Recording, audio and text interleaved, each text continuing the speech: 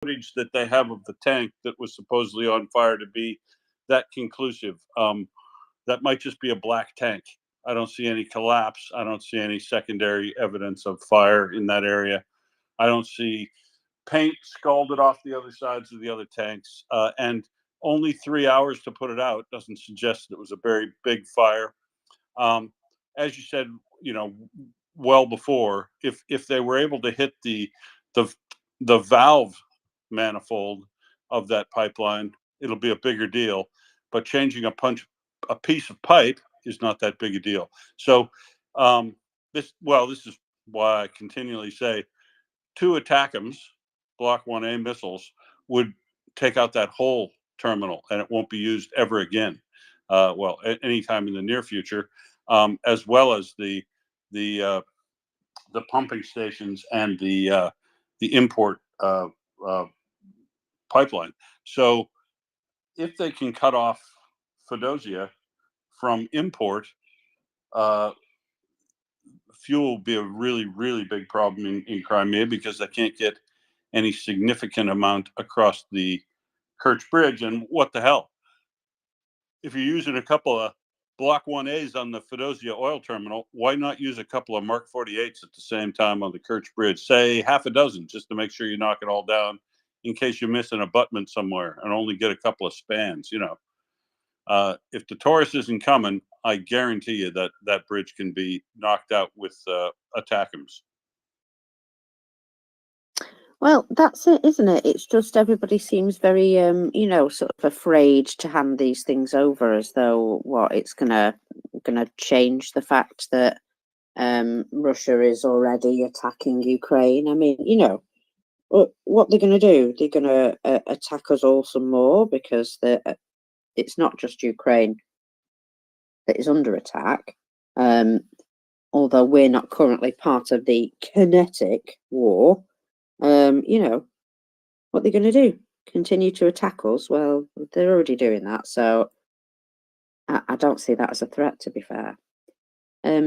Prince? Did I miss the numbers? Yes. Okay. Can you read me the numbers, Knockers? You're a pest, you are.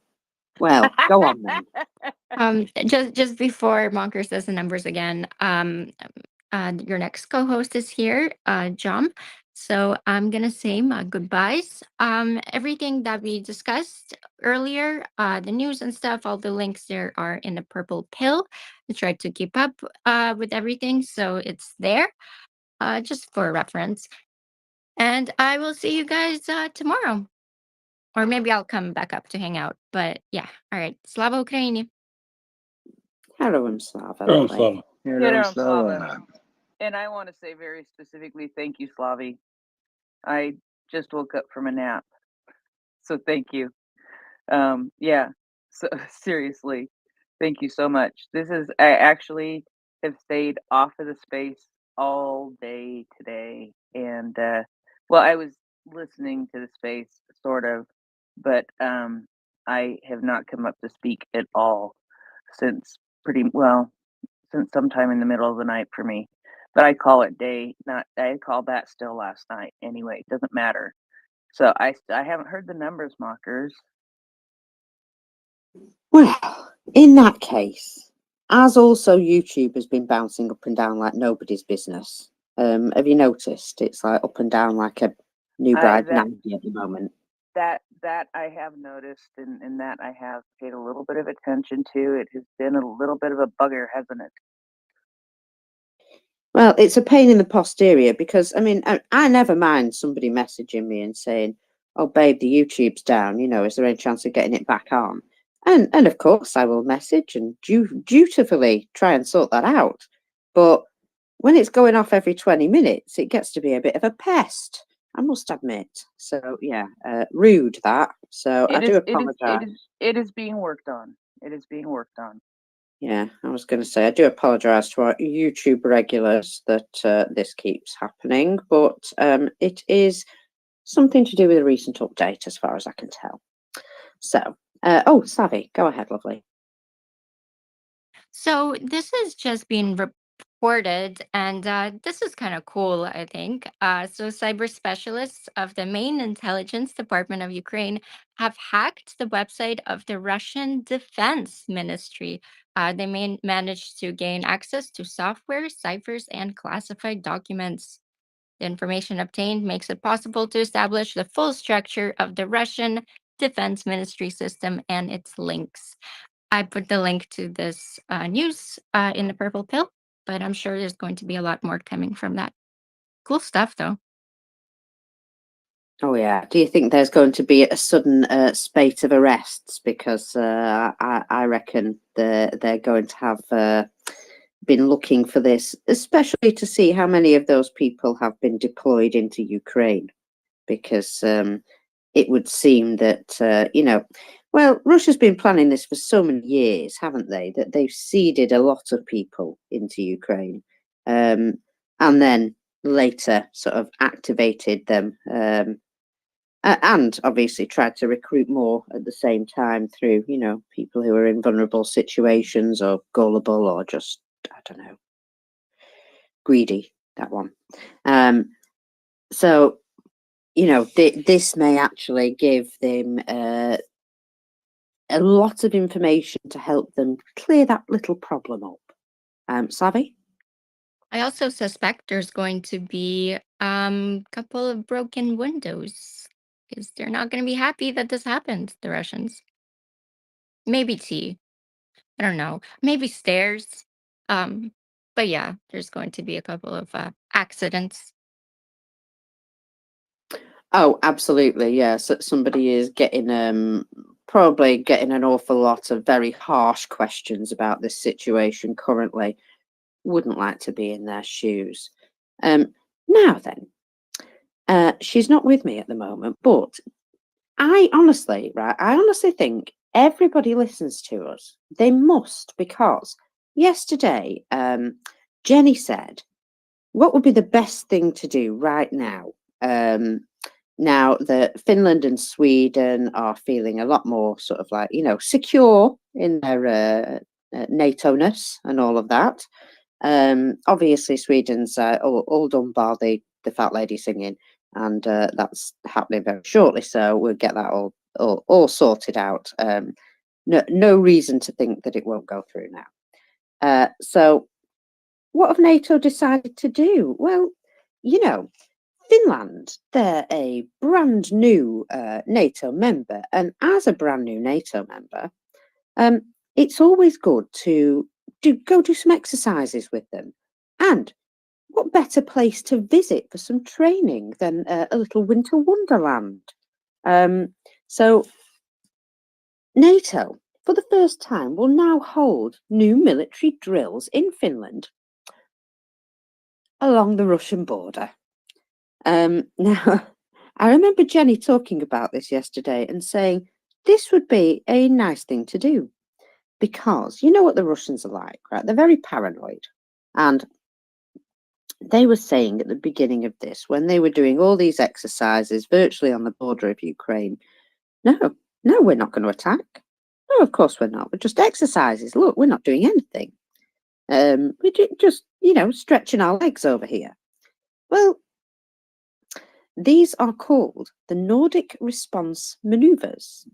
They're expected to last approximately 2 weeks and will take place in Finland, Norway, and Sweden, mainly near their border with their borders with Russia. Now, 20,000 military personnel from 14 countries will be deployed to take part in these exercises. And it should be noted that Nordic Response 2024 is part of a larger scale drill of the North Atlantic Alliance Steadfast Defender. It is expected that more than 50 ships, including frigates, submarines, and more than 100 fighter jets, helicopters, and other aircraft will also participate in these exercises. Now, it demonstrates that NATO is going to be, showing off their capabilities and strength to defend the territory and its northern flank, with Sweden and Finland as new members of NATO. Well, they're going to have to go over there and see how that works out, because it looks as though it would be much more easy to defend Northern Europe in this direction now. But of course, they've got to practice right on Russia's border there. Nice. I'm so sorry, Prince. I forgot to do the numbers again, didn't I? Let me just run through them. Yes, and you then I will did. go to win. Yes, you did. Well, And I was kind. you didn't send me them. You didn't send me them, so I had to go I and ferret could. them out myself. I found them. I've got them. I figured that, but you know, I love messing with you sometimes.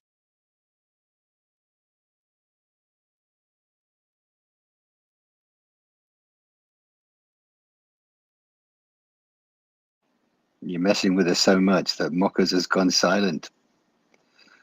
Or are you looking for the numbers, Mockers? Good afternoon, No, good I morning, muted whatever it is. myself. Oh, okay. I muted myself for no particular reason. Muted myself just as I found the numbers. Yeah, because I'm a div. I was actually reading them out then when you said that. I was like, nah, just talking to the cat. Anyway, 1,150 liquidated personnel, 8 tanks, 21 armoured personnel vehicles, 22 artillery systems, 1 MLRS, 2 anti-aircraft systems. Now that this was a bit funny, 2 UAVs and 1 cruise missile, and no overnight air attack. Just saying. 42 vehicles and fuel tanks. There was 60 odd yesterday, Prince, so that's more than 100 in 48 hours. And 1 more special equipment. There you go. Are you happy now? Are you thoroughly satisfied? Yeah, I'm happy now. Cool. I'm happier now.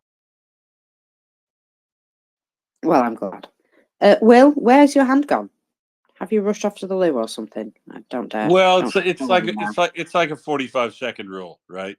You know, I'm going to say something. I'm going to sure is to make Jom chortle, but chortle must be delayed because at least 45 seconds passed. And I was going to make a joke about your saying they're learning to be defenders, and I was going to say, yeah, but are they learning to be steadfast defenders? But you know, the moment's passed, really. I apologize. It appears to have done, yes. That's what you get when you pay when you go to Prince ahead of me, just basically anytime. Well, I apologize for ruining your joke timing.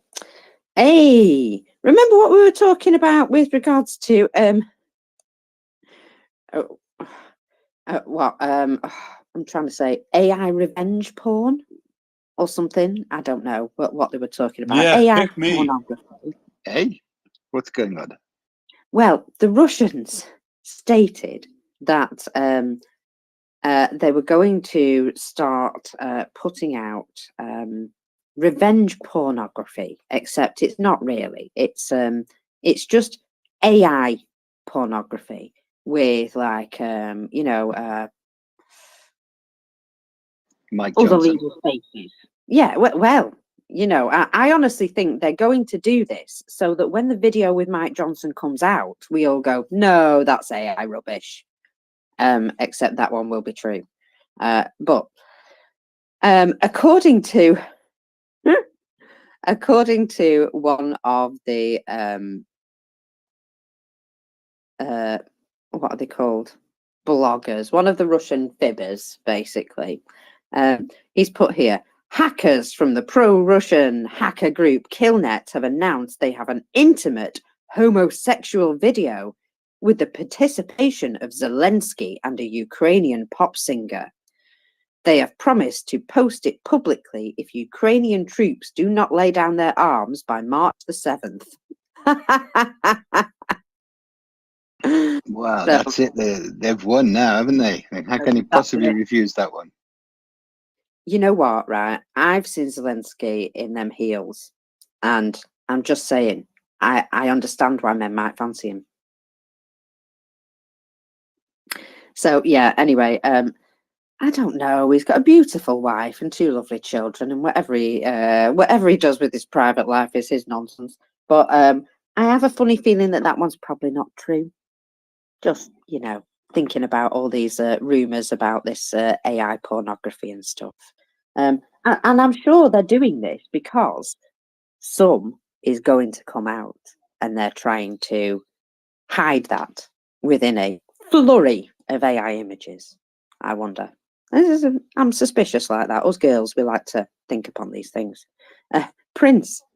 So it's a different kind of. I mean, it's not the typical kind of revenge porn. What's the revenge about? Who's the revenge on it? It's a different kind of revenge, I think. But anyway, revenge porn is no funny matter.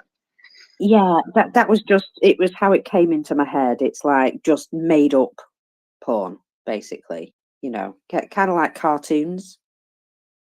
Absolutely. Sorry, Prince, go ahead. Yeah, sorry, your hand dropped off, but carry on. It's okay, Marcus. I'm just wondering if you have all the reports that you need now. Yeah, thank you, you sarcastic devil. She's just sent me like the last 20 days of flipping numbers. No, those are all today's. Those are all different reports from today. I sent you Andrew Perpetua's beautiful thing that he likes to do, and Ragnar's thing, and I sent you all the mine data and the Navy report, and yeah, I sent you all the reports, Mocker. She's a cheeky beggar.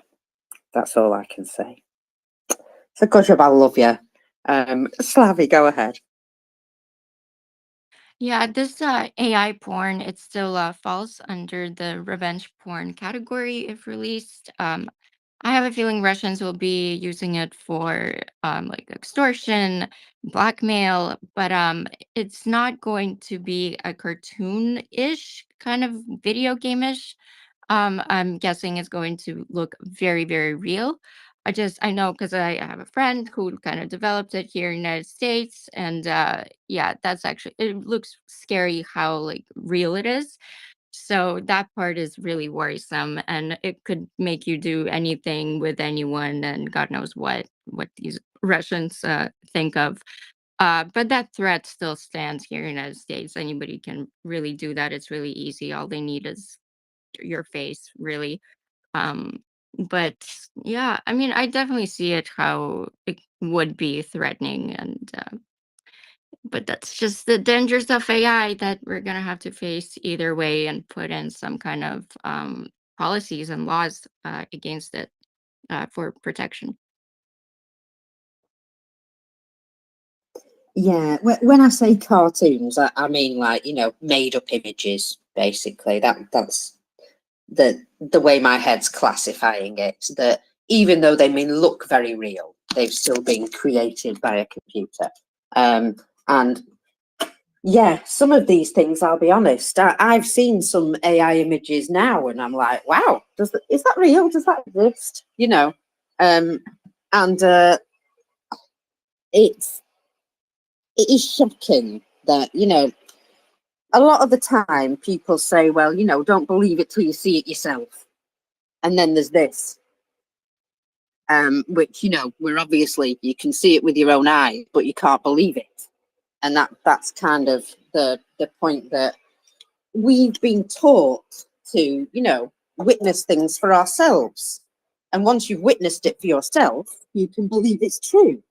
Only disinformation takes advantage of that natural trait of, you know, be curious, find things out for yourself, because it pushes the wrong information in front of your eyes, and tries to convince you that that is the correct information, and can lead you down some all sorts of strange garden paths, shall we say. So yeah, there's a lot of danger in it, really. Now, I imagine some of it will be, oh yeah, right, okay, that's not possible to be believed. But some of it will cause damage, I'm sure. And that's the whole point. It's to cause damage, isn't it?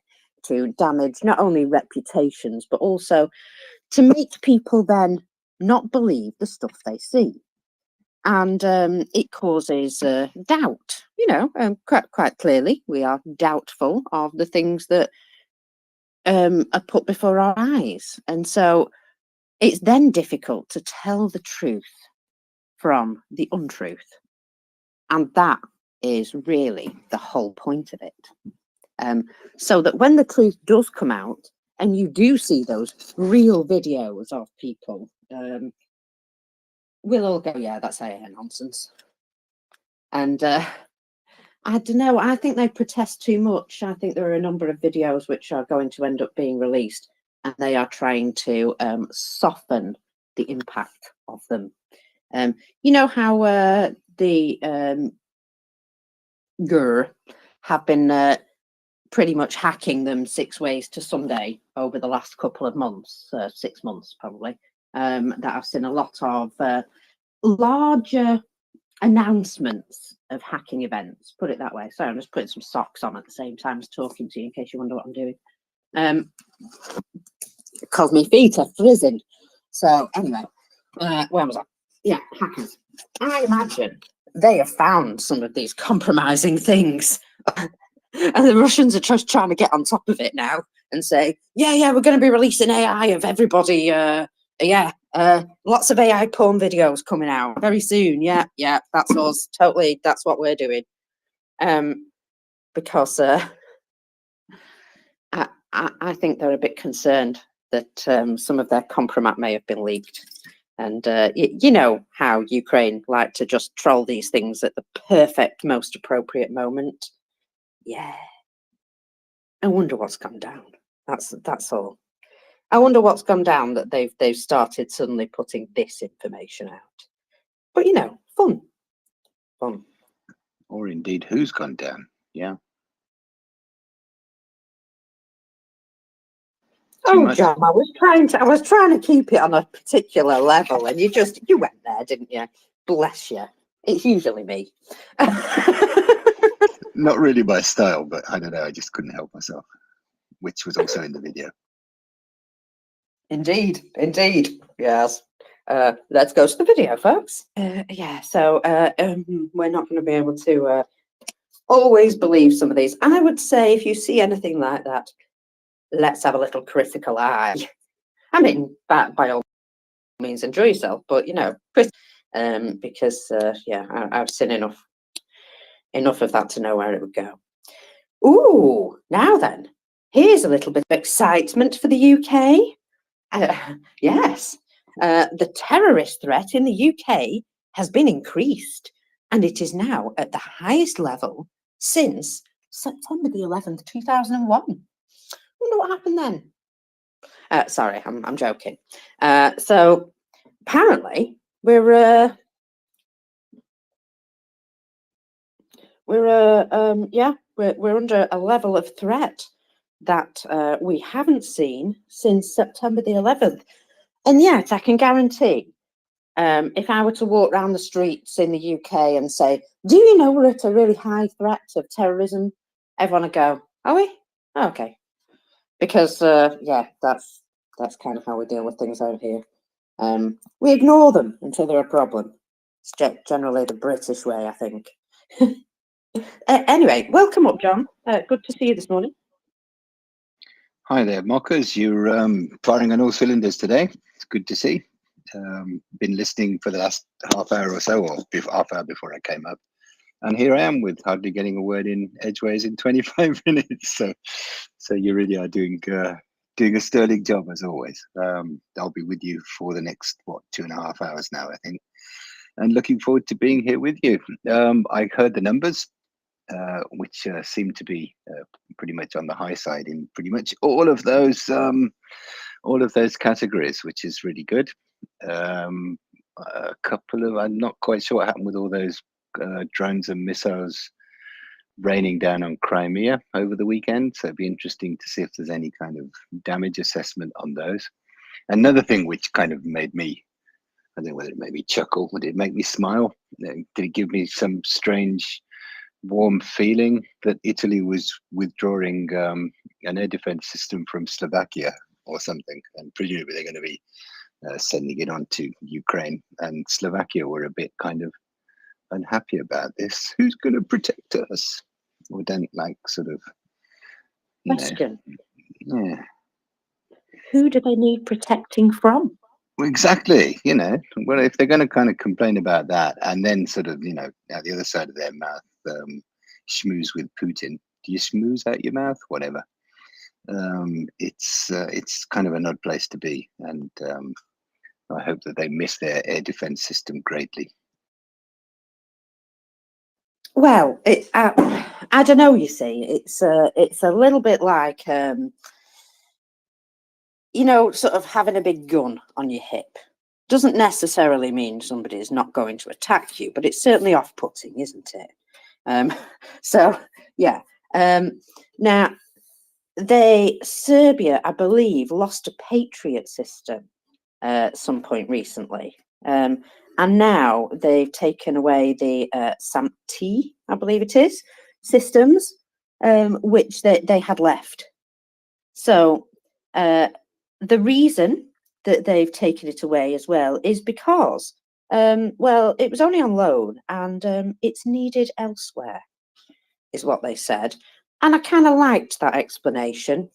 Needed elsewhere. I wonder where that elsewhere might be. We have our suspicions, definitely. Indeed we do. Good morning, Decoding. Good morning. Presumably you said Serbia by accident there, because I can pretty much guarantee you Serbia will never get a Patriot system. We still have 6 or 5, at least 5 NATO bases in what Serbia considers to be its territory. Yeah, I did totally say that by accident. Yeah, no, fair enough. Slovakia, you're right. Obviously not on that good form, John. You told me I was on top form and you were wrong.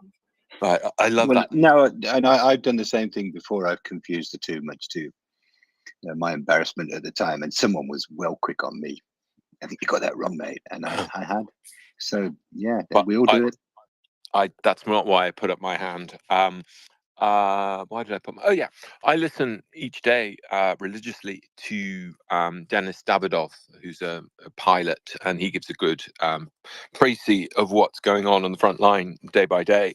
He's very trustworthy in my estimation. I also listen to look at other sources as well. But this morning he said something interesting, which was that apparently yesterday Russia kind of stopped its attacks everywhere all along the line, and never one to be overly optimistic. Actually, I am very optimistic, usually, generally. Data-driven optimism, that's my moniker. But it did raise this idea: if this turns out not to be just a one-day thing, and I raise it here just because other people might see other sources that confirm or deny this. But it did raise this scepter, I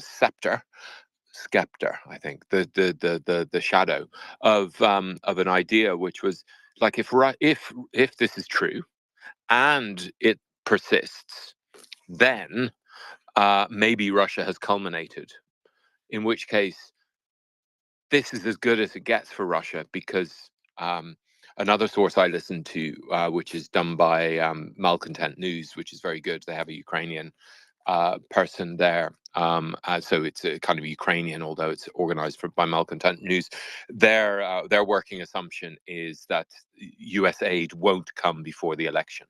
And I think that's a good conservative assumption to make. But if this is true, that yesterday Russia's halted its attacks really along the entire line of contact, and it persists, then if they have culminated, then they have culminated during the only window they're likely to have without American aid, but also without proper European aid.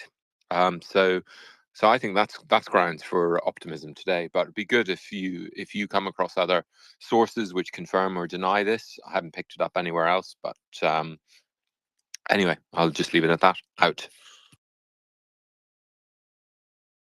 well, they kind of had a plan, didn't they, to use this period of time to absolutely take over. And they have made efforts, you know, they have made advances. None of them were huge. They are struggling to make further advances at the moment. We have noticed that, although they are still trying. For example, Chassivyar, they're really trying for there at the moment. So there's there's a bit of a dicey situation with all of that. But you're right, they are also complaining themselves of ammunition hunger and no food and support and logistics and things like that. Now, we've seen the amount of logistics vehicles being taken out as well. I mean, more than 100 just in the last 2 days. I'm going to assume that that is also probably having a little bit of an effect, certainly in localized areas. So maybe there is a bit of a pause to try and get those things sorted out. I wouldn't necessarily say culmination at this point, just because we've seen them take these little breathers from time to time.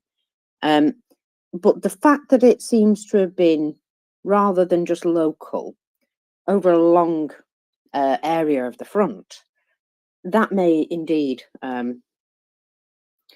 be perhaps, indicating a change of tactic, perhaps. What they did do in Avdiivka, for example, was they pretended to be doing one thing over there and they were actually digging tunnels. So it may be that they're, looking at alternative tactics, or they have just had a current supply problem.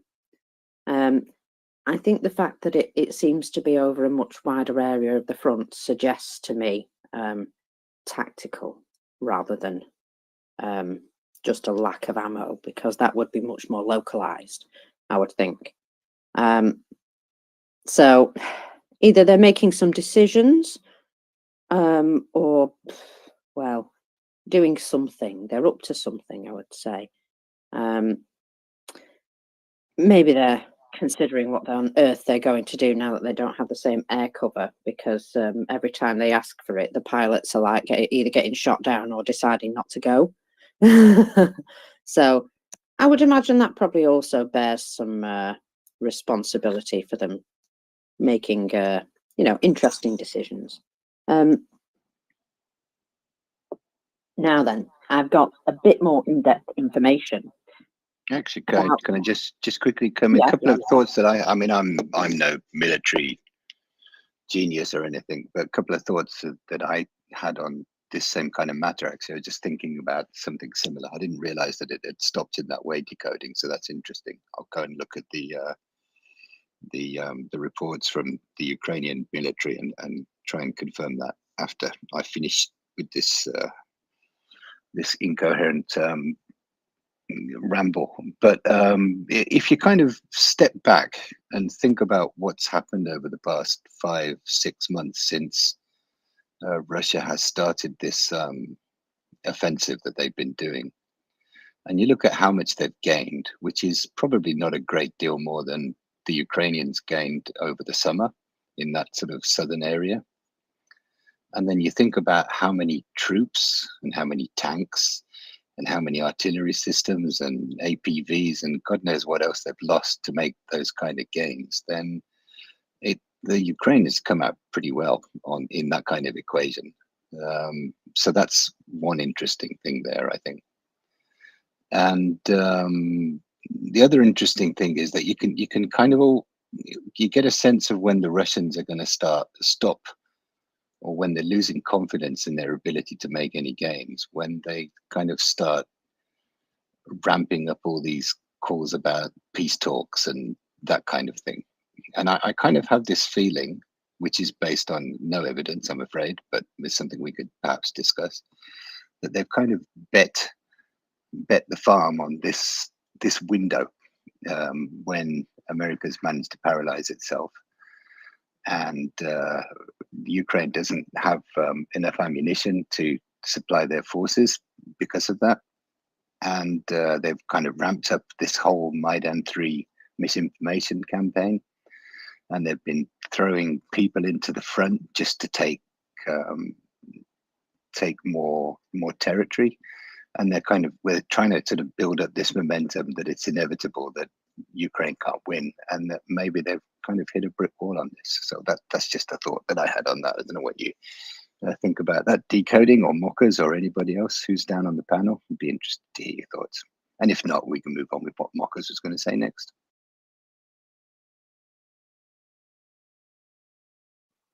Hello. No, sorry, I was just looking at this.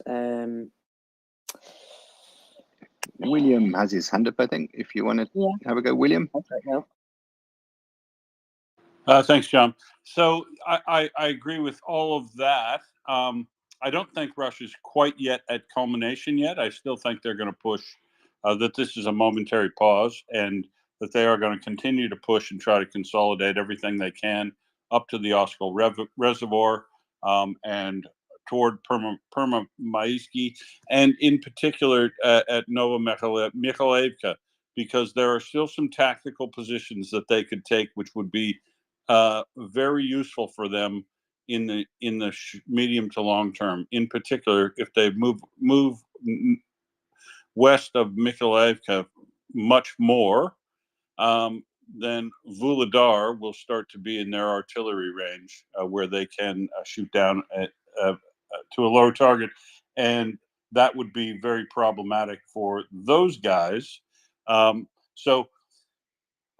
yeah, I 100% agree that somebody must have been doing calculations on this is all worth it, or if they haven't, I think somebody's in for a very big surprise, because I do think it has not been worth it, but they're doing whatever they can up until the March 15th elections, and I think that they're close to culmination, but not there yet, because the other last thing they always do, John, when they're very desperate, is they use chemical weapons. They used chemical weapons in at the end stage of Bakhmut.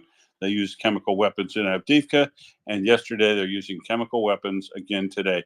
And chemical weapons in artillery form, multiple shell chemical weapon attacks with artillery shells, which is a big escalation. Throwing a grenade of CS gas around to break up a position in a foxhole or whatever is one thing, but using an area-based chemical weapon attack more broadly means you're systematizing your use of chemical weapons, which is, it used to be a massive no-no, right? If it's just it is unfathomable that we're going to let Russia get away with chemical weapon use in broad scale, but maybe not as surprising as we might expect, because they stood by regularly and used chemical weapons in Syria, and they weren't stopped for it there. So they're trying it on here, but there's nowhere Russia won't go. There's no bottom. There's no bottom to them. Executing prisoners, fine. Chemical weapon use, fine. Genocide, apparently fine. But they'll do whatever they can to scratch together whatever they can get before the coronation, so that he can have the full country on side of him and call his next mobilization, and then hopefully, he thinks, be able to rearm to the point to attack again in 6 months to a year after that, and further press Ukraine, depending on how far they've gotten in ammunition supply and other equipment support. But so I think we're close. I would guess. No, here again, no expert. I'd say we're close to culmination, but culmination will be very close to March 15th. I've heard a rumor that they have been told, or at least there is a scurrilous rumor going around the battlefield, that they aren't quashing, that once he is re-awarded, his what's it called, election, presidency, whatever. Once that's done, that he will call an end to the special military operation. Well, he might, but he will then call it a war, no doubt, and remobilize.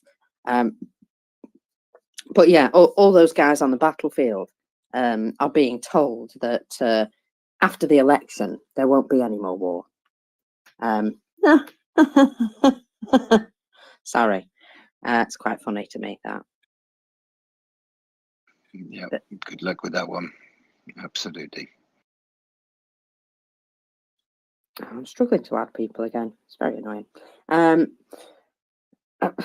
It might work, you never know. Oh yeah, it has worked. Right. Sorry, that took me like 7 times to bring you up there, Brian. Go ahead. I didn't even see him. Sorry, Brian. Go ahead.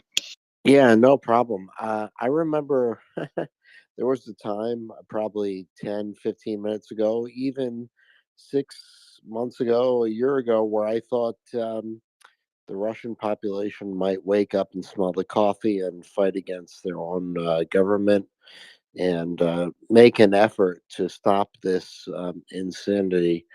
But I think, sadly, I have come to the conclusion that it's just not going to happen. They have been indoctrinated enough. They have been brainwashed enough, and 400,000 dead soldiers is just not enough for them. So I don't know if 500,000 or 600,000 is going to be enough for them. So it's a sad reality, but everyone else, in the free world that wants democracy to occur, we're going to have to just keep fighting, because the Russians, I'm not sure they're going to wake up. As much as I would like to see the Russian general population flourish and prosper, I'm not sure they have the brain power to do it. So we might have to do it for them. Well, unfortunately, there's been literally a generation of, generations of this sort of attitude, societal norm, almost bred into the public. Because those who stand up for themselves, those who rail against the system, get disappeared or gulagged or whatever. So literally the most passive in society, or the most aggressive in society, are the ones that seem to propagate more. I wouldn't say thrive or prosper, but they're the ones that you find that the Russian population, they're either extremely awful, extremely heroic, or extremely quiet. Yeah, There's I think not in between. 2 years ago when this started, if I was a Russian citizen, I probably would have left Russia. And I think we all saw this. We saw Russian citizens leaving the country, and we've seen it a little trickle during this genocidal debacle from Putin and the Kremlin. And it's gone on for quite a while, but the folks that got out early, Russia lost a lot of brain power. They lost a lot of good people. And, if I saw my own country, let's say the United States said, you know what, screw it, we're going to just invade Canada for no reason. I'm pretty sure I would go to Portugal or some other country. So, Russia lost a lot of good people in the early months of the invasion. And I don't know what the answer is, folks, but Slava Ukraine, and hope we keep chipping away here to the point where someone within Russia makes the right decision. You know what I'm saying, what the right decision is.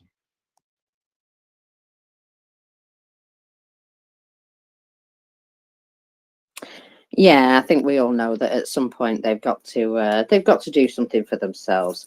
The problem is the people who are in charge are all these aggressive, you know, sort of like very self serving individuals, and everybody else is pretty much terrified. But we have seen some public displays of dissent. So yeah, we have seen the continuing sort of grumblings, which are now starting to show themselves a little bit. I mean, it's not enough, obviously, but Yeah. those people who came out and have laid this mountain of flowers, for example, for Navalny, they queued up very quietly and politely, of course, but they did leave the house and go and do that. And it is being allowed because if they didn't allow it, I feel that they would be concerned that the public would be more forceful about the whole thing. And they are indeed outnumbered. Now, the very fact that they're allowing that to go on suggests to me that they are still frightened of a public response here. That, you know, even though it's unlikely, they don't want to sort of, you know, make the situation any more volatile than it already is. You just hot mountain on me there, Brian. You are, aren't you? Right. Okay. No, I'm still here. I just yeah, I'll throw my 2 cents and then drop down. But it is quite amazing. 2024. You know, we all have the internet, but some folks in Russia don't have the internet, right? We've heard of all these stories that the government has limited the Russians' access to the internet, and you know, people falling out of buildings, and we all know about Prigozhin Airlines. That was not something that ended well. You've got you know, one of my biggest fears 18 months ago or 12 months ago was the Wagner Group, because the Wagner Group was this, you know, from America, you know, taking a look at the Wagner Group was a very terrifying thing, because it was like, you know, a big advantage for the Russians versus Ukraine. And then lo and behold, Prigozhin is revolting against, you know, Vladimir Putin, and then all of a sudden he's dying in a plane crash. So, you know, it's you know, Russia is a very dysfunctional situation. Imagine your most dysfunctional relationship, and then multiply that one by 5, and you've got Russia. But just hoping that we can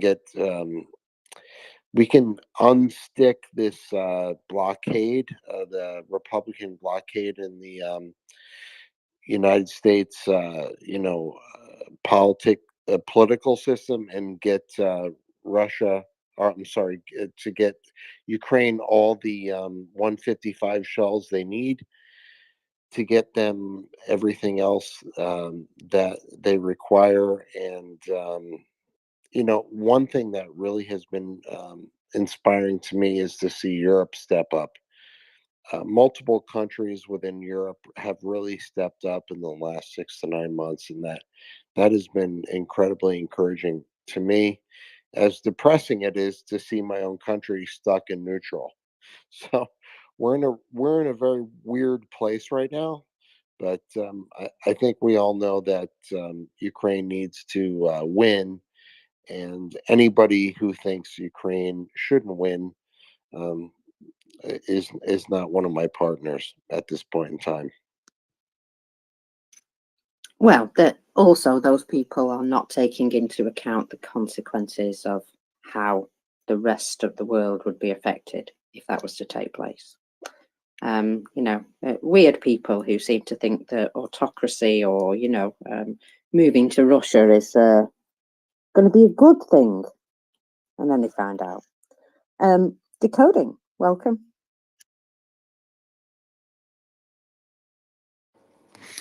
Yeah, all very good thoughts. I mean, I still maintain that when Masha notices that Ivan isn't at breakfast, and little Igor and little Katya notice Daddy isn't at breakfast, like there's only a certain amount of time before the penny will drop that Ivan's not coming back from his heroic struggle against Nazism in Ukraine. And at the moment, as we understand it, only officers are allowed to take leave inside the Russian Federation. All the others have to take leave inside Ukraine, occupied Ukraine. So there's a lot of Mashas, imagining that Ivan is coming back. But when they discover that he's not coming back, then I mean, we make lots of jokes, and I think there's good reason to do that about how the Russians don't care, and the ladders and all of that. But of course they do, and we know there's many of them who really do care about their loved ones. And at the moment, they're just totally bamboozled with wall-to-wall propaganda, and they don't know the truth at all, which is Ukraine's secret weapon. In that Ukraine, according to the latest polling and what we know from speaking to Ukrainians, no one basically in Ukraine with any credibility or at all is calling for peace. The only people calling for peace are people who don't know Ukrainians. And as I think it was John a few seconds ago or a few minutes ago was just saying that basically the cacophony when we hear more about peace, when Musk and co are banging on about peace, then we know the Russians are on the ropes, and we have all this stuff which seems to be promoted by the Russians about the so-called peace, the peace thing on the table at the end of March 2022, which is just pie. We all know, most of the people in this space know, that's just pie in the sky, and we've seen this cycle again and again. But again, every time this comes up, and every time we hear Musk or any of these people talking about peace, I'm now seeing imminent in that is the Russians' desperation, because if well, I don't need to say it here, but I do. They went out in 2012. They protested against the Afghanistan war. We know what people in Russia will probably remember this from his time there. Basically, passive disobedience. Basically, everyone in the Soviet Union sabotaged everything. So there's probably a lot of that going on as well. So eventually, I maintain this for the message that 400,000 people are dead will break through. There is a time lag, and something will happen when that happens. But it would be delicious if Ukraine can win without US aid or before all of that happens. And it has struck me that I think probably the FSB and the Russians, they've bitten off more than they could chew. They've just had the English Prime Minister basically begging Russia to provoke tumult in England and to activate all of its far-right assets to create tumult in England. Trump has been begging for months Russia to provoke these massive refugee flows and also to provoke tumult in America. And at a certain point, they're not the best organized systems, but at a certain point, they're just going to blow a gasket, I think, because there's just too much on for them while trying to fight a war and do their propaganda campaigns. And actually reminds me that possibly the entire point of this massive counter-offensive offensive that the Russians have been engaged in over the past 4 months has been just to feed content into the propaganda campaign to try and promote the troll that that Ukraine can't win and therefore must sue for peace. But I mean, this is just the biggest example of concern trolling we've ever seen. Concern trolling where someone feigns concern, but actually is doing it to motivate and activate your emotions negatively. And whenever you have foreigners or Russians talking about peace, when Ukrainians aren't, and now we have the European Parliament, which is a statement of the representatives of whatever 450 million European people, where they are clearly saying 461 to 51, I think the ratio was, clearly saying we must give Ukraine everything it needs to win, and winning means the deoccupation of 100% of Ukraine and all of the things which we wanted. And on the other side, you have all of this propaganda saying Ukraine can't win, but the people who matter understand, like we do, that Ukraine can win, and all Russia has is these propaganda assets. But I'll leave it at that. Out. Yeah, thank you very much, Decoding. Yeah, they have an awful lot of talk, but they need to back it up, don't they? And in some cases, they don't. Chris. Hello, good morning, everybody. How are we? Oh, yesterday Surf Fella was on, and we were wooing to one another. I was just going to say, yes, for what it's worth, the Russians lost 450,000 in the Crimean War before they gave up, if that's at all relevant. And then they only gave up because Austria said, if you don't stop, we're joining the French, the British, and the Turks. So that I think is sort of interesting. I was just going to say that I was watching this film, which I tweeted out to you guys, The Battle for Sevastopol, basically about Ludmila Pavlichenko, lady, otherwise known as Lady Death, the top Ukrainian woman sniper, and very interesting watch it is too, I would say.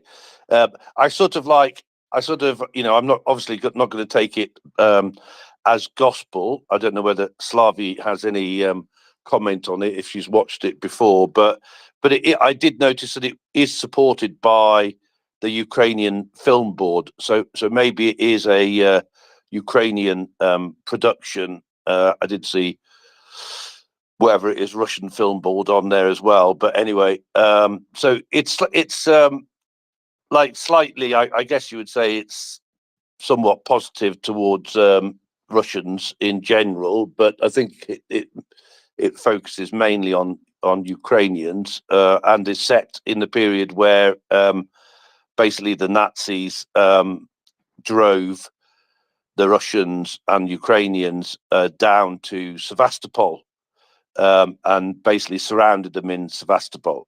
And Ludmila was one of the few people to be evacuated from Sevastopol, because most people had to stay there and get destroyed by the Nazis. An interesting thing that I noticed was, as people may or may not know, Ludmila was used basically to try and increase support for World War II. So she was sent into America, where in the film she is like taken under the wing of Mrs. Roosevelt. But what you notice there is how hard work it was to actually get all the Americans on side and to support the obviously us in World War II. And there was basically rhetoric that you hear today So I don't know if maybe like somebody like Decoding or somebody like that's got any comments on that, but it just seemed very, very, very familiar, anti-war, anti-support Europe rhetoric. So anyway, I recommend that film. And then, Will, I was noticing, I don't know whether you noticed the other day, Sniper, the White Raven, the hero of that film is actually fighting in Ukraine. I don't know whether you saw that. There you go. Nope, I hadn't actually. Awesome. No, me neither. So that's pretty awesome. Now we know. Now I have some whining, some regular whining from the Russians.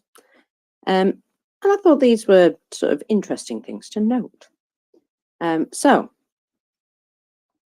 a Russian military reporter is talking about the difficulty and poor quality of using drones supplied by the Russian MOD. Now, he talks also that there are two small assemblers who are actually quite good at making drones, and their drones managed to hit an Abrams tank. However, all the other drones are rubbish. And, well, we can always thank, Russians for their corruption, because they do help Ukraine in all sorts of little ways. So, here's what he has to say. Life is an interesting thing. I love how they talk in riddles. You may remember the showdown around the only supplier of drones for the MOD, the Suda Platov, which later killed operators at the training ground. The point is that a businessman from Electrostal who was selling plumbing fixtures before the war proclaimed himself a GRU general and began to aggressively promote himself in the procurement and structure of the Ministry of Defence. Well, who cares if there is a result? But the autumn hype also disappeared, and the drones turned out to be of very poor quality. Plus, the enemy released separate electronic warfare specifically for them, including spoofing. The drones began to turn over on approach. The level of shamelessness of this individual is indicated by this mailing list. Here is a link, where they asked to share a petition to award him the title of Hero of Russia for helping to win the war. And here is a small but revealing remark. Both the Abrams were hit with drones of an ordinary enthusiast. The first named Piranha from the Ulyanovsk assemblers, and the second a Ghoul by a team from Yekaterinburg. Both manufacturers are not connected to military budgets in any way. Ghoul is assembled entirely with public money. You may ask why the Abrams not struck by a drone assembled at public expense, and the reason is simple. The electronic warfare suppresses them, or the build quality is such that it just falls in the road. I do not know, but all of these drones fall when used. To me, this is sad. It seems we are not at war with an external enemy, but everything as before. Nepotism and lobbyism. Although it would seem that this is direct evidence of the need for competition to attract independent manufacturers, it would seem independent manufacturers have confirmed their expertise by being the first in the country to knock out an Abrams. But, again, this is only few, and nothing will change. He's already accepted that pretty much all of their drones are rubbish. Never mind. Everything is futile. Everything is futile. Seems to be the the common grave. But it's interesting that he talked about a shameless Russian, which I found really hard to believe. Sorry, decoding. I was just going to add to Chris's thing. I don't know about Ludmila's story, but I'll look out for that film. But I have read, as I've mentioned before, Svetlana Alexeyevich, who won the Nobel Prize for Literature. I read her Unwomanly Combat, which sold about 3 million copies in the Soviet times, and it's all about women who fought in the Second World War in every single combat function, and there is a great story of a sniper in that story. I actually gave a copy of that book in the Ukrainian language to one of my Russian colleagues with whom I had a debate.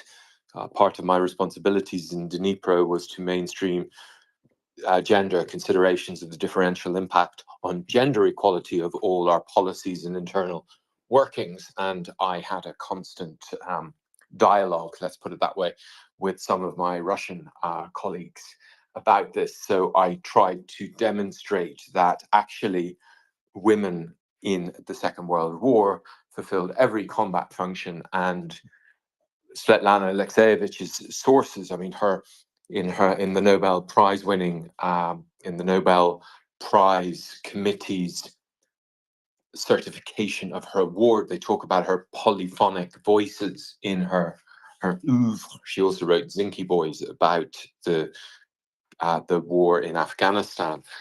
But the polyphonic voices is she collected firsthand testimony from thousands, if not tens of thousands of people throughout the entire Soviet Union of their experiences in the Second World War, and how they were told after the war, don't ever talk about this because no one will want to marry you if they find out that you've just, you're basically a hardcore killer, and you've killed hundreds of people. So if anyone wants to dip into something, it's extremely accessible because it is in the words of the people themselves. And Svetlana Alexeyevich, as we know, she's just brilliant at putting these together, and it's a new kind of literature that she's created. But it's wonderful, and it's a great testimony to women's capacity to kill just as effectively as men. I'll leave it at that. Out. Well, indeed. We all have it in us somewhere. Some people maybe more than others, but yeah, for the right reasons, you do all sorts of things. I mean, think about a mother protecting her child. In 99% of occasions, that mother would probably happily murder somebody to protect their child, if not more occasions. So yeah, that's just the way it is. It's survival, isn't it, when it comes down to it? Yeah, if your survival is based upon having to kill somebody to keep yourself alive, well, in the right circumstances, many of us would. It's a human trait, I believe, to be capable of such violence, and we find it deep in our souls. Some a little deeper than others, but certainly in Russia, they tend to, nurture that part much more than the rest of us. So I do have some amusing news from Russian Telegram. Sorry, I was just having a quick scan over it. So, dear, oh dear. This is a little note about how they justify the thieving of Crimea. So, here we go. Sergei Aksenov proclaimed. This fella is the head of Crimea, apparently. The proclamation of independence of Crimea in 2014 ensured the legal perfection of its entry into Russia. So this is basically what they do. They declare an area independent and then declare that it doesn't want to be independent anymore. It wants to be part of Russia.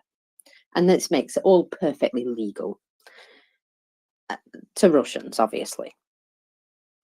He noted that Russians brought into Crimea for resettlement fought not for independence, but for reunification. This was our Crimean dream. And war crime, obviously, but yeah.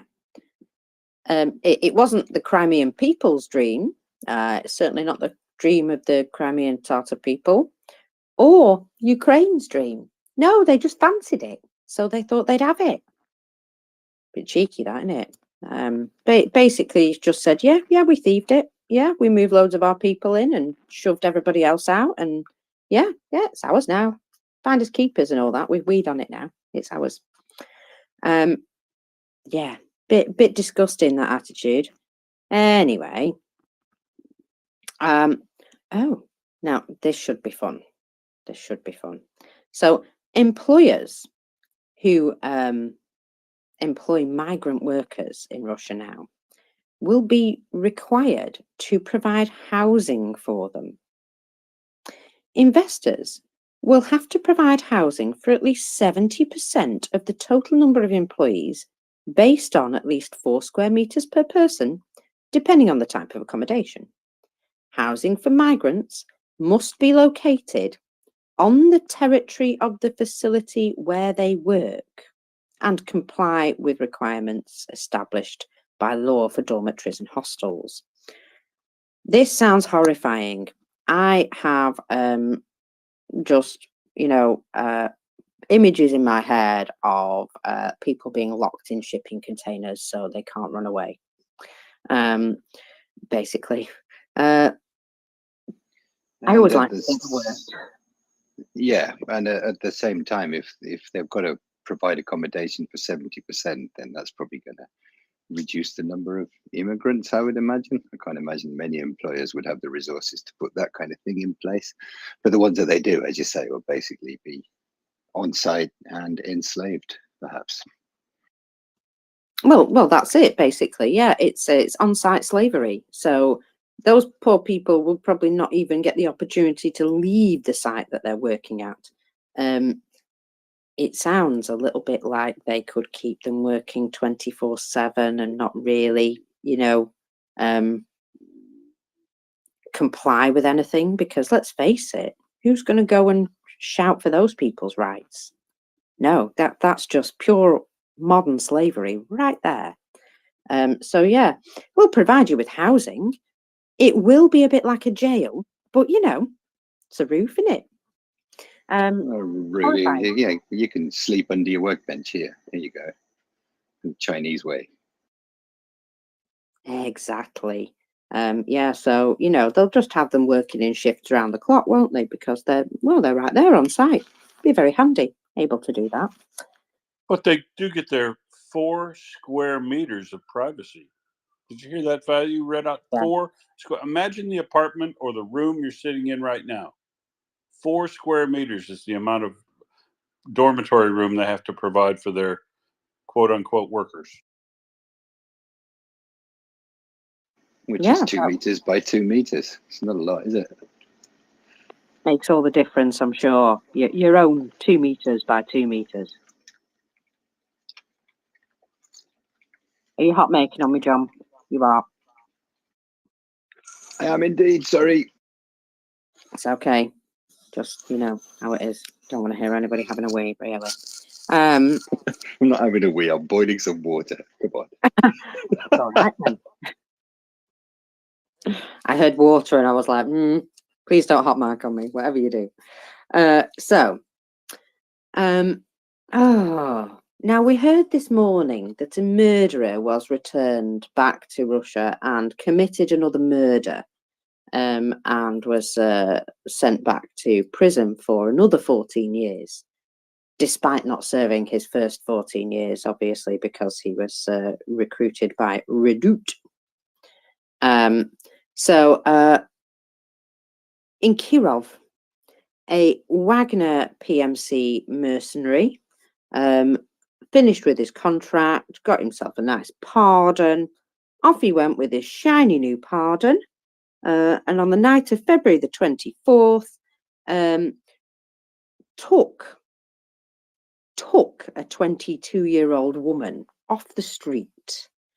Oh, no, sorry, not a 22-year-old woman. My apologies, a 22-year-old chap. So just randomly picked 22-year-old man off the street, dragged him behind some garages and raped him. Eesh. So later, he became distracted and the person was able to escape. Then he covered his tracks, drove the vehicle that he'd used, which apparently turned out to be somebody else's parked car, and burned it. Despite this, investigators found the man, sent him to pre-trial detention centre, and a criminal code case has been opened for rape. Now then, he was previously convicted in 2013 and imprisoned for, guess what? Rape, yeah. And in 2019, rape and murder. So lovely. And obviously went to Ukraine, enlisted in the Wangers, and went to the front, got his pardon, came home, carried on. Shocking, shocking. Just the second horrendous story of the day, just today. So can you imagine how much of this is going on that is sort of unreported, that's a bit more like just petty beating people up and stealing their stuff kind of thing? I bet you there's an awful lot of that going on. Now then. Absolutely. Oh, come on. Yeah, it's kind of a ticking time bomb, isn't it? It's like it's all stored up and it's going to be happening, as you say. And these reports are coming out now. And there you go. So good luck with that, Russia. Oh yeah, there's a lot more of that happening, I'm sure. It's just horrible. But maybe there's a few of these people who have gone home and decided, to just try and live a normal life. But it would seem that a lot of them have not made that choice for themselves. So good for those who are trying to reform, but it would seem that a lot of them have no intention of doing so. Now then, oh, this seems like a good idea for the future of Russia. The Ministry of Education and Science have abandoned the training program for psychologists working with veterans from the Northern Military District. This was announced in Kommersant. Now, this program initially included 71 hours of lectures on traditional values and mental wars waged against every citizen of the Russian Federation by unfriendly countries. Oh, it sounds as though it was worth chopping, actually, by that.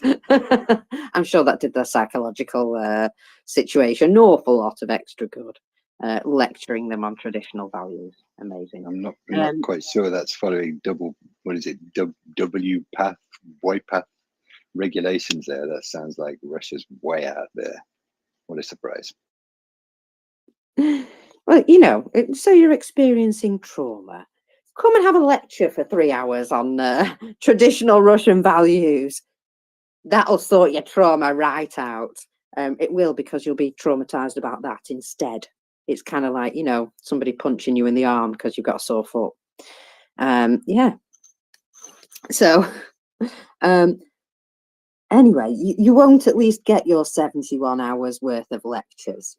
So thank God for that. Now then, only 1 hour of the whole program actually included information about psychological consequences of war, and they called it moral or immoral behavior in war. So there was a 1 hour focus on this out of all those 70 odd hours. So a source in the ministry told Commersant that the official who set this program and sent it to universities has been fired. So it would seem that that was just a grift. And he's been found out and fired because his program was an absolute pile of nonsense. But it was very, you know, traditionally Russian, I suppose. I wonder if that guy's been conscripted for his, or mobilized, whatever, for his sins. I bet you he has. Now then, I know. It's like Go on. peeling back an onion, isn't it? It's just like, you know, the more tiers, the more you go down. It's bizarre. Absolutely. I mean, you know, just the amount and level of grift. The fact that he's even sold this crap to them. Oh yeah, I'll you know, 70 odd hours of psychological programming or whatever he's calling it. And it turns out that most of it, 71 of those hours, were just nonsense, just patriotic nonsense. And there was 1 hour dedicated to what it was actually supposed to be. So that just goes to show, doesn't it, that he had a 1 hour course and he made himself an awful lot of money by tacking on, what, 71 additional hours? Cheeky beggar. I'm wondering if he had like a sideline in drone manufacture as well. Who knows? Well, the guy who was a pipe fitter and sold pipe fitting pieces, he is now a drone kingpin in Russia. So yeah, why not? I wonder if he also managed to sell them some pipes while he was at it. You know, right? I keep waiting for the Russian economy to sort of crumble, and I think I've come to the understanding now that it will never fall down completely, but parts of it will break.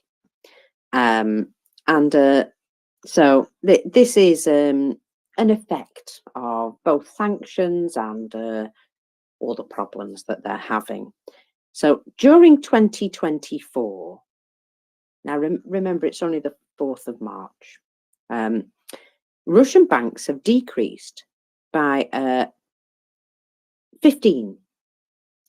And this is, let me see, the expert RA ratings agency. Only in February, by decision of the central bank, 2 credit institutions lost the right to work. This is one of the reasons for banks closing.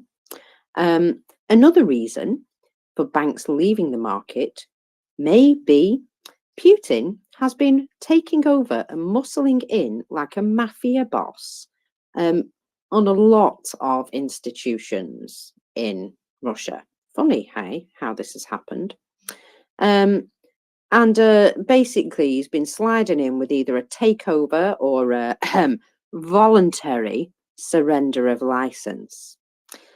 But the regulator has already made it clear that its focus will be on everyone who carries out what they call high-risk operations. But basically, any Western business now doing business in Russia has basically lost that money and that business.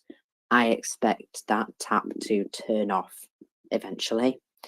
So if they're still doing business in Russia right now, well, they deserve everything they get, put it this way.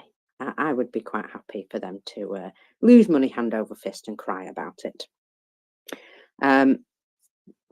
So yeah, their economy isn't about to completely fall apart, unfortunately, but there are a lot of things which have had to be sort of chopped off to keep it going. And sanctions and, you know, stopping certain institutions from doing business with Russia and stuff like that, cutting them off from banking practices. All of this stuff is having a major effect on how they're able to manage their economy. Has anybody seen Gerasimov, by the way? Just asking. Was No? was Okay. was thinking I was just about to ask you actually that. Where's Gerasimov? Anybody know? I saw a number you can call if you do see him. So everybody remember to call that number if you do see Gerasimov. But where is he? Do you know anything, Marcus? You know what? I don't. I thought it was extremely rude of him to not turn up for Putin's speech the other night. You know, just not turn up for it. Rude. Very rude. Yeah. So, oh, guess what? The clampdown on academics in Russia is continuing. Yes. A political scientist now, Abbas Galyamov. Galyamov. Now, luckily, Abbas Galyamov is not in Russia. However, there has now been an arrest, an investigation opened and an arrest issued for Abbas Galyamov in absentia. And the reason is because of fakes about the army. I don't know. I think all the propagandists and the Russian MOD themselves need to be arrested for that one, because they sure have been propagating an awful lot of fakes about the Russian army. But of course, the truth is the stuff that will get you arrested. Yeah, those are upside down fakes, so those are okay. You have to, if you're propagating the right kind of fakes, then you're okay. But not like real fakes. I'm not quite sure I'm going with this. Carry on, Marcus. Yeah, it is just basically living in the upside down, isn't it? So good is bad, bad is good, all of that. Very weird. So let's have a look now. Oh, this is amusing. This is very amusing. The absolute gall and hubris and big brass whatnots to do this, by the way. The Arbitration Court of the Republic of Crimea have registered a claim against Ukraine for 3,156 billion rubles. It's a bit of a shame because Ukraine don't work in rubles, do they? So they can't hand them over. Tough.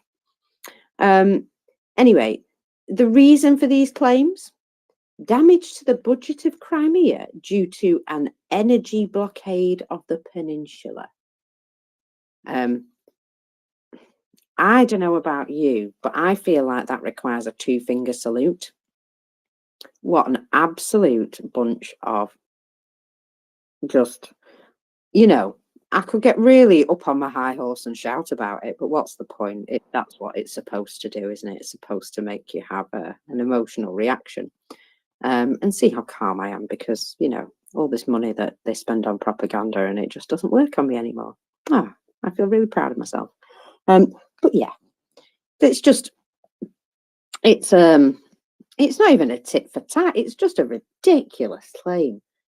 Hello, you're at war with us. Of course we're going to cut you off. Huh? Honestly. Very strange, these claims that they make. Weird victimhood thing again, isn't it? Forced performative victimhood. Is that what we call it? Here it is. It's a common theme. Oh yeah, absolutely. They do need that victim card declined, don't they? Jeepers creepers. Honestly, that just was a little bit of icing on the cake. That just bonkers. Now then, okay, got a bit more information about a recent demilitarized Russian neo-Nazi who was head of the Espanol Brigade.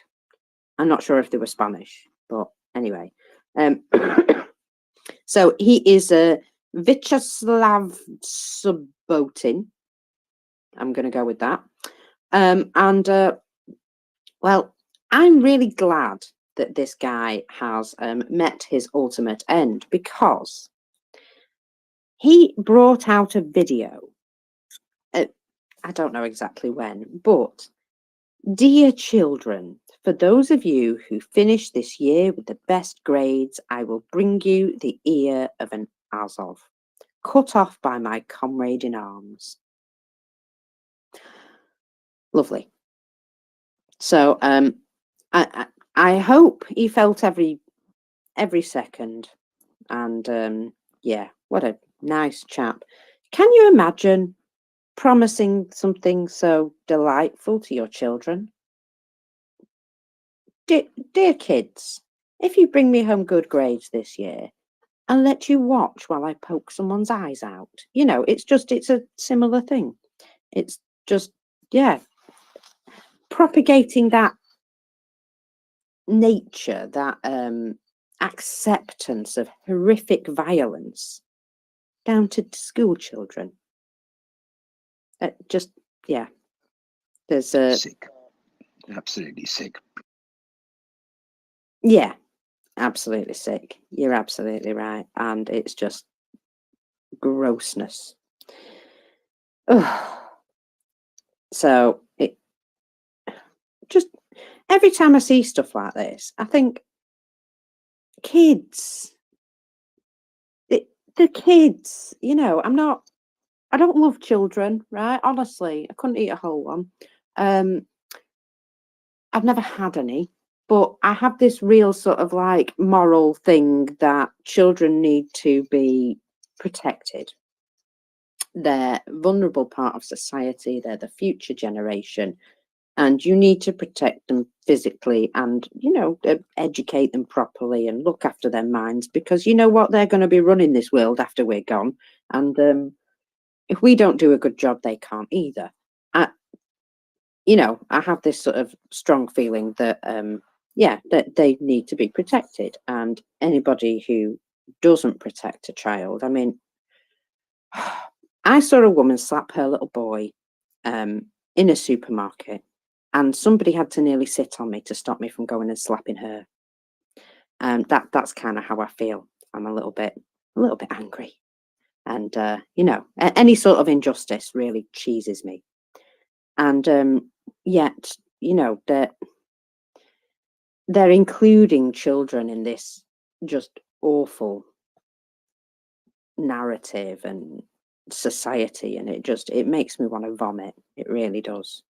I just think, God help them kids, because, you know, it's the people that bring you up, that teach you your values, and, you know, teach you right from wrong, and, you know, a lot of them don't even know right from wrong.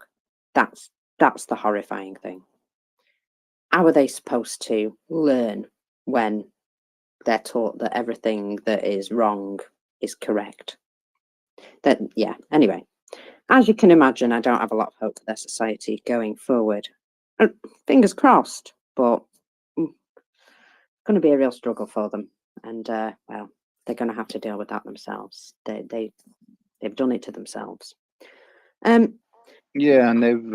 I mean, didn't we have somebody on the space who was talking about how they've kind of revamped the whole school curriculum, and they're kind of propagandizing and inculcating this whole kind of weird risky mere violence kind of thing into the whole curriculum, and changing history and everything along those lines. And if they're doing that, if they've been doing that for 10 years, and they're going to have another 10 years of doing that, this is the whole generation, a couple of generations, who are going to have to try and get that out of their system, even after Ukraine does win and they get pushed back to their own borders. So it's a long-term problem. It really is. It's generations, yeah. I think somebody said to me, it's two generations before you break a cycle. Basically, there's the generation that's traumatized, that breaks the cycle, and it's the generation after them that can change the cycle. They can't, you know, they can't do it in the same generation because of the trauma or the experience or whatever. And they have to teach the next generation how to break the cycle. So it always takes generational change. It's not a case of, you know, people just deciding to make a difference. Even though those people may stand up and protest and overthrow their governments and make a change, they will still always have that sort of, you know, original teaching within them that they have to try very hard to break out of. And it's only really the next generation who is taught from scratch to do things differently that can fully break that cycle. Apparently, that's how as humans work. We take a long time to fix the crap that we made a mess of, basically. It's like somebody said, you know, it only takes a short time for you to have your rights taken away, and to win them back is the hard part. You know, it can take years to turn over that experience. And we've seen here, haven't we, that it only took a short time for Russia to come in and start oppressing people and you know, changing demographics and deporting people and stuff like that, and to get all that back, to be able to you know, right that wrong, that's not going to be easy at all, and it's not going to be quick, and God knows how some of it's going to get done, to be absolutely honest. But I feel as though it's necessary to try and achieve, you know, everything we can to right those wrongs. I've been quite deep and meaningful this morning, haven't I? Shall we look at some fire? I told you you're firing on all cylinders. But yeah, let's do booms and fires. What you got? Yeah, I'm also working in the background, so you know, apparently Monday works for me today. So there was a very large fire. Well, very fiery fire, if you know what I mean. Now, this is it looks to be quite a large building, and I would say, you know, possibly a warehousing type building. A video, and it says this morning a large building caught fire in Krasnodar. Now, the fire occurred early in the morning in the village of Kolosist, maybe. And shockingly enough, the fire started on the roof again. So apparently it took 4 pieces of equipment to fight the fire, and 14 persons. And of course, the cause is unknown. Now, I ain't being funny, but there's a real pattern starting up here. Just how many roofs can spontaneously burst into flames at any one time? Now, in a way, it suggests that something might be falling onto the roof, and that there's maybe more drone strikes than Russia wants to admit to. Perhaps the ones that are not necessarily easily filmed by people and stuff like that, you know, a bit more rural communities. I honestly think that there may be a lot more drones hitting buildings than we are being let in on. I have a little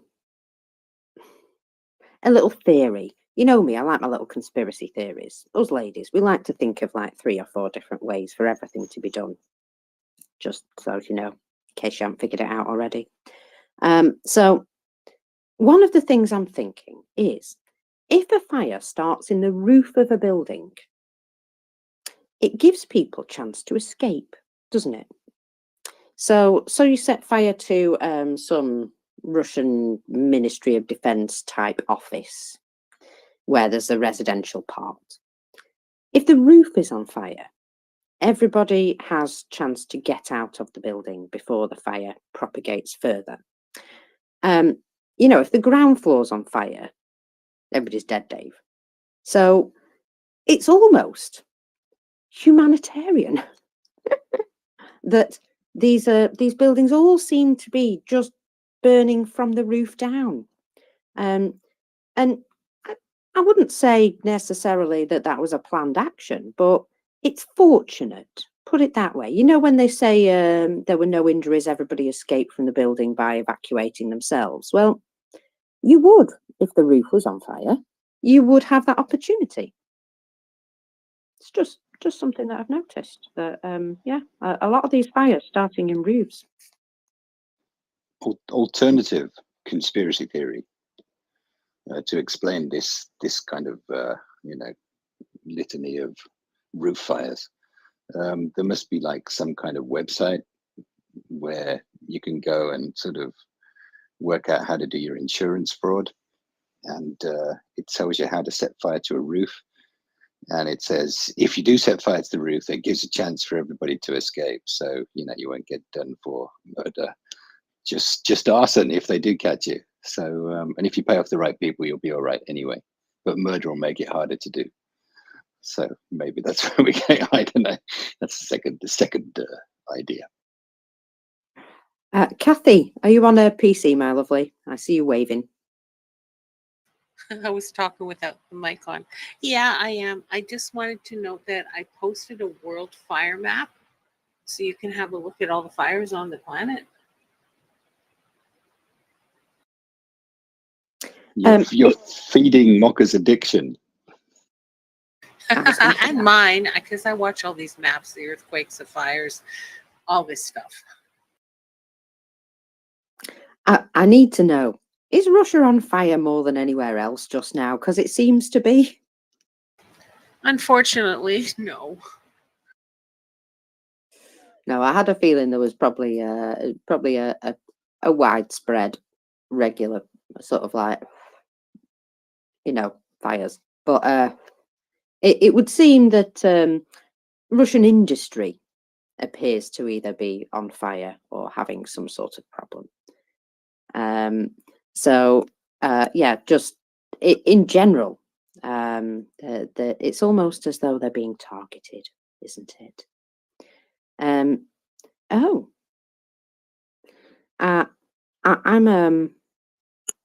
I'm seeing a little panic after this weekend of strikes within Crimea.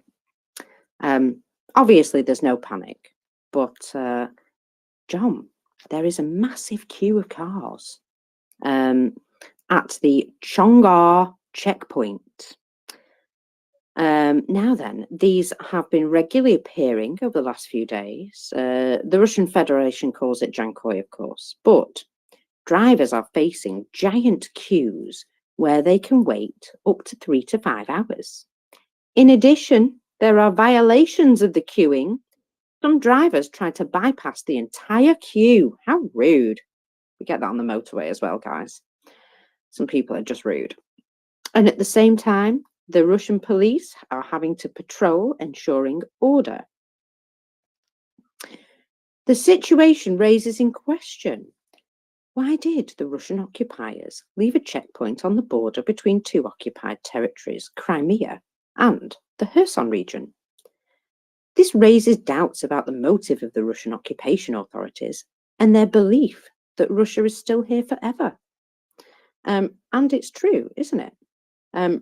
Why would you need a checkpoint between Crimea and Kherson there, if it's all Russia? That's quite cute, isn't it? That's quite. Sorry, go ahead. Could it be what? Could it be that they don't really feel like they have actual ownership of it? Either that, or they're trying to stop all the rats kind of running away from Crimea, and they don't want to use the bridge in case they choose the wrong time to use it. Well, I think they're just a bit scared because they've got so many partisans moving around within their, within their walls, that I think they're having these checkpoints in order to try and ferret out partisans, give them chance to inspect people's cars and stuff like that. But I'm just thinking about, well, the resources that uses up. You know, all these people, 3 to 5 hours. I can imagine that's going to be quite troublesome for them. You know, having to keep patrolling with police and stuff like that. They just seem to create problems for themselves. Yeah, Oh, it's always a good sign, you know, if you've got invasive checkpoints inside your own country, or what you think is your own country. It's always a good sign of stability and, you know,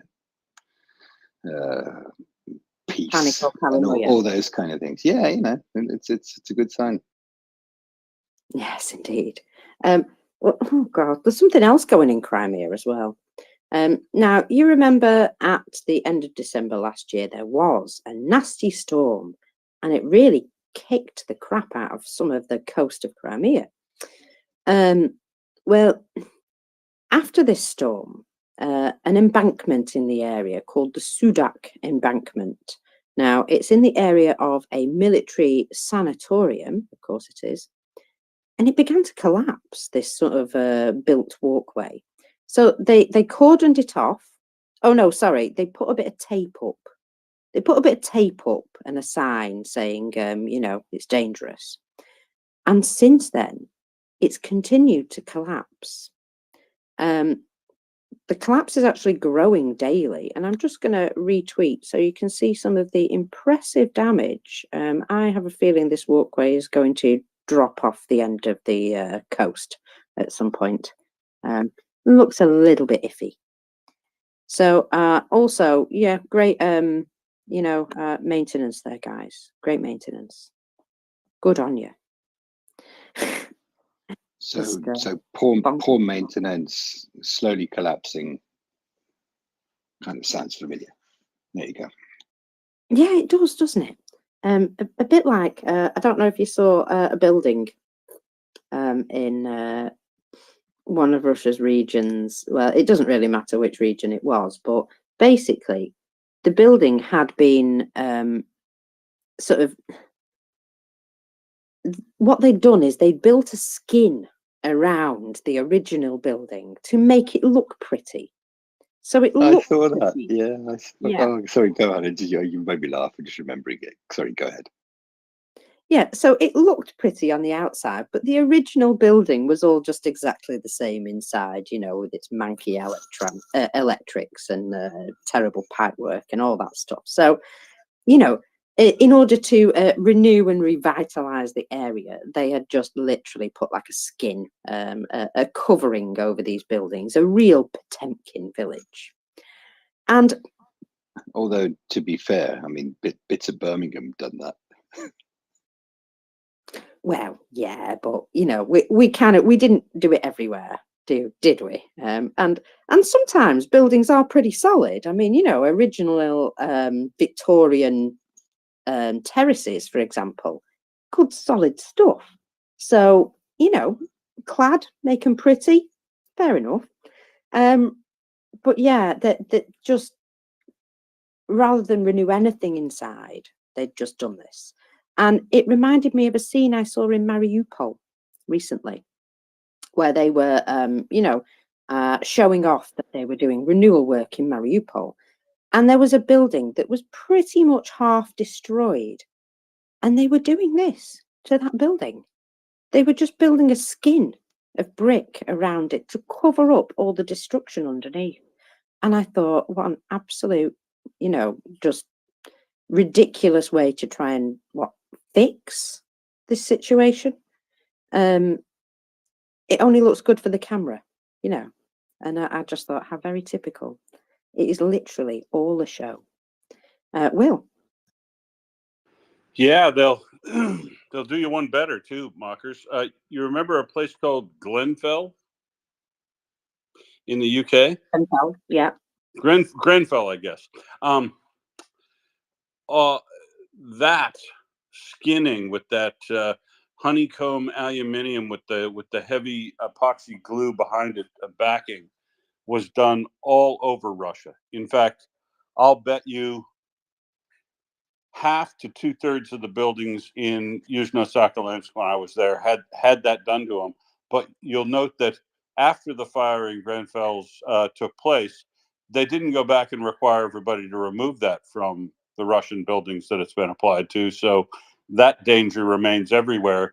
In addition, so the stupid part about this is labor doesn't really cost that much. And skinning with this artificial laminate skin that's glued onto the side of the building, why don't they just, that's a Stalinka. That building is called a Stalinka, that style. Why not just have somebody go re-render it again? It's better employment, it lasts longer, and it's natural for there. But no, don't do that. Buy a plastic skin and glue it on the outside, mockers. Whew. But it looks nice for a while. Well, yeah, it looks nice for about 2 winters. If you went back to Sakhalin now, you'd see that aluminium doesn't wear that well either. And so on the side, all these cast concrete buildings, now you have this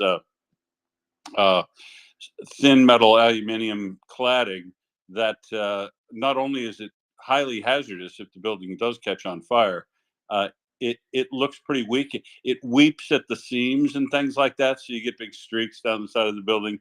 It's rubbish. If you re-render the building, that doesn't happen. But that actually takes time and labor and stuff. And we want it done in 2 weeks and to look like good till we sell it or whatever. I don't know.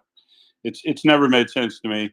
And I was there when that Grenfell fire occurred, and I noticed that there wasn't even a skerrick of a discussion about removing that very same material from the side of the Russian buildings.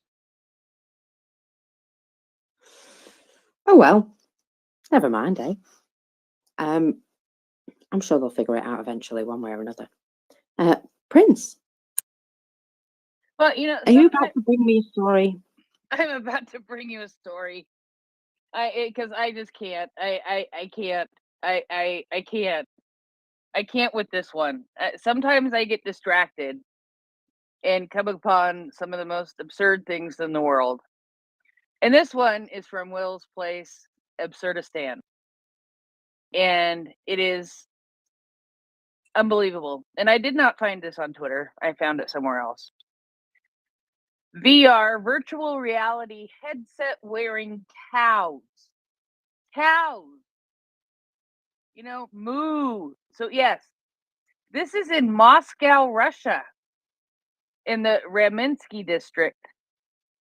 Cows are wearing virtual reality headsets to decrease anxiety and boost milk production. So this dairy farm located in the Raminsky district of Moscow, they are trying something different when it comes to their cows' mental health.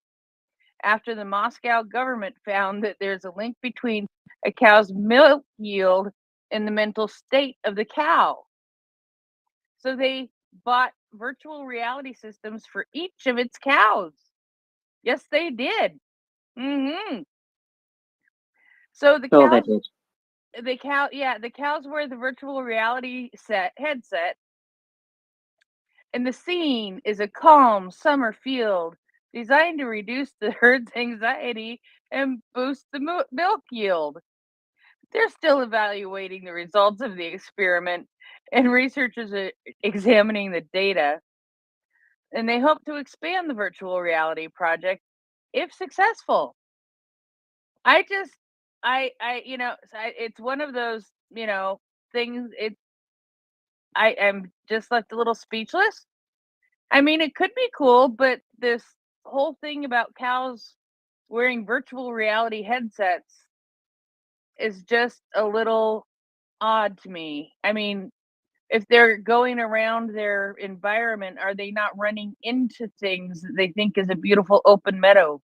I'm just questions. That's all. And each other. Can you imagine? Right? And each other. Yes. I mean, you go up to get hooked up to the milking machine, and you think you're in a beautiful meadow, and you want to go and chomp on some grass, and there's nothing there. That's sort of mean. And it's kind of weird to juxtapose that concern with cows' mental health with that story you brought us a little earlier about the mental health of veterans mockers. It is rather, isn't it? Well, at least they're thinking of the cows, eh? There is a photograph that comes with this showing a cow wearing a virtual reality headset. It's hilarious. I'm sure it's a mock-up, but still, and just the very fact that this is a news story is just massively hilarious to me. Iwana. Yeah, so first, upon the first hearing of this news, I was just planning to come up and say, look, even the cows are depressed when they are seeing the surroundings, because you have seen how Russia looks outside, the center of big cities. So even those cows are depressed and need some virtual reality glasses to make the grass look greener and things look brighter. Because of course, if depressed, they don't have enough milk. Actually, this is not like something new. Experiments with cows were done since last century. I think, of course, they didn't have virtual reality then, but they used Mozart music or things like this in order to stimulate the cows to produce more milk. But after that, I was thinking, isn't this a metaphor, actually, for what is happening in Russia with the propaganda and the narratives? No, cows are very submissive animals, and if you present them with another look of the world, they will stay quietly there, just have some grass and give some milk and do nothing more. And aren't the Russian people the same? Aren't they presented with an alternative reality all the time in order just to milk them a little bit more? I'm just wondering. That's deep, Ioana. Very deep. You may be right. Well, either way, whatever's going on, I think it's bonkers that this has made it into one of the news stories. But good for them. Good for them. Dear, oh dear. Oh, there we go. Go on. No, I was just going to make some particularly flippant and ridiculous comment. I won't bother. Carry on. Okie doke. So it's my stock in trade, but never mind. I'm just having a see here that another traitor has been detained in the Dnipro area. This particular person was helping the occupiers bypass anti-aircraft defense. The attacker scouted bases of air defense systems and logistics routes for defense forces in the region and tried to identify positions of radar systems of the armed forces. The invaders had planned with him to carry out targeted missile and drone strikes on Ukrainian radar stations. Also, this Russian agent traced the main routes along which tanker trucks with fuel moved in the direction of the front line and maintained communication through the Telegram channels. He now faces life imprisonment, which is terribly civilized considering his crimes, to be absolutely honest. But there you go. Oh wow.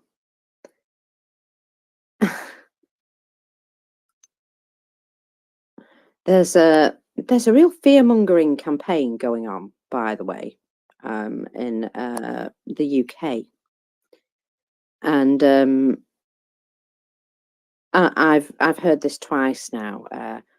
Anxiety over various things like debt, for example, massive anxiety over debt, except there's really not. And that's been pointed out by a different source. And then there's this that's on the front page of one of our papers today. Anxiety drug deaths soar. Warnings over pill addiction.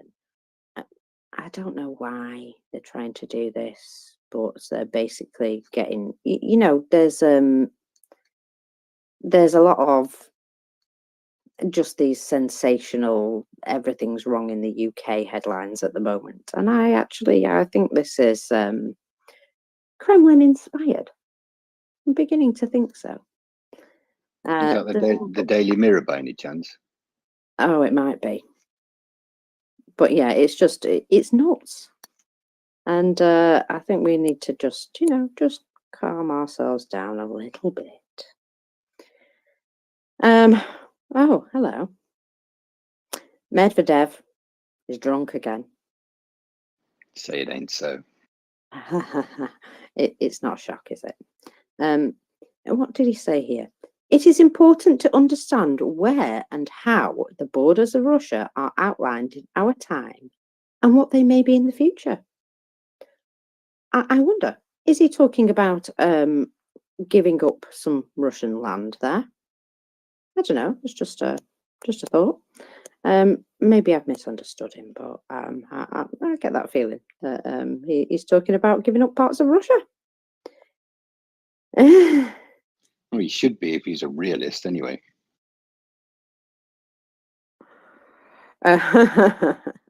Indeed. So yeah, maybe it's a prediction for the future. No, God. Now, what's going on with Hungary and China? Do we know what's going on with Hungary and China? Aren't they becoming best buds? Well, it would appear so. Hungary is apparently building a new type of international relations with China, and they've reached a security deal that could see Chinese police on the streets of Hungary, which sounds horrifying, doesn't it? And the Hungarian government seems to be happily rolling out the red carpet for this sort of thing. I am wondering how we're supposed to sort of react to this. Wasn't Yeah. this was reported a couple of weeks ago, wasn't it? I think. I'm sure I remember something similar about this idea of Yeah, there's been some more news stories now about it because of just the fact that it's so egregious, I think. Yeah, there was remarkably little fanfare about the original agreement, just a few vague details in public statements made days after the deal was signed. Yet it represents a troubling challenge, where Viktor Orban is still an increasingly problematic member of both NATO and the EU. This security pact involves enhancing cooperation in law enforcement and joint patrols, according to the Hungarian statement.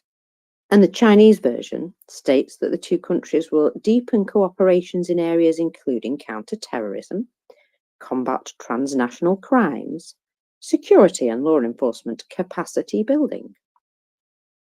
And it appears to be modelled on an arrangement with Serbia, where Chinese police jointly patrol areas popular with Chinese businesses or tourists.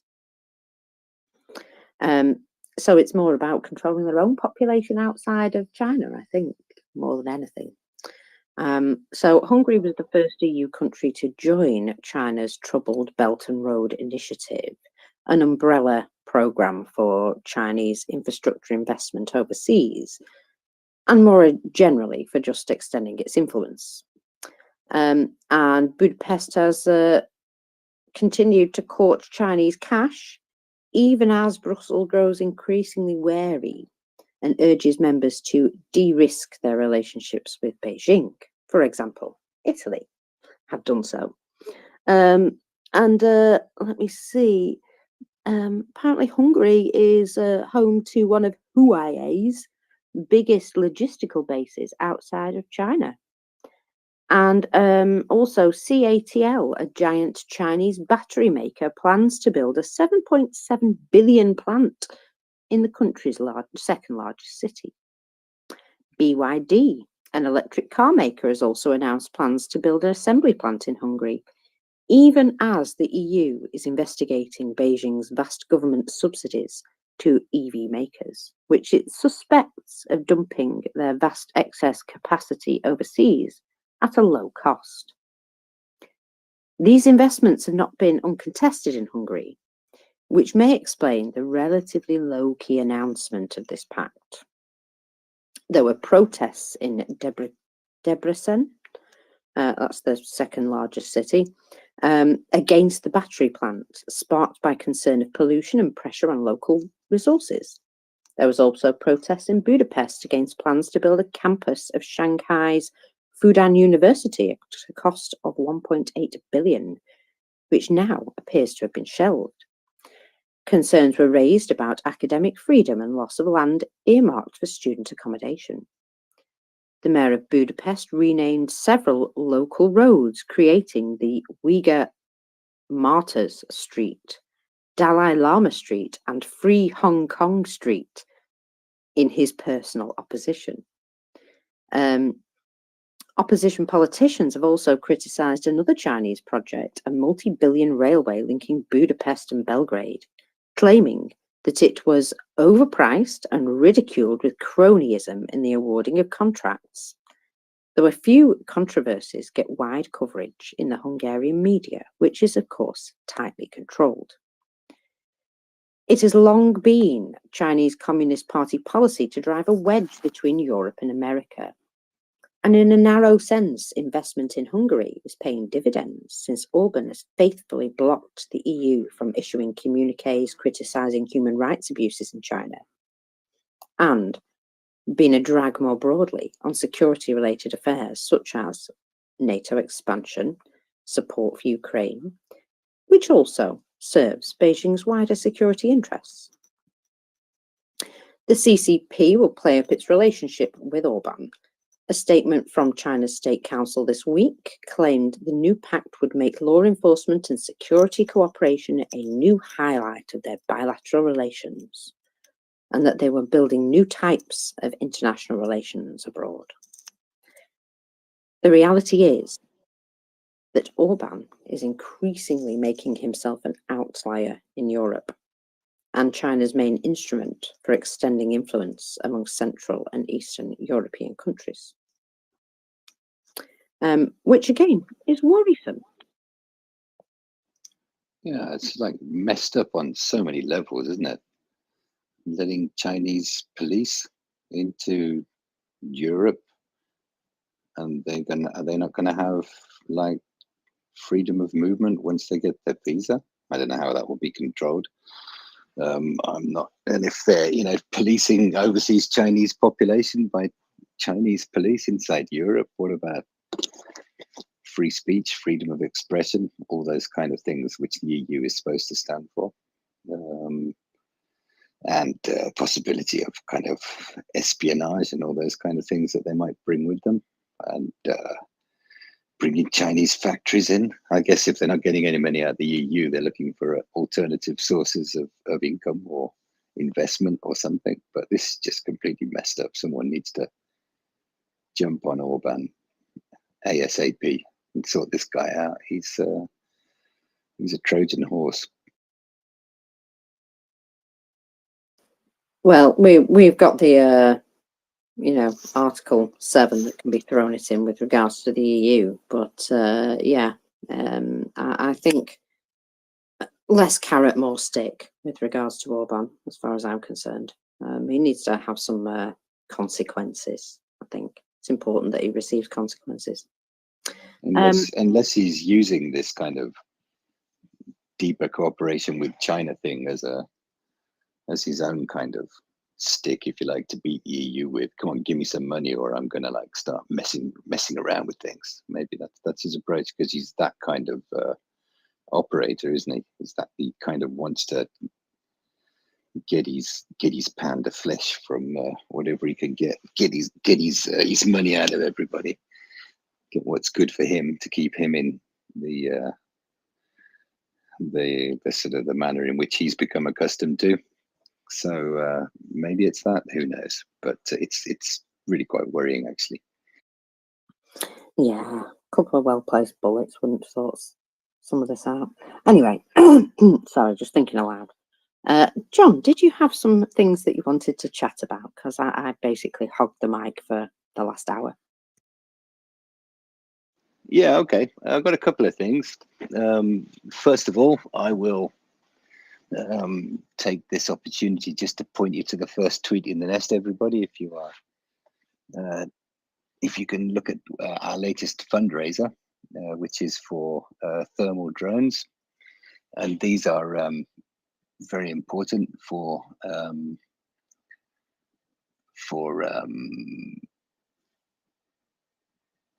the troops for the 13th Battalion of the 95th Air Assault Brigade, which we are currently raising money for.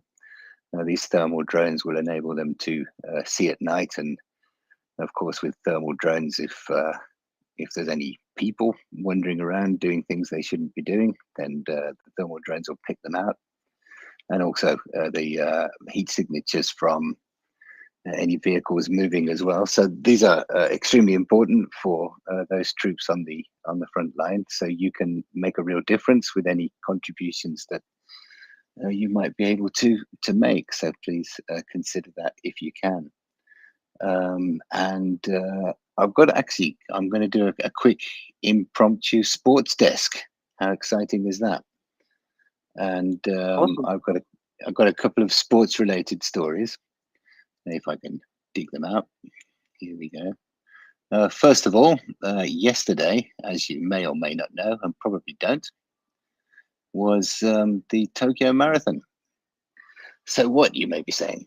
Well, apparently a couple of Ukrainian veterans who are amputees and have lost legs defending their country were taking part in the marathon, and both of them were cheered along the route by Ukrainians who are currently living in Japan here, and also by many Japanese people who were shouting "Slava Ukraini" as they ran around the route, and they found that extremely encouraging. So I don't have the full names, I'm afraid, but one was called Yuri something or other. He didn't complete it in time, because obviously there's a limit on the amount of time that the roads can be kept closed. But he kept running.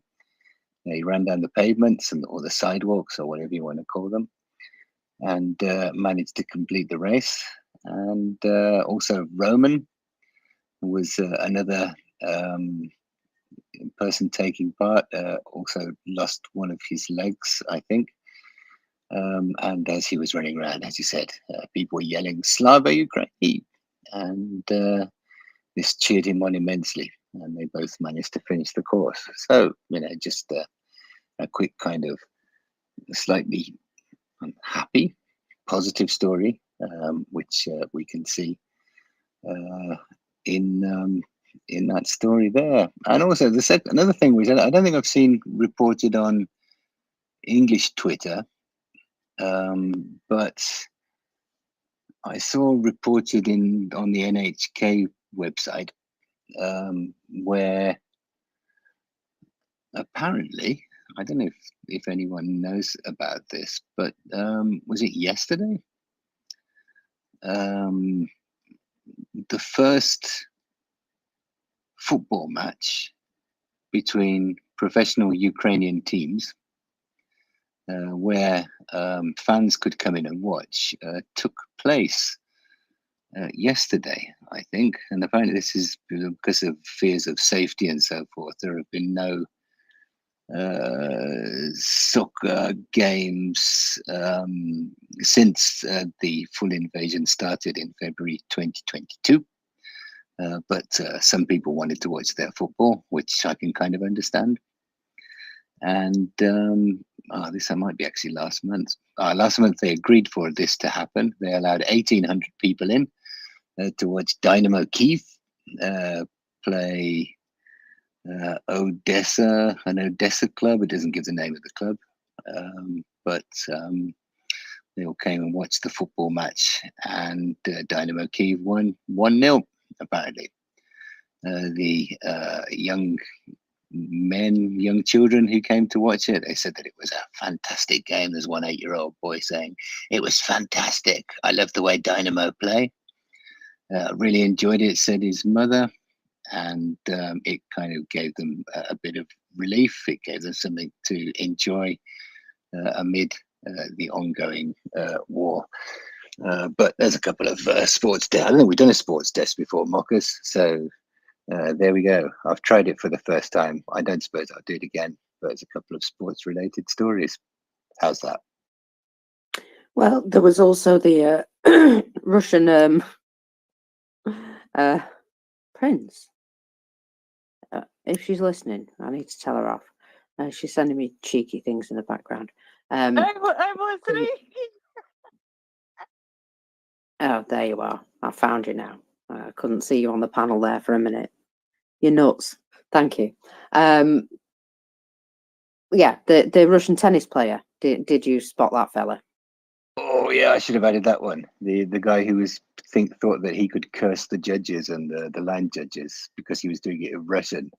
We didn't realize that somebody might understand him and got disqualified. Is that the one? Yes. Yeah, and of course it was not his fault. It was absolutely not his fault. He was the victim, of course. Yeah, absolutely the victim. But yeah, I did enjoy that. A little bit of what's it called? FAFO? Yeah, that's the one. A little bit of finding out. I think we definitely need a FAFO emoji, don't you think? We really do need a FAFO emoji. That would just like reduce the character count in tweets and things enormously, especially with all the FAFO that's going on.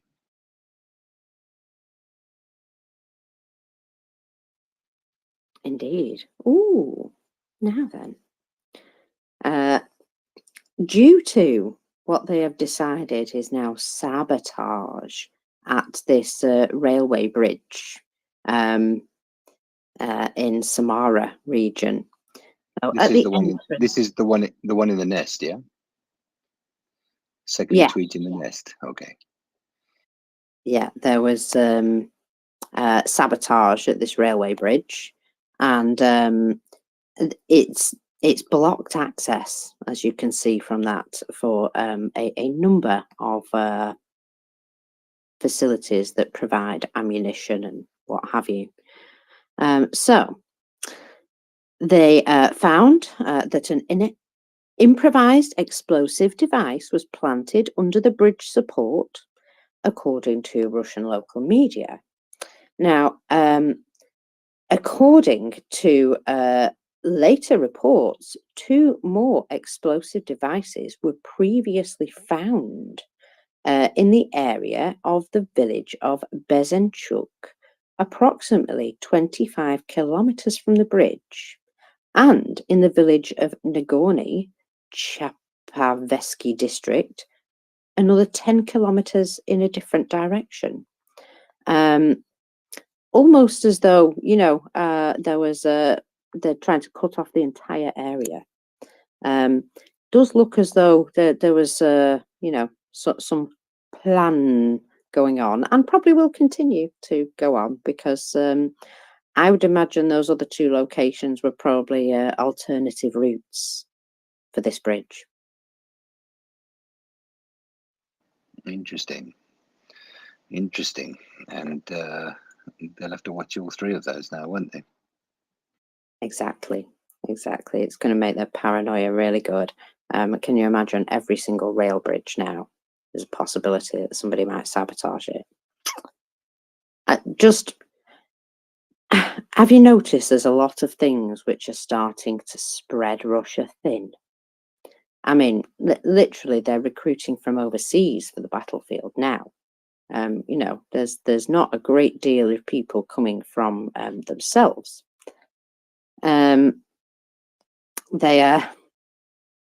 They've got problems in the Far East with having to deploy additional security forces there. They've got issues like the drone guns that they've given, to local police and what have you, are pretty much decorative. They don't work. They've got a real lack of workers in a lot of areas, especially in farming and food production and things like that. I think that's going to continue to be a problem. Yeah, they're just struggling for things like, I mean, for goodness sakes, they had to import eggs in order to not run out of eggs. And, well, some supermarkets still aren't stocking them because of the price of eggs. So, you know, just ridiculous things like this happening. And all the while, you see that there's unrest and requirements for the security services to be here, there, and everywhere.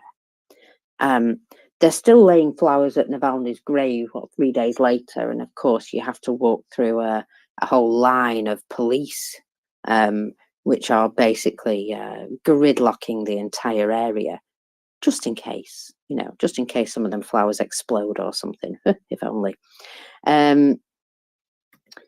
So, you know, there's a lot of reasons right now why they're stretched in so many different directions.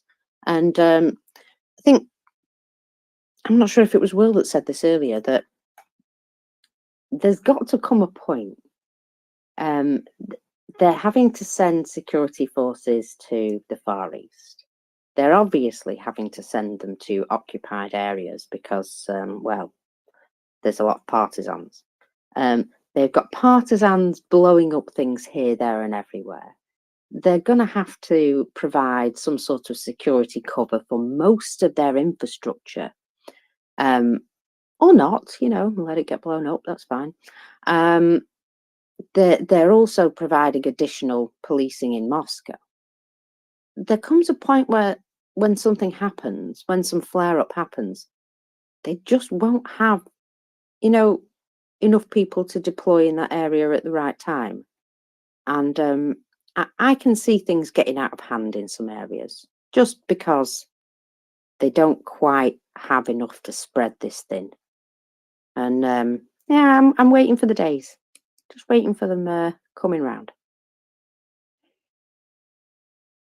Yeah, and they'll be trying to work out whether it's local dissent or is it infiltration from their eastern border or what's going on, and they'll be looking here and looking there and clamping down as well, and people ain't going to enjoy being falsely accused very much, etc., etc. So it's not a good situation.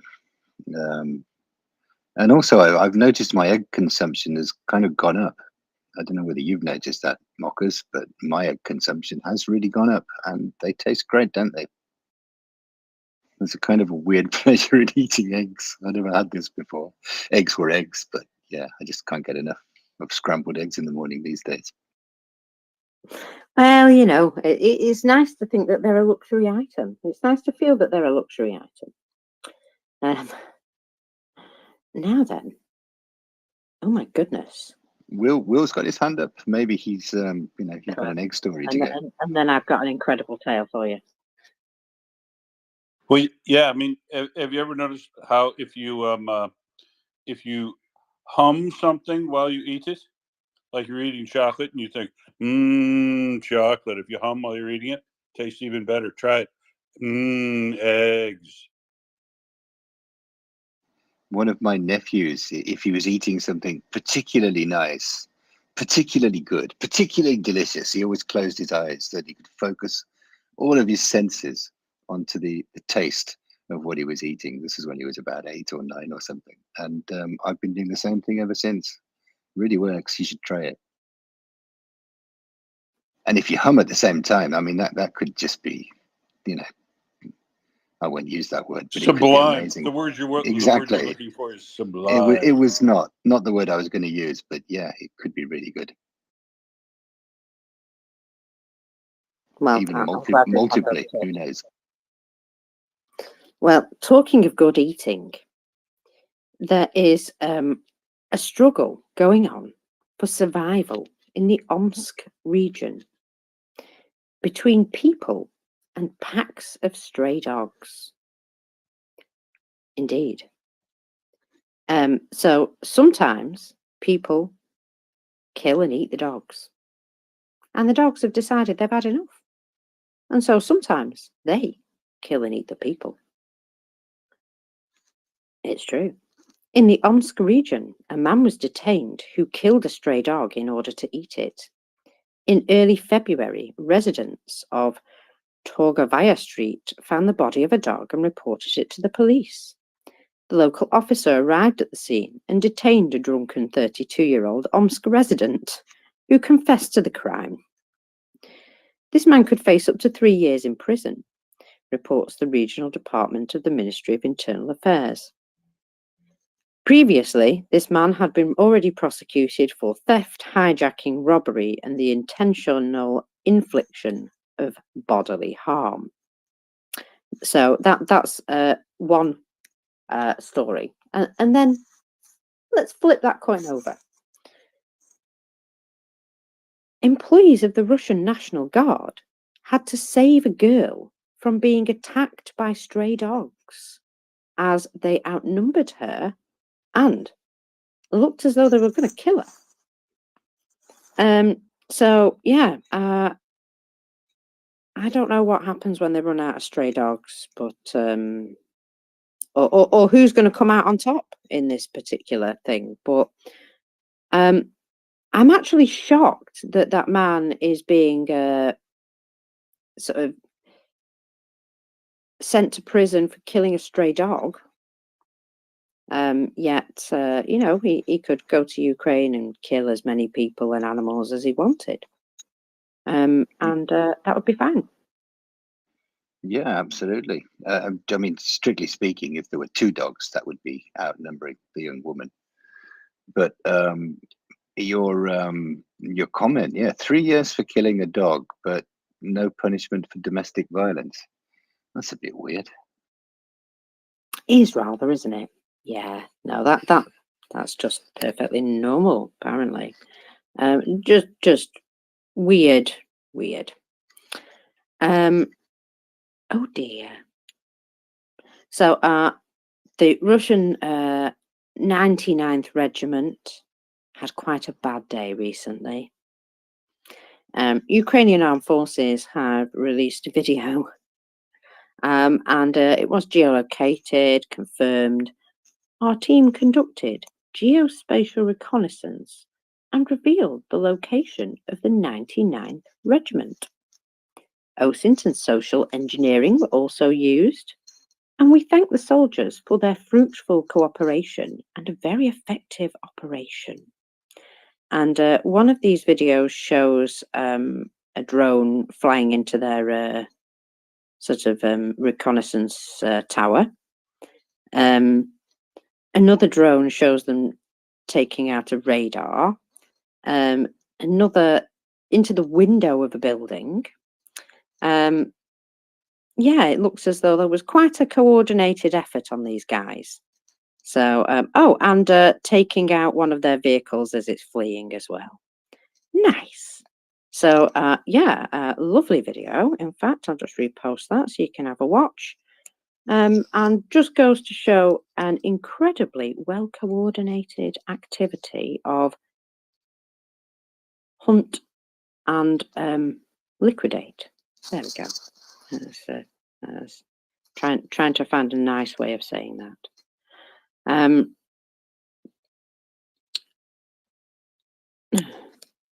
Now then, I'm just having a quick look for a few things that I spotted earlier. There we go. So the election fever for Russia has started. It's in full swing, apparently.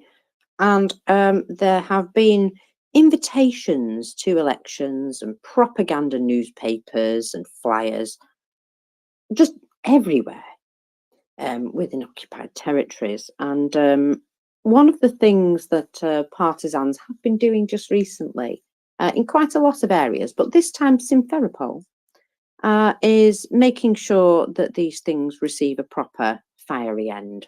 So there's been lots of pictures by the Yellow Ribbon Movement showing all these flyers and posters burning.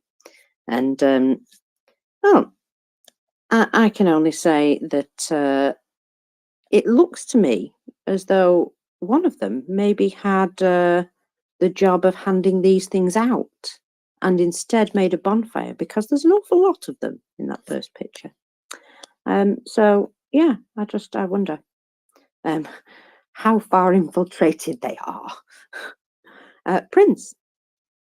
Well, I sent this to you, but I don't think you've seen it yet. But this is the Yellow Ribbon Movement. A little bit of news here. Residents of Berdyansk leave messages for the occupiers on Russian banknotes. The activists of the Yellow Ribbon Movement have added the words, Putin, you go to The Hague, to the rubles. So there's a picture of, they've made little Ukrainian flags in yellow ribbons on the banknotes, in addition to writing on the banknotes, Putin, you go to The Hague, on the rubles. Kind of goes with what you were just saying, and kind of beautiful kind of stuff, right?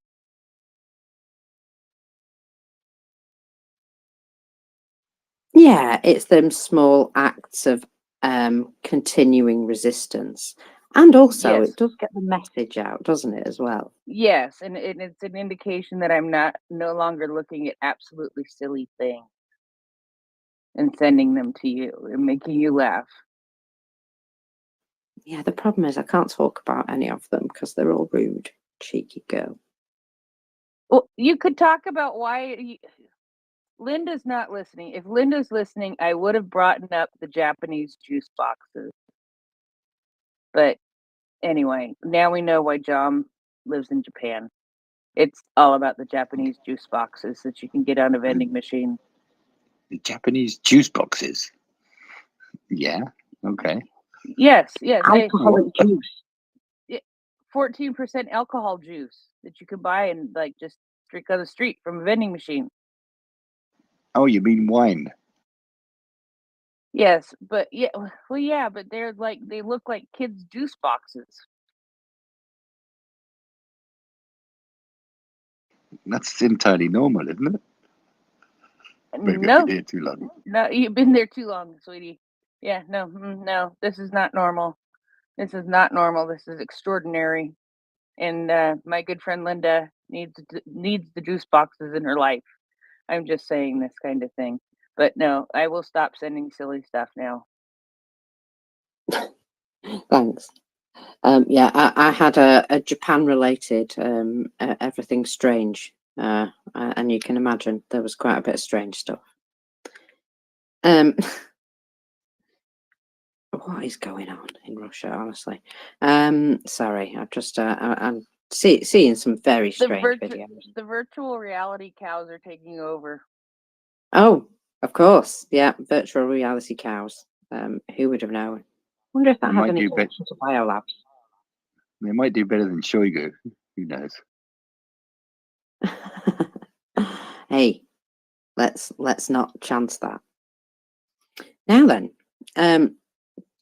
it would appear that Russians have provided an awful lot more ammunition to Ukraine just recently than America, the whole of America, and yet here are the Russians happily providing Ukraine with some additional ammunition.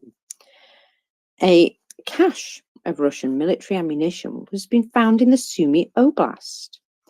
A shelter near the border was intended for the enemy to use as an area of their base, only they never managed to. They managed to fill it up with ammunition and then they were pushed out of the area. And it's now been found. Now, the Defence Forces of Ukraine, during the deoccupation, have been, just checking to see for mines and explosives and stuff, and they found a whole pile of them unused.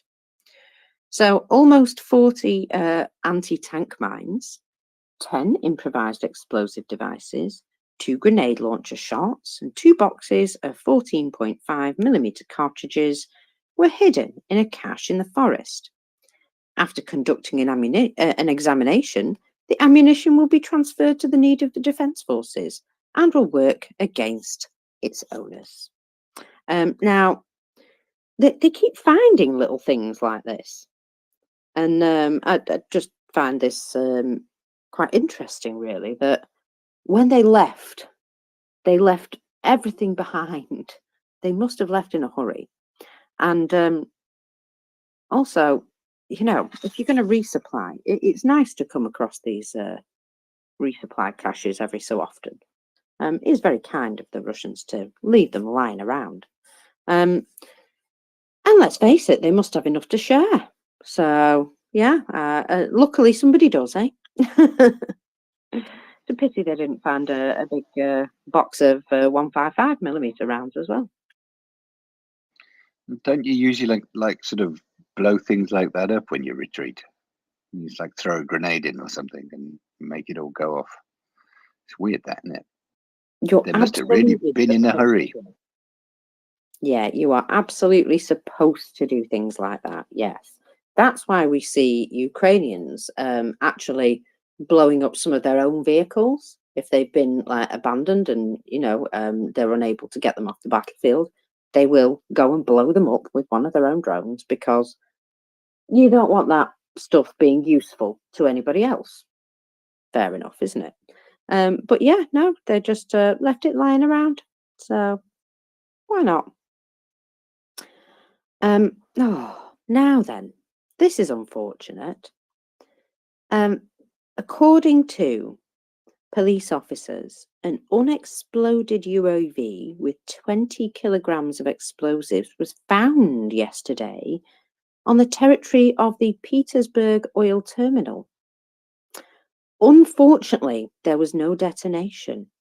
However, it does suggest that their air defences are absolute nonsense. Because, well, what air defence doing if that was able to make its way over there and land? A little bit awkward. Yeah, such a shame it didn't go off, but it just goes to show that they can reach it quite easily. Yeah, go off next time as well. Take it out. Burn it to the Well, ground. yes, well, exactly. Yeah. Next time, eh? Next time. So there will be plenty of next times, I'm sure, because well, the Russians have been complaining that Ukraine has just so many drones at the moment, and thank goodness for that, to be absolutely honest. But yeah, they have been supplied with so many drones to the front that Russians are now complaining that it's worse than being under ammunition, worse than being under, you know, what are they called? Artillery fire. Yeah, under fire of artillery shells, because obviously they're extremely accurate and they can literally chase you around in a circle, as we've seen recently of guys like literally dancing all over the place trying to avoid a drone, which just then waited until they stayed still and then hit them again. Silly. And Yeah, we've seen them. they're like mini kind of guided, hyper guided missiles, aren't they? They just follow you everywhere. So they might not pack as much punch as a 155mm shell, but accuracy is like it on another level, isn't it? Well, exactly. And like we've seen the shall we say unorthodox attempts to fight against drones.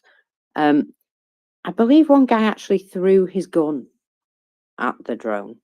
And you know, good for him. He'd obviously run out of bullets, but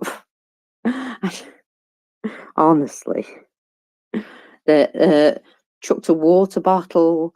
I don't know what they're thinking that's going to do, but flipping heck, it's funny. The videos that you get out of these things, I really shouldn't enjoy them so much, should I? But yeah, I do. I'm guessing it's kind of hard to think clearly when one of those things is kind of boring down on you. But yeah, I mean, if you're going to use your rifle with no ammunition left in it, use it like a baseball bat or something and try and like knock it over the fence. Oh, when it hit the gun, it would just go off anyway, wouldn't it? Never mind. Yeah, that's the thing. Did you also see the Russian who was lured by the drone on top of a tower. The tower, yes. God, that was something, wasn't it? Go on, describe it. I'm sure you do much better than I ever could. But what an absolute plonker. So they go and land a drone on the top of the tower near the edge so we can see it. And he's like, wonder why that's up there. Curious. And you know how these drones all like tend to carry explosives? Well, what a dipstick. Instead of just keeping an eye on it, like an absolute monk, he goes and climbs up to take a close look at it. And of course, as soon as he gets his face right near it, it explodes. Of course it does. It was a case of finding out from a great height, wasn't it? Yeah, I mean, and just there's how that sort of curious do you have to be? two-stage falling back to earth thing as well was really kind of weird, wasn't it?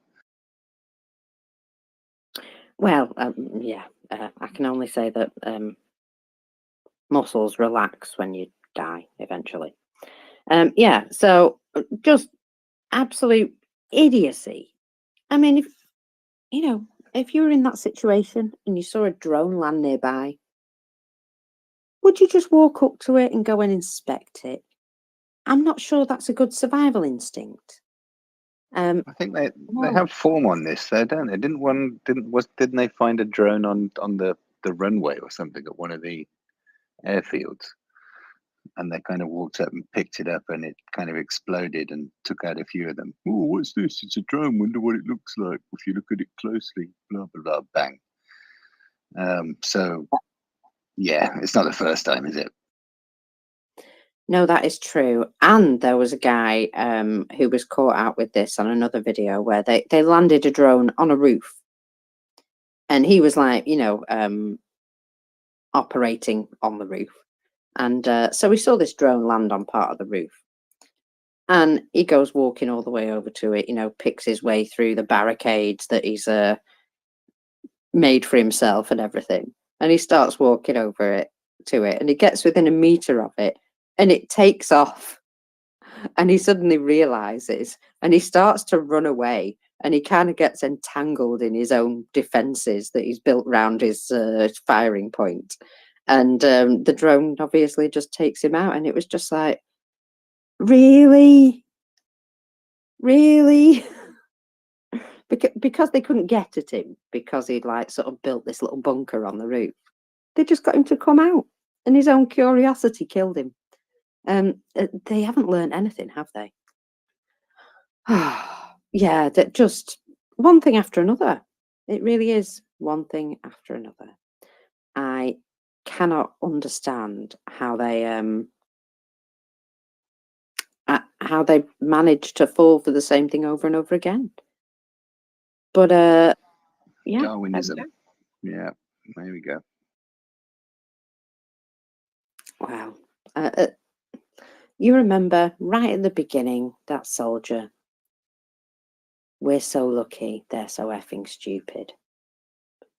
And almost every day you could repost that meme. Now then, fascinating stuff coming out of France. Now, it looks as though it's not just empty talk from Macron, by the way. And I can't imagine how awkward this is for Scholz, but it is quite fascinating to see the French position on Ukraine and how far it has evolved. France's Chief of Defence Staff has written to his NATO colleagues, exploring possibilities of a coalition of the willing to take over tasks from Ukraine, including manning defensive systems, training forces within the country, taking on cyber operations, and carrying out demining tasks. Now, I've got to point out that Lithuania and Estonia have already pretty much suggested this. However, Macron making this statement is a real shift in the sort of the power dynamic because obviously France and Germany are seen as these sort of like the ones that have a big lot of clout within Europe, I suppose. I'm not quite entirely sure why, but there we go.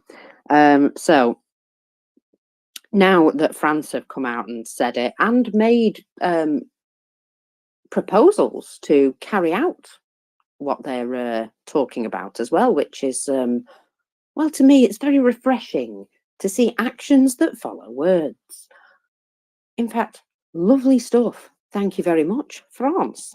So, yeah, there is already sort of a coalition of the willing to do some of these things, and I absolutely feel that they are, you know, they're proposing something which gives Ukraine options, because with regards to mobilizing, Ukraine are in a position where they could do with some extra mobilization, but it will put their economy under more strain, because the people that they would mobilize are currently either working to hold up the economy or working to help the military in other ways. And so what do you do in that situation? Do you, you know, do you sacrifice one for the other? And the situation that they're currently in is a bit of a seesaw. And, you know, there are some people saying we must do this now, and there are some people saying, well, we do this now, we face other problems. You know, I get it. There's a lot of arguments for and against, and a lot of Ukrainian men are beginning to feel as though, you know, they're expecting this mobilization call up, and well, not without good reason. You know, they have worries, they're concerned, they wonder how they're going to manage. They wonder how their families are going to manage. That, you know, absolutely, understandably worried. And yet, if all these defensive positions along the border, where they know for a fact that Belarus isn't going to attack them, and that much is pretty certain now. I mean, there's hardly any Russian troops left in Belarus. If anything, they're just going to be watching out for, you know, subversive groups, small groups of people trying to encroach the border there. So there's not really any big concerns there. They've got people working in logistics and stuff like that, which, you know, I'm quite sure that other countries would be able to take on those tasks and free up some of the Ukrainian armed forces to go and do other things. And I think that this is a really good proposal.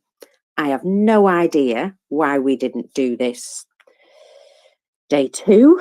I mean, honestly, day two, if it was up to me, we'd have been in there with the skies would have been closed, Russia would have been absolutely squished, and that would have been that.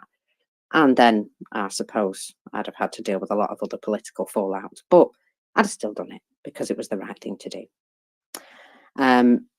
But, you know, we can all say stuff like that, can't we?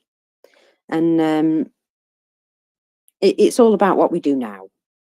And so, you know, let's have a positive outlook forward, because everything that Russia is doing is absolutely egregious. I mean, again, they're dropping more chemical substances in tear gas grenades from drones. In one particular area, they did this 9 drops at a single time. Huge violation of the Convention of the Use of Chemical Weapons. And what the substance inside them is a very similar substance to the one they use by the police to disperse rallies. So the reason that this is a crime against the convention, as it can lead to unintended consequences in terms of escalation. Because of the serious nature of people, you know, it gets people killed basically, because they can't see what they're doing. You know, the panic, they can't breathe. You can just imagine that a certain level of panic. So, yeah, really, really effing horrific. And we need to do everything we can to help Ukraine at this point. Yeah, it's interesting, isn't it, that Macron or the French or whoever is saying it have kind of started putting a bit of meat on the bones with this whole idea. That's really interesting.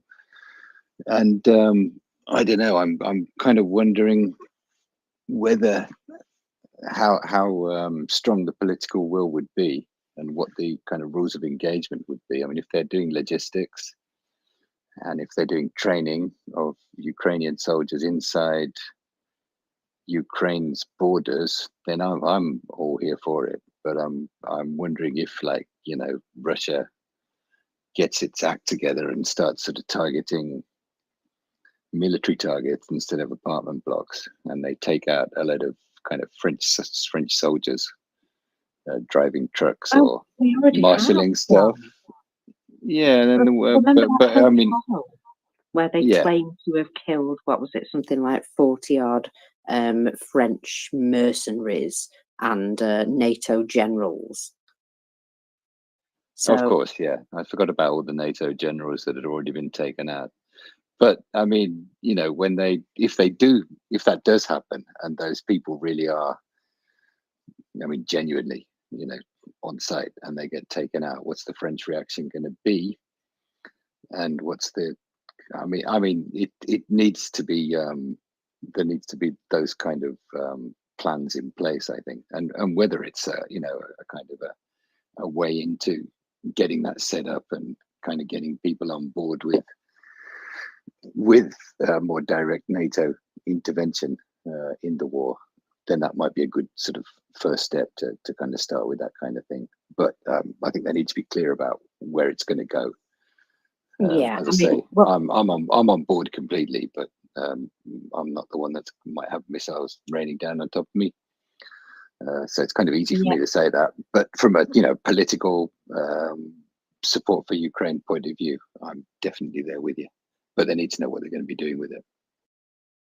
well, they're looking at this like they would, like the missile coalition and the naval coalition and what have you. So they're doing this sort of sidestepping the whole NATO situation. They're basically saying this is us making a coalition of agreed people to do this. So we are taking responsibility for that risk ourselves.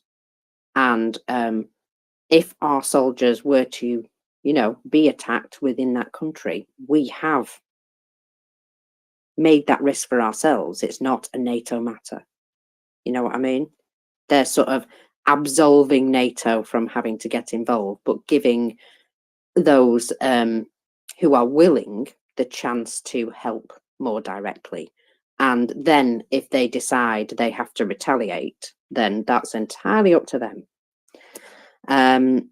And I imagine NATO would be very keen for them to not. Get what I mean? However, it would then maybe, urge that country to give extra assistance in other ways. So, these things have knock-on effects and consequences. Jenny?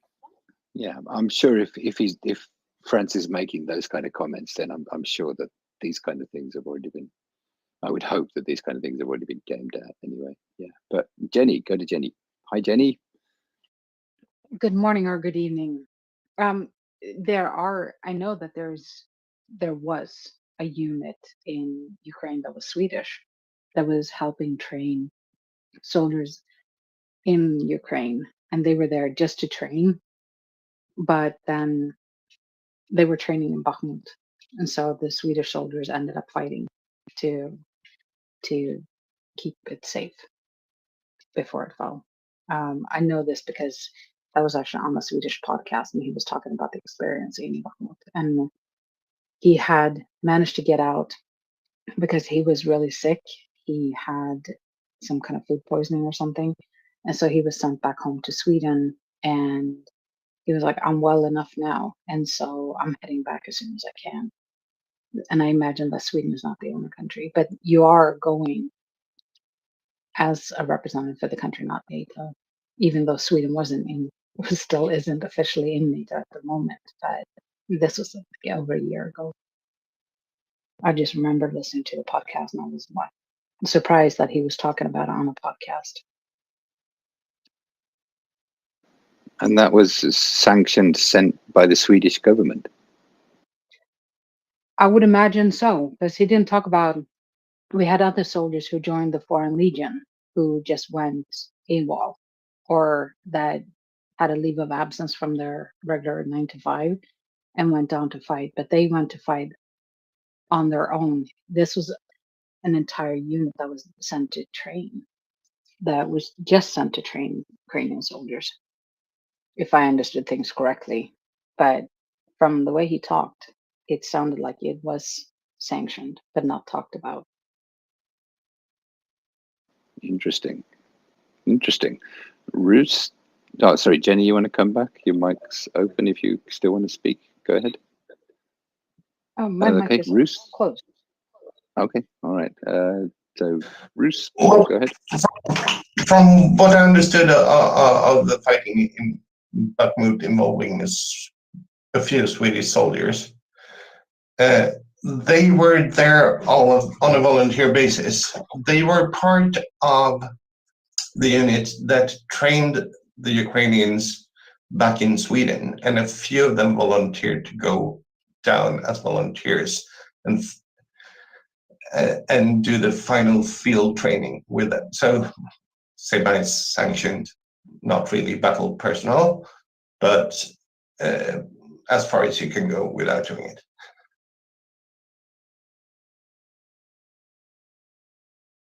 Okay, that kind of makes sense, I think. But interesting, very interesting. Okay, so maybe this discussion will continue, mockers, but I think I've come to the end of my time and my relief is here. So I will say goodbye to you and pass you on to Jenny, who will be coming up to replace me. Thanks everybody on the panel. Thanks Prince for the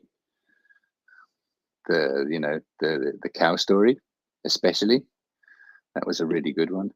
Thanks everybody for listening, and I'll see you all again next time around. Bye, and Slava Ukraini.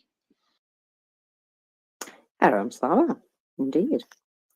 So, my lovelies, we've got a little bit more going on.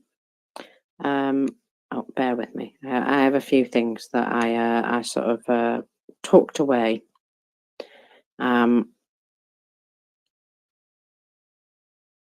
Here we go. Yeah, here's a good one. Right. Okay. I had doom and gloom, and I thought, oh, don't want that right now. However, there was some good news, and you know me, how I like to big up the British. You know, it's one of the perks of being a main bastard. So, British farmers this last week brought 27 pickup trucks to the Lviv region. The vehicles were filled with tools, shovels, spare tyres, medical supplies, clothing, generators, tents, sleeping bags, and other humanitarian aid. 27 SUVs, in accordance with requests sent by military units, were passed to the Lviv OVA. They handed over 24 King Danilo OMBR 125 TRO OBRs, apparently. 150 training centre of the TRO. You know what? They have such long names. They handed it over to those guys and the Omega unit. God, there's about 20 words in that name. Anyway, and these will reinforce mobile fire groups. So, as part of what is called the Pickups for Peace campaign. See, you can speak of peace and still actually provide Ukraine with what they require. So this is actually a campaign by British farmers who are slightly different to Polish farmers, it would appear. British farmers have now handed over 300 vehicles to the front lines in Ukraine. And I wonder if on the way back they could have a little word with the Polish farmers. I don't know. I thought I would like to bring you that as a nice ray of sunshine sort of moment, in contrast to the joy of what's currently going on along the Polish border. And welcome up, Jenny. Hello, and thank you. How are you doing? Well, I've already had my mum nag me twice this morning and work. So, yeah, I'm still chirpy, though. Everybody else is not in a good mood today for some reason. I know it's Monday and everything, but, you know, there's stuff going on. So, let me just have a little look. What are we on? We're on day 740. 740. That's a lot of days. And I've got Tim coming to replace me in just a moment. But I just wanted to mention a couple of things. So a bit more of our lovely partisan action in occupied Luhansk. The car of the deputy rector of the Luhansk State University was found to be booby-trapped. I know, shocking. Russia says Vitaly Kisilov was not in the car and it was made safe. Now, Russia does have a history of assassinations, but there have been so many, shall we say, patriotic acts against traitors recently. I have a feeling that this probably wasn't set by the FSB. And one more bit of news about, you remember there was a hit in Kavitsky, whatever you want to call it, airbase in Crimea. Well, there's further information now, that it was actually hit by 2 missiles which damaged the runway. There is also a report that 3 of the invaders were wounded. So it looks as though, you know, there's just a bit more information leaking out about that, and more damage than they initially let on. Funny that, isn't it? How there's always more damage than they initially let on. Right, now, folks, I have to go to work, I have to ring the bank, and I have to placate my mother. So I better go and do all of those things. Welcome back, Tim. Hi, everyone. Yeah, Luhansk State University is an interesting one. It's actually quite old. So it was founded in the 1920s, which is, I suppose, that's fairly old. But after the Russian occupation in 2014, it kind of split, and so there's the kind of continuity university, which is in Poltava. And then there is the Tanki University, which is still in Luhansk City, and that is now a teacher training college. So there's actually 2 University of Luhansks, two universities of Luhansk. One is the Taras Shevchenko National University of Luhansk, which is the real one, and then there is Luhansk People's Pedagogical University, which is the fake Tanki one. So there's 2 fun facts.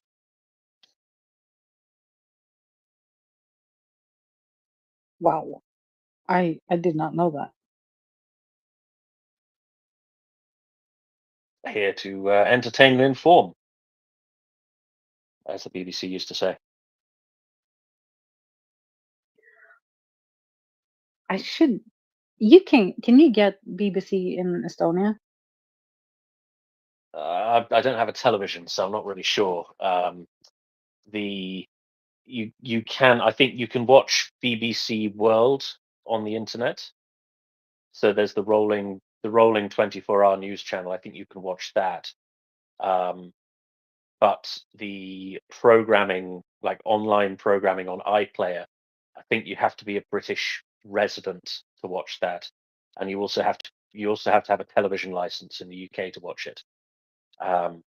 Where they've missed a trick, really, because what they should be aiming to do is put the whole of the BBC's content, all of it that's ever been created, online for free for anybody in the world to watch, because that's basically the whole point of the BBC. It's kind of the propaganda arm of the British state. So if they just gave everybody this enormous amount of information, entertainment, education, yada yada yada, I think quite a lot of people would watch it, and it would be quite a powerful thing. But I guess they make quite a lot of money from selling their programming to foreign broadcasters, so they don't really want to do that. But their purpose is not to make money, so they probably shouldn't be behaving like a business. But what do I know? Interesting. Actually, Swedish television has done that. But I don't know if anybody everywhere can access it. I do know that I had some friends that could check it out on the web, svt.se, I guess.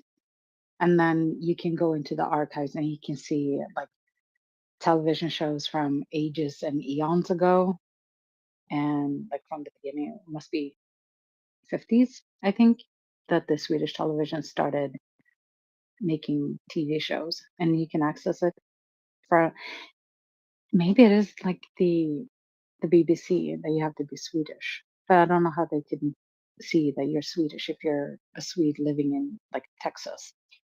And I know people that have lived outside of Sweden that can access it. But yeah, the BBC should do the same. Well, surely they must be basing it on IP address. That's what the BBC does. So you can get around it if you have a VPN. You can get around it. But for iPlayer, I think you have to log in, and that's linked to the TV license system in the UK. So the UK, if you own a television set, you have to have a license for it. It costs £150 a year or something like that, and that's what funds the BBC. So that's why the BBC has such extraordinary amounts of money, because there's like 70 million people paying for a TV license, and in the UK that's like $10 billion a year. So that's what makes it the best funded media organization in the world, is because you can't avoid paying for it. But I guess they must base it on IP address, but I don't really know. Maybe Roos knows. Roos knows a thing or two about Sweden. Well, yes, both the Swedish television and the BBC is accessible with VPN. What you have to do with the iPlayer is to provide a postal code that corresponds to an address. You can pretty much say, I live in the UK, and then you can watch it. But if your postal code doesn't correspond with the address that is given, then you can't watch it. Over. So there we go. Now we know how to game the BBC iPlayer. Well done, Roos. You've just cost the BBC an enormous amount of money. I was gonna say I have at least 3 different postal codes within the UK that I can use, and I do know that they are actual residences. 2 of them are my cousins, and the third one I think is one of my cousin's mother-in-law. So there's a way around. Now I can watch, like, I think Blackadder. That must be on BBC. Well, you need a VPN too. It's not just the postal code. So VPN plus postal code. Oh, that's no problem. Um, but I have to look and see if Blackadder, that it has got to be one of the best shows ever. Fair enough. I could never get into Blackadder personally, but yeah, I don't know. As I said, I'm not a big television watcher. So what's going on in Ukraine today then, Jenny? You've been listening a while longer than I have. I did watch a little bit earlier, and then I had to do some work, and then I came back about 5-10 minutes before you did. No, actually, it was longer, maybe 20 minutes. There's a lot of the numbers look good today as well. I don't remember them at the top of my head, but there were over 1,100 personnel that had been killed or injured. So 1,100 less on the front lines. That's a good number to me. Don't you think? Yeah, sounds good. What this is from the numbers from the Ukrainian Ministry of Defense. Yes, it's the numbers that mockers read up in the morning.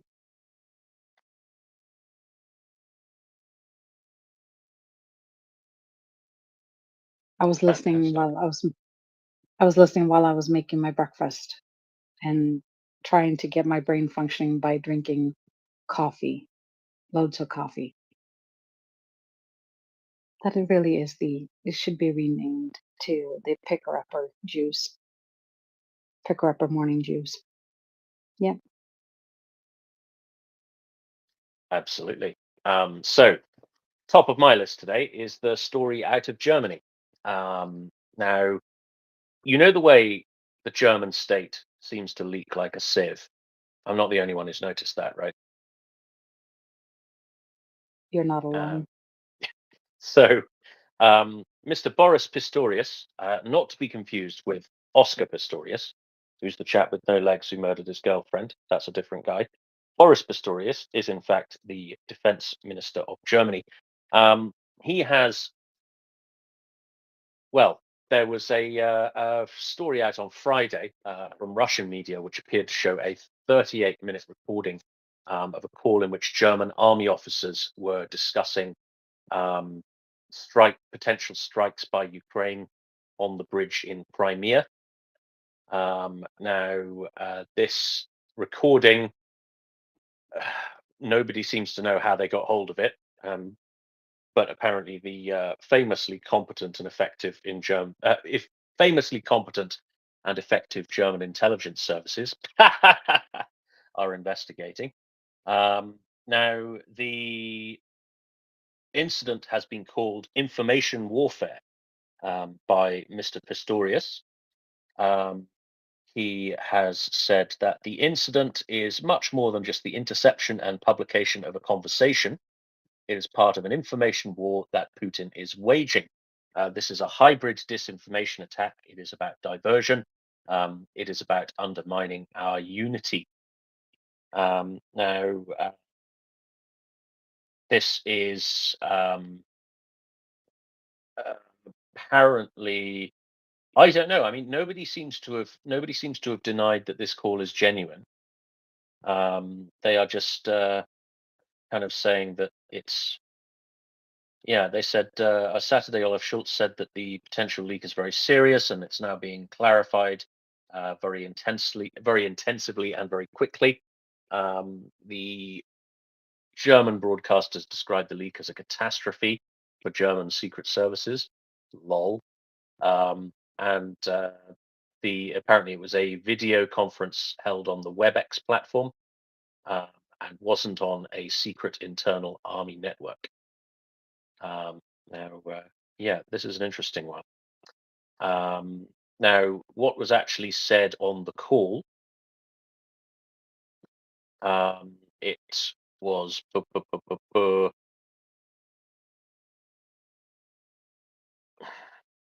Hang on, I'm trying to find exactly what they said, but it's not. It's not in my notes. Anyway, let's go to Joanna in the meantime. Joanna. Yeah, hello, Team Jenny. So Friday, when this story surfaced in the Russian press, initially, I believe it was Margarita Simonian who published at first the transcript of that conversation, and then they published also the conversation, the audio file. I was writing here in the back channels that this will be big, in the sense that this will be used by the Russians in many ways. And actually, it is. It seems to be. It seems to be real. We don't know for sure. As you said, they use the off-the-shelf application for this conversation, and apparently you can join by numbers. And the Russians joined the conversation, and they listened to it and recorded it. If it's true, I maybe there is still a little bit of doubt, even if some military experts listened to it and they said it seems to be real. And then there was kind of an acknowledgement from the German side that it is indeed real. So for the Germans, they will slightly twist it in order to prove their point that NATO forces or NATO countries' forces, rather, because it's not NATO per se, are doing things for Ukraine in Ukraine, targeting, helping them with targeting and things like this. They will use it to the to the maximum of the possibilities. On the military side, I don't know how important the secrets disclosed are. As far as we know, the technology that was given to Ukraine is not the latest technology, so probably the Russians know already most of it. I'm seeing some claims that I didn't read all the transcript, so I don't know exactly all the conversation. But apparently, they during the conversation, some military secrets from UK were also disclosed.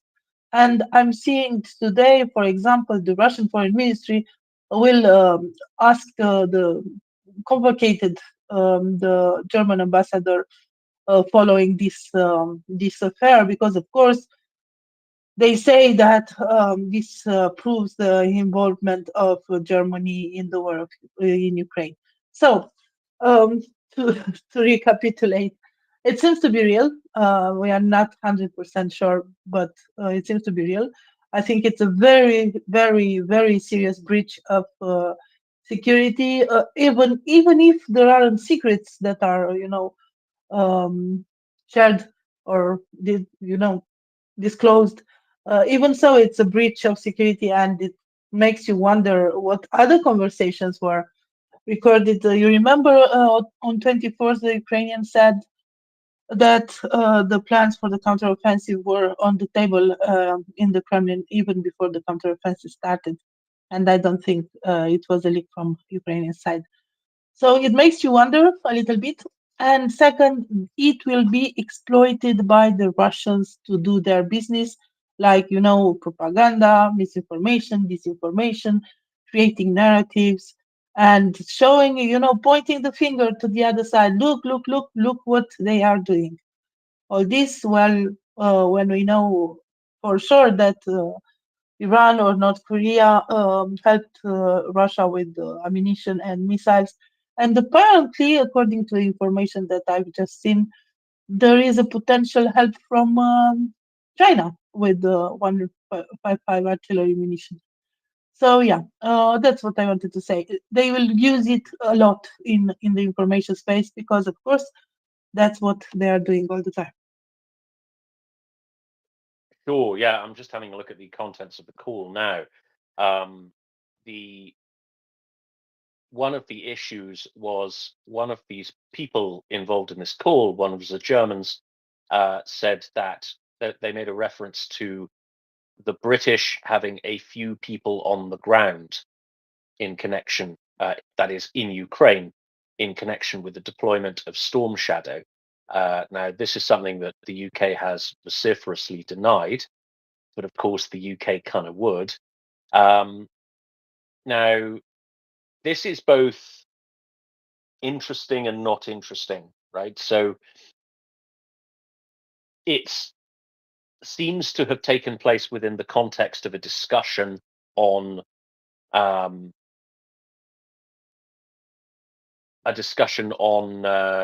deployment of Storm Shadow, right? So, but sorry, the deployment of Taurus, right? So that's the context of this. And there was a story going around about how, one of the excuses Schultz was using for not sending Taurus is the possibility of having to deploy German forces to help the Ukrainians operate it, which is something that basically everybody who knows anything about missiles said was almost certainly not true. Ukrainian personnel can just operate it, and that's what they're doing with Storm Shadow and Scalp apparently. The reference to British forces in Ukraine is, oh gosh, well, it's a double-edged thing, right? So personally, I would be extremely surprised if there were absolutely no British or American soldiers in Ukraine doing war stuff, right? Doing highly specialized, highly technical things in support of the Ukrainians. I would say it's almost certain that there are. On the other hand, the Germans aren't going to know about it, right? So because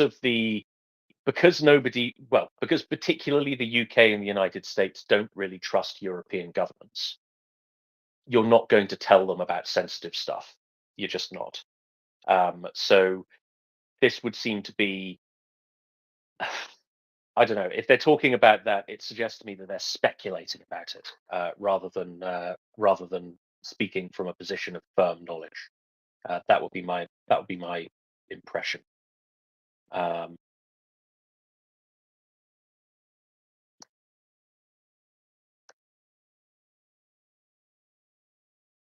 Yeah. So just to chime in, in order to, complete your point. So we don't really know if what was disclosed was really, really secret and really, really something that the Russians didn't know already. Probably it isn't the case. Probably. I don't know if there are troops in Ukraine.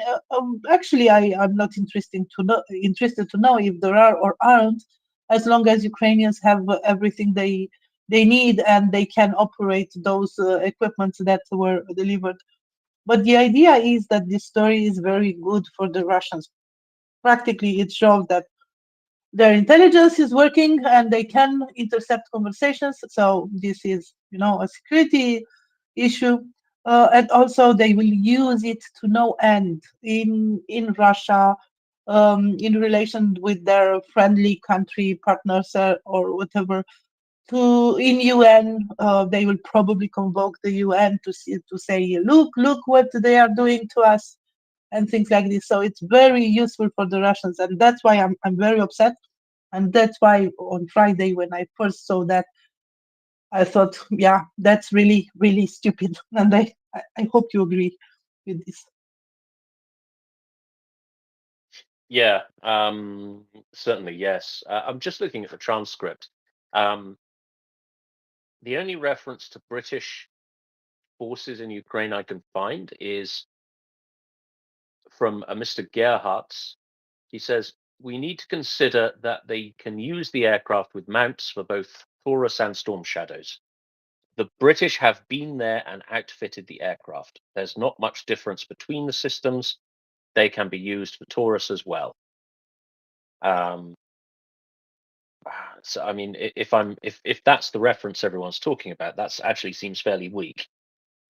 That seems to be kind of a bit of a nothing burger, right? It speaks of sending technicians to Ukraine to help them put Storm Shadow on an Su-24 or whatever it is they're doing with it. So yeah, I don't know. This is all a bit of a wet fart, really. Bruce, what do you think? Yeah, I was also reading that, and I tried to listen to it too, but my file got very garbled. And we should have a native speaker listen to it. It's hard as a non-native speaker to interpret intentions of a native speaker super correctly.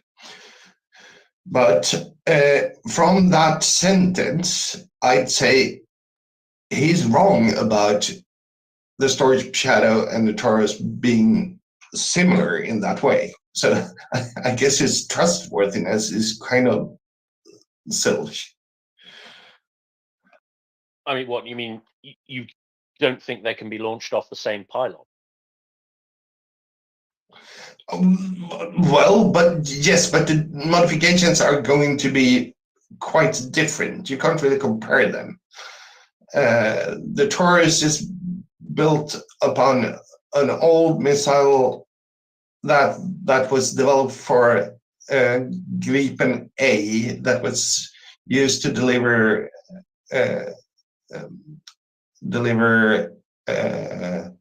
cluster ammunitions and bomblets, and then it was converted, and there has to be modifications both to the missile and to the aircraft to make it work with a new platform. Storm Shadow is much more NATO standard configuration, and I'm not saying it's one is easier than the other, but they are fundamentally different, and it's comparing them in that way doesn't really work.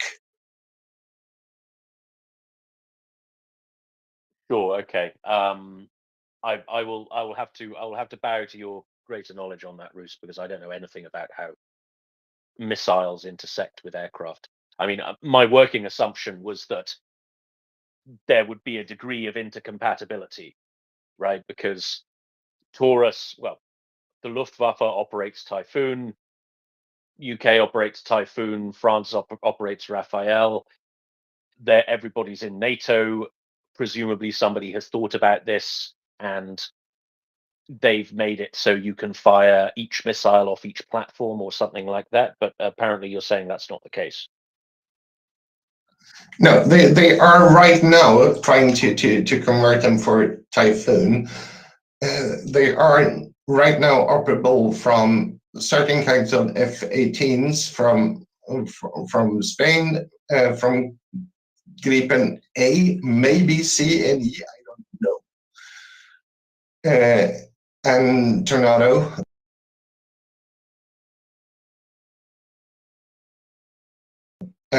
By 2028, it should be operable. It could have been expedited, I don't know. There's also a South Korean version, and these versions can't really operate on other adapted platforms. So you can't use the F-18 variety on a Tornado. These are they are in another technology tree than the Storm Shadows, if you want to view it that way. So if they're not compatible with Tornado, sorry, wrong. If they're not compatible with Typhoon, then how are the Germans using?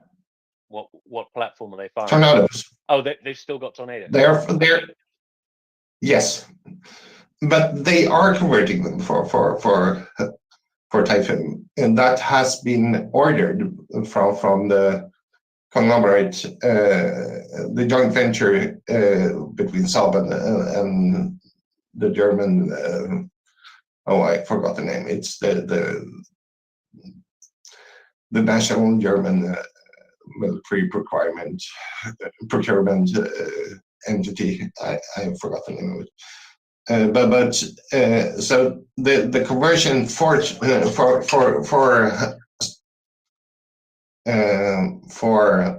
Typhoons has been ordered. It was supposed to be delivered and done by 2028. I hope they are going to do it faster, but I'm not sure. Splendid. Thank you very much, Roos. Let's go to David Bailey, who I think has been following this a little more closely than I have. David, welcome. Yeah, hi friends. Yeah, I don't know how damaging this is, basically, because I think the Russians are trying to make a big deal out of it. But as you said, Tim, the contents of it is fairly mild, and also basically what the document tells you, or what the transcript tells you, is that there's absolutely no reason not to deliver these things. So there's no technical reason why it would be a problem. So it's only a matter of political will. So I think the whole thing from the Russian point of view has backfired. I think they're making a lot of noise about, you know, their intelligence is working and so forth. But one thing is, I'm not sure, there are some things in here which I haven't looked at the original German on. And so they're talking about transporting them on ridgebacks. I don't know if that says anything to you, Tim. I'm not sure what a ridgeback is, whether that's just a mistranslation or something. I'll have to look at the German original. But yeah, So yeah, ridgeback, just to clarify, it's what the British call a Cougar MRAP. So there's an MRAP called Cougar, which is American. In British service, it's known as a ridgeback. So it's a great big, massive MRAP vehicle. Right. So this is to get it in and out of theatre, right? I mean, I've heard some silly stuff about that. I mean, apparently the translation was like an Audi Q8 or something like that. It got a bit silly. I don't know how they're transporting them. A Storm Shadow is about 5 meters long. It's not a particularly large thing. It comes in its own box as well. I mean, I've not done any courses on handling missiles, but I mean, it's not like it doesn't seem crazy to me to just stick it on the back of an Arctic and send it like that, right? Like it doesn't seem like a particularly complicated thing to transport to me, because it's not particularly large. It does come in its own box,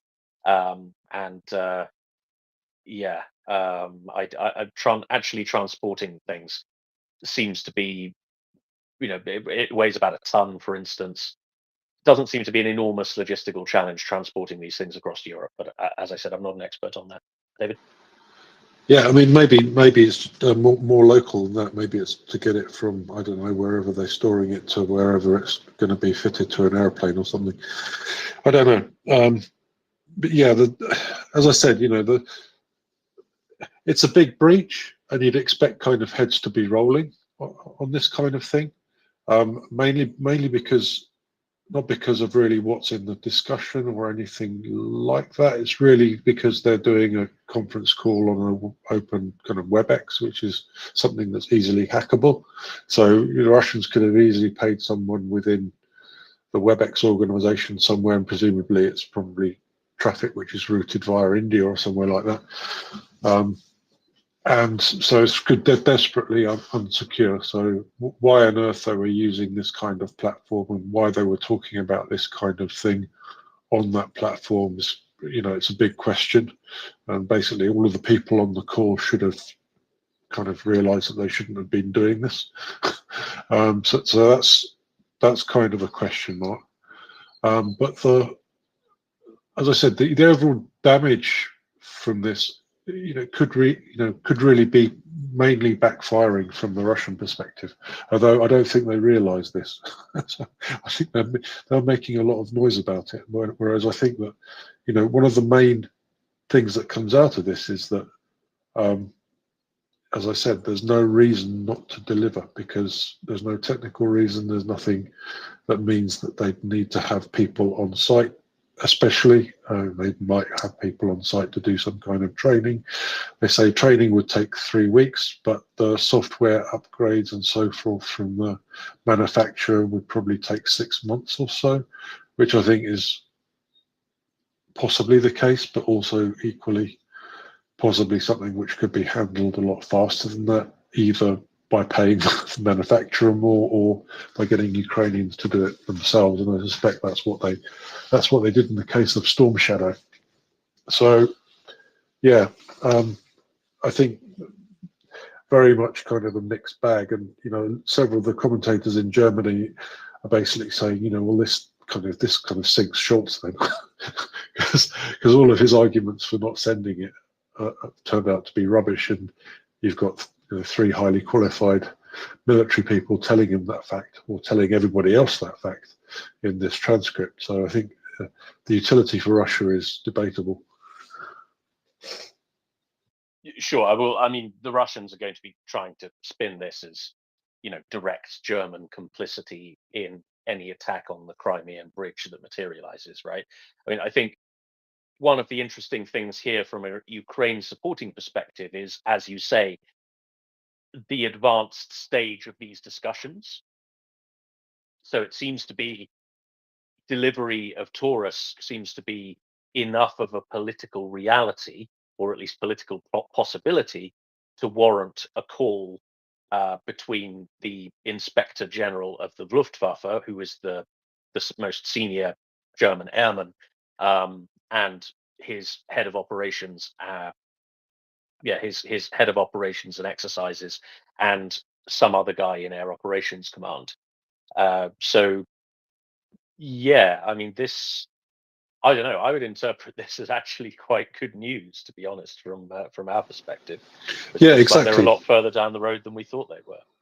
Yeah, precisely that. And but the other thing is that the call doesn't sound like, from the context that I can gather so far. Like I say, I haven't found a German version of the transcript, but it doesn't sound like that this was even kind of a call specifically to discuss these topics, because they're talking about other things, like kind of a stupid journalist that's been going around talking about, what the problem is, and how the Chancellor's not made any decision, and that's really crazy, and no one really understands why that's the case. So there's kind of quite a lot of informal language around it, which makes me think, this may be part of a much less formal kind of discussion. Sure. Thank you very much for that, David. Let's get a German take from our friend Martina. Martina, welcome. Nice to see you. Hi, Tim. Hi, everybody. Yeah, I wanted to contribute to the discussion. Obviously, there was a lot of talk, and also on Twitter, a lot of information about this incident. I think the way most Germans see it is that what the generals discussed was like a normal discussion in preparation in case that there will be green light from the politicians, that they're ready and know what to do.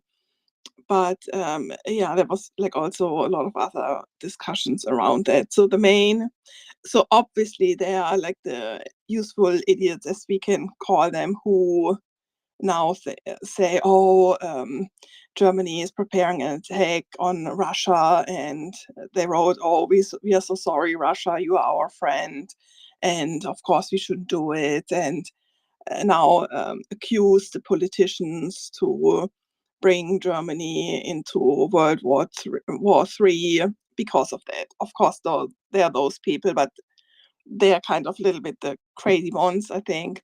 And so I think for most people, the take is that the main embarrassment is that the Russians were able to record this call. So not the content of the call, but the fact that it could be recorded. So there was like interesting information on Twitter with regards of who is responsible for this situation. So Mr. Roderich Kiesewetter, for example, questioned so that it's very strange and needs to be investigated why those guys did not have another more secure system available than WebEx. So that's one thing. So why does the Bundeswehr not have like more secure information channels? So that's what he suggests. So he is from the opposition, from the CDU, but he suggests like an official Untersuchungsausschuss, like an official investigation. So why things happened the way they happened. Yeah, and one question is why they don't have this more secure systems available. But then also very interesting was what they mentioned, like two people who are responsible. So one person who is responsible for cybersecurity is actually, and Tim, so if you were to hire somebody as head of your cybersecurity department, would you choose an educator? What, like a teacher? Yeah, a teacher, but could also be, for kids, people who in the kindergarten take care of the kids, or, any educational kind of person. I mean, only if they'd worked in a kindergarten that was very highly specialized in cybersecurity. Yeah. So now listen to this story. So this guy, now girl, so former Mark, now Anastasia Bifang.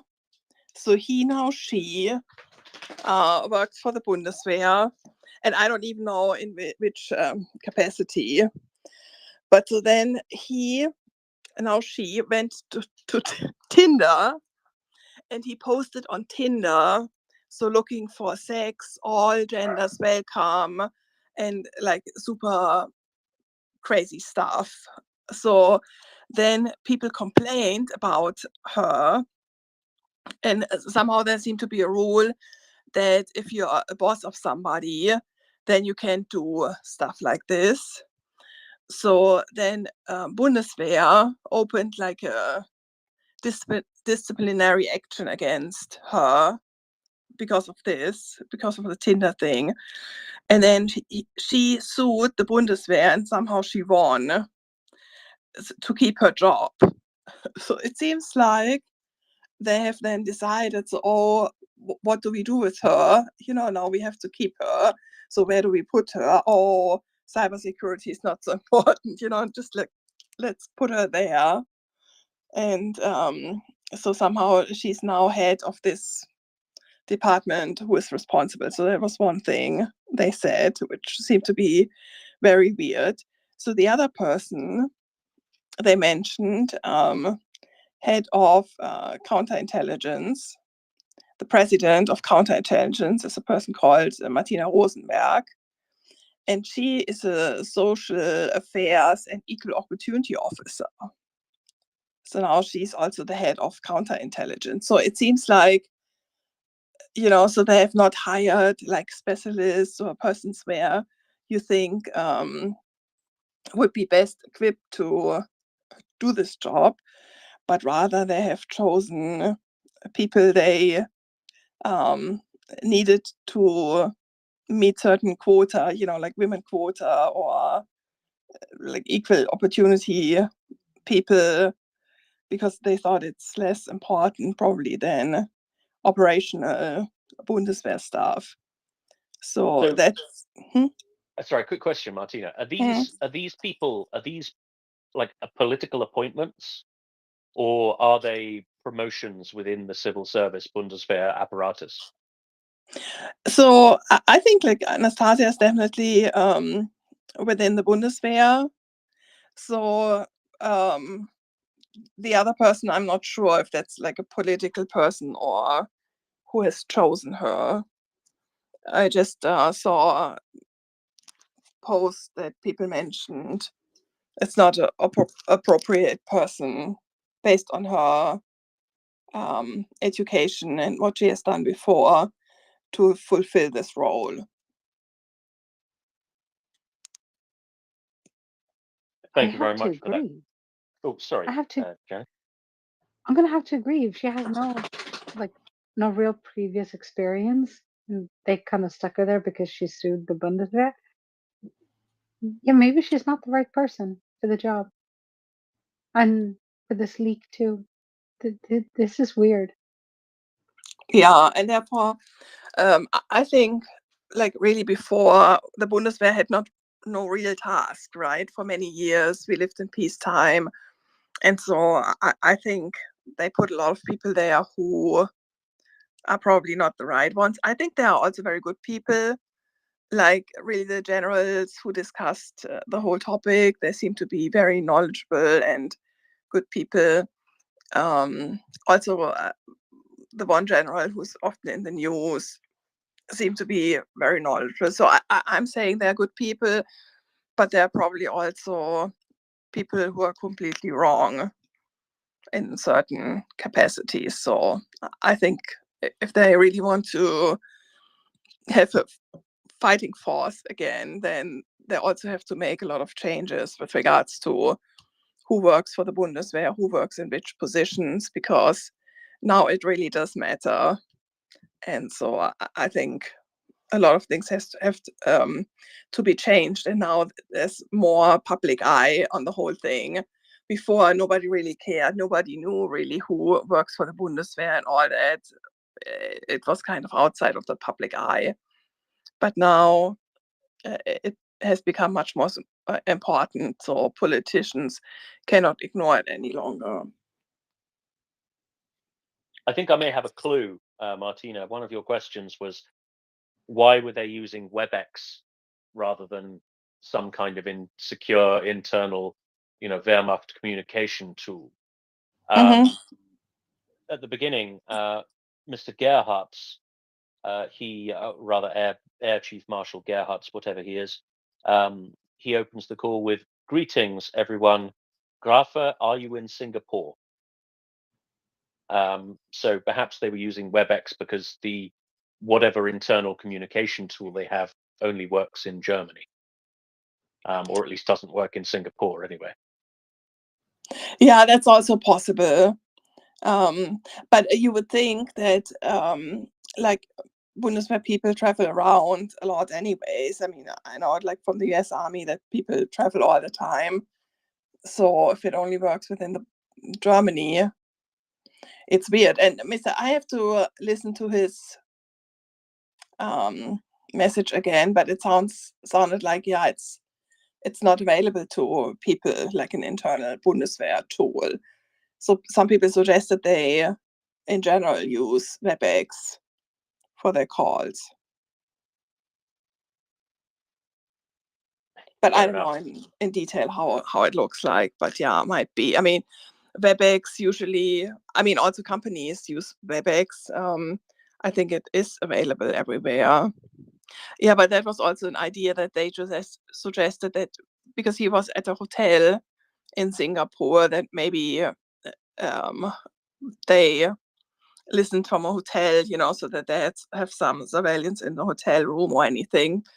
But so the way it turned out, it seemed to be that they only somehow got the login PIN, PIN and passport, and then they logged into the call and nobody, which seems to be so strange to me, because even like in my company, we always check who's on the call, and if somebody dial in, then so we ask who it is. And it seems to be, especially if it was only like 4 people, it seemed to be strange that they didn't notice that another person dialed in. But yeah, seems like they didn't. Sure. You know who we really need? We need Chris Windley, the cyber evangelist, the cyber security evangelist, to come and talk to us about this. Perhaps another theory, and please bear in mind that I'm not a computer guy or a cybersecurity guy, is that perhaps whoever was in Singapore, this Mr. Grafe, was not happy with the security of the hotel's Wi-Fi he was staying at, and therefore he didn't want to use the Bundeswehr's tool because he wasn't happy with the Wi-Fi it was going over. I don't know if that's a realistic worry, because I don't really know. But I've been cancelled to avoid hotel Wi-Fi if I possibly can. But okay, let's go to David, please. David, you had his hand up. Yeah, I had to put my hand down because I've got to pop off in a second. But yeah, I mean, first of all, the 2 people, Martina, was it Martina? Yeah, Martina mentioned sound, highly suspect. I don't know quite how they get on their posts, but they would sound like kind of ideal marks for corruption by a security service working on the opposite side. But the other thing is, I mean, yeah, you're right. I mean, basically, they shouldn't be having a call on a hotel Wi-Fi. First of all, second of all, I don't know how they managed to listen in, but if they kind of logged in, you would normally see that. That's true. As I say, the WebEx platform is it's not kind of military grade So why were they using it? And even if they were using that platform, then they should have been on a VPN or something. So I don't know. The whole thing is frankly bizarre. Which the other thing is that they were at an exhibition or something, right? Tim, I don't know. Do you know what it was they were at Singapore? But it was basically kind of an arms show, as far as I remember, and that's kind of also a red light, because what happens at arms shows? People from all over the world working for militaries kind of get together. So it's an ideal. So let's say it's a target-rich environment for spies.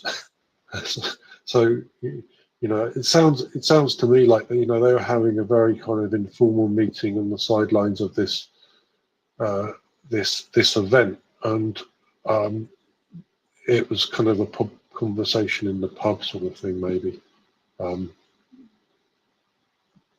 Yeah, that's what it looks like to me, because as I say, the security. I mean, if German Bundeswehr is using WebEx for internal communication and they don't have procedures for secure communication when people are off site, first of all, that's really staggering if that's the case. I mean, that's like, well, you just get rid of the entire cybersecurity department of the Bundeswehr and replace it, because I mean, it's just unbelievable. Well, according to Martina, it is basically run by the diversity girl. Well, yeah, exactly. So it would be staggering, but equally, as I said, the girl that's running it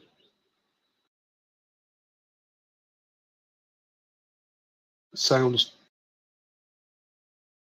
because I don't know the people that are responsible at all within the Bundeswehr.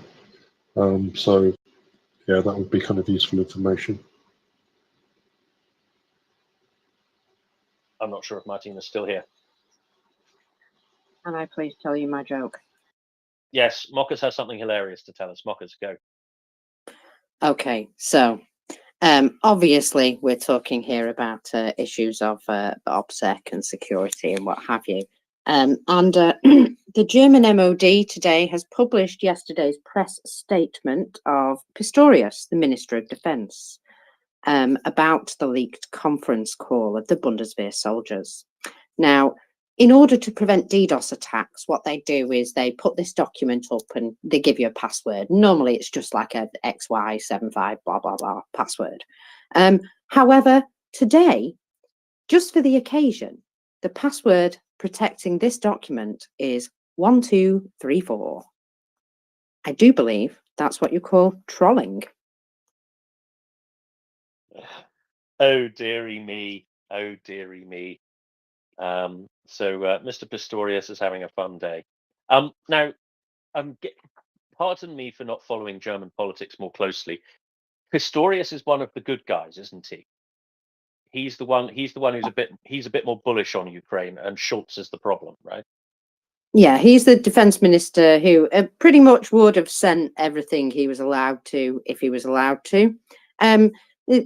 Maybe sort of a little bit Ben Wallace-y, without the ability to just sidestep and ask for forgiveness instead of permission, which I believe Ben Wallace did a couple of times. Yeah, he did, and it annoyed everybody, and then he got fired. So I think he may have learned a lesson from that. Okay, let's go to Flock Tyrants, please. He's back to Flock Tyrants now. Flock Tyrants. Yeah, I'm the original me now. I'm back again. Mockers, that sounds like a flavor of Moscow 4. You stole my joke. I'm only joking. Tim, did you hear what's going on with Netherlands?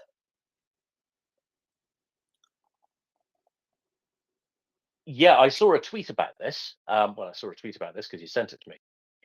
This is the Dutch getting a bit cheesed off that apparently Mark Rutte is not looking very likely as the next the next NATO Secretary General, right? Yep, and the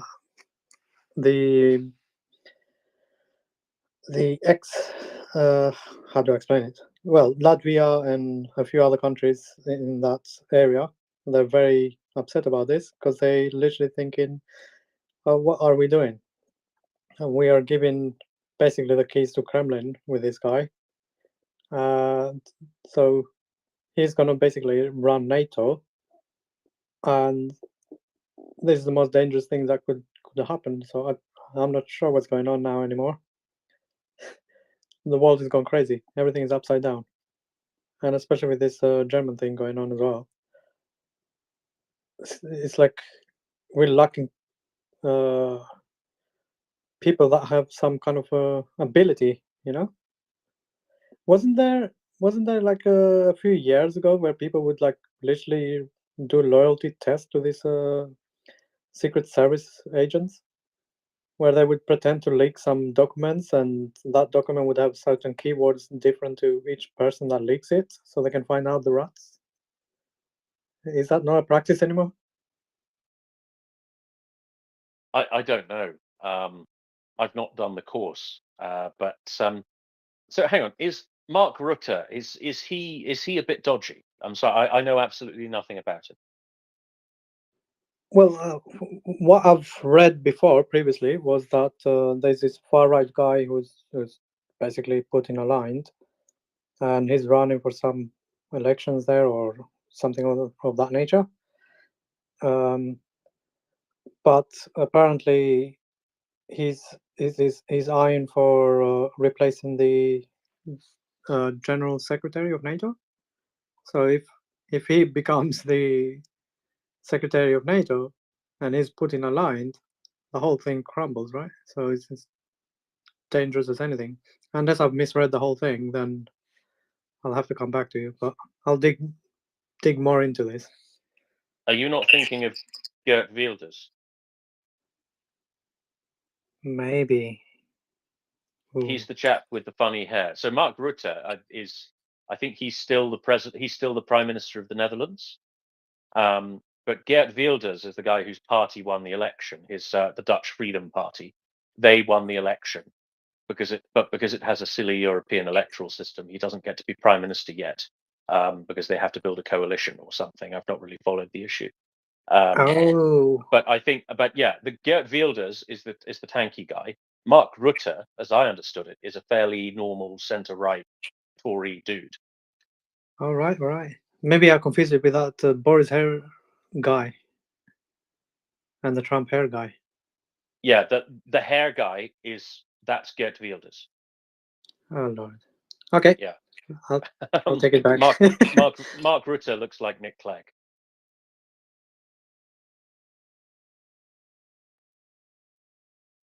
Okay. Another interesting thing in that article was Kaja Kallas, Estonian Prime Minister, is apparently being mooted as the next head of the European External Action Service. So the European Commissioner responsible for foreign policy, which I think would be an interesting one. And one of the things I've not read the full article, but one of the whatsits in the tweet was a European official said, an unnamed European official said, are we really comfortable with putting somebody in this position who likes to eat Russians for breakfast? Which I think is interesting. To which the answer is surely a resounding yes. That is exactly what we want in a head of the European External Action Service. But it'll probably be some wet blanket again, won't it? Okay, thank you for that, Flock Tyrants. Let us go to Shaggy Fella, please. Shaggy Fella, welcome. Yeah, hi Tim. So I've been laughing my head off the last 45 minutes or so. Mark Wilders, Wilders, whatever his name is, as head of NATO. That had me chuckling. And regarding the Germans and their You say that. WebEx, Sorry to jump in, Shaggy. You say that, but you remember when Trump was president and politics was actually fun? Could be that again. Geert Wilders as head of NATO, it would be totally mental, but it would be very entertaining. it would definitely be interesting times. Definitely, Jesus, honestly, it's funny. But regarding communications, I haven't heard the word VPN mentioned yet. Then the Germans kind of military maybe use VPN to connect to their WebEx or whatever they're using. Even I've got VPN on my phone right now. I use VPN, which creates obviously it's called a virtual private network. So you can use it on even a hotel networks. It gives you a bit of security. So I'm wondering whether there was a kind of a man in the middle attack, or whether some software was installed on somebody's laptop and got it that way. But you would have thought somebody would notice if there was like a dark picture of somebody you didn't know in the room with just 4 other people, kind of wondering who it was. So yeah, it's kind of interesting when they have their obviously investigation and their finger pointing, whatever. But the diversity angle had me chuckling as well. So yeah. Anyway, I'll shut up now and continue listening and maybe laughing a bit more. Yeah, in a sad way, it's like a carry-on film. Stroke. Yes, yes, Minister. I'm not quite sure which one is closer to. Carry on, Minister. Yeah, excellent. Carry on, Minister. Brilliant. I like that, Tim. Well done. Oh dear. Yeah, I don't know about VPNs. Perhaps they would slow everything down too much. I mean, if you're using like ropey Singapore hotel Wi-Fi and you're trying to have a video conference call with somebody in Germany, I don't know. Is that going to be workable? I don't really know, Shaggy. You got like even 5G, even 4G is okay for video conferencing. So yeah, it wouldn't. I mean, in a hotel, you'd be fine using VPN. Absolutely no problem these days. 15 years ago, 20 years ago, it might have been a bit of a problem, but these days, absolutely no problem with data bits going down the fiber optics, as it were. Fair enough. Let us go to Roos, please. Roos. Well, just running VPN on your phone will not save you from people attacking your phone through other means over a horrible hotel network.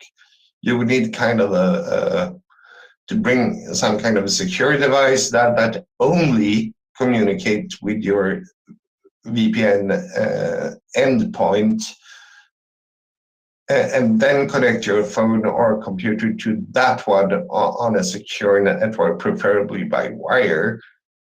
Then you're a lot safer. But just turning the VPN on your phone doesn't shut your phone from attacks through the Wi-Fi you're connected to.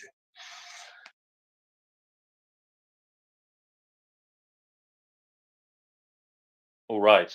Thank you very much for that, Bruce. Peter, welcome.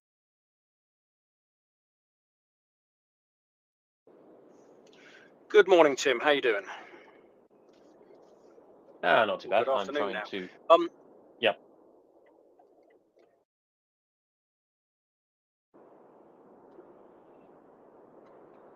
Carry on. Trying to. Don't worry. Please carry on.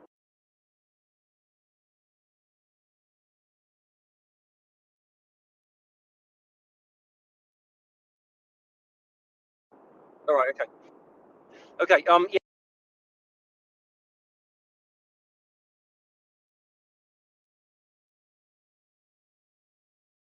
Am I the only one who can't hear Peter?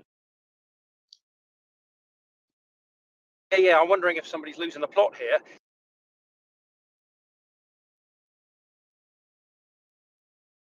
Is Geert Wilders serious? Okay. Sorry about that. Yeah, we lost you for about 10 seconds there, Peter. Something about Geert Wilders. Could you say again, please? Right. Okay. Yeah. Sorry. I'm on the move. Yeah. If Geert Wilders is at least not a serious contender for General Secretary of NATO, I mean that's just the most ridiculous proposition I've heard. But if it is, then it's probably somebody putting it up as a total spoof nonsense candidate to try and muddy the waters. I cannot imagine that he would get anywhere near a serious consideration or voting by the others. I mean, it's just preposterous. The guy who was proposed for NATO General Secretary from Holland was Mark Rutte, who had a bad track record in that he voted in favour of Nord Stream 2, but after MH17 he seems to have seen the light, and he's obviously at the forefront of the F-16 coalition to Ukraine, and is now heavily supporting Ukraine. So he'd probably be quite a good candidate, as would Kaja Kallas. But whether she'll get the support of everybody else from NATO, who knows? And there was that thing you said about going in for one of the other European jobs on foreign policy, which sounds quite good to me. Anyway, and the other thing, Ben Wallace, you think he was fired? I don't think so. He resigned. And he stayed on a year longer than he said he would, and he resigned because he's not fighting the next election. And if he hadn't have resigned, I'm quite sure he would have been welcome to stay. His resignation did not coincide with a mega cabinet shuffle, the way that everybody else gets fired. I think you may have slightly got the wrong end of the stick there. And notwithstanding the fact that he did annoy the Americans, well, I think they needed to be annoyed because they weren't doing enough and they weren't moving fast enough. So I would say that he did a good job there. Yeah, the confusion was Flock Tyrants was mixing up Mark Rutte and Geert Wilders. So he heard the name Mark Rutte, saw Dutch politician, and immediately the funny hair mental guy came into his head. So he was mixing up the two. So no suggestion that that Geert Wilders is going to be Secretary General of NATO. Regarding Ben Wallace, my information was that he resigned, but he didn't. So it was kind of a falling on his sword type of thing. And the reason for that was the British government kept outflanking the Americans on Ukraine aid, and it pissed them off, and somebody had to go. So it fell on him. Yeah, I know he was not going to fight the next election, but let's be honest, none of them are going to win, are they? Yeah, my information was yes, he did resign, but it was kind of a compulsory resignation. But maybe I'm wrong, Peter. And so it is. You don't want to say.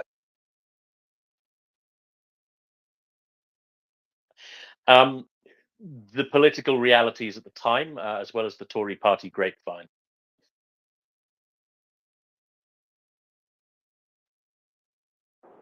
Well, may or may not be the case. I don't know. I don't see any evidence of that. I think he did a much better job than you think he did. But there we go. We're all entitled to our opinions. And I do accept the point that he probably wasn't as good at getting the military budget as he should have been, which I do agree probably is the primary requirement of a defence Secretary of State for Defence. But anyway, yeah. Geert Wilders and bloody Mark Rutte. Well, can I mix up Adolf Hitler and Mother Teresa? I mean, bloody hell, you couldn't get too much different than those two, except that they're both Dutch. Mother Teresa wasn't Dutch. No, I didn't say that. Mark Rutte and Geert Wilders are both Dutch. I know, I was teasing you, Peter. Yes, yeah, they are quite different. They are quite different. Okay, thank you for that. So no, we would not want to be responsible for starting a false rumor. We should reiterate that Geert Wilders is not in the running for Secretary General of NATO. Let's go to Ruhala, please. Ruhala, welcome. Thank you, team. Thank you to let me participate in the discussion. My voice is clear, team? Yeah, you're good. Thank you very much. Let me talk a little bit about what Russia has started with the invasion to Ukraine. In my opinion, the fire that the Russians have ignited will definitely catch the countries that are allied with Russia. Additionally, if Donald Trump, whether would be the president of the United States or not, recently Pentagon declared we are equipped for a great war, and that's a great signal here. But what are these states that are allies of the Russians, autocratic states such as China, North Korea, and Iran? For instance, Iran is providing military assistance to Russia, while the Middle East has been completely destabilized by Iran, specifically Lebanon, Palestine, Yemen, Syria, and Iraq. You know, and shamelessly outside the Middle East, outside the Middle East, uh,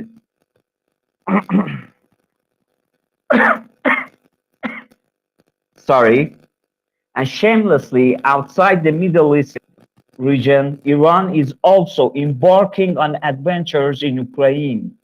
Now, with what ridiculous logic does Russia proclaim ownership in Ukraine?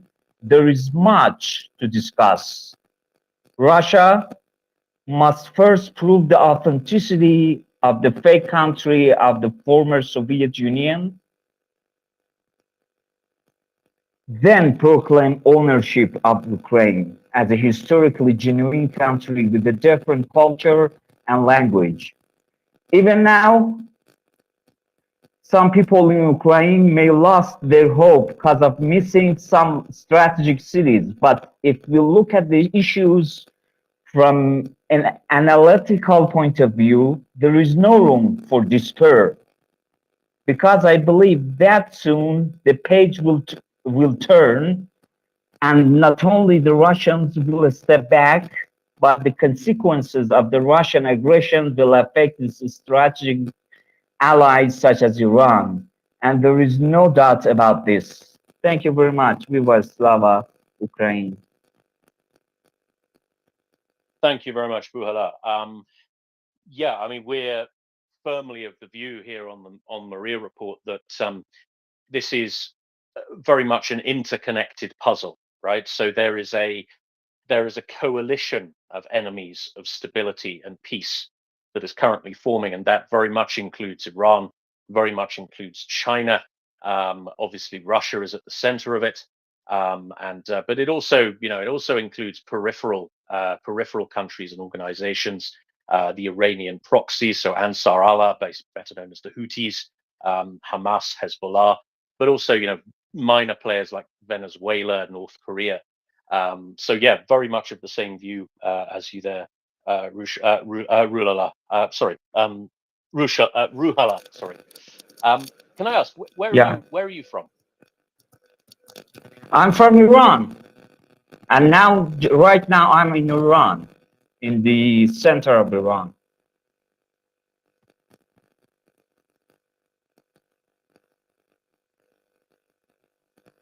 Okay, so you're living in Iran as well. Yeah, I'm living in Iran as well. And never forget the Pentagon signal. We are equipped for a great war, and that's a Rubik cube here does exist.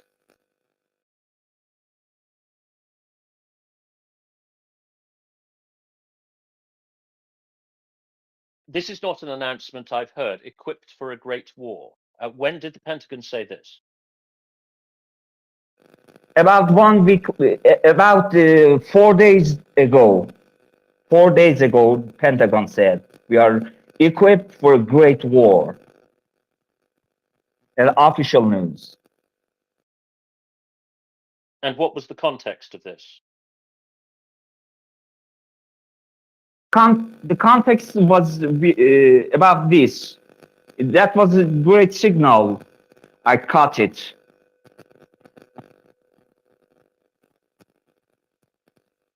Fair enough. Thank you very much. Joanna, you've got your hand up. Thank you very much. Viva Slava Ukraine. Thank you, Tim. So I'm glad that Ruhala managed to connect here and come to our space. It's amazing for somebody from Iran to come here.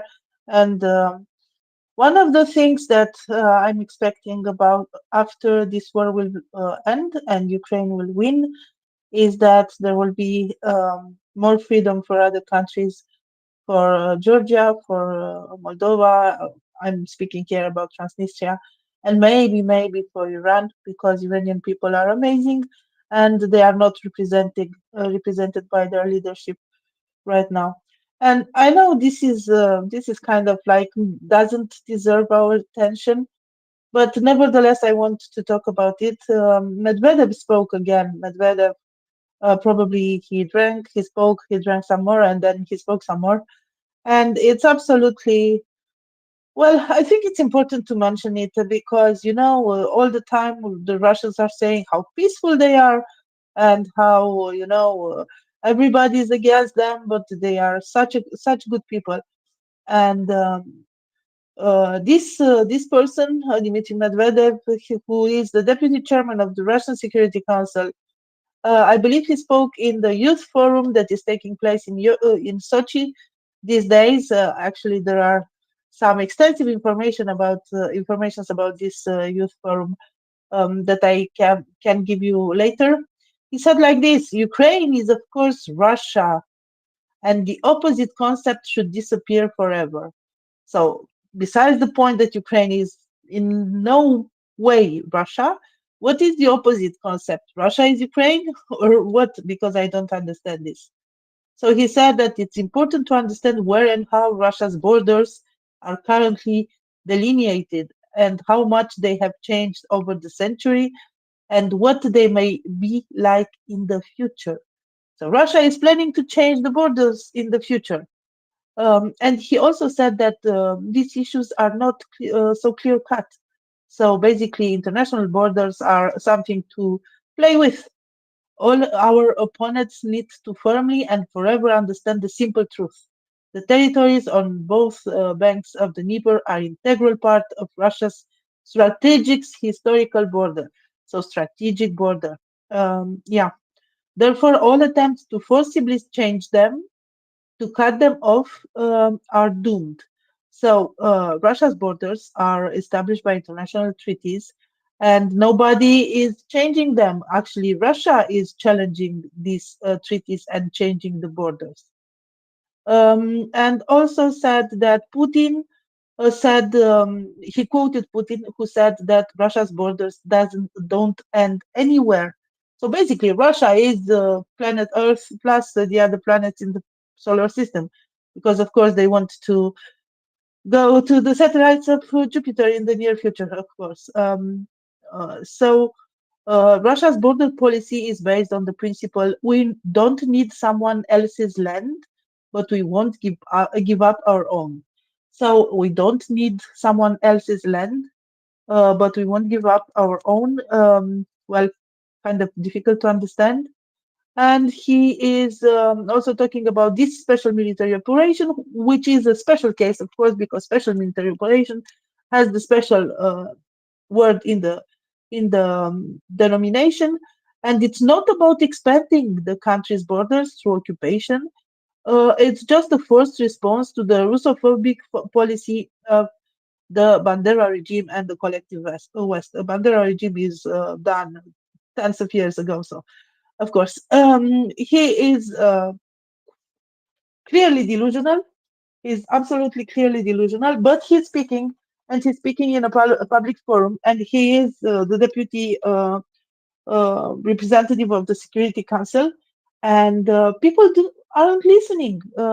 People aren't listening. The other day, Scholz was saying that the solution for this conflict is diplomatic. Really, like, with whom you will speak? With whom the diplomats will speak? With Medvedev, with Putin, with Lavrov, who is lying every time he's opening his mouth. And also, the last thing I wanted to add is that this speech was held in front of a very creative background. I invite you to search for it. You will see it. And Russia is presented like is spreading until the Romanian border in the southeast, so over the territory of Ukraine, all over the Moldovan border. And from Ukraine, there are two pieces left. one little piece named Kiev and another piece named Vinnytsia, somewhere between Moldova and Kiev. And Poland is spreading also over the territory of Ukraine until the border of Romania. So I don't know what mushrooms did he consume lately, but yeah, it was a public forum and it was an official representative of the Russian state, and we are still not listening.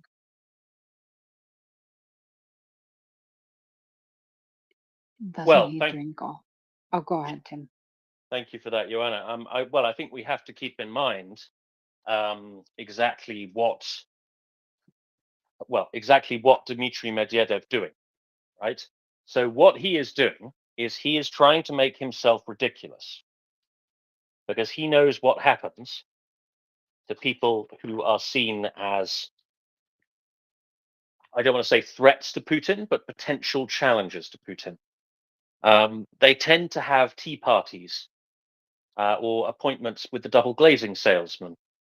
So what, in my opinion, what Medvedev is doing is he is intentionally making himself ridiculous.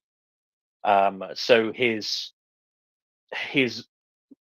drunk tweeting, his tweeting is so bizarre. It would put, it makes Donald Trump's tweets sound like the voice of reason and moderation.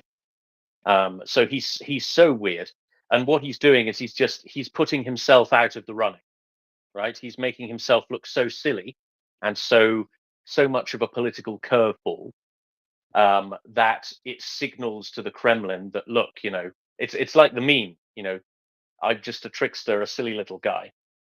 You're going to have a beef with a silly little guy. He's doing that, right? So that whenever he says anything, I like to look at it through that lens.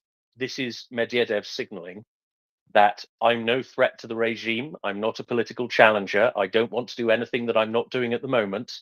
So please don't kill me, please. What do you reckon, Joanna? Well, I don't know.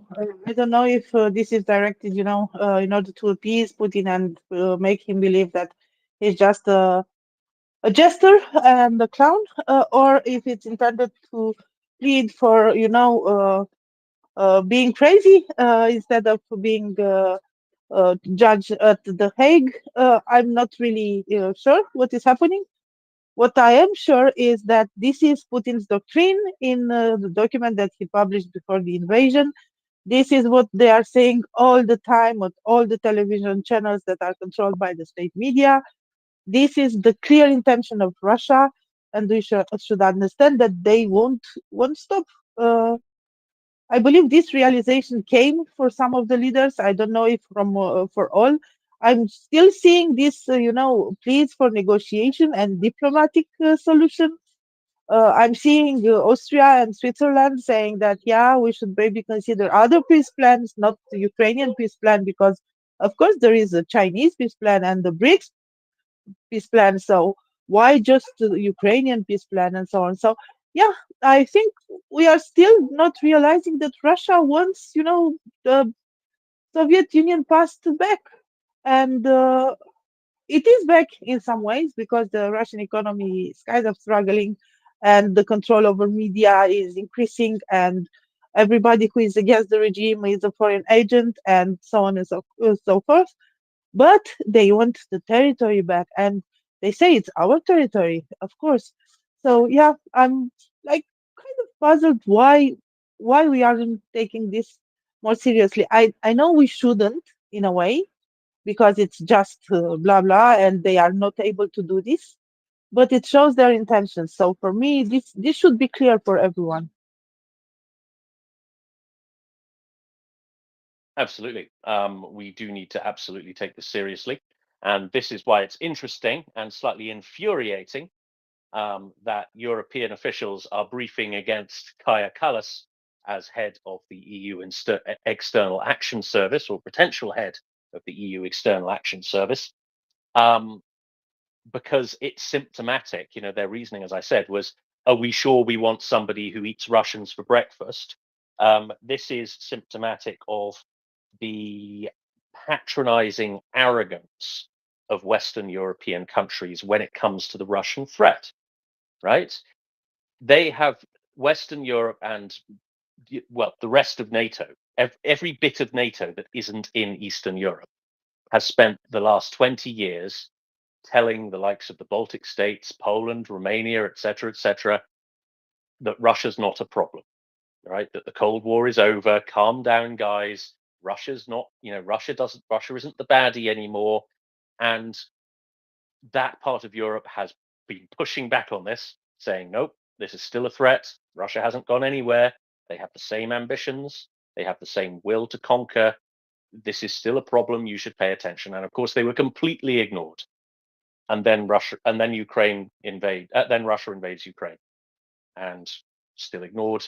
10 years later, well, 8 years later, Russia invades Ukraine on a new scale, right? And yes, I think it's very high time that the leaders of Western Europe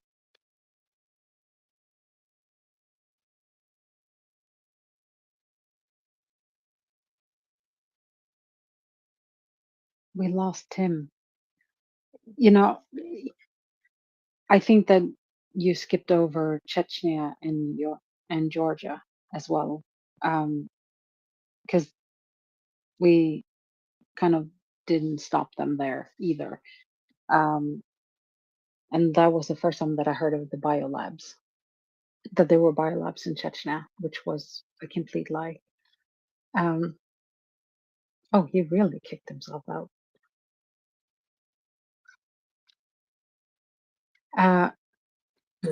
Don't forget the 20 years of Afghanistan. Yeah, there has been so many places where Russia has been a threat, and we kind of ignored that it was a threat. I was reading news, so I'm not sure who was next in line. I'm gonna go with ladies first. So Ioana.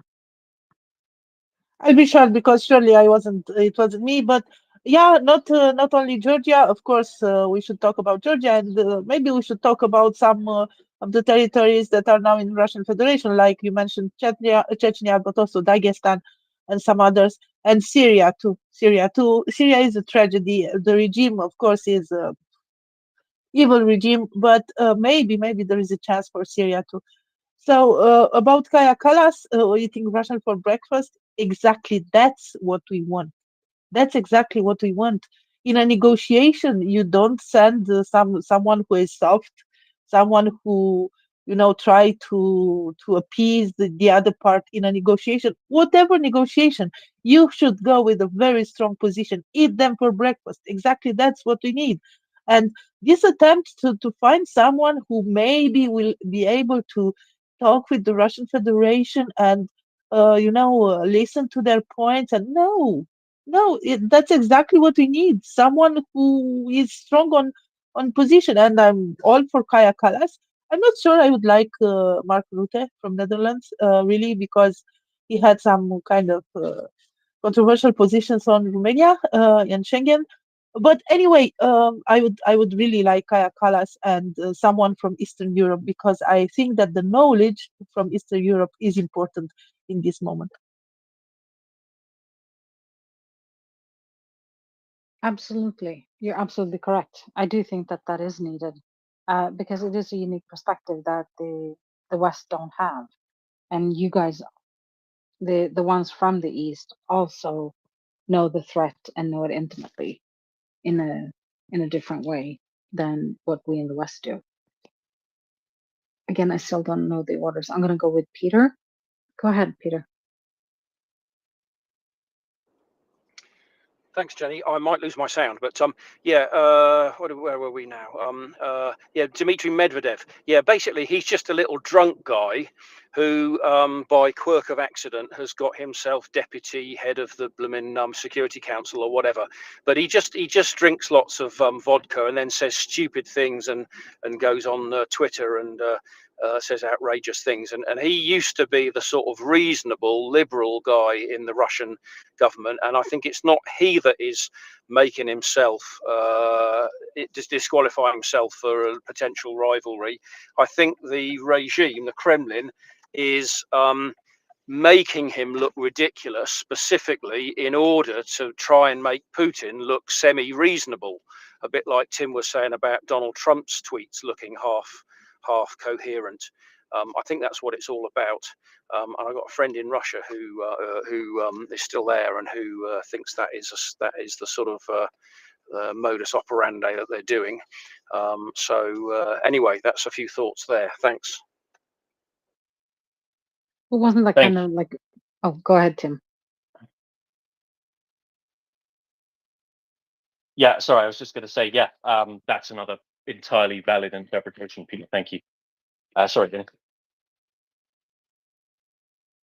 Oh, go ahead.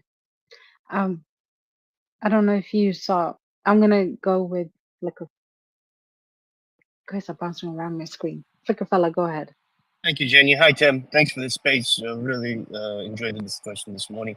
I came up. Peter actually beat me to the punch, and that's exactly what I wanted to say. I think Medvedev does intentionally, is making himself look like a clown. Basically, this belligerent drunk who just talks about, the structure of the world and all that stuff. But he does it on purpose because I think he wants to create. Well, not that he wants it, right? But it's part of the theatrics the Kremlin is creating, that Putin is the only reasonable guy. There's nobody else he can replace him, right? Because, I'm sure they live in the world of paranoia where they know that, NATO and NAFO are plotting a coup, basically, right? And we're looking at who's capable of replacing Putin, and it's Mishustin, right? The prime minister of Russia right now, that Medvedev used to be, right? And Medvedev, essentially, right? Mishustin's this gray little bureaucratic mouse, essentially, right? Who's showing zero leadership, even though Putin and Medvedev in that position were a lot more active and presented themselves more as leaders, right? But Mishustin was put in there just to kind of show that there's really no alternative to Putin, I think. And I think that's really the message here. Thank you. Appreciate the opportunity to speak. Thank you. Yeah, he does kind of look ridiculous, doesn't he? And it's kind of like coffee fee. That you were so right, Tim, when you said that Trump, he was hilarious. I did laugh a lot, and there were a lot of good memes coming out of that, coming out of the White House during his reign. Go ahead, Bruce.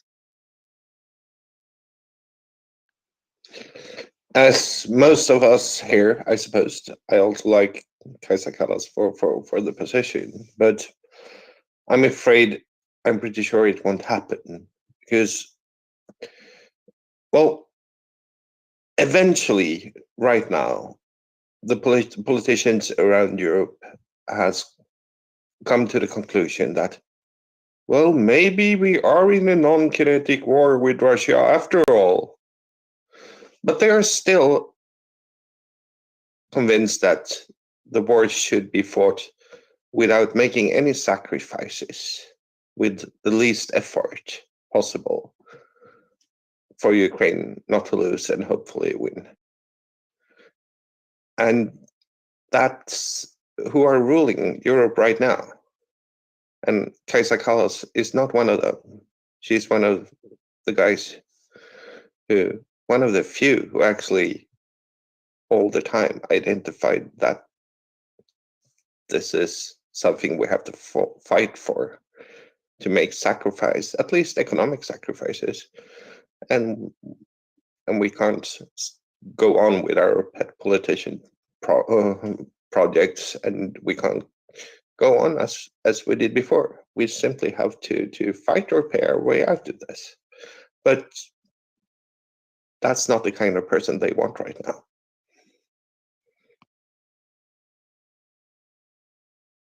You reckon they don't want anybody who's going to make them too uncomfortable? I suppose that's part of the brief with being a European commissioner, isn't it? You're somebody who's not going to upset the apple cart too much. Yeah. So they want someone who thinks they can win this non-kinetic war without it affecting the people of Europe.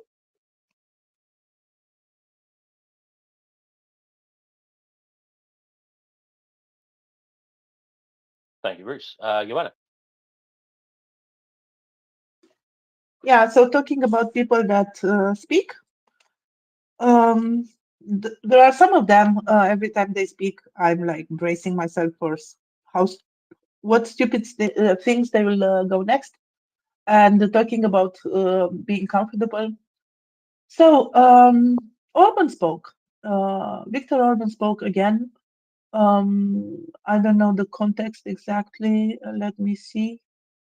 Yeah, a conference of the Hungarian Chamber of Commerce and Industry. So what he said that he doesn't want. He is not interested in bringing Russia's border closer.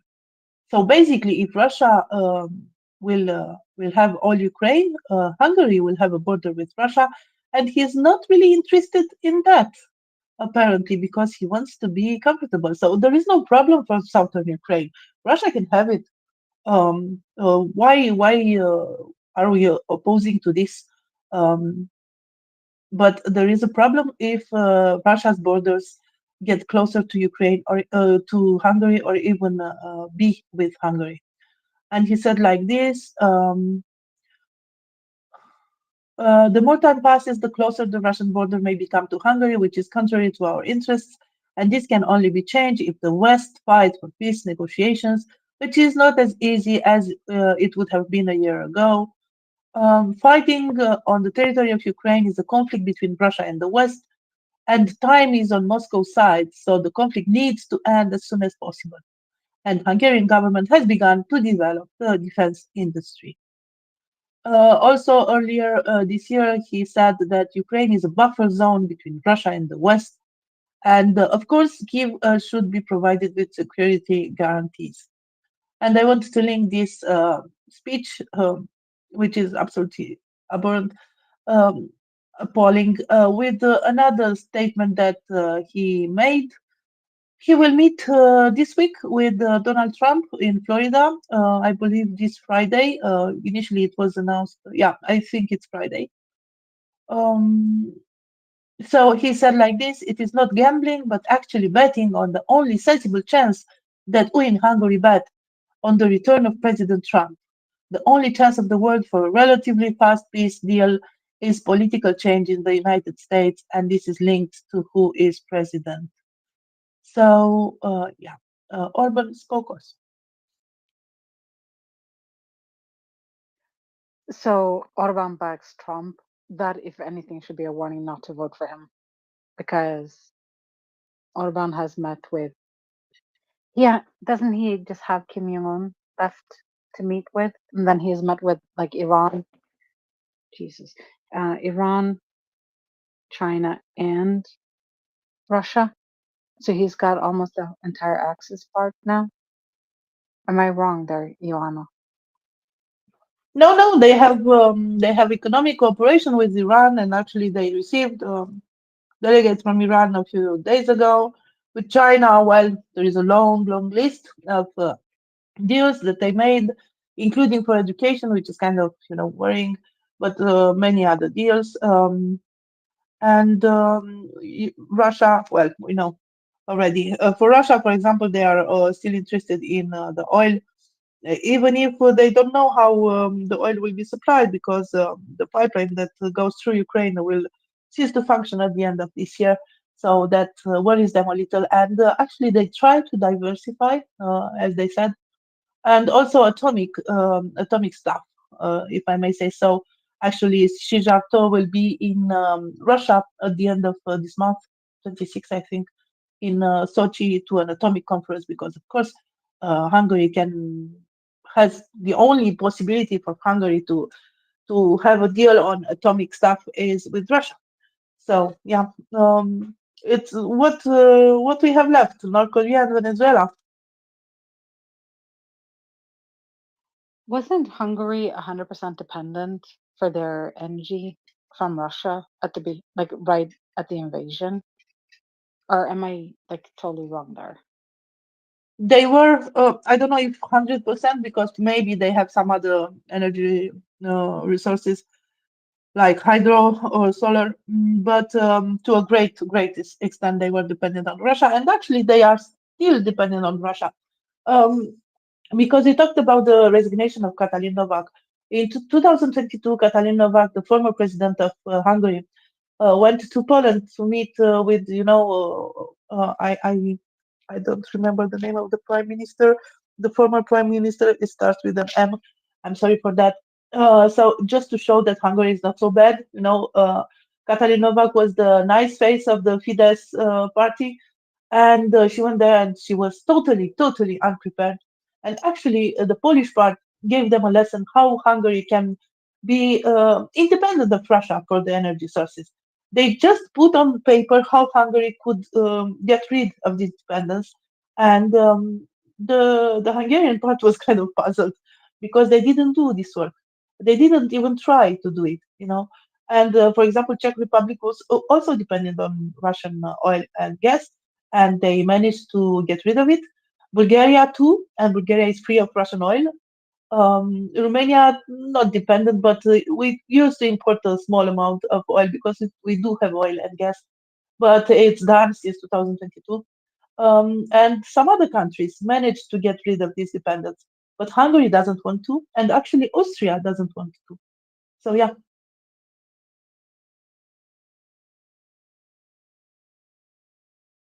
Yeah, I One seem of the to remember from the beginning of 2022 when we were discussing this, because I did like a lot of research into the Swedish energy sector, and most of our comes from hydroelectricity with all the rivers. And then it turns out that we imported like 1% of 1 or 2% of our oil imports, oil and gas import came from Russia, and I thought it would be like that can't be that much, like we should be able to turn that off real fast. And then it turns out that we didn't actually use it here in Sweden; it was used in Germany, and we couldn't cut it off as fast as we wanted to. And sadly to say, I need to look it up to see if we cut that off now. But I seem to remember all these things. Flashbacks to beginning of 2022. Go ahead, Fuck Tyrant. I was just going to ask Tim, because he might be knowledgeable about this. Bulgaria has been very quiet. I haven't heard any news about Bulgarian support in Ukraine or anything like that. Am I right in assuming that they've got a lot of military things going on in Bulgaria? Do you have any knowledge on that, Tim? I'm sorry, I lost audio for the last 5 seconds. I heard Bulgaria. Am I right in saying they've got a lot of? Yeah, I was gonna ask, do they have a lot of ammunition and things like that? Because I'm under the impression that they used to have quite a lot of that, especially arms deals and things of that nature. Unless I'm having another blunder moment, then doing a... Yes, to answer your question. So Bulgaria is a major producer of Soviet caliber ammunition. Also maintains quite a large stockpile for its size. Now, the defense industry in Bulgaria is fairly basic, but it is quite well respected. So they mainly manufacture small arms, machine guns, ammunition. So they're not too hot on more sophisticated systems, but they are considered a good manufacturer of predominantly Soviet designed stuff. Again, we spoke about the Albanian defense industry the other day. Very much along similar lines. So they make Soviet stuff aimed at customers who operate Soviet stuff, so kind of global South customers. They do so with good, providing good quality and extensive output. And yes, they are for example, the statistic I read was that over the summer offensive, Bulgaria supplied 30% of Ukraine's Soviet caliber ammunition needs.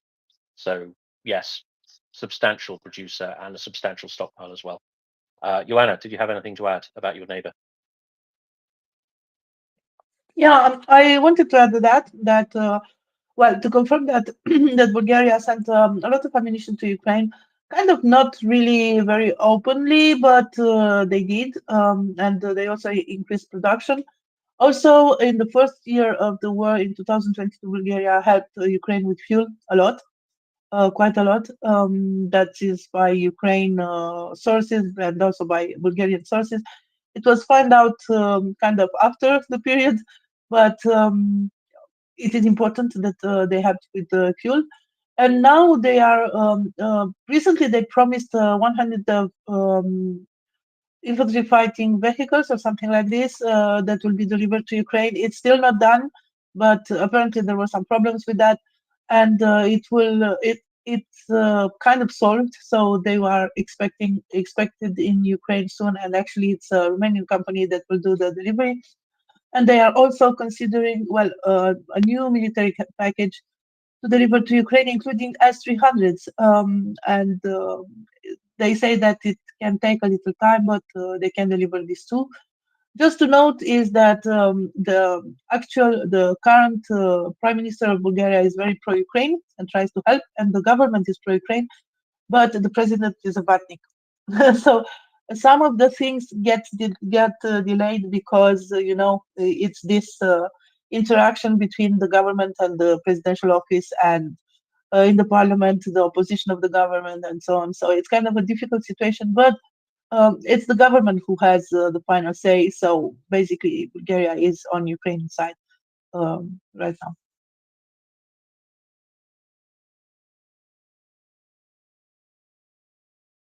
Thank you very much, Joanna. For Flock Terrence, I'll go back to you. Yeah, just a quick one. Sorry. Is the president more like a state figurehead sort of thing, or does he have military powers in Bulgaria? No, he doesn't have military powers, but he's not. So how do we call it in English? Semi-presidential or semi-parliamentary. The idea is that some countries, for some countries, the president is just a formal figure, like in Hungary. Hungary is a parliamentary republic. The president is elected by the parliament, and he kind of has international representation role and a formal role for internal business. Practically, what is decided by the parliament or by the government, the president has to acknowledge it. Is in Romania and Bulgaria, it's a little bit different. Some of the responsibilities are shared between the parliament or the government and the president. So basically, if the parliament decides something, the president can oppose to this and say no, I don't like it. Just to think it again, and maybe if you do some amendments, I will be able to agree with it. It can't go forever. So at one moment it's done, and the final power is still in the government. But as I said, he can have a role in delaying some stuff.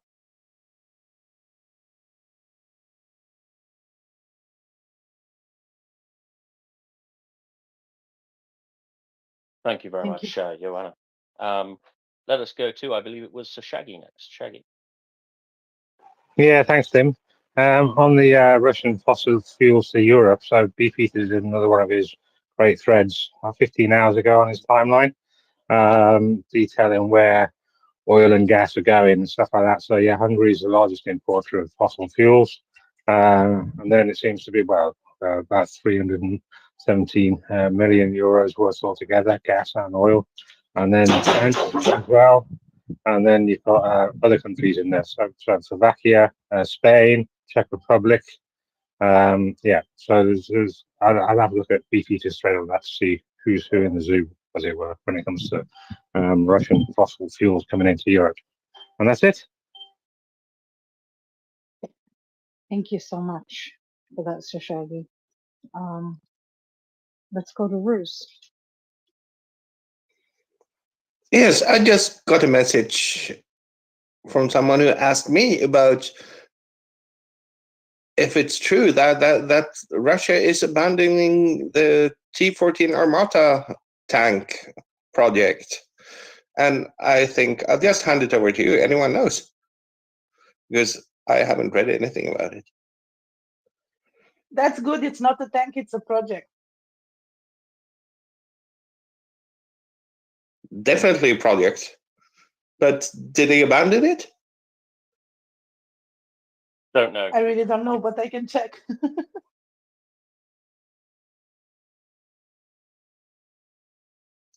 Go ahead, Joanna. Sorry for jumping in, but the T14 subject is one of my favorites. Since we were talking with Dom on how many horsepower do you need in order to move the tank, and we kind of established that at least 2 horses, something like this. It's the tank that doesn't move. It was presented at the parade, I believe, in 2015, if I'm remembering well. And it broke, just like in the Red Square, and they brought in another vehicle to tow the tank, and the vehicle that was supposed to tow the tank broke also. And they brought in another one, and it was kind of funny. And they said earlier this year, the Russians, that the T-14 Armata is present on the scene in Ukraine. The T-14 Armata being like the one tank that they maybe have. I don't know about the horses. Maybe the soldiers eat them, and the T-14 was left alone in the field. And probably they managed to get it back at one moment. I don't know, but yeah, it's a kind of a project, not a tank. So abandoning a project is difficult. It hurts, but you have to do what you have to do. I'm sorry, it's not too much information. Well, no information at all here, but just making a little fun of the great T-14 Armata. Make T-14 great again. Well, this is interesting, right? Because this represents a major abandonment for the Russians, because this is not just a tank, right? There's a whole family of vehicles based on the T-14, the T-14 chassis, so to speak. So it's like, I don't know, CVRT or FV430 or whatever. There's a whole, or Chieftain. There's a whole. They have this chassis T-14, and it's a tank. It's an armored recovery vehicle.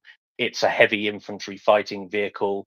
It's all of these different things. And so this is, if they have abandoned the project, then this is the wholesale abandonment of the capability that comes after T-90, right?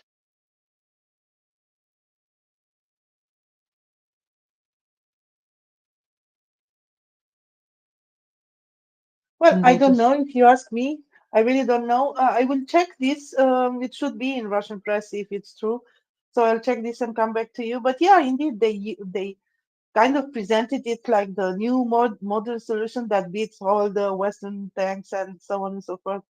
So maybe this is a practical decision because it's much easier to refurbish T-72s or older tanks, and they need numbers now. I really don't know. I have to check, but yeah, it would be great. It would be actually great. Next, they will abandon the Su-57 planes, and what else? Hopefully go home. Yanis, go ahead. Yeah, hello. On this Cedar tank, it's abandoned as a project. It was the first talks and official, like from Russia, kind of official. It was announced somewhere in the middle of 2022. So basically too expensive and etc. But it has too much parts replaced with corruption. And there was very interesting discussion here in space where was Gunny and I do not remember who else, but knowledgeable guys about this tank stuff. And we analyzed this video where this T-40 participate in so-called tank games. It's like Russian games where different countries participate with their tanks, like in driving skills, etc., etc. And basically, it looked at the moment that the tank do not have normal gun turret barrel stabilization system, which is like basic stuff. Then it also known that it do not have active armor. It was supposed to be deployed in 2024, 2023 or something like that. But again, yeah, so plans have changed.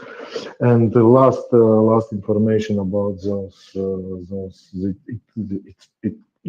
Seydo tank was up like in September last year, when there was like news that it is used as a static gun. So basically, they dig some holes in the ground, put the tank, and then it used like artillery piece. Yeah, and as they are so, there is just a couple of them.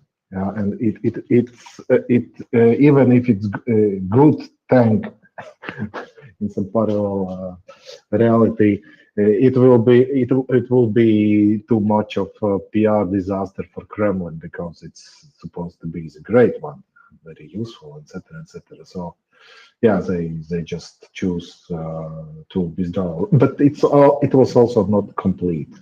Too many systems were not working as needed. And about Su-57, it's even more funnier. So it was not deployed. There was some reports that it flew over the Russia with. It was guarded by two Su-35s, launched some missile. It was basically 2-3 weeks ago. The missile failed, and it was the last time when Su-57 was used. Again, pure paperware. Of course, we do not have like real proof of that, but at least what was seen during those exhibitions, and what knowledgeable guys are talking, that yeah, it's not fifth generation, it's at best 4.5. So corruption get to this project as well. So those are very symbolic.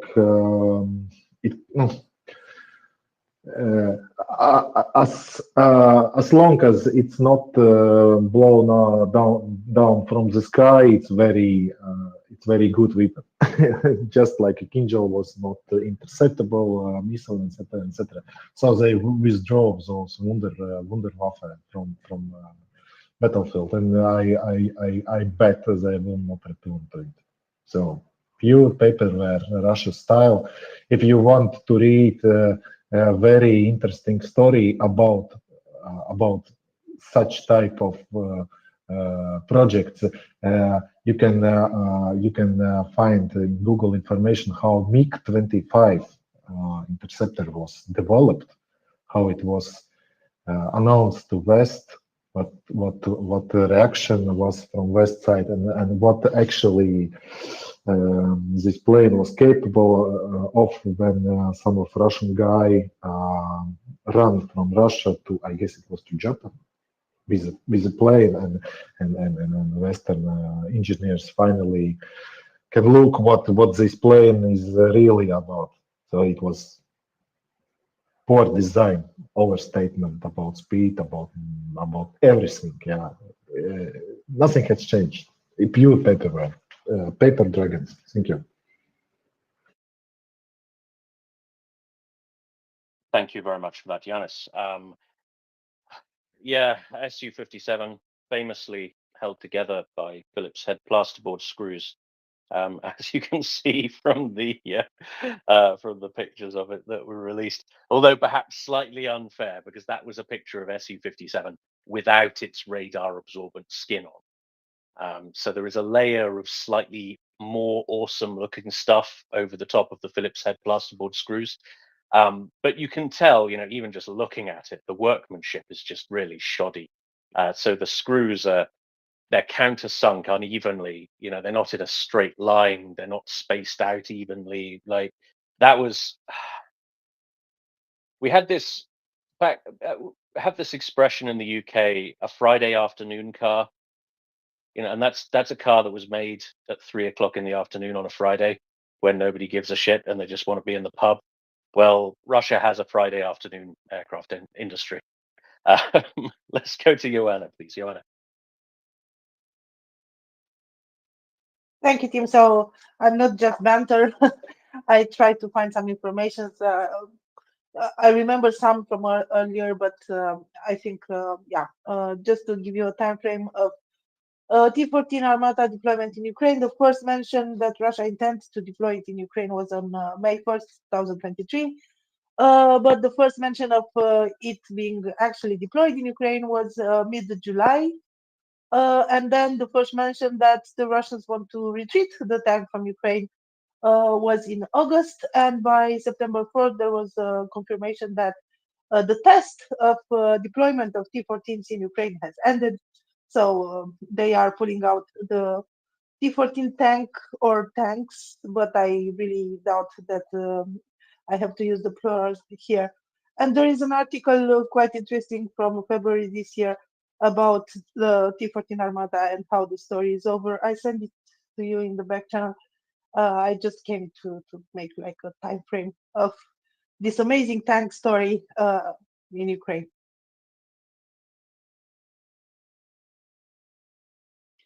Thank you so much, Joanna. Go ahead, Bruce. I am not on the back channel, so could you please send it to me too? Well, there is, apart from this being extremely expensive for being a Russian tank and really hard to make it work, there's sadly a doctrinal problem with it too.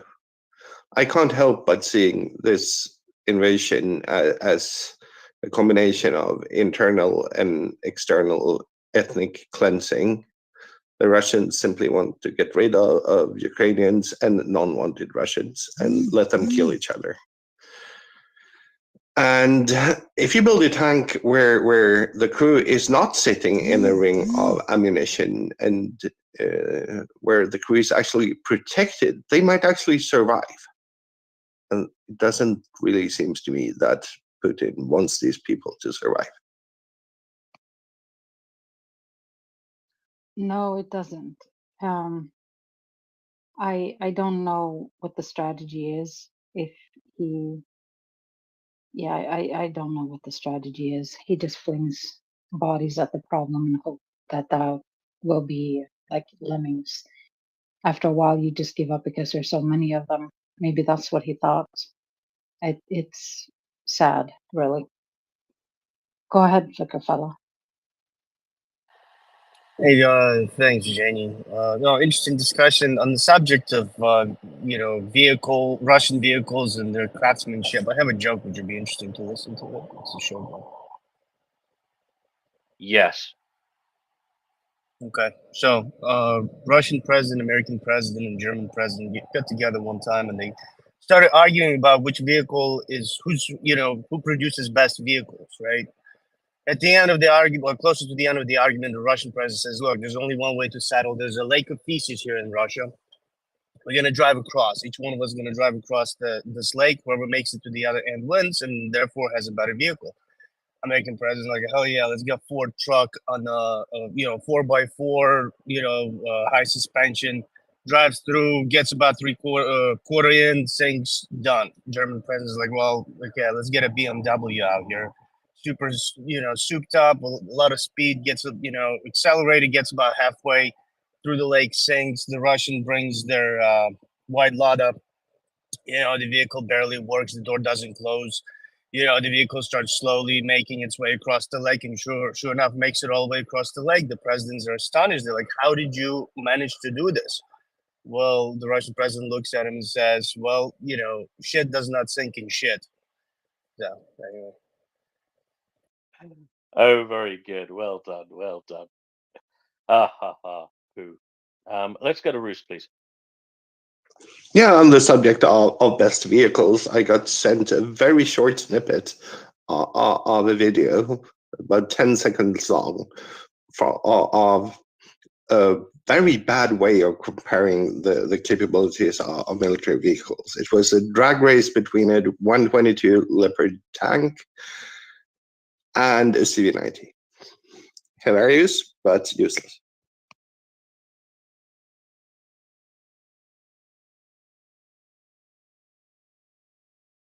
My guess would be the CV91 because it's a bit smaller and faster, maybe. The video only showed the start. I didn't even see the finish line. I do believe that they have about the same top speed, which is 60 kilometers an hour. I was gonna say, yeah. I mean, the Germans are quite good, are quite keen on fast tanks. Like that's their thing. So the Leopard 2 is very much designed with mobility in mind. Yeah, it could be. It might have been a close run thing. You never know. Absolutely. I do have a piece of news from my corner of the world.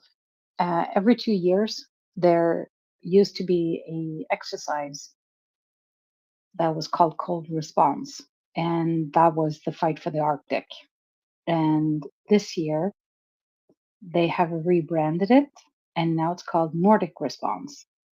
And they also invited more countries. They have changed it from being a Nordic thing to a NATO thing because, frankly, soon we're all going to be in NATO anyway. Finland is sending 3,000 troops, and Sweden is sending 4,500. And this is protecting the Arctic, both land, sea, and air.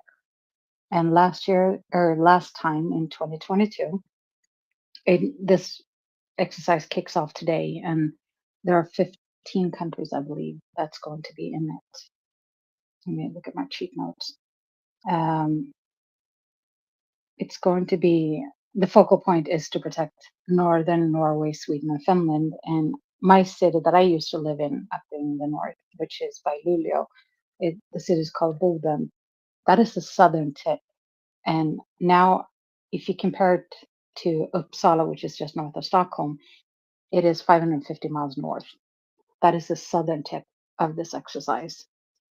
And one of the reasons why they hold it up there in the north is because you don't have a whole lot of people living there. So the airplanes can fly fast, even over land, and they can see how the planes maneuver. And the exercise takes place in all three countries up in the north.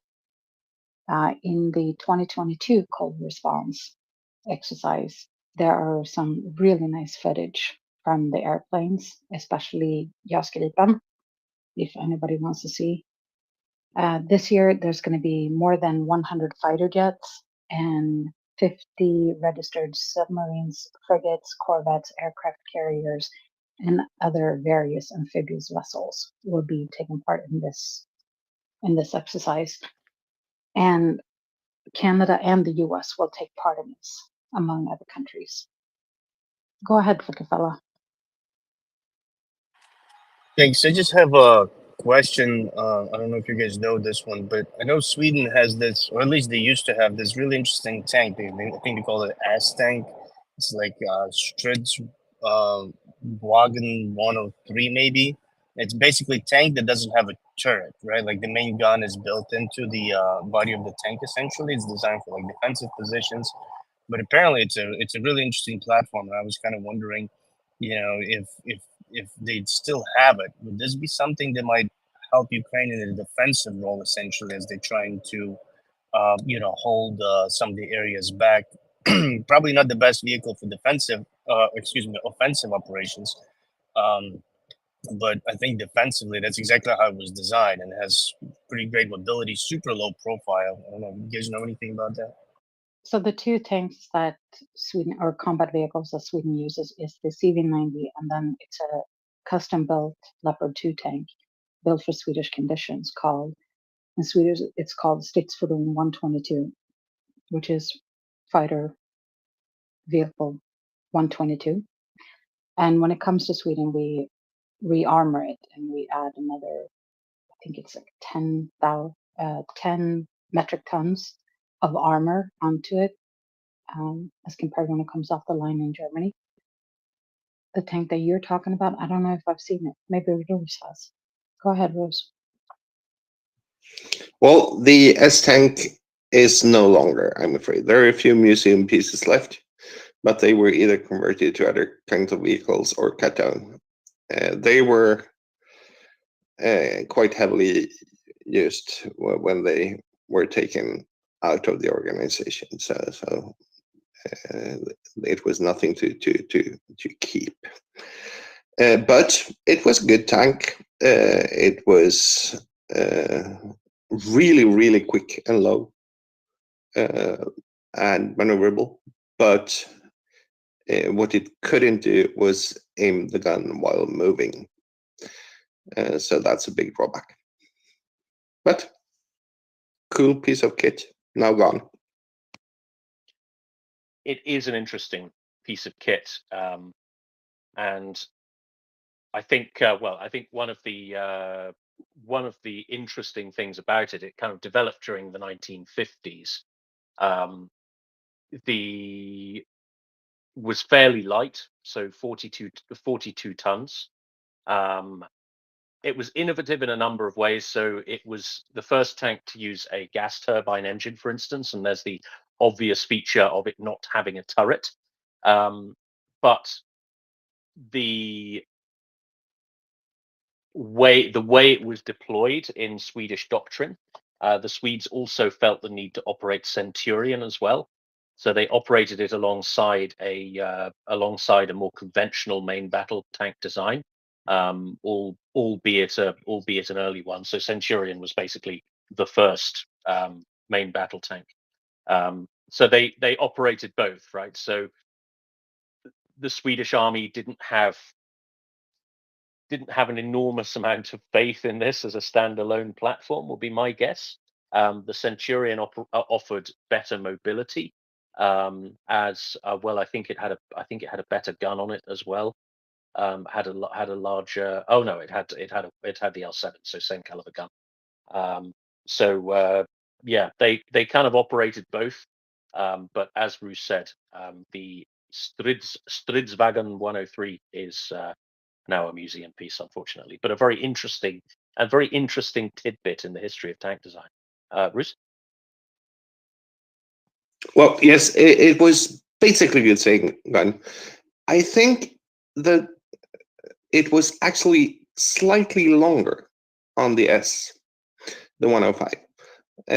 At least it could fire better ammunition and had better penetration than the same gun mounted on the Centurion.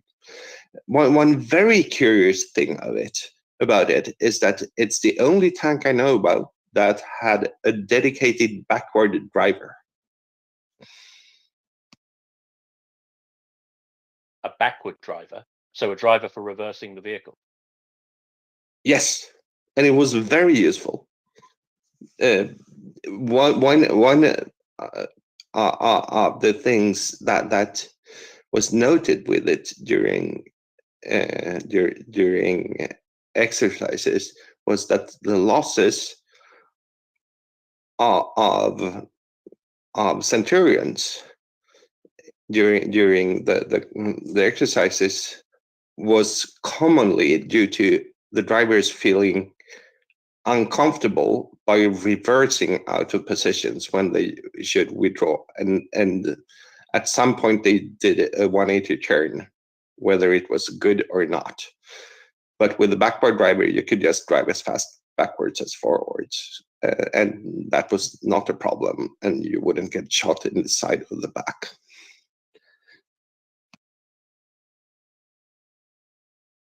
That is interesting. I did not know that. A dedicated rear driver. Did he do anything else? So was he also the loader or something? Or did he just drive the tank backwards? Basically, he did drive the tank backwards, but he was also the main mechanic. and it was auto-loaded. But I think if the autoloader broke, he would have been the loader. But I don't really remember. I've been in these tanks just a few times. They were really going out of commission when I was in the military.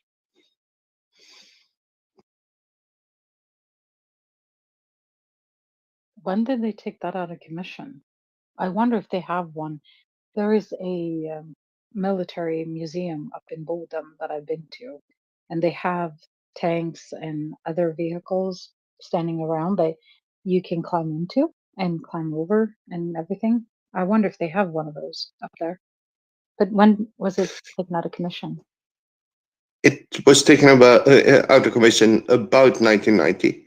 I don't know the exact year anymore. But they do have one in Strängnäs at the Armor Museum. It's operable, and sometimes they drive it around. There are videos of it on YouTube if you want to see it. It can make very strange maneuvers with the hydraulics. They actually aim the gun with the hydraulics. Yeah, nice videos. They've got one in Bovington Tank Museum as well in the UK. I've seen it. Yeah, they have everything, I think. Cool. Yeah, it's the UK's emergency stockpile, right? So if it all kicks off, everything in Bovington Tank Museum gets put back into action. We're not going to win, but we will be the most stylish army on the battlefield. Clicker fella? That's really funny, Tim. No, I was just wondering because that tank was specifically designed for to use in the type of terrain that Sweden has, right? That's why it has this interesting hydraulic system because since the gun is actually integrated into the body of the vehicle, right? It not only does not really traverse like the typical turret left and right, you literally have to move the vehicle left and right in order to aim, right? The whole body, but also up and down. And the hydraulic system kind of helped it. But I think what was interesting about this particular system is that it was just so precise, right? It was just kind of it was able to make these small adjustments in order to aim. And I was just kind of wondering, it's definitely an interesting piece of kit, but I just see it as probably something that Ukraine would really benefit because especially in a defensive role, because Ukraine has relatively flat areas, right, to at the front line. And the vehicle itself has extremely low profile, right? So it's really difficult to hit something like this. It can move forward and back because by its design relatively fast, which would allow it to go from one fighting position to an alternate one, come out of defile, which is basically like a hiding area, do the shot, come back, hide, reload, and then basically do the same thing. I mean, it just seems a really interesting concept and probably something that would be relatively effective not only in the mountains terrain the way it's I think it originally was designed, but also in the rather flat terrain because I think it still had a pretty powerful punch on it as well.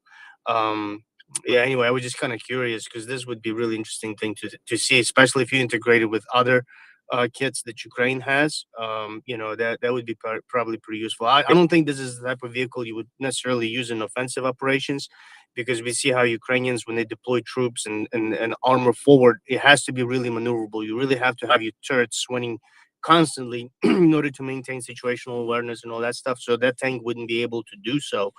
But I think it was excellent in what it was designed to do. And I think there's that limited scope would really give Ukraine a cutting edge and maybe defending some of the key areas, freeing up other vehicles, other tanks to do other operations in different directions. While that one could hold the line essentially. Probably be very easy. But yeah, it's a moot point because I guess it's in the museum now. It's unfortunate. Thank you though. Thank you for the information. I mean, it's one of those vehicles that if you look at it, you probably wouldn't call it a tank, right? You'd call it an assault gun. So, very much the kind of vehicle that is not designed for particularly dynamic combat. It's there to support infantry. It's there for siege work. It's there for static defense. But as we've established on Balls, these are now museum pieces. Ruth? Yeah, I don't think it would be very useful today in Ukraine because it doesn't have that much top armor. It was designed to take a Russian projectile in the front first. I don't remember the old caliber, but later when they up-armored them, it was designed to be able to take a 125. But with lancets flying around and top striking HMGs, I wouldn't want to sit in one of those. And I guess the other challenge is going to be the ammunition, right? So the Stridsvagn 103 has a 10.5 centimeter bow force. Okay, it's 105 millimeter caliber, which is the same as Centurion British L7, so it's kind of same as Leopard 1. Is it compatible with, is it ammunition compatible with the other guns? I don't Yes. know. It is. It is. It is. Okay. So ammunition, I don't think it's in production anymore, but there should be stockpiles. Not in Sweden though. We don't use that caliber anymore. So it can fire L7 ammunition. It can fire Leopard 1 ammunition. Yes. That is interesting. So actually, Sweden joined NATO in the 1950s. Yes, we did. We just didn't make it official because we didn't. There's a whole thing about it that Magdalena Andersson, our previous prime minister, talked about the fact that Finland couldn't join NATO in the 50s. So Sweden stayed out. They chose not to apply. But we supplied a lot of information, a lot of intel back and forth. And also, I think that Sweden has made the necessary adjustments to be NATO integratable. Then all of it, all of the vehicles, whether it's jets or tanks or on the sea, the naval vessels, they should all be able to operate with NATO at any time. So, go ahead, Marcus. Yeah. So when Flickerfellow was discussing this Swedish tank that was built for Swedish terrain, I was wondering if that meant it was built fjord tough. No, we will never be able to invade Norway. They are the ones with the fjords. We should take them over because they're gorgeous. Just to have gorgeous shores again. But I'm pretty sure no, they probably could. It's really, if you're looking at the north of Sweden, it's marshy. It's kind of marshy up there, much like Finland. It is. It's tough terrain apparently to navigate when you're in the tank. It could sink down, which is why Russia chose to invade Finland in the winter because the ground couldn't hold their tanks.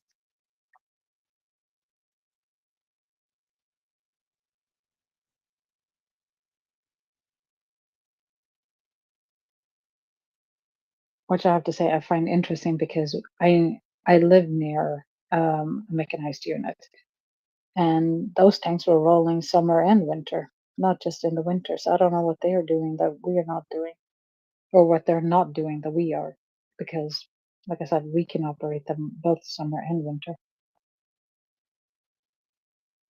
I think it's possibly because tank tracks have got a lot wider since the Second World War, so the weight distribution's a lot less, a lot more even.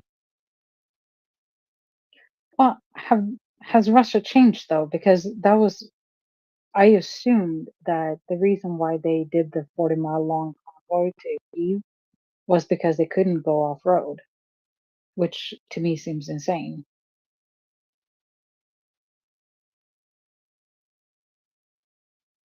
It's more about the local terrain. So the attack on Kiev was either side of that road is the Pripyat swamp. So I don't care how good a tank you have, you're not getting it across a swamp. So that's why they did that. They had to go along that road, which was why it was a bit of a silly axis of attack for Kiev to start with, really. The shortest route is not necessarily the best. No, it really wasn't. But it was fun to watch, though. It was not. I don't know. It was. I imagine that that person got permanently displaced. His new position was probably in Siberia for making that catastrophical assault on Kiev. Go I ahead, mean, Luz.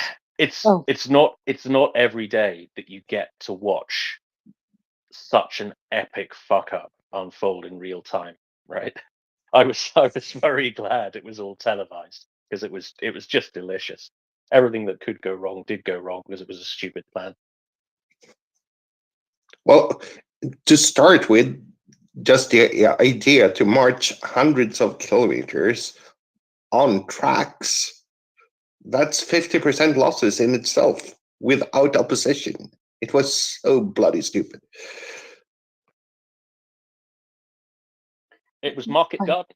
It was Operation Market Garden all over again. And look how well that went. yeah, you're right. It was entertainment. Just watching that unfold in real life, in real time. It was funny.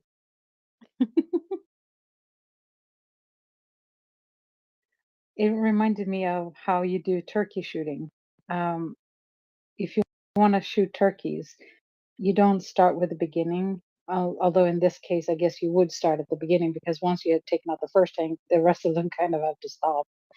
But in turkey shooting, you start by picking off the at the end because that way you don't rile up all of the turkeys. But you can just pick them one by one and you can get the entire lot. But if you shoot the one at the very beginning, the very first one, then you scare off all the other turkeys. Don't ask me how I know this stuff. I have a lot of useless information, but it works on humans too. So if you have a long line of people, you can start at the very end and you just pick them off, and the first guys don't get rattled because they don't see backwards. I'll be quiet now.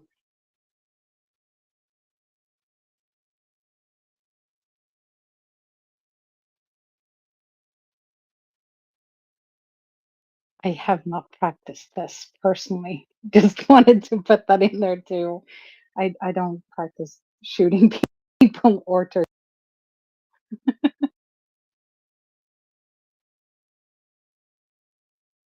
Can turkeys fly? Yes, but not very far. I think the only flightless birds are emus.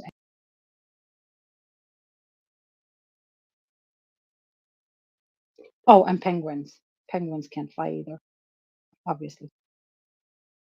Yeah. I guess it's why penguin shooting isn't a thing, because it's just no fun, is it? It's just a massacre.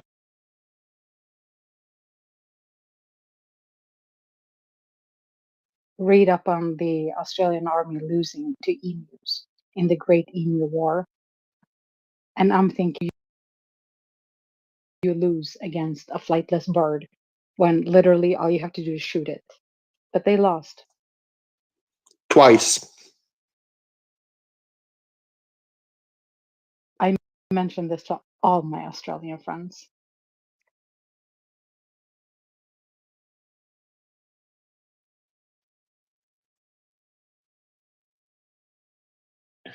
Is extraordinary, and the amount, the extent to which they tooled up as well, right? It was like units of the Australian army going after the emus. Like it wasn't a cull, it wasn't farmers, it was the actual army. Um, which is yeah, I mean they did kill almost 1,000 emus though, but they didn't really do an enormous amount about the emu problem. Apparently, they destroy plants or something. There's the issue with emus, and they are horrible for wheat growers. Um, yeah, So now you know. I've given you all all of your ammunition to tease your Australian friends, and apparently they.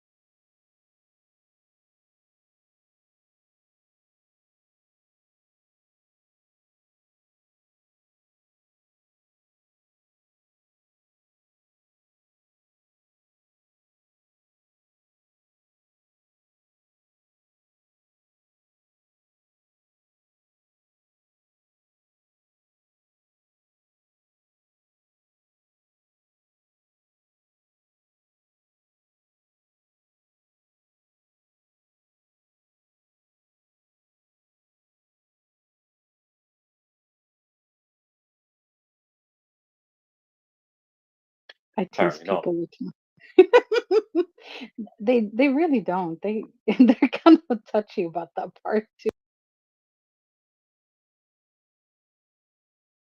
The world will face one of the most shameful pages of its history. He appealed as a US package to provide military and other assistance remained blocked due to disagreements in the Congress. In his nightly video address, a clearly angry President Zelensky said the world had to react firmly to ensure that the war becomes a hopeless enterprise for President Vladimir Putin, who wants only war and death. This, of course, comes on the back of the strikes in Odessa on Saturday, where the death toll now stands at 12 people killed, all of whom are civilians. Among the dead are an 8-year-old girl and her older brother, who is 10. And a mother was found holding her baby, as well as a toddler and a second baby. So they've killed a number of children there in a strike on a residential complex in Odessa, the port city on the Black Sea, using apparently a Shahed drone, which went smack into a residential housing block of flats. Yes, I can see why President Zelensky is angry, Jenny. I'm beyond angry at this point. It is I I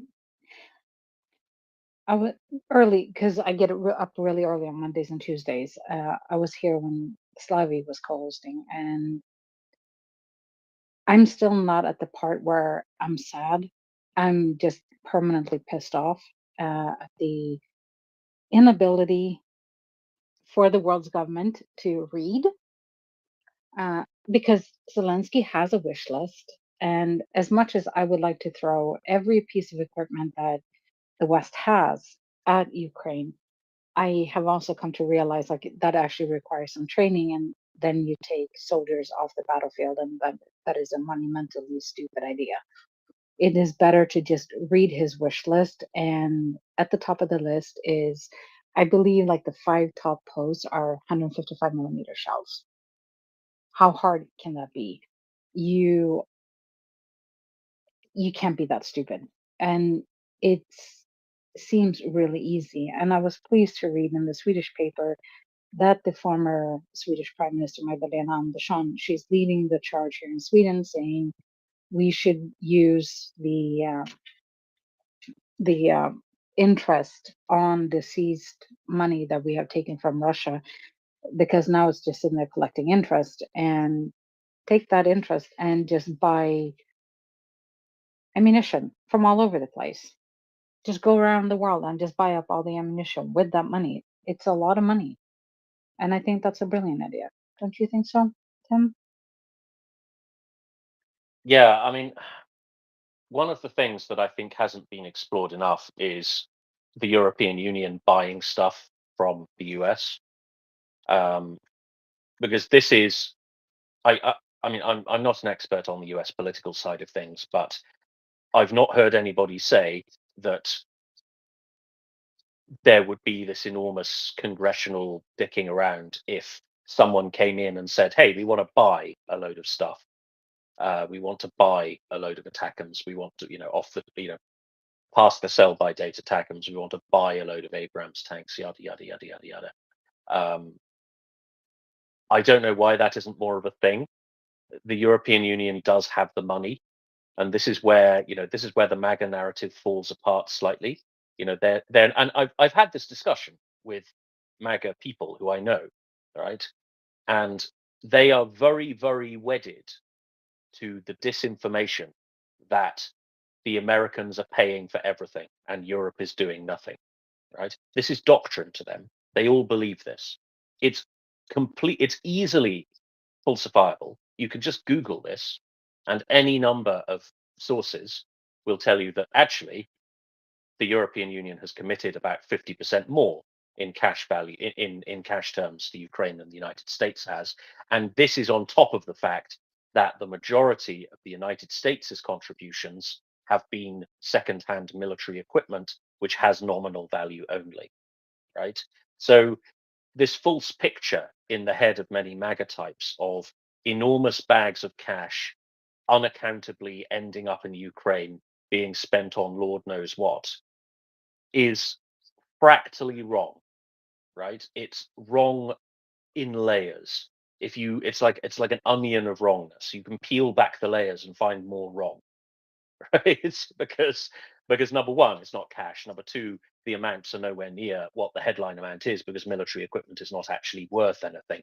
Number three, this is probably the best supervised piece of aid that any country has ever done. The supervisory regime is public, it's online, you can tell exactly what they're doing, and you can verify all this, right? They're working with verifiably checkably false information, and it drives me around the absolute bend. I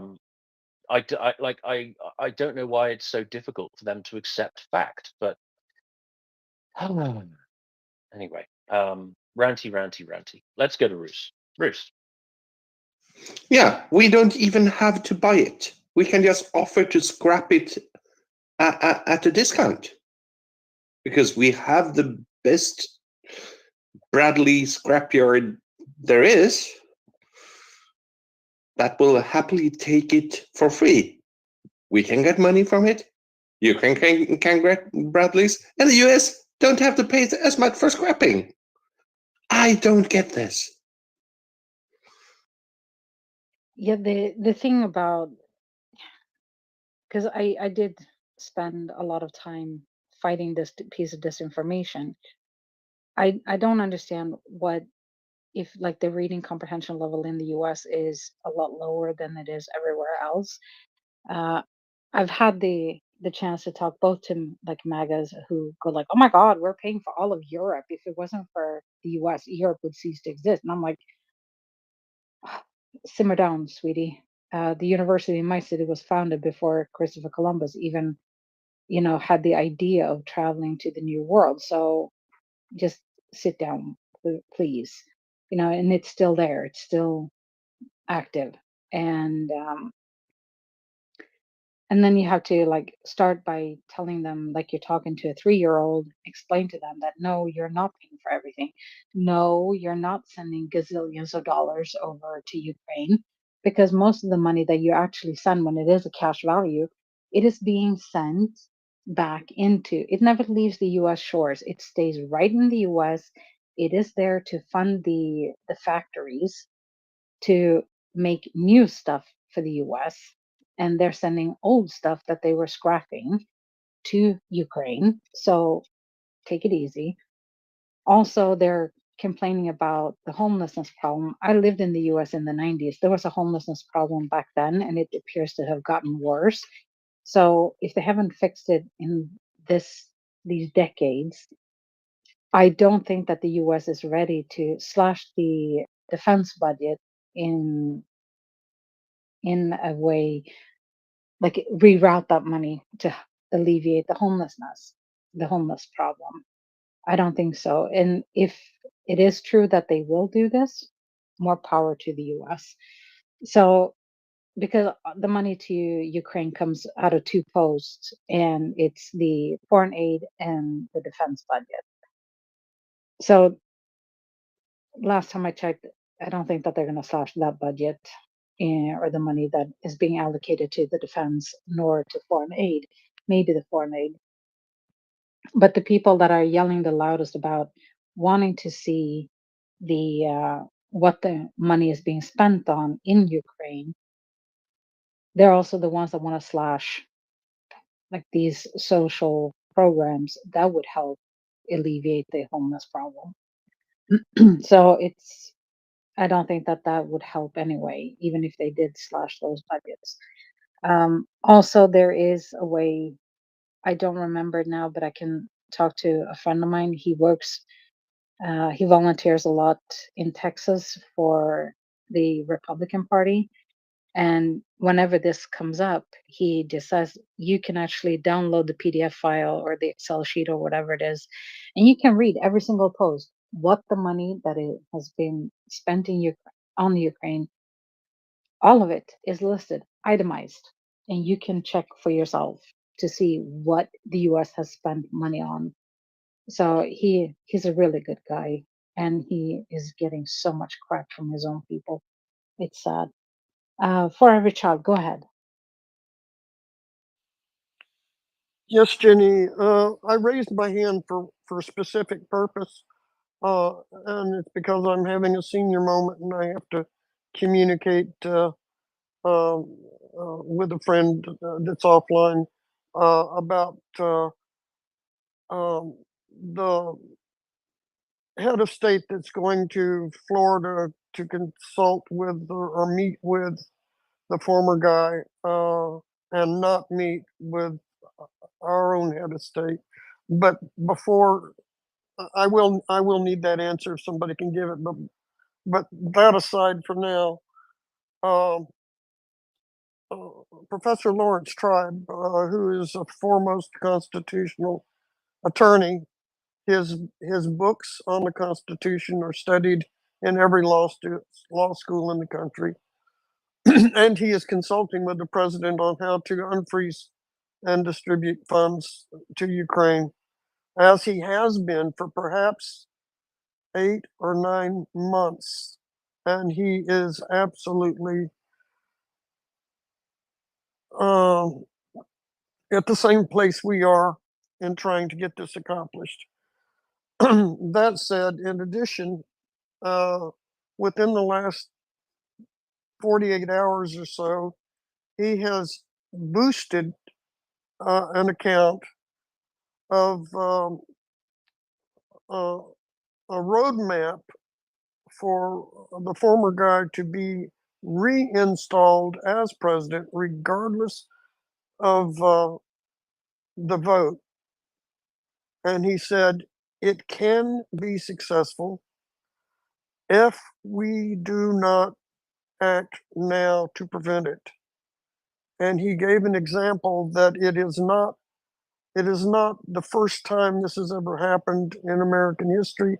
They are following the roadmap of a hidden insurrection in 1876. So I urge everyone to be very careful with our language, because when we include all Americans in being dull-witted or uninformed or anything that feeds in to this narrative that the voters can't be trusted. This has been going on for a long, long time. It's a Russian narrative, and it inhibits those of us who are working very hard to obstruct the intent of the planning group in Mar-a-Lago. But I do need the head of state who's meeting down there shortly. Was it a rodent? I'm just needing to get this. I can't be wrong. I have to be on point with everything that I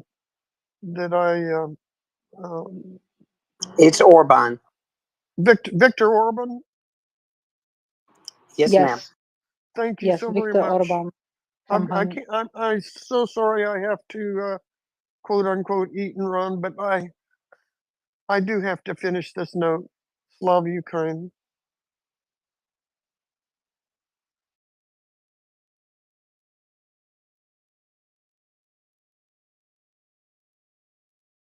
Thank you very much for every child. Let's go to Ivanka Batnik. Good morning.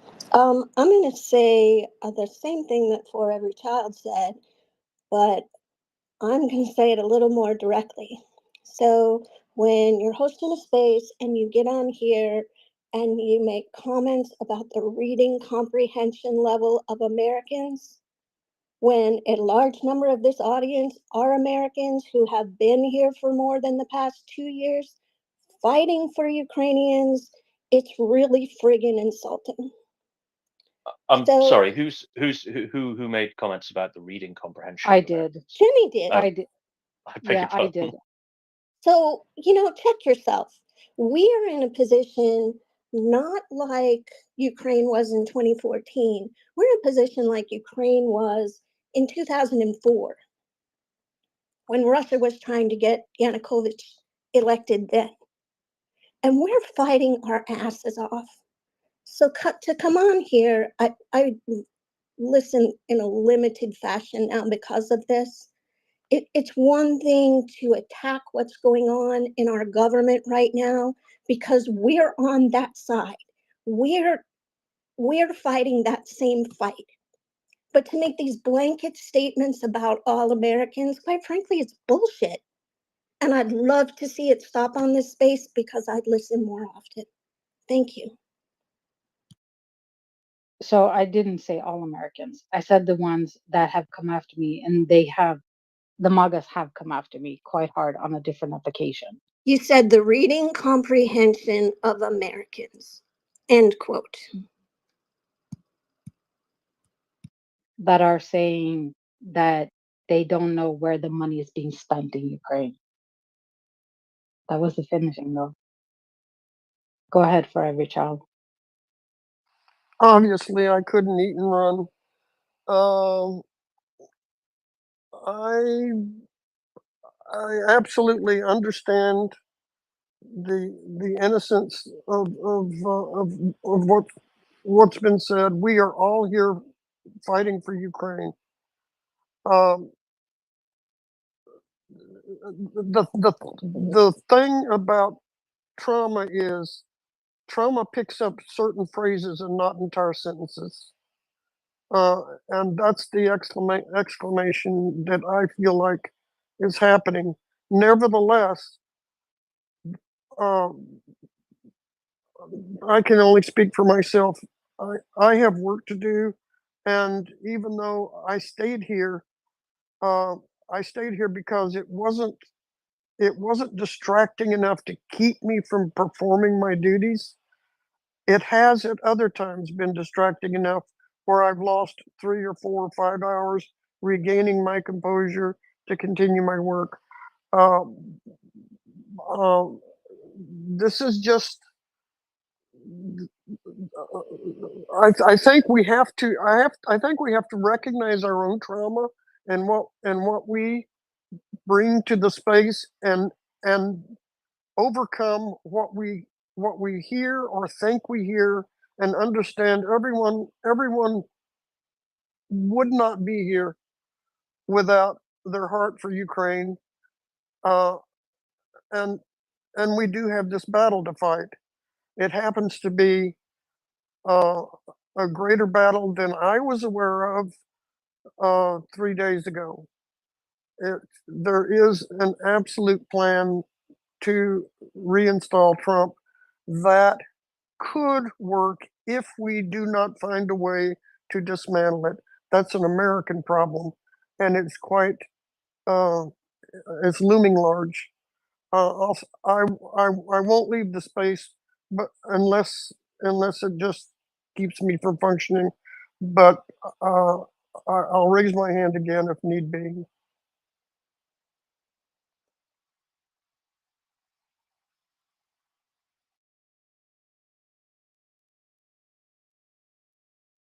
Thank you very much for every child. Let us go to Roos, please. Roos. Yes. Well, this is not just important for US citizens. It is extremely important for all of us. The US has been on a slippery slope for quite some time now, and we might lose them. The free world may lose them. And without the US, things look kind of bleak. An underarmed Europe, some countries here and there. We really need each other. We both need to prepare for losing the US, but we also need to do everything we can to help those who are fighting for the US to stay with us. This is a big one. We can't lose the US.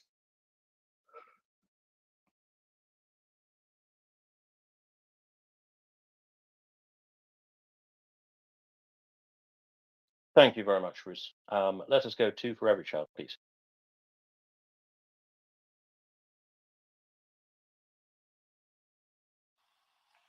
Yes, I can appreciate that.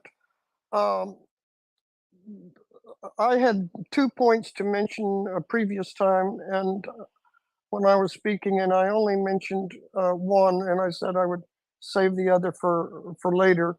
This seems like a good time for the second point that I had been trying to make, and that is, in my stream, I have been hearing, what will it take to wake the United States up to act?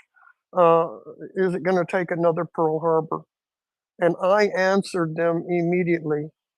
And I said, it may or likely will require a quote unquote Pearl Harbor type moment, but that can be accomplished, hopefully, by boosting the movie Mr. Jones and letting people experience a quote unquote Pearl Harbor moment without harming people or animals. It is a more innocent way to experience something like that. I had asked a friend to watch it before I watched it, and immediately messaged her back, please do not watch this movie. It's I didn't feel like it was the time. I messaged her back yesterday and I said, it's time for people to watch Mr. Jones because we must. And she had said, what will it take to wake up? And I said, it's time for people to watch Mr. Jones. We need to get that movie viewed as far and wide as possible within the United States as a wake-up call, because it will be stunning. It will be it would be something I would never ask someone to do if the circumstances didn't require it. It left me pacing the floor for days, but it's time to do that.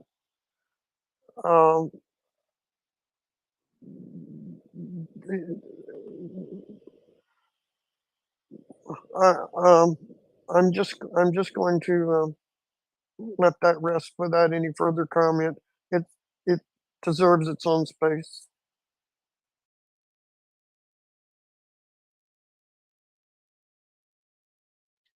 It's not a film I'm familiar with, I'm afraid, For Every Child. It's a movie about Holodomor, and it is a true story. It is a true account of the reporter who left the UK to investigate why in 1932, when the world was suffering economically, why Russia suddenly had so much money to spend lavishly. And he said, I need to find out. And he single-handedly went to Moscow to find people who could tell him why was Russia booming when all the rest of the world was struggling economically. And what he uncovered was Russia was stealing wheat and selling it and using that money to fuel their machine for the coming war. And he went farther than that. He left Moscow when he was not permitted to do so. He took a train and jumped the train when he saw the fields of Ukraine, and he walked across Ukraine and saw what was happening. He saw what happened when Russia stole the wheat, and he saw Holodomor in place.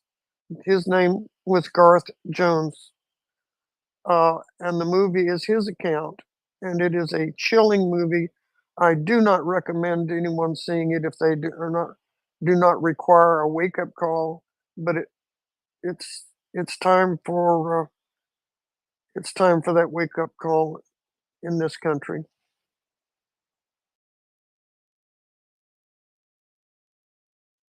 So it's about Gareth Jones. Okay. Yeah, I'm aware of the film, but I've not actually watched it yet. Yes. Okay, that sounds like a worthy piece of watching. Thank you very much for that. For Every Child. Oh no, I just wanted to follow up on you asking about the movie. I want the movie space left alone. I don't want to add anything to it.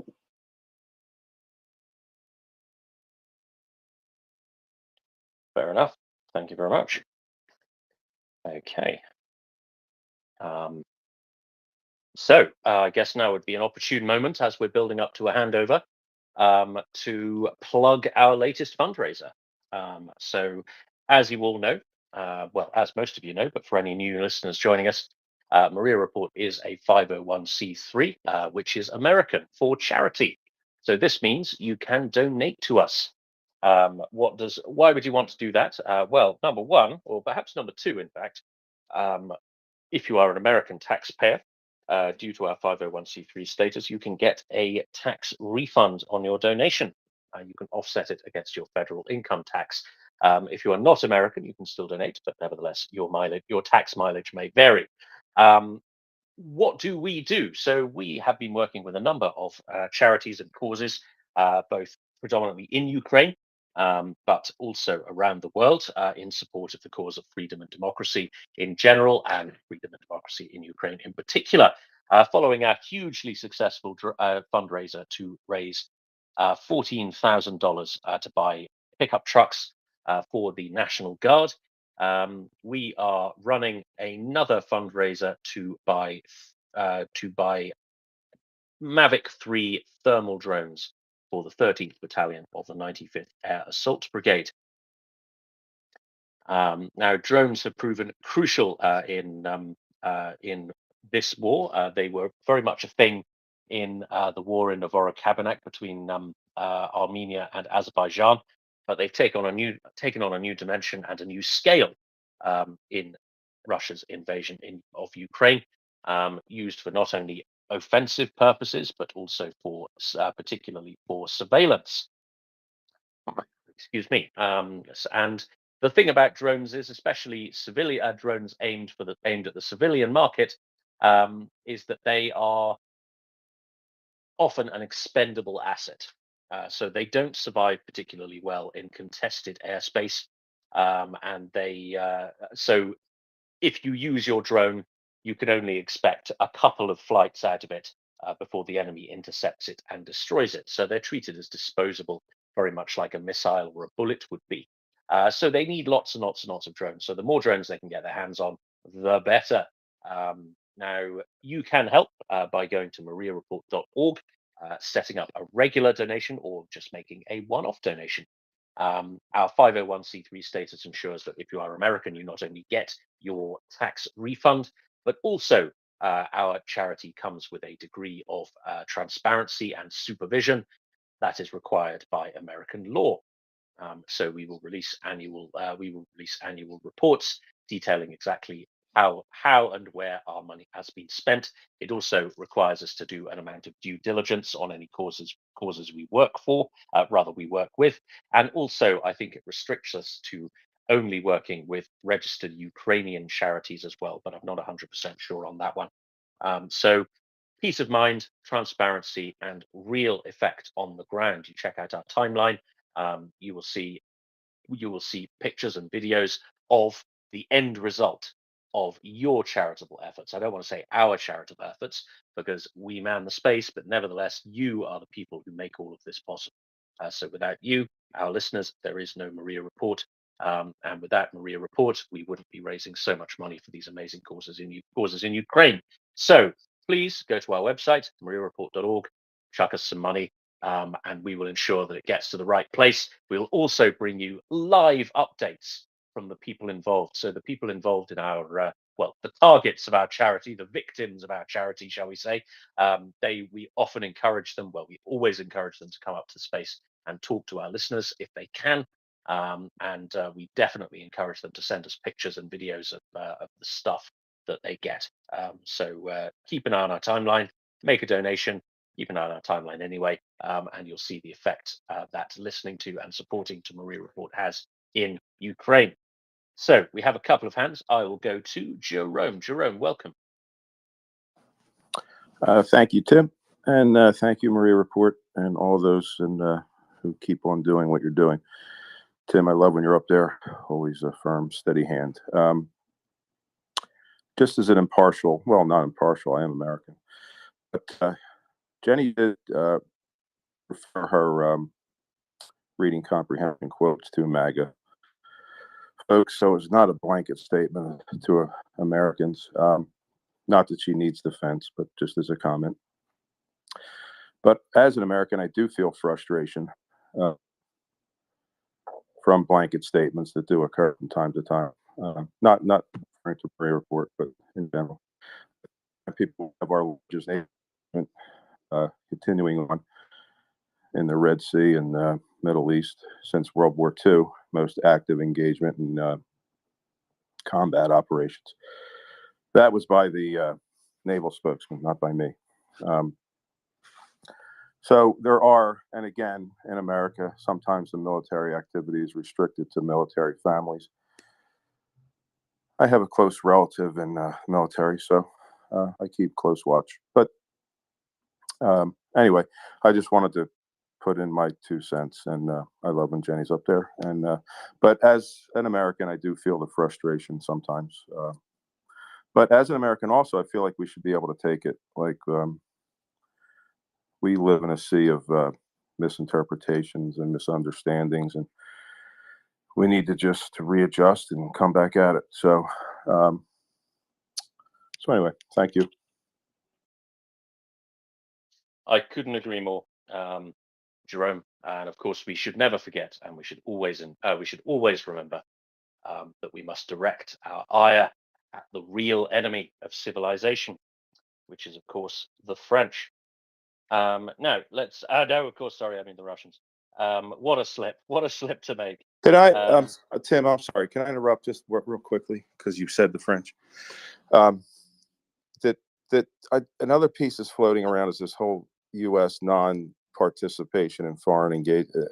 Washington said he didn't want to. We shouldn't engage in foreign treaties and whatnot, but yet we took French help to make this place. So I just want to put that to bed. Thank you. Well, that's another important one, right? And it's another important argument against this creeping isolationism we see particularly, or particularly, although not uniquely, in the MAGA tendency. As you said, the United States did receive help during the War of Independence, but it took the newly minted United States about 25 years before she made her first foreign intervention. Was it the Barbary War? When was it? 1800, 1801. That was the first foreign adventure of the U.S. military.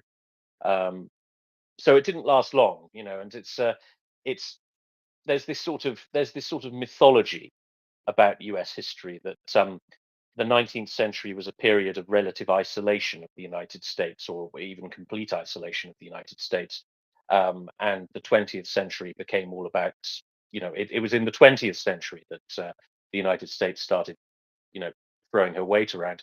But I don't think that's true. I don't think that holds much water, because, as I said, from the Barbary Wars onwards, there were loads and loads of interventions by the US during the 19th century in various parts of the world.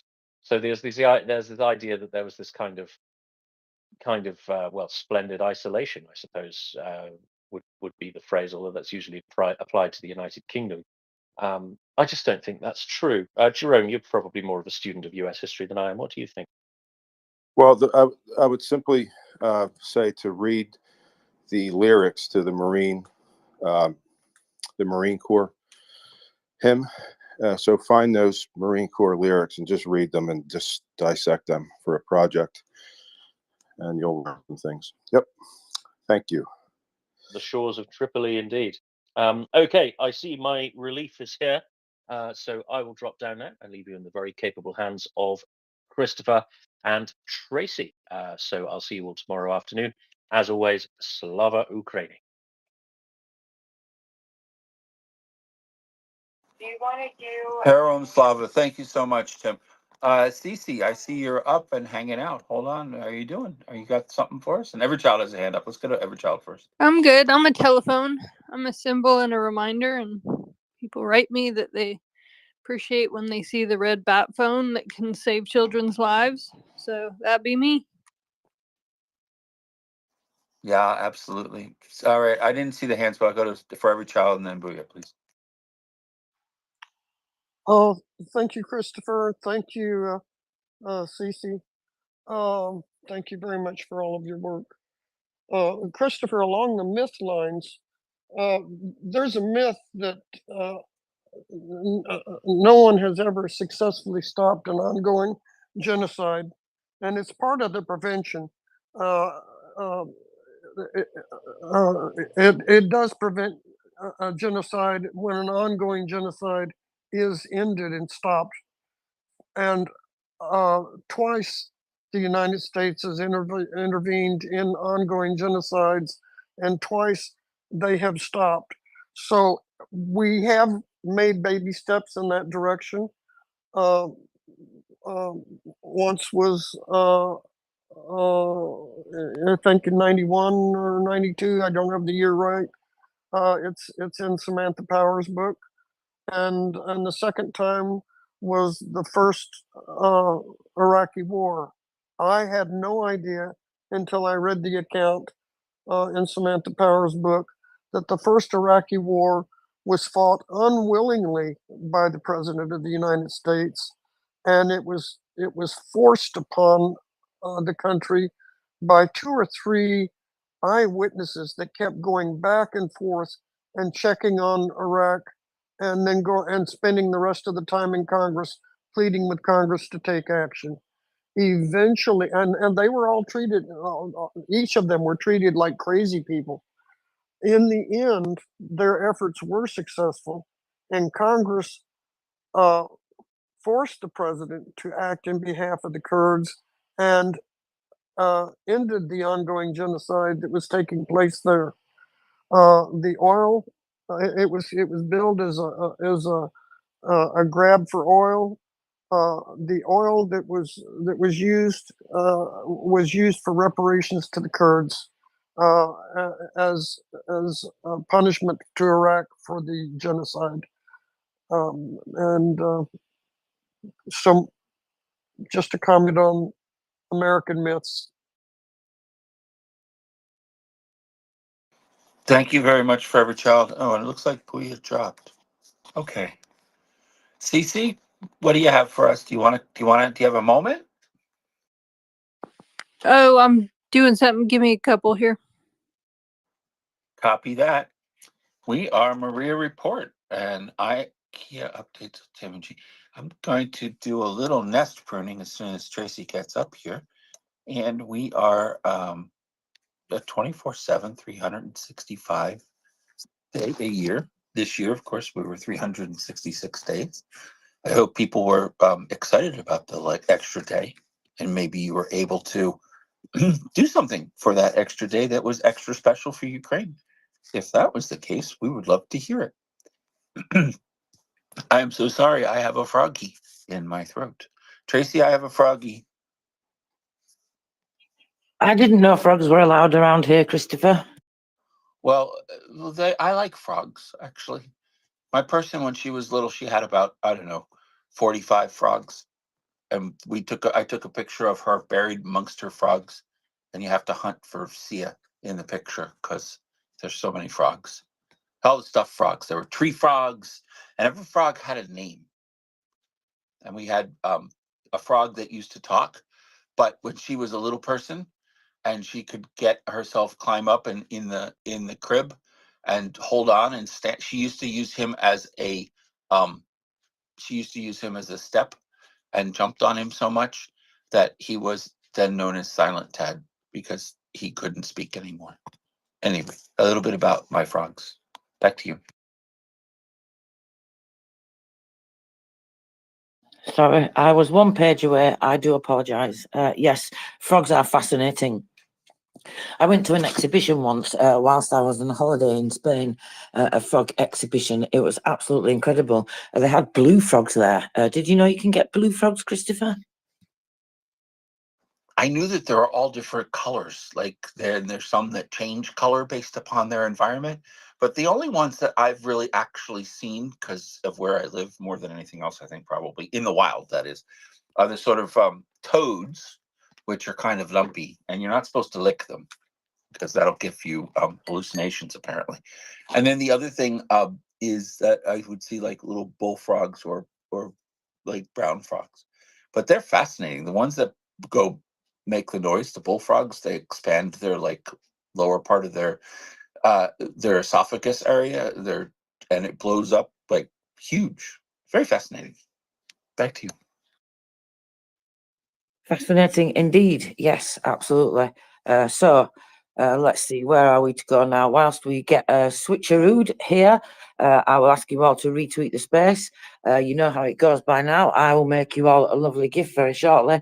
That will go in the nest. You can retweet that if you would not mind. We would very much appreciate it.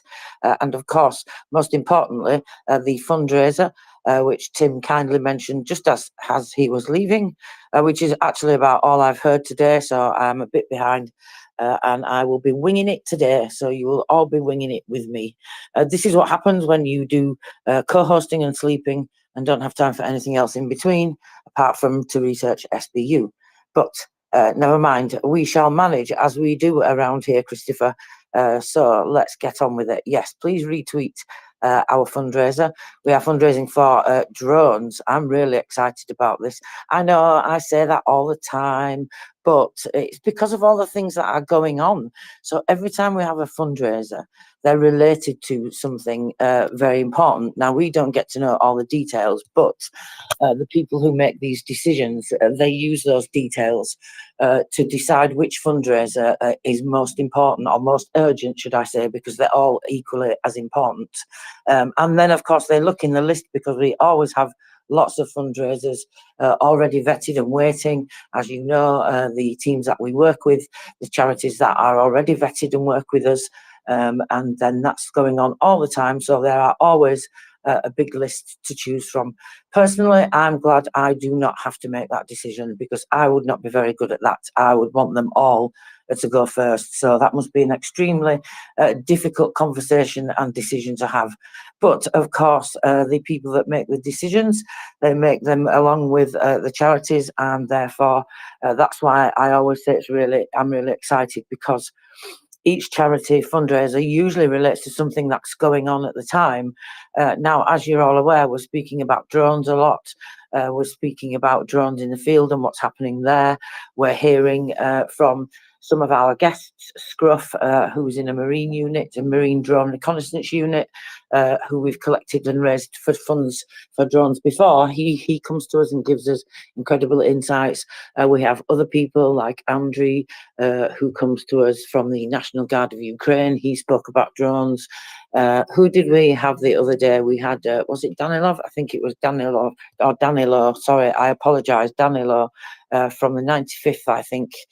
So yes, several people, probably more that I'm forgetting. I apologize if I leave you out, because we do have so many wonderful, incredible guests, and we are lucky to be able to work with these units and get representatives of those units to come and speak to us. And in some cases, like the leader, like the company leader, I mean, wow, this guy must have so many important things to do, especially when you're a leader of like an Omega special unit group. We had somebody, Volodymyr, he came to speak to us from the Omega unit that we were raising funds for trucks just recently. So, I mean, to share their downtime with us when they've been through everything that they've been through, that's just incredibly generous of them, I think, because they don't have to come and speak to us and give us these wonderful insights and share their experiences and stories. Sometimes they're very difficult, sometimes very heartwarming. But anyway, I'm getting sidetracked now, because I'm talking about all the wonderful people that we are lucky to have come and speak to us, because now we're raising funds for drones. And of course, as you know, like I said, all the importance that we talk about are just a saturation of drones, the amount that Russia's using them. We've heard reports even from defense intelligence about the intensity that Russia is taking over places, warehouses, etc. like that in Russia, to make more drones and all sorts of different things. So let's help them any way we can, and chuck a few coins across to our fundraiser at MriyaReport.org, or click on that payment link there. It's dead easy. That's how I will be paying my $10. Which I've got to do today, actually, because Christopher reached $10 in his change jar yesterday. So let's see when you reach $10 in your change jar, or maybe you've got $10 to spare right now, or maybe you can spare $100. 10 pence will even do. We will be very grateful for any currency that we can spend to buy drones, and so will the unit that we are helping raise them for. So you know how it goes by now, and thank you very much for listening to my PSA. I get carried away with these things, Christopher, because I just waffle on from the heart, so there's no plan, so it just kind of all comes out, you know. Sorry, everybody. No, you're all good. Martin has a hand up. We can go to Martin. Martin, please. Thank you, Christopher, and thank you, Tracy. Slava Ukraini on Monday, March 4th, 8:19. Hello, and Slava. Thank you. 8:19 a.m. Central Standard Time here in Winnipeg, Manitoba, Canada. I just wanted to, bring to everyone's attention, if I may, Christopher and Tracy, I just received the current media statement. I'm on a whole number of mailing lists from the global update by Volker Turk, UN High Commissioner for Human Rights, to the Human Rights Council, and he's stating what's happening in various parts of the world, human rights abuses, and here, let me just read you, if I might, what he writes about Ukraine. Mr. President, I guess of the United Nations or the Security Council, he says, in Ukraine, 2 years after the Russian Federation's full-scale invasion, my office has verified over 10,000 civilians killed in Ukraine, with many more injured, and the actual number numbers are much higher. In the Russian Federation, open source websites have reported 147 civilians killed in the same period. But instead of progress towards a sustainable peace, hostilities have again recently escalated, with Russian missile and drone attacks leading to a steep increase in civilian casualties across Ukraine. In the occupied territory of Ukraine, replicating processes observed in the occupied Crimean Peninsula in 2014-2015, the Russian Federation has imposed its own legal and administrative systems in violation of international humanitarian law, and repressive measures are leading to widespread fear.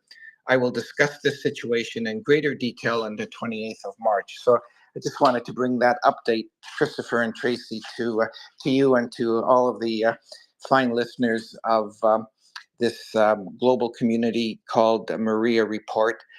Please retweet this site, and remember, as always, that we are, by supporting Ukraine against this illegal genocidal invasion by Muscovy, on the right side of history, and it's a war Ukraine will win, must win.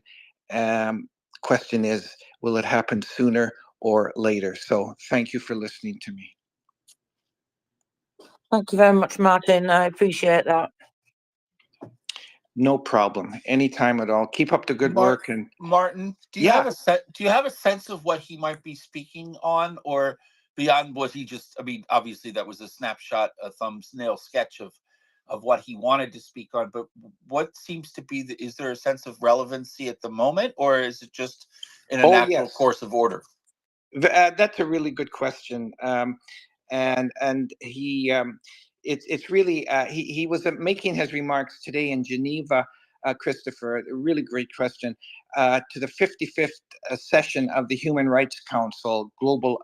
It's the global update, and he was addressing this to the president and excellencies, distinguished delegates. In his opening paragraph, two paragraphs were, or three, if I might, because it puts it in a little bit more context, Christopher. Rarely has humanity faced so many rapidly spiraling crises. In this update, I will focus first on the scourge of war and the imperative of peace, and second on the open space that is needed for societies to flourish, particularly in this mega election year. A wave of conflict is battering people's lives, destroying economies, profoundly damaging human rights, dividing the world, and upending hopes for multilateral solutions. Around the world, 55 conflicts are flaring. Widespread violations of international humanitarian and human rights law are generating devastating impact on millions of civilians. Displacement and humanitarian crises have already reached an unprecedented scale, and all of these conflicts have regional and global impact. And then he goes on to talk about what's happening in various parts of the world.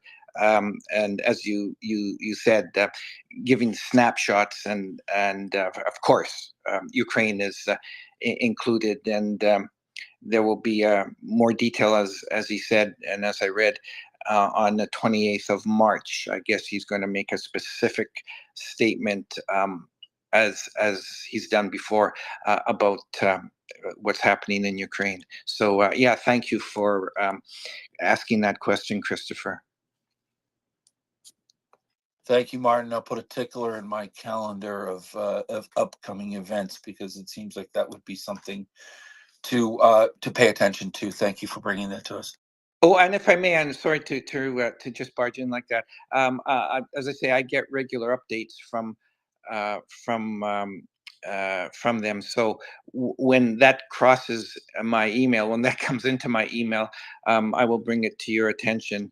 So you could post it into the nest and perhaps have a fuller discussion on it. So again, Slava Ukraini, please retweet the site. And Christopher and Tracy, keep up the great work. Thank you.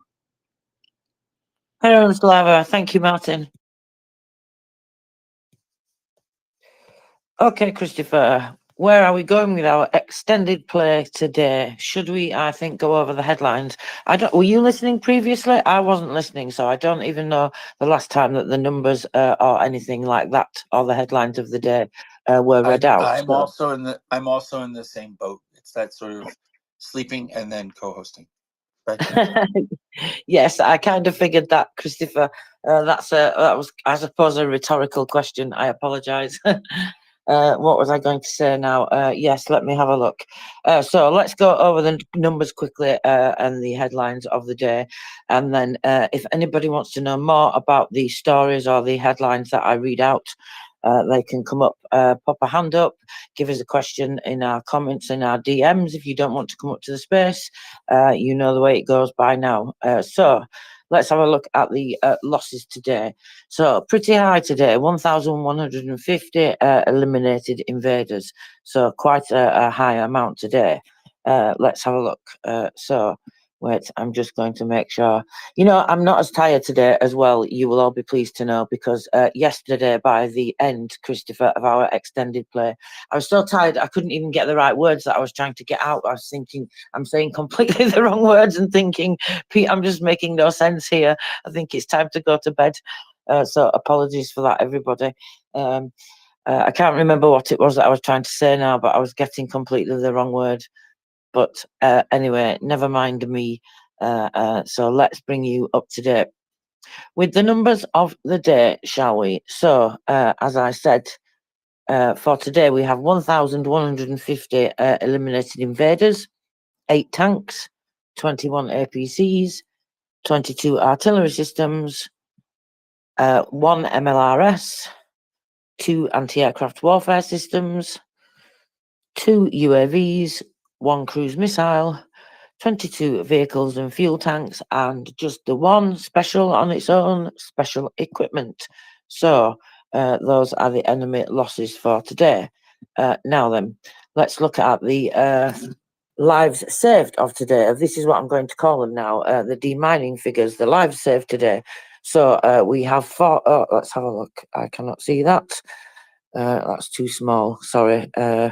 We have 600 and wow, that's a staggering amount. Goodness me. These guys are doing absolutely incredible. I know I keep saying this, but I can't believe how it's actually just continually improving.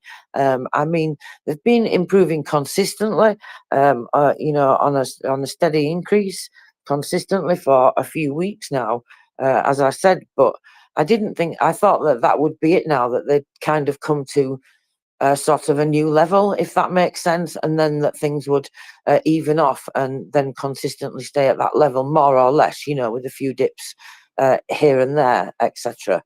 So it's quite staggering that they're continuing to increase as well, Christopher. You're obviously nesting, so I know I've done and nested. We have hang on a minute. we have deeds not words and the drone fundraiser are our things up. Sorry, you don't. No, that's all right. I left it open for. Sorry, give me a moment, Christopher.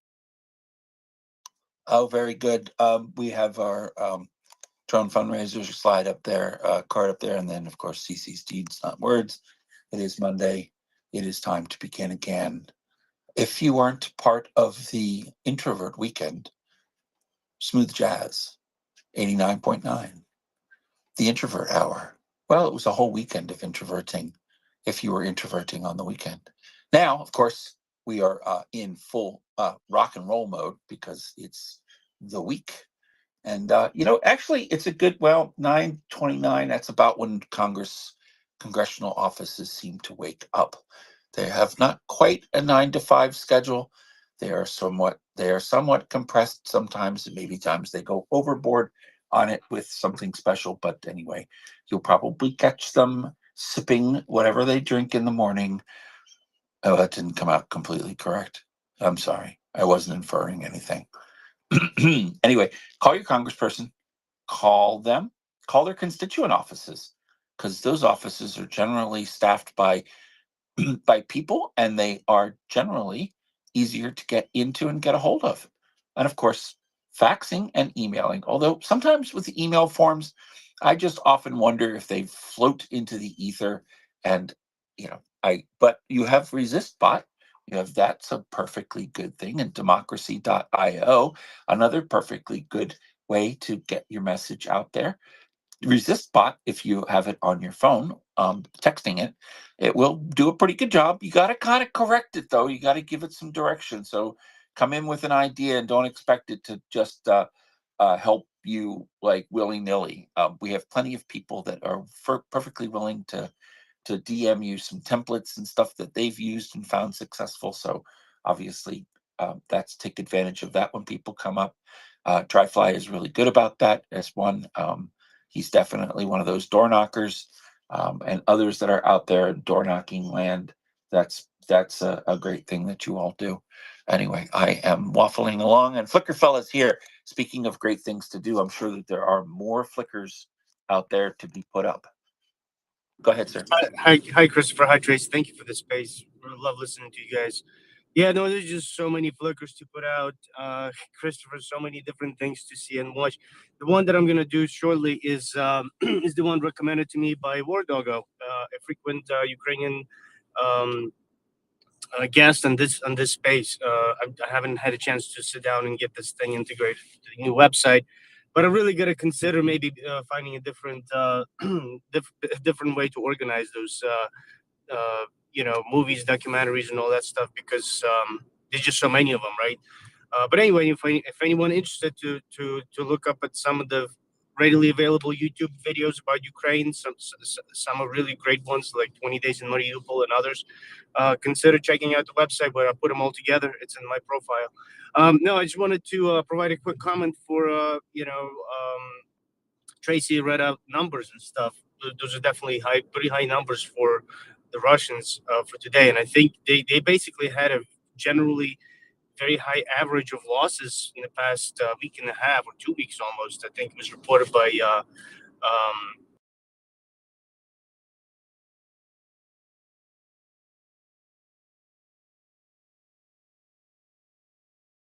Oh, Flickr, you're coming in, British you're coming in intelligence and out. saying Your that audio's rubber banding. they're suffering a lot on average, but or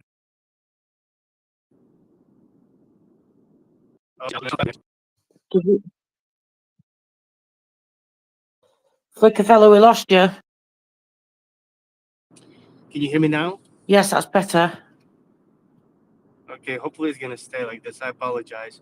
No, I was gonna say I have a sneaky suspicion that there's gonna be high-ranking Russian officers, a lot more of them, getting deported by Ukrainians because there was a news reported by Kiev Post, I believe, um, saying that the main intelligence director of Ukraine was able to hack military defense.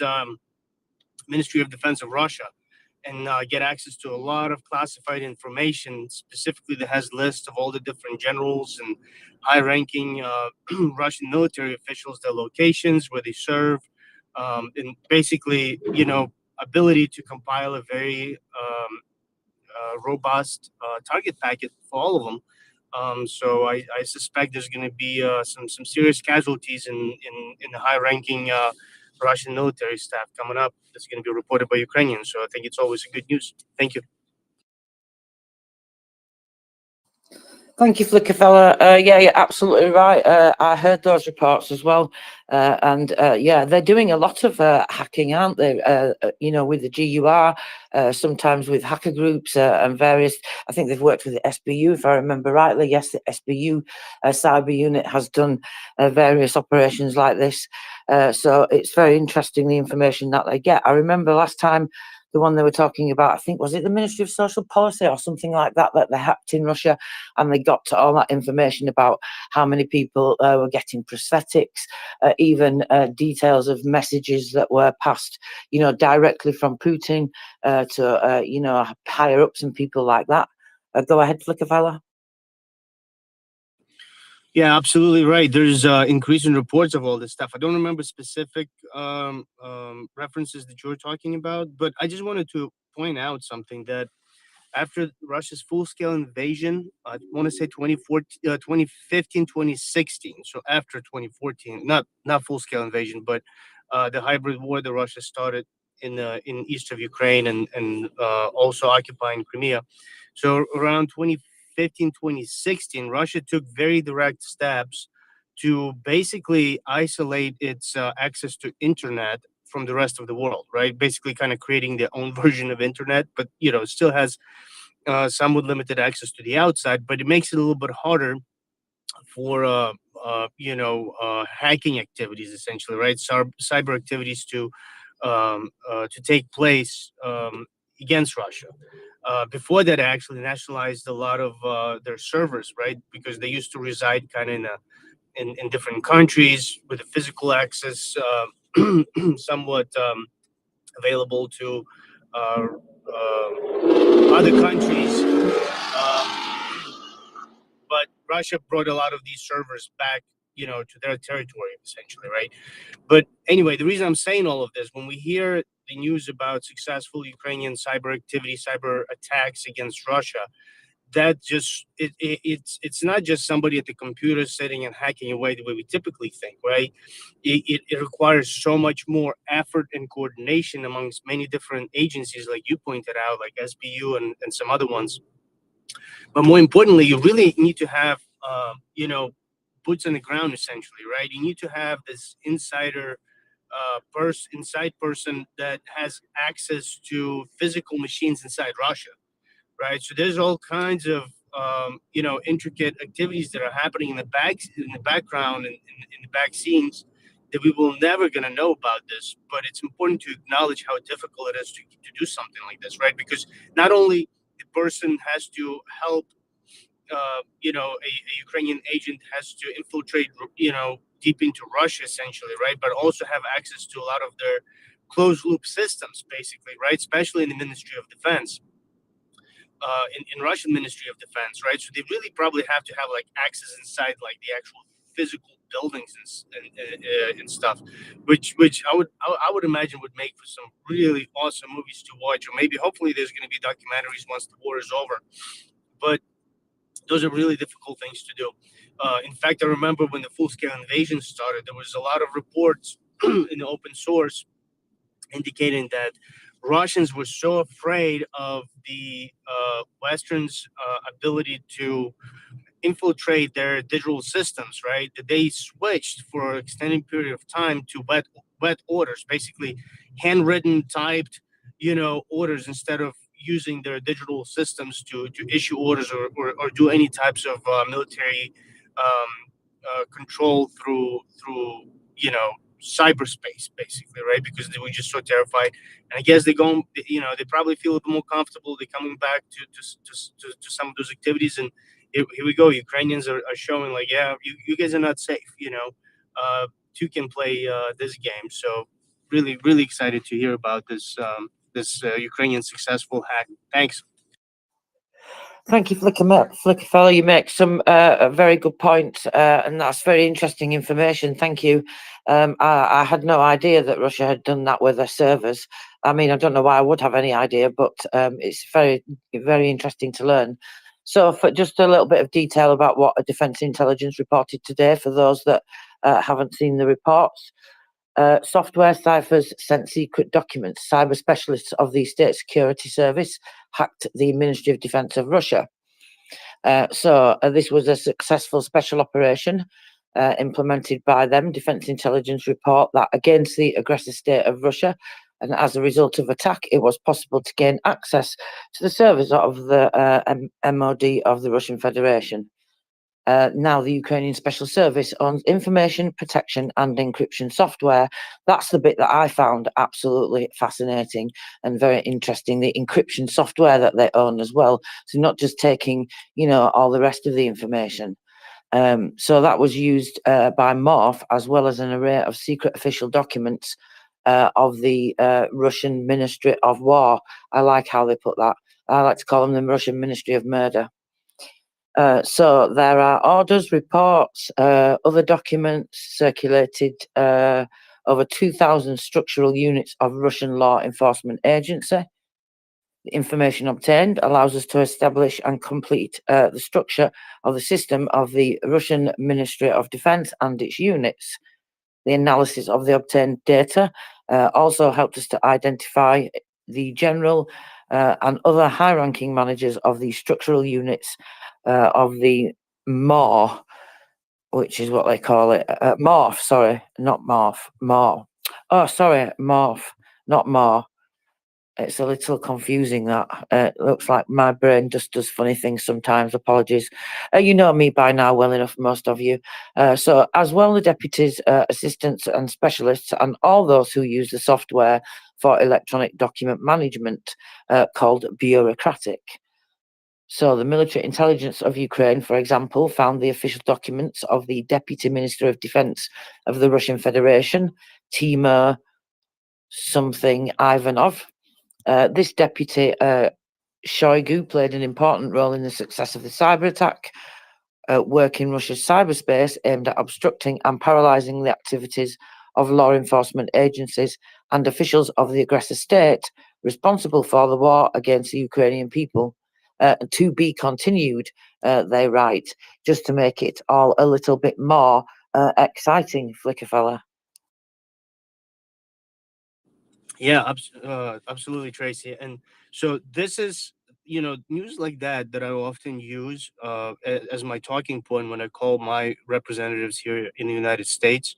And I emphasize that, Ukraine is not just fighting, and even though morally, it's absolutely we have to provide support, military aid, and whatever weapons they need. But, they're fighting to protect democracy, and they also are a reliable partner because thanks to Ukrainians, we able to gather so much more information that helps our national security, right? So when they do these hacks, when they collect all this information, they share with their partners, and we are, one of them. So it really has, secondary, tertiary benefits to us. Continue to work with Ukraine, continue to support them, give them the tools necessary, and we get in return valuable information that helps our national security. This is a no-brainer kind of thing to where we have, again, this is what I do when I call, right? I try to kind of tie it to some of the events that are happening, whether it's just inflicting massive amount of casualties on the Russians and saying, look, these are the basically enemy soldiers that we will never have to fight again in the future because Ukrainians take them out, or if this is related to informational warfare, similar to the ones you just read about, Tracy. Always emphasize this stuff when I speak with my representatives to tell them, like, look, this is money well spent. Not spent, invested, right? This is the best investment in our national security because we get in return so much more. Yes, at the expense of Ukrainians. Unfortunately, they are forced to fight for their right to exist. But we have to make sure they have all the tools necessary to win, and they will win, but win sooner, I guess, right? Because the longer this conflict drags out, the more unfortunately, Ukrainians lose their lives, as we've seen recently strikes in Odessa. This is another talking point that I'm going to bring up today when I call my representatives, and let them know, like, look, listen, this is insane. This cannot continue. We have to do better. Thank you, Tracy. Thank you, Christopher. Thank you, Flickerfella. You're very welcome. Yeah, and again, you make some excellent points. And, I was really pleased when that recent report came out about the Operation Kronos, where the SBU and other agencies work together with the UK and many other partner countries and agencies, the National Crime Agency in the UK, and worked with the US. And I think altogether it was 9, if I remember correctly, 9 other partners that they mentioned. There could obviously be more from different reports. I've just read the one from the SBU and from the perspective of the National Crime Agency in the UK.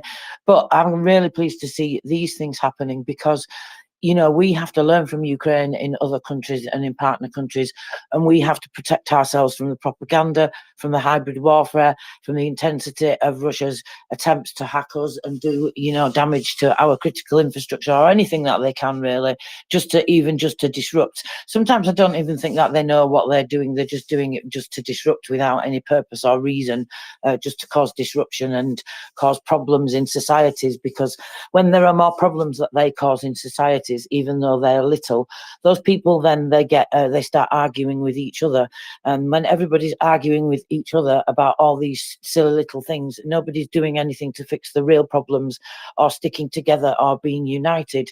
And although it's about us protecting ourselves and learning from Ukraine, I think we have to do that for Ukraine as well, because as partner countries to Ukraine, and as Ukraine is coming into Europe and in NATO, we need to learn from them, their example that they are setting, and that protection network that they have, that they've built up, especially in the information war and in the cyber wars and the hybrid warfare, all of that, because otherwise Russia can still infiltrate and still come in through partner countries in the ways that it's done previously in Ukraine, in, like you say, from 2015, because they start that process, Russia.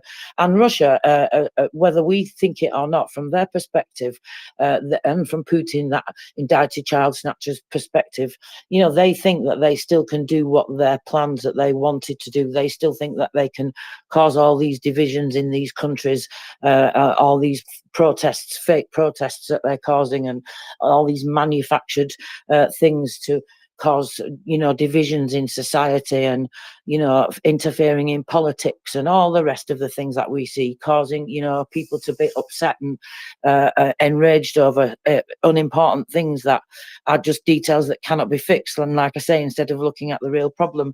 And they're just going to keep doing that, so in their mind they still think that they have the power to be able to do these things. This is why they're talking nonsense about Moldova and trying to stir up trouble there, because they still believe it's the same old pattern and the same old story that we heard from in Ukraine years ago, or to protect Russian speaking people and all that nonsense, the same old cycle.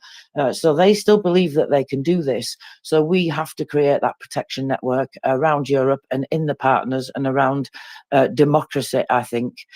So I do think we have to do that in parallel, as well as learning and teaching everybody else about the level that we understand these things to, because the more we do that, the more we build that protection network, and the more we make people wiser to what's really going on, and then the less avenues that gives Russia to be able to come and infiltrate in those places and do those things to destabilize and demoralize and divide and all the things. We have to protect ourselves for the future going forward in parallel to helping Ukraine. Otherwise, we just, as Europe and as the democratic world, end up in this cycle again in 50 years time or 100 years time or something like this. So sorry, I went on a bit of a rant there, Flicker fella. Did you want to follow up at all? 100% agree with everything you said, Tracy. Slava Ukraini. Heroim Slava. Thank you, Flicker fella. That was a great conversation. So if any of you would like to come up and have a great conversation, then please feel free to do so, because we would love to hear from all of you and hear what you've got to say. If you have any questions or comments or anything like that, I've been looking at an interesting article which I thought we would go over at some point, and that's about how things are still flowing into Russia, really, how weapons are still flowing into Russia and the ways that they are coming through the different routes and things like that. So Christopher and I have been looking at that, so that's quite interesting. So if you want to come and have a conversation about that, please feel free to join us. There is space on the panel right now for you to do so. Otherwise, you can bring your topics or your comments, your questions even. So let's have a look. Whilst we do that and we see where we're going, I will just go back over, like I said, some of the headlines of the day when I get to the right page, that is. That would help if I open the right plan. There we go. So we covered the losses for today. The enemy ships in the Black Sea and in the Sea of Azov, one each. But again, another day with no caliber cruise missiles, which I'm really pleased to say. State Special Transport Service demining, we sort of got halfway through that and I got distracted, so apologies for that. They have, let's have a look. They have surveyed so 63 hectares of land and 369 explosive items. So not slowing down there with the numbers. And the pyrotechnics of the State Emergency Service discovered an anchor mine in Odessa as well on the Black Sea coast, and they've destroyed that as well. And so there's a video of that if you would like to see it. Sometimes I think we should watch these things because it's quite staggering the amount of water that comes out of the, and goes so high into the sky. It makes you just think about, what would happen if somebody was in the vicinity of that when that happened. So, of course, demining is always really important to keep in our minds.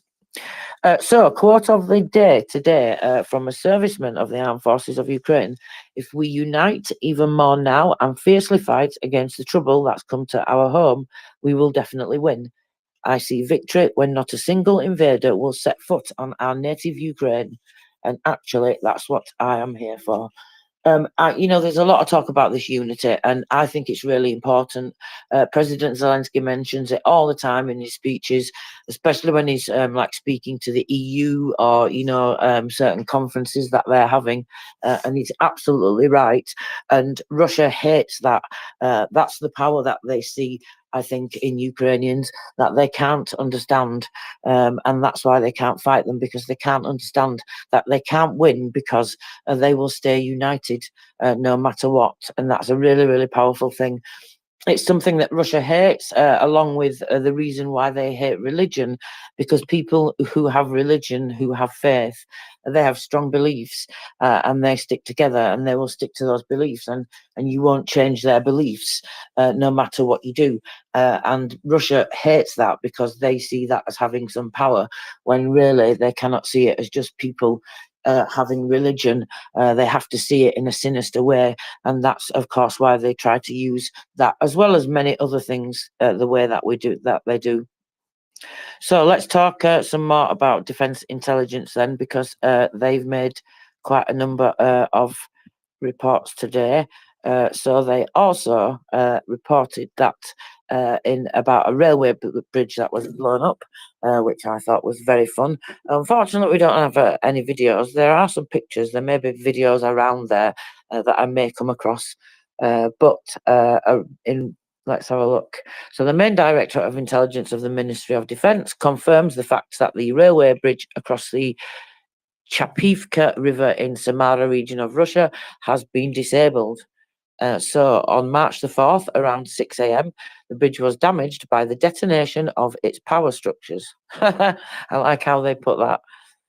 The railway branch was used by the aggressor state to transport military cargo, in particular engineering ammunition produced by the JSC, which is the Joint Stock Corporation, polymer plant in the city of Chabarovsk, Samara region.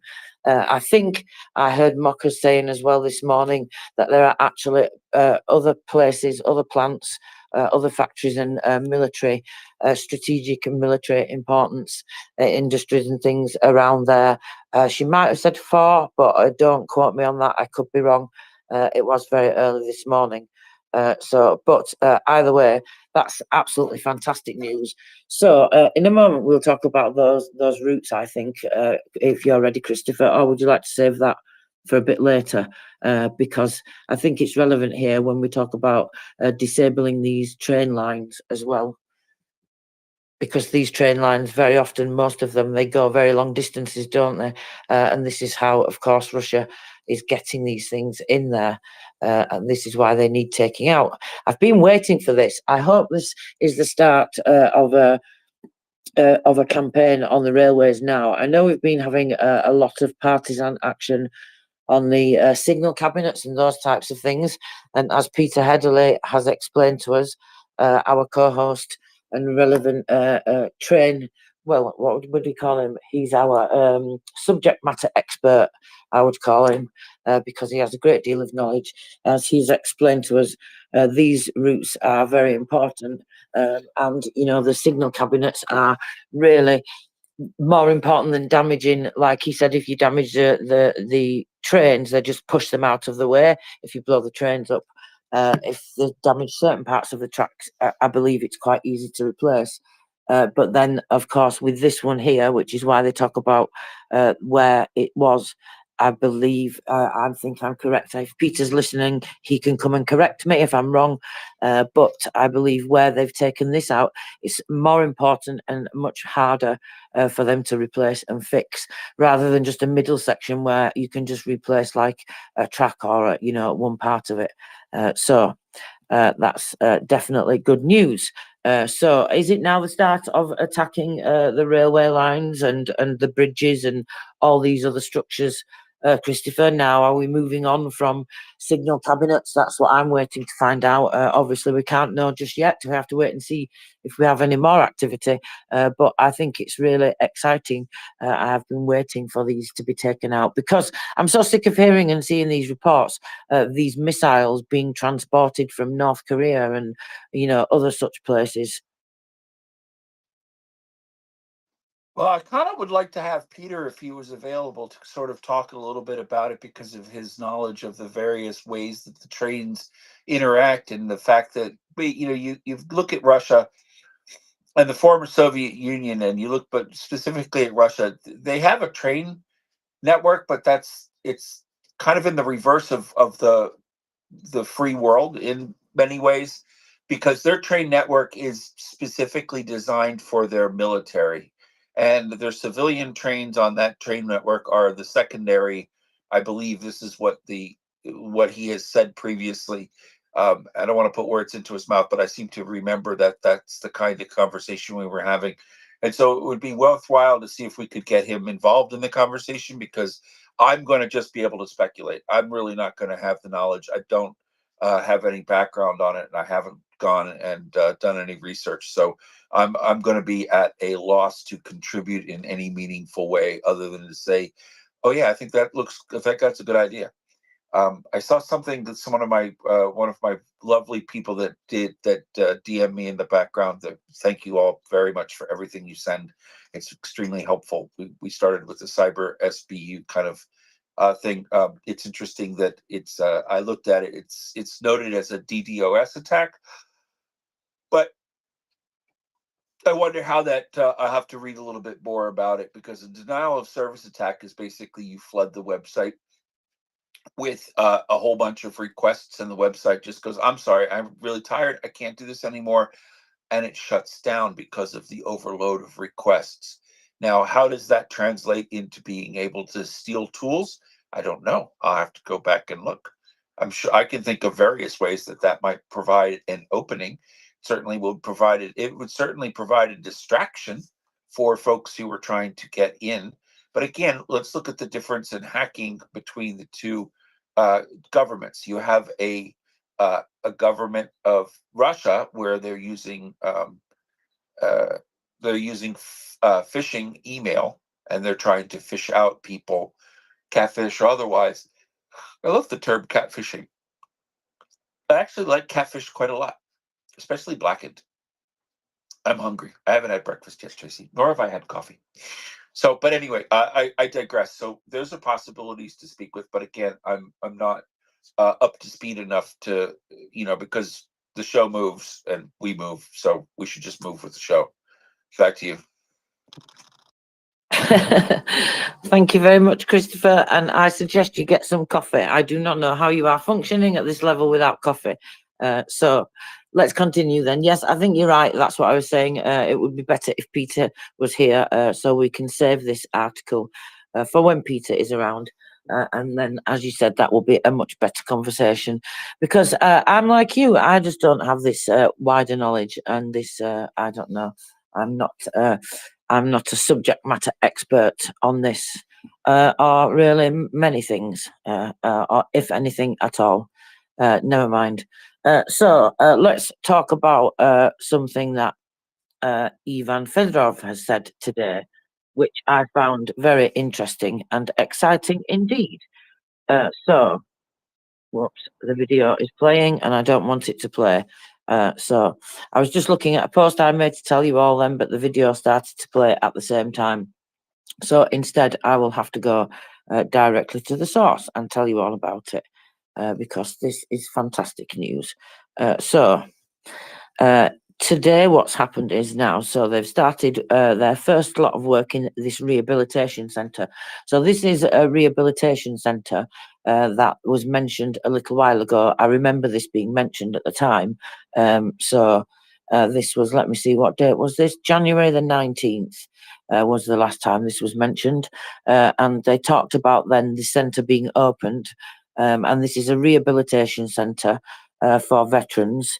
So already in February, we plan to open the Centre for Military Personnel and their family members in Zaporizhia, is what Ivan Fedorov said in January. So Ukrainian and foreign partners helped with this. So they've helped to equip the centre thanks to donors of NGOs and partner countries. And they have cooperated with international organisations on the supply of modern robotic equipment. So various NGOs helped with that. So now, today, then the update came, which I've been waiting for an update on this. So I was really pleased when I saw this. So I may seem a little overpleased. That's why, if I seem like that. But 25 defenders are already undergoing rehabilitation, therapy, and physical support consultations. So the centre is now fully opened and operational. There is a video and pictures which I'll post for you all to see, actually. I should have done that already, but I haven't had the time. I apologise. So the Zaporizhia Oblast team's plan for 2024 is to open the modern rehabilitation centre for military personnel and their families, as well as civilians who suffered from Russian aggression. So that's brilliant news, isn't it, Christopher? I thought we should bring that news to people because, you know, we have to celebrate the good news and, you know, celebrate these things. And actually, it helps us see, you know, just the amount of support that Ukraine still needs on a local level, on a national level, you know. I mean, and the things that are still happening, the partnerships that are still going on all the time with different countries, you know, aside from like the military aid packages and things like that that we talk about, which is obviously really important. But, you know, there's the humanitarian side as well. And all these things that we can't provide, you know, charities like ourselves and others.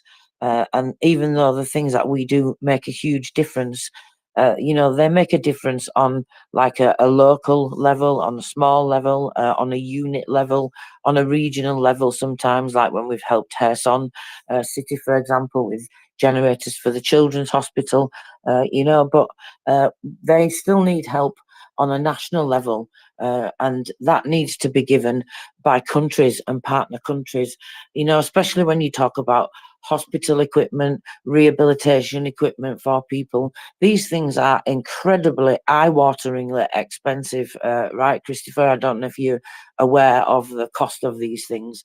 You know, they are staggeringly expensive, and especially when you talk about you know, things like MRIs and, you know, ultrasounds and all these types of different equipment that they need. Some of them you can get on a small scale level now for, you know, taking out in the field and all those kinds of things. But, you know, some things you just can't. You have to have these great big machines in hospitals, you know, and they cost a lot of money. So I'm really pleased to see that they're getting that help. Anyway, I've posted pictures. So if you've not seen that, Christopher and everybody else, I've just posted that on my profile, which has come through now. So you can all go and have a look at that. So nobody's coming to talk to us again, Christopher. I shall just waffle on with my list of things that I've been looking at today. So apparently a UAV has been found in St. Petersburg, interestingly, near an oil terminal. Now, this is according to Russian media, so take that with, I don't know, maybe a quarry of salt. But this is apparently the second time this has happened. You will remember one was found there before. But we did have reports from the Minister of Strategic Industries that I'm pretty sure it was 1,250, was it kilometres, he said, or miles? I would think probably kilometres. But anyway, he mentioned that drone a few weeks ago that can travel a great distance. I'm not saying that this is that drone, of course, but it's interesting to ponder, I think, anyway. So, speaking about drones, actually, there's an article we can go over about drones, which I was looking at. But let's cover some of what the Prime Minister is saying. He's been at this conference, actually, which I wasn't aware of, but he's been speaking at this conference.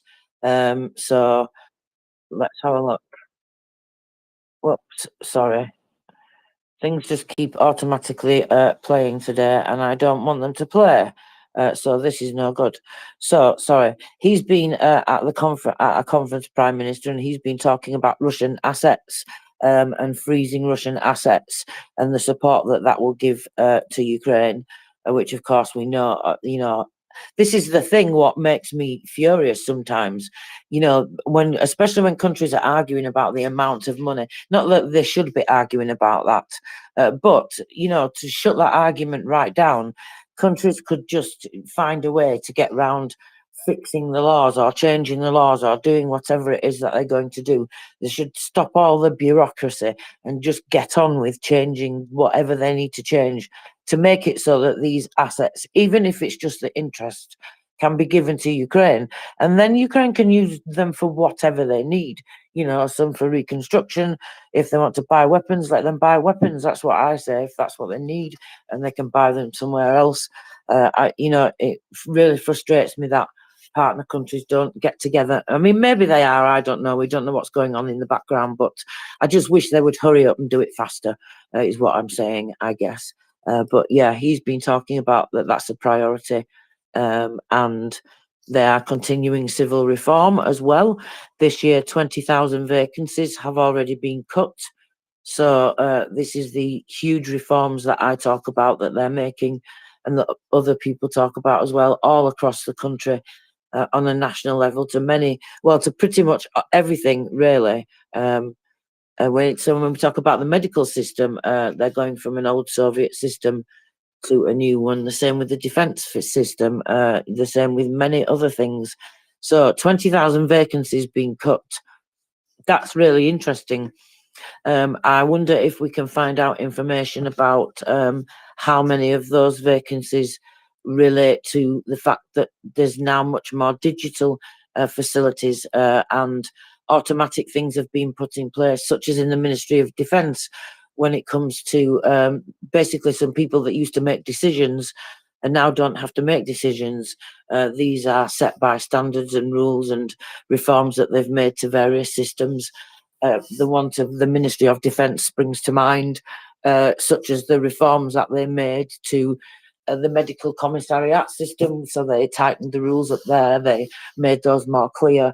And they restructured that, made a new framework for that. So that then there's less room it's less ambiguous. So there's less wiggle room for people to be corrupt. So yes, all those things. I wonder how much of it's related to that, Christopher. And I wonder if we can find out, all these things that are becoming digital on the DIA system, for example. Not that I don't know how. Anyway, it's just a thought that I had at the time. So maybe people don't even want to know that, but I do, and I'm going to look for that information. So what else has the Prime Minister said today? Blocking the border by the Polish farmers is senseless, and Ukraine has not exported wheat, corn, sunflower seeds or rapeseed to Poland since last September. And Ukraine will also not renew the gas transit contract with Russia. This is our basic position, and we are sticking to that, which is, of course, good to hear. So some of what the Prime Minister has been saying there today. So let's see what else has been going on. Now, we didn't have anything from the Air Force last night, which I'm pleased to say, because obviously that means it's been a little bit easier on Ukrainians. But of course, that doesn't stop all the destruction that Russia's trying to cause on a daily basis. So we do have some news from the regions. And of course, Odessa is still picking up the pieces from yesterday's attack. So let's see what's going on with the latest updates there for you. So let's have a look here. So in Donetsk, we'll start with Donetsk. So lots of destruction in Donetsk. I mean, the list is huge. All the different areas are pretty long. It's all houses, 2-story buildings, educational institutions, shops, cafes, churches, administrative buildings, all damaged. 3 people were injured in Pokrovsk and 16 people were injured in Kurakavo. Private houses damaged in pretty much, well, there must be about, I think there's about 20 or 30 different places listed here. I'm not going to read them all out and torture you all with that, but if you do want to know more information about those specific regions, please DM me and I would be happy to give you that information, especially if there's a particular area that you're concerned about. But Russian shell populated areas of Donetsk 10 times in the day.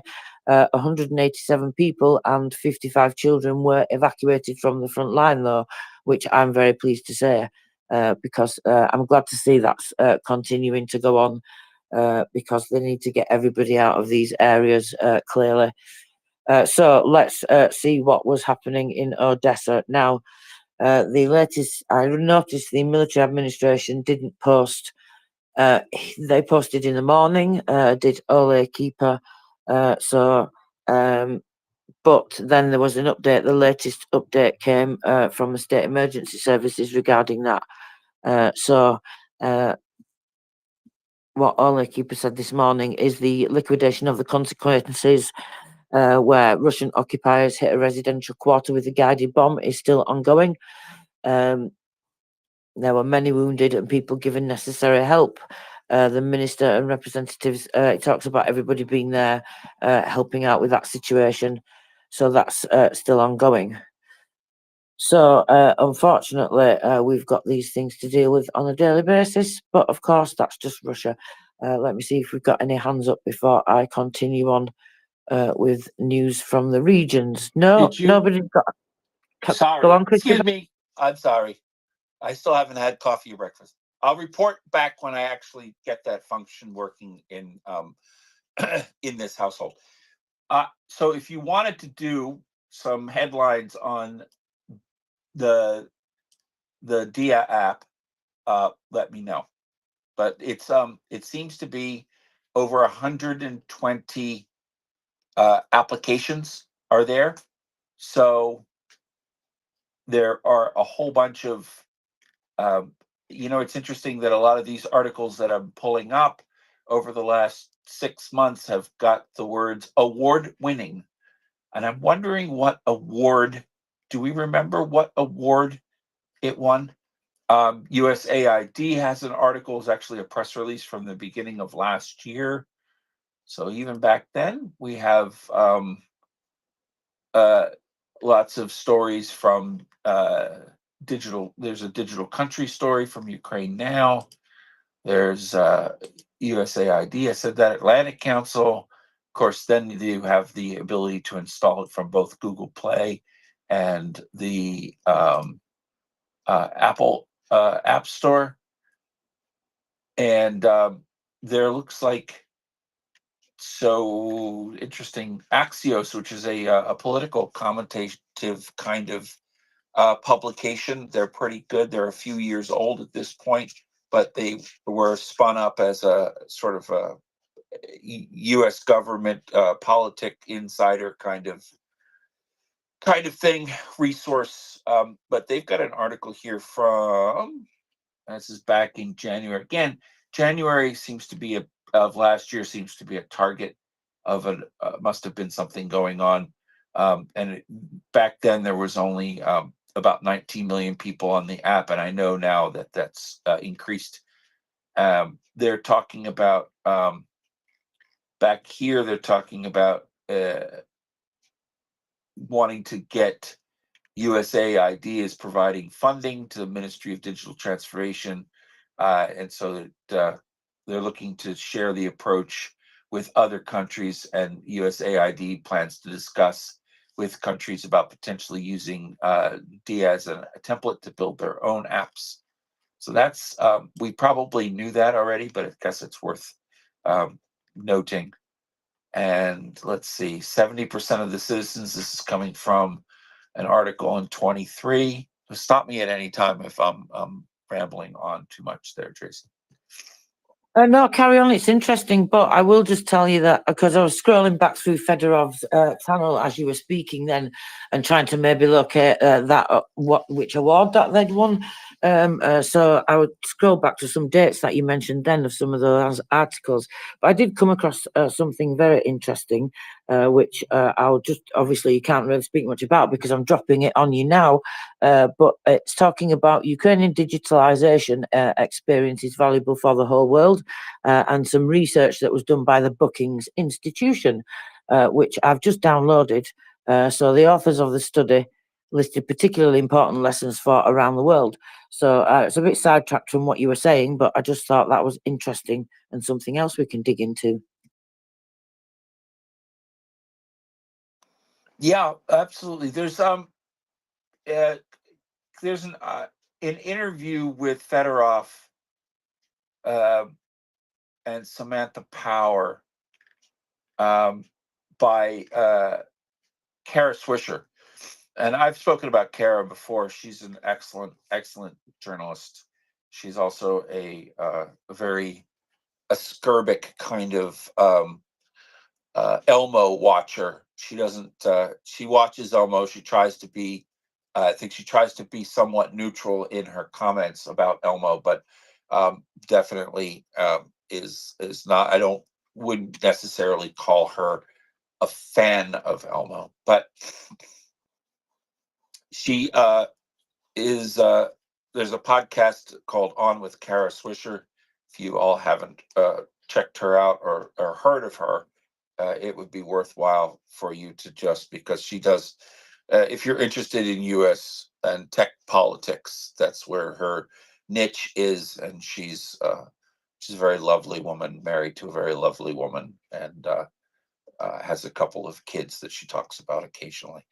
So there's this interview here with Fedorov. We're going back to, we're almost a year old at this point. It was from May 30th, 23, and it's in New York Magazine's The Intelligencer. And this is a free article. It's not something that you need to hit the paywall for. I'm happy to read some excerpts from it, or I'm not sure if that is interest to anybody, but let me know. Yeah, if you've got time now, Christopher, that would be great. I was just looking at scrolling through Fedorov's channel as you're speaking. I'm going to continue doing that because I think this guy's really fascinating. He's incredible. One of these really dynamic individuals that we talk about, like Alexander Kamashin and others, many others that we see. But of course, these are just the ones that we see highlighted in the news because they're doing so much, because there is so much to do. But anyway, sorry, I'm waffling. 100 defense companies have joined the Dia app now. I thought that's a bit of interesting information there for people. But sorry, Christopher, please carry on. Yeah, no worries. And on the tech front, there seems to be a glitch with Sarah Ashton Cirillo's account. It seems to have disappeared completely from the space that Elmo controls. So not sure exactly what that means. But there's a bit of a kerfuffle in the background going on with people who are followers of hers and who I follow that are sort of just waking up to her account being missing. So maybe a wanted poster. We could get a NAFO wanted poster to have you seen this account. Okay, so the interview that took place here, it was someplace in DC. It was recorded at an event in Washington, and let's see what that event was.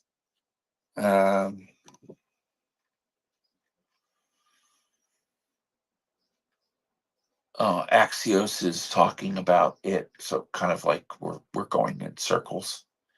Fedorov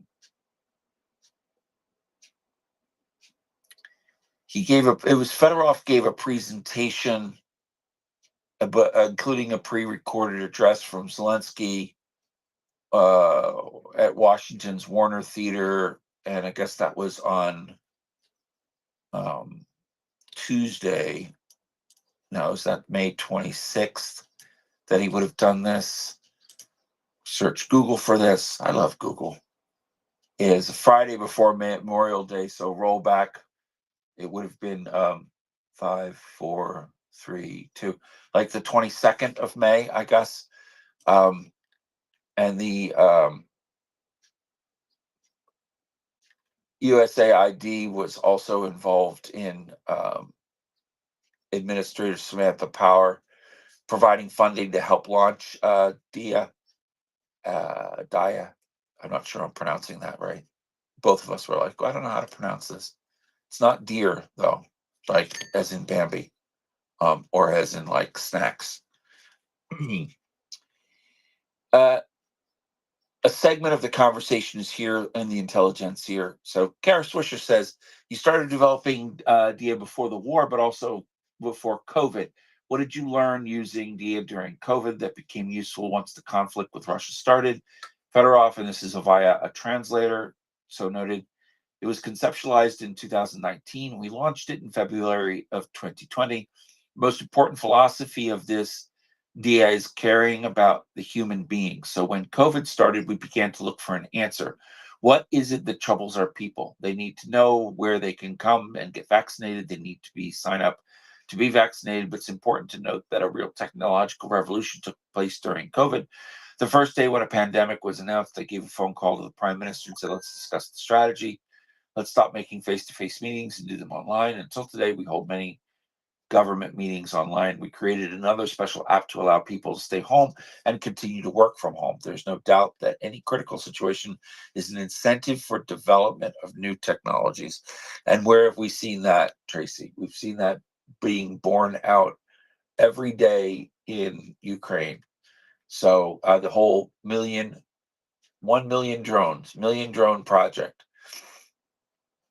is an example.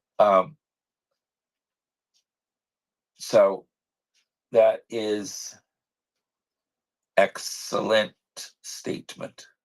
Kind of want to bookmark it. Use it again. Swisher says, okay, so now DIA can include a chatbot for citizens to report on Russian troop movements. Right. If you remember that, that's it. We'll go ahead and pull your geolocation so you don't have to say exactly where you are in the in the chat, in the bot, the bot will know where you are, add that information into your post. And so Swisher's like, that's a big leap between like where to go get your vaccination and here's Russian troops. Fedorov says it's the same philosophy. The invasion starts and the main question is what it is the people need right now. So again, it seems like he's focused on that, as he mentioned previously. Information in real time. So we launched TV, radio in DIA. Quick payments of subsidies for evacuation. I guess he's saying he's listing what was needed. They launched debt service. Once airstrikes began to happen and missiles were hitting people's home, launched the service to register the damages, and so on. We keep thinking about the Ukrainian person and their needs. We keep this in our minds. So Swisher,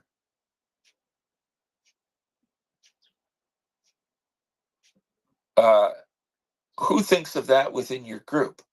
Because that's even though you're giving information, it's a very different thing than the basic services most people use these apps for in other parts of the world. Well, yeah, I mean, yeah, what? Sorry? No, sorry, carry on, Chris. No, I'm sorry. I yawned and didn't want to yawn, but I yawned. So there was a pause there. It was a yawn pause, and not for anything else. So Fedorov goes on to say the main task of a government is to understand the needs of the people, to frame them, and to find ways to resolve them. They can get back to this whole theme of government works for the people. I wonder if we can export that. We are not a creative team who invents some entertaining projects. We have a clear cycle of policy making. We do an ongoing sociological survey, we collect data on our boards, and we analyze those data. And it's very important that the culture in our ministry is different from a typical government culture. We have people who come to serve this mission. So Swishers asks, so what are the most important, what is the most important of the things that you've added on? That's a good question, because we have many very good, cool services, but I think the most useful is really not a service. It's the new culture in the government. Government officials are competing to get their product a priority in launching that new service. It's a change of thinking, a change of mindset. They are now thinking, and Kara says, within the bigger government, Fedorov says, they are now thinking of how to address and resolve people's needs as conveniently as possible. So now she turns to talking about USAID's work and Samantha Power. What part of the development of DIA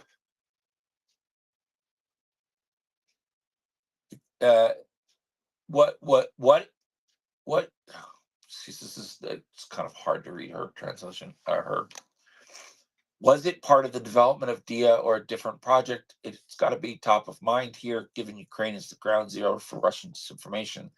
That's where they tested out everything long ago, and here, and they've continued to attack. And now Samantha Power rolls in and talks about if she says, before I answer that, if I could just bring it home how DIA matters and how sort of in a way we removed here are from the ground situation in Ukraine, and we are walking in earlier this morning. Prime Minister Fedorov was showing me photos of his neighborhood, which had been bombed overnight, and showing photos of the damage of the roof. Well, first of all, that's harrowing and brutal, and the Russians have to be held accountable for these crimes. One, two, someone will be going and snapping a picture of the damage to their roof, uploading it into the app, and at some point getting back an estimate of what the damage is, and at some point actually restoration for that damage will come via the government to the citizen. It's just mind-blowing how in real time how useful this is. This is just to exchange with him. In terms of cybersecurity, there's no way to imagine retraining the trust of people. If the system that every week offers more and more services to the people is vulnerable to Russian hacking, this is horrible. Horrible.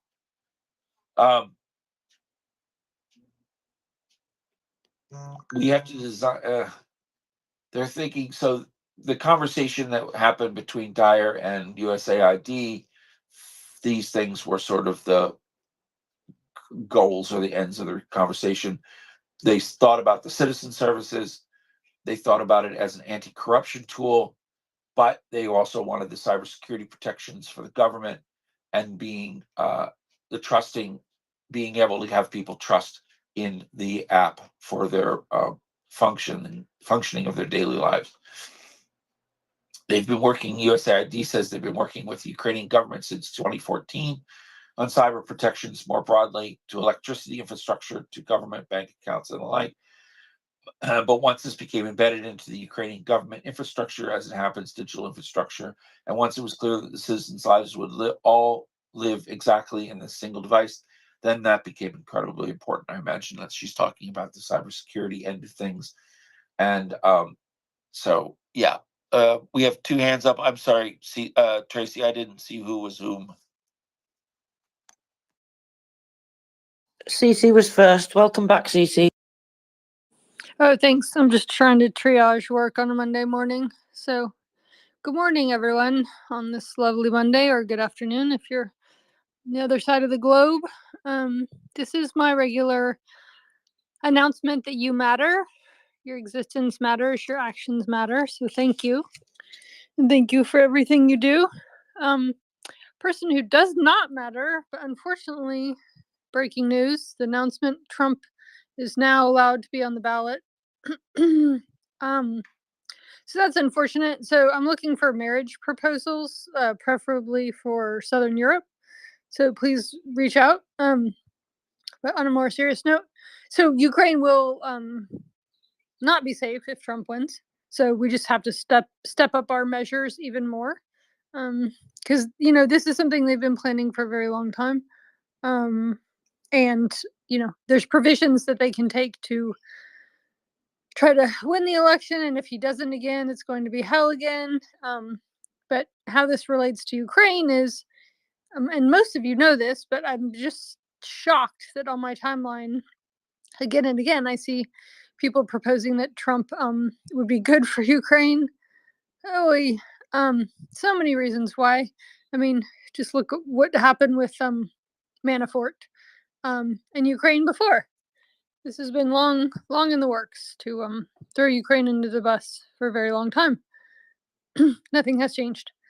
So please do everything that you're always doing. If you've never done it, there's always this is a great time to your first time.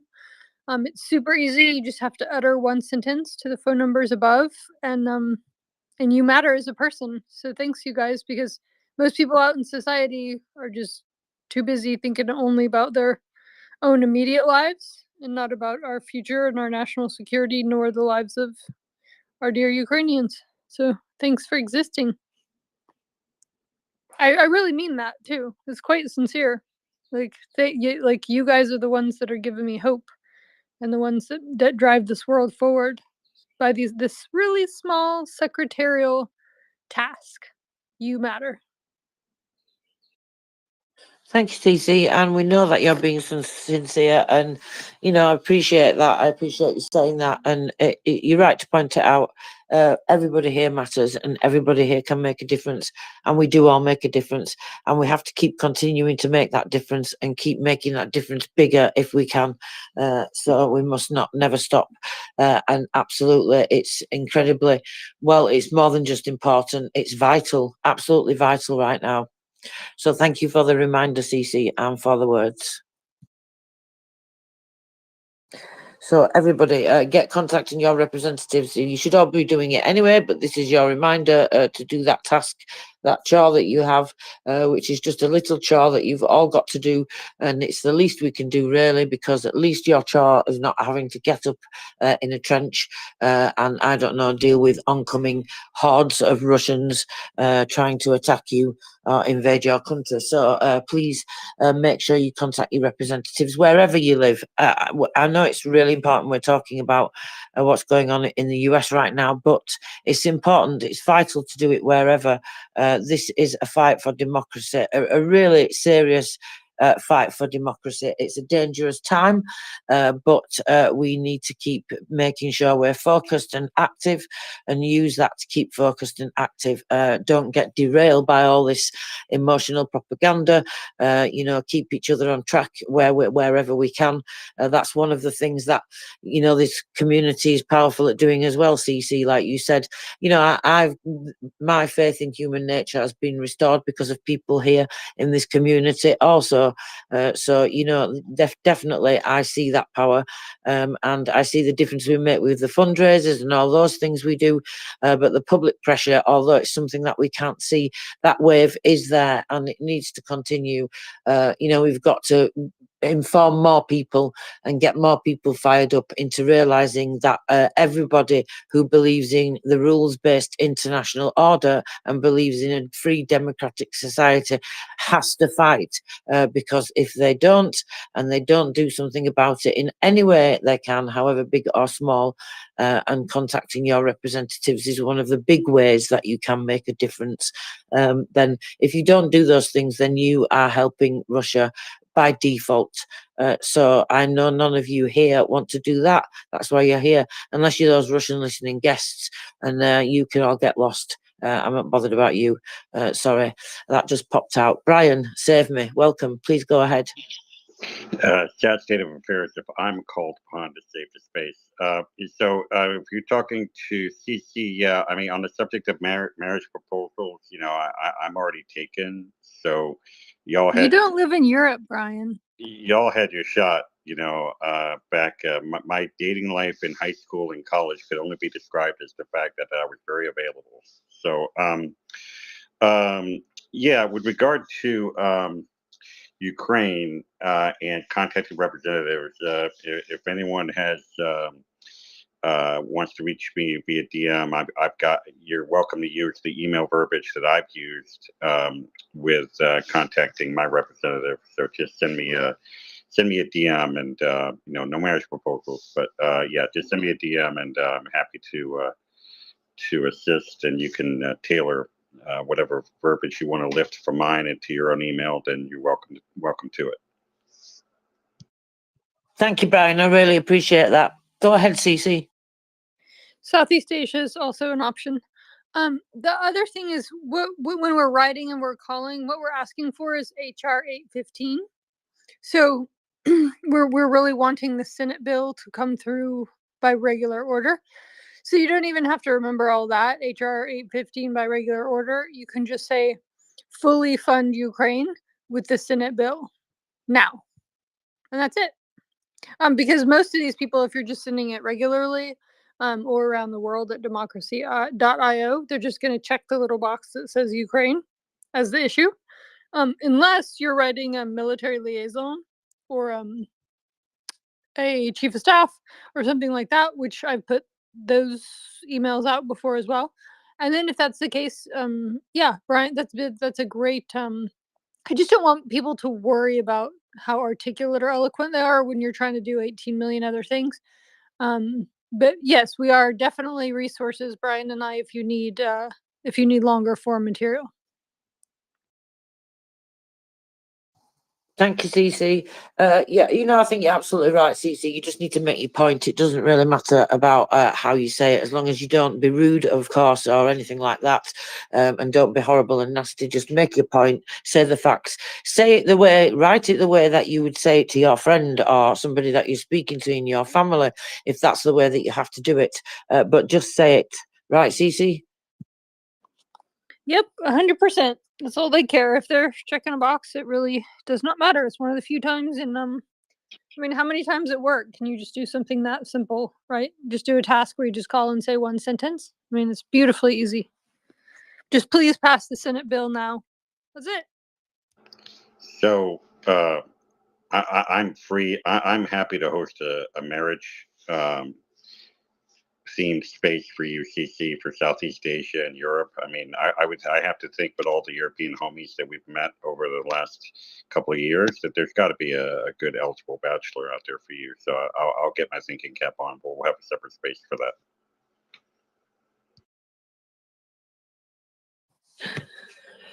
Thank you very much, everybody. Okay, so you know what to do, guys. Get calling, get emailing, get contacting, get doing all of the above, but make sure you call. That's the most important way to contact them, so please try and do that if you can. Thank you for everything. Can you hear me? Yes, welcome. Oh, thank you so much. Thank you, Cece. I sent you a DM tagging you the article Lawrence Tribe had posted that I mentioned earlier. And Christopher and Slavi, a number of other people, I tagged with that same article. Anybody who wants me to tag them, please let me know. But Tracy, I sent you my Democracy.io creation for this morning. I don't know if it'll be suitable in the nest or not, but I like it, and perhaps you will as well. Slava Ukraine. Hello, Slava. Thank you very much for every child. I'll take a look at that. I appreciate that. Could I add just one brief thing? Go ahead, Cece. There's something called the Masa Act. So as we know, the Shaheeds are a pernicious problem in Ukraine. And so we're really trying to get the IRGC under control here. and our government doesn't seem to be doing that. So if you want extra credit points for something super simple, is you can say, please support the MASA Act that's already, and this is for the Senate because the House has already passed it. So we're also trying to get support for getting Iran in a place where it's not detrimental to either Western countries or Ukraine. Super important. The MASA is spelled MAHSA Act. The MASA Act, MAHSA, and it's named after a beautiful woman who's now not with us anymore because of the IRGC. So it is also a beautiful tribute to her. Thank you very much, CC. I.e. murdered by the regime. I just want to make that clear. Murdered. The Ministry of Murder, I call them. Yes, so this is what they are, the Russian Ministry of Murder, with the indicted child snatcher leading the way. But yes, do not get me started on that. I already went on a rant earlier on CC, so I better not go on another one just yet. I should not expose people to that punishment, I think. Maybe I should save that. So let's carry on. If nobody's got anything else they want to comment here. You know what, Tracy? People are writing me. If you want to be added to the non-US working group, just please DM me because it is infinitely useful, this help. Thank you. Thank you, CC. Yeah, you can just add me to it. That's fine. Thank you. I think you're already in it. I think. Am I? Oh, is this the group? Oh, well, the one where we saw where everybody was. It started off dealing with the cars, the scrappage thing. That scheme. Is that the group we're talking about? We do a couple different things. But yeah, it really is. Everyone in there is like, oh, I wish I would have been a part of this earlier because I feel so useful. And you truly are. Yeah, it makes a big difference, all these brainstorming sessions and ways to come up with continuing to make that contact, new and interesting ways to help everybody, to help each other do that. It does make a huge difference. It's kind of really one of the things that we do at MriyaReport as well, isn't it? That I think it's a worldwide thing. That's what staggers me. I think it's absolutely fantastic. It's like a worldwide brainstorming session, all about things to help Ukraine. So it's definitely very, very useful. I'm so pleased to have technology actually for that. Any more comments from anybody else on this topic before we move on? Whilst you're all diligently contacting your representatives, writing your emails, I will allow you to leave the space for a time to make the phone call, of course. That's absolutely critical. So please go ahead and do that and then come back and join us. Okay. So Or no you more can put it on your computer and do it on your phone. This is an excellent idea, CC. Now, Tarixis was trying to come up and join us, but wasn't able to join us for some reason. So I don't know if that was a technical issue or not. So I've sent you an invitation, Tarixis. If you wanted to come up and join us, please see if you can accept the invitation that way. And then we will listen to what you've got to say as well. So I always like to say what you've got. Any updates are always very interesting. I was going to talk about drones. In particular, I wanted to talk. Oh, sorry, Christopher. Did you finish? Did you want to carry on with what you were talking about? I apologize. No, I think that's pretty much it. People can go ahead and look at the intelligence here in the article if they want to pick it up. If they don't, they can DM me if they need the link to it. If it makes it easier for people. Kara Swisher's a good. Again, Kara Swisher's a tech reporter. She's been around for a very long time. She's a good egg. She knows her stuff. She's been following Elmo and a bunch of other of the crypto boys for a long time. And I don't want to put words into her mouth, but I don't think she's a particularly big fan. Back to you.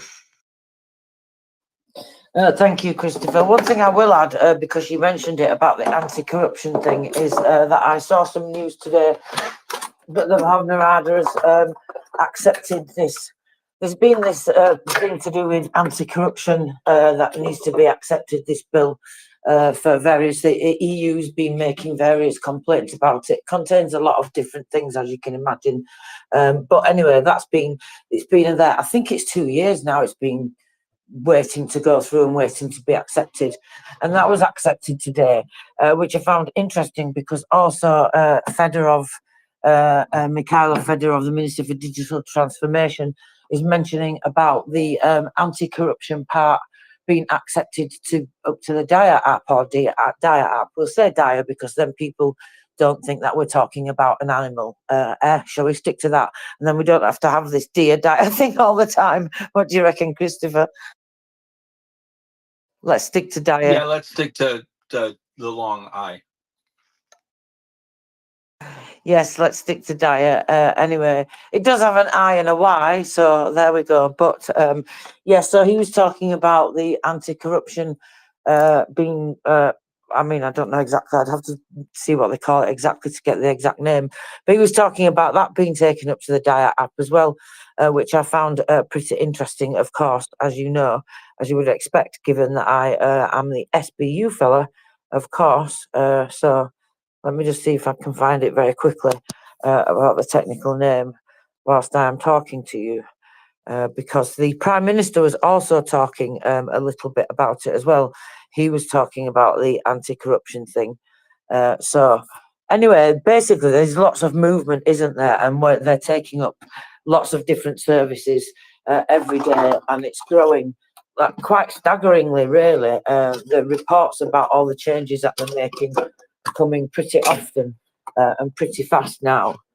So let's go back to what the Prime Minister says. Anyway, so if we've finished with that topic, whilst I just find this that the Prime Minister said, I was going to go over the article about drones, in particular, the one that was talking about the sea drones. So who is requesting? Let me see. We have Bull Terrier coming up to join us. So maybe we wait and see if Bull Terrier has anything that he would like to cover before I go on to this article about sea drones, and in particular, the new Magura sea drone. Bull Terrier, welcome. Do you have some comments or a different topic you would like us to cover? Yeah, hi, Chris and Tracy. Yeah, thanks for your hard work, and everybody please retweet the space and support the fundraiser. So I just noticed an interesting article in in Reuters that Albania, which is a NATO member, excuse me, which has no fighter jets of its own, opened a rebuilt Soviet-era airbase to serve NATO aircraft on Monday, amid an increased threat from Russia, said the Prime Minister Edi Rama. So yeah, absolutely. NATO has spent 50 million euros on the Kukova airbase to bolster its presence in the region. Airspace in the Adriatic country of Albania, which borders Greece to the south and Montenegro to the north, is protected by Italy and Greece. So looks like a positive development, but it also looks like Albania's, yeah, you know, feeling the push, along with a lot of other previously, well, you know, now Western but previously East European countries.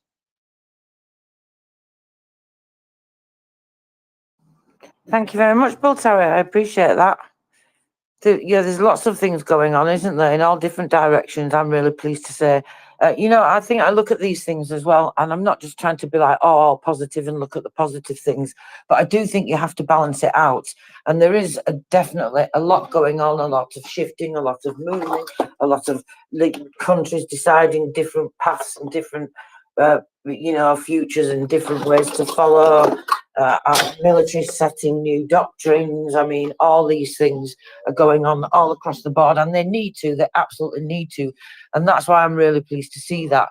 And I think we should keep highlighting it, because we can't get to the position where we can defend ourselves militarily and continue to help Ukraine with everything that they need, unless we make these movements in parallel. So it all needs to be done because, and all this bureaucracy as well needs cutting out, and all this, countries need to get together and realise properly, seriously, what's going on. And a lot of that is political will, and, I get that. That's why it takes time.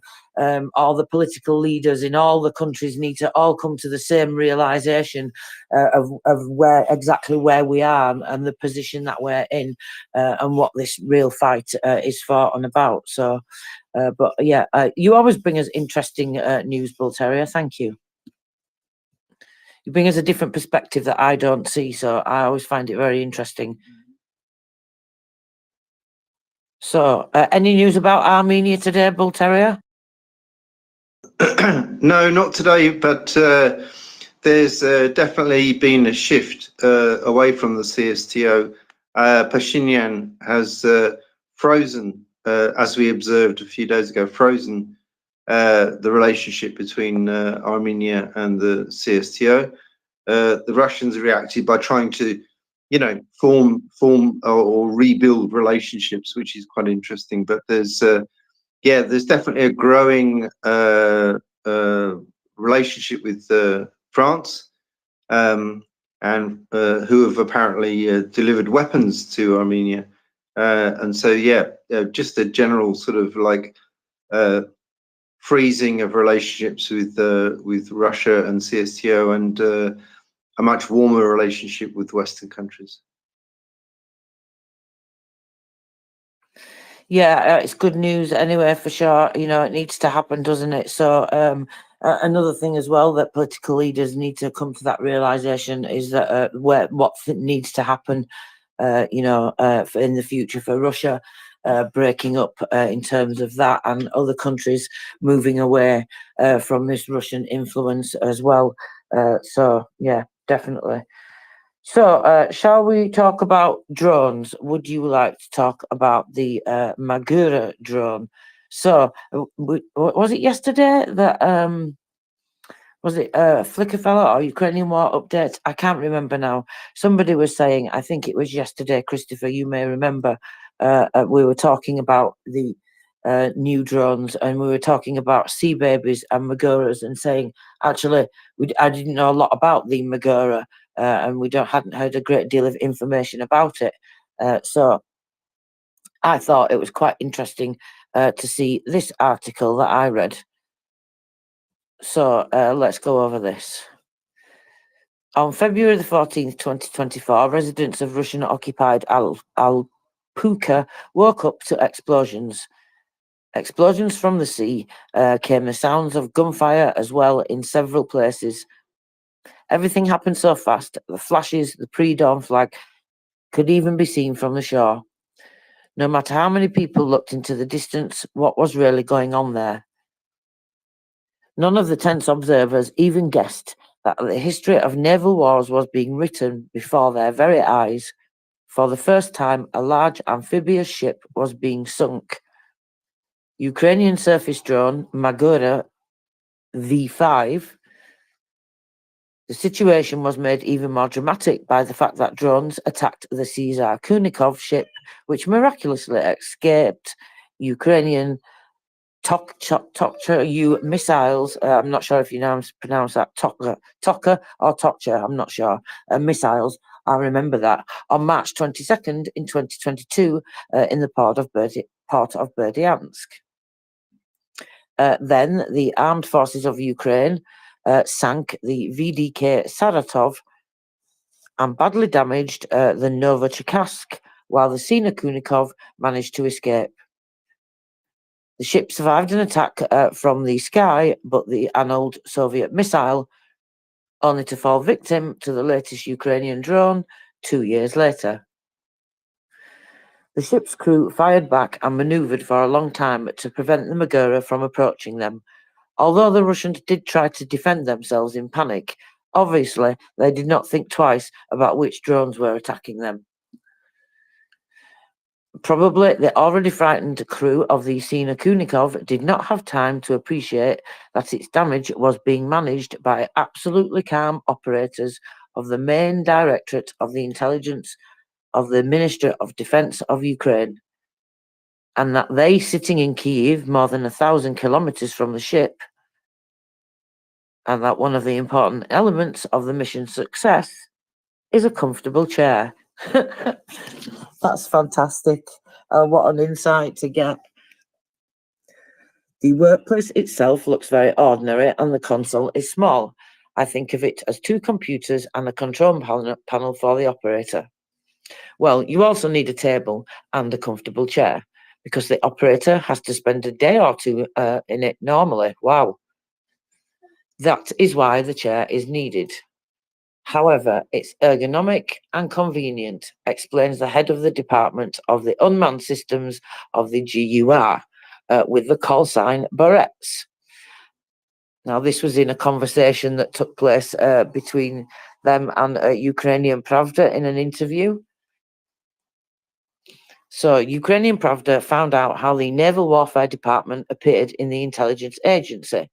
What is the uniqueness of the Magura 5 drone, which made it possible to go from damaging Russian ships to their complete destruction, and whether this system can liberate the occupied Crimea. Very interesting. All questions I want to know the answer to as well. So, Magura 5 water drones could not actually be in the GURMO, the private company which is engaged in assembling these systems, and so far, for security reasons, prefers not to be in the public sphere. Well, very clever indeed. They first worked with a completely different power structure. So it was current manufacturers of the Magura that SBU General Hunter once drove to the training ground and saw their flying copter on which Starlink was installed. Ukrainian Pravda already wrote about this episode because it was the beginning of the story of the Sea Baby and the SBU drones, which there is also a documentary about, the SBU documentary. It's about the attack on the Crimean Bridge, but you get to learn quite a lot of information about the Sea Baby in that. So go to Flickr fella, his profile, or I think Ukrainian War Update may have it pinned on his profile too. But there's a link on Flickr fella's profile. He has a fantastic dashboard where you can go, and there's all the links to the various places that you can watch all these documentaries and many others, and really important films about Ukraine that give you, like, the modern history.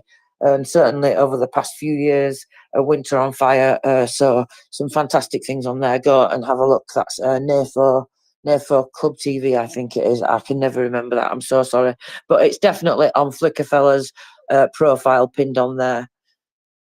So coming back to this part now. So yes, that's when they wrote about the Sea Baby. So in the summer of 22 began an art. At that time there were neither Maguras nor Sea Babies. There was only an idea to create something similar. And in a short time, the first prototype of the maritime drone was assembled. I wonder how long it did actually take them to create it from the start to finish. That's something that I find really interesting. And if they've been able to speed up that production since then, you would imagine that they have done. It was a fairly simple design, and compared to current models, it was even primitive. She only had one communication channel through the Starlink, a simple engine and a control system. But already in June 2022, the team lowered it into the water in one of the largest reservoirs and began to test it for endurance and manoeuvrability. Everybody really liked the idea of the combat drones, and in the beginning of September, a batch of naval drones was then ready. So, on the night of September the 16th and the 17th, 2022, they went on the first mission. So this was to Sevastopol Bay, and Ukrainian Pravda wrote, this first mission failed due to problems with the Starlink. That's something that they mention in that documentary, actually, the SBU documentary about that. And also about the reasons why they changed direction of what they were going to attack that night. Well, they considered the change of direction, should I say. and targets. So that, of course, did not work. A little more than a month later, on the night of October the 29th, Ukrainian drones broke into Sevastopol and even damaged the new flagship of the Black Sea Fleet, the Admiral Makarov. But despite such success, conflict situations constantly arose between the developers and the SBU team regarding the quality of drones, calculations, and spending of money. Oh, that's really interesting. So at the end of 2022, the service decided to develop drones independently. That company assembled the first maritime drones and decided to continue the work with the GUR and the Ministry of Defence. So that's a really interesting insight, Christopher. I find that fascinating then that they've separated ways but still decided to stay working with the Ukrainian government, but just with the different side of it, with the GUR, and then the SBU have gone on to develop their work independently. I wonder if part of the problem would have been, or could have been, given the level of confidentiality that was needed. I'm wondering if there was a conflict there, because a lot of times private companies are private companies, right? They're not completely under the control of a government entity, even if they are critical infrastructure for the nation. And I can speak about the United States here. It's a concern always that they are a position or a point of departure potentially from the game plan. And obviously they're going to look to, private companies are going to look to maximize their revenue streams. And I'm wondering whether or not that this would have been a conflict, because while they are still working with the government, as you say, in a different capacity, does the article mention what the other capacity is and providing whatever other contract that but they were pulled from the main contract, which was probably for a variety of reasons. It may not have even been for the reason that I'm speculating on, but it just is curious to me that is something we've seen here in the United States. Anyway, back to you. Thanks, Christopher. No, you make a great point. It's definitely something to consider. I mean, I wonder if that would be any different. I mean, they're both sensitive, aren't they? Because one's military intelligence and then obviously the SBU, what they're doing. But it's kind of different, isn't it? I guess in the way that I don't know if this would make a difference either. Of course, I'm just speculating on something that popped into my head whilst you were speaking then. But as well as the security level and the sensitivity for operational security, as you said, and conflicts of interest, I also just considered then because technically with the military it's defence, isn't it? It's defence of an invading country, but the SBU is not the military, although they do have military ranks. They're not actually the military, they're security service. I wonder if that made a difference, like you say, for things ongoing, but it's definitely interesting questions to look at and maybe possibly try to find answers to, which we may have to wait a long time for. But thank you, Christopher. For Every Child, please go ahead. Yes, Tracy, thank you so much for reading that account. It is a valuable and priceless historical document in naval history. It's the kind of content that I try to share to my military groups, my congressional groups, my aviation periodical groups, and my airport groups, because people are sitting around with a lot of time in some of those locations, and as many of them would be interested in naval history. I don't know if it's possible for you to get that into the nest or not, or just to send it to me. But I did take the Democracy IO link with the two maps, and I put it in the purple pill. I discovered that the purple pill is not chronological. It just mixes things up in some strange order. But if anyone who sees two maps together with Democracy.io. That's the one that I'm hoping will get boosted a bit. Thank you. Slava Ukraine. Hello, Slava. Thank you for every child. I just DM'd that article to you, so nice and easy. All done. No trouble at all. Thank you very much. You're very welcome. So anybody else got anything they'd like to comment here before I continue on and read a little bit more? I'm always happy to break in between for conversation. But of course, if you're happy to continue listening to me, I will. What was I just going to say like you, Christopher? I will drone on. I nearly fell into that trap then, but it didn't quite come out. But then it did come out. What am I saying? Goodness me. I better get back to where I was in this article. That would help, wouldn't it? What I forget the bit I was at now. We were talking about the sea babies, weren't we? Where did we get to? Why do these articles go back to the top, Christopher, when you go away from the page? Why do they not stay on the bit that you're reading? It's very annoying. Because there's a couple of reasons. Do you really want to know them, or would you just like to continue on? No, you can tell me them whilst I get back to the right part of the page, please. Okay. Because it annoys me. It needs to be changed. The software needs changing. Carry on, sorry. The web pages are most web pages are designed to these news sites. They're designed to auto refresh.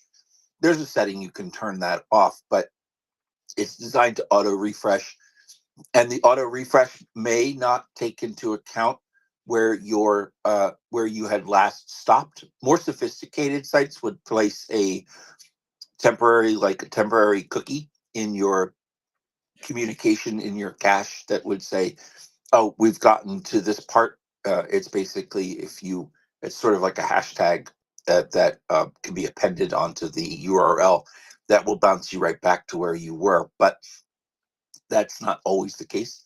And of course, people want to refresh the pages for a variety of reasons. One, to deliver you some additional advertising. I think that's probably one of the main ones. Two, to refresh the content if there is actually new content coming in that you might be interested in, or they might be wanting to push out to the sides of the page in those columns on the sides. But I think it's mostly because they're witnessing you interact with the website, and then they want to then, based upon that, they can rejigger their advertising algorithm, can rejigger the ads that are being shown you that could be potentially more available for you to click on because of what you're looking at. There you go. Back to you. Thank you. That was very helpful and perfect timing. I just found the spot. Well, that's annoying. Developers of software should not assume that you want to refresh the page. It should stay where it is. So if you're listening, developers of software, please take this into consideration, just for me, if you don't mind. Thank you. Sorry, I'm being silly now. So yes, we were at the part where they separated, weren't we, with the SBU and continued their work with the GUR. So following the separation then.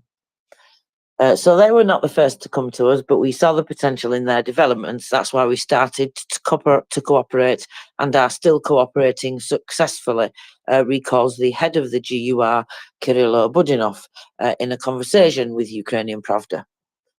At that time, the Scouts met the developers, and the GUR had a corresponding department of unmanned systems, and he even tried to make his own floating drones. This trend has since been with us, since the summer of 2022, and then we started making drones, especially water drones.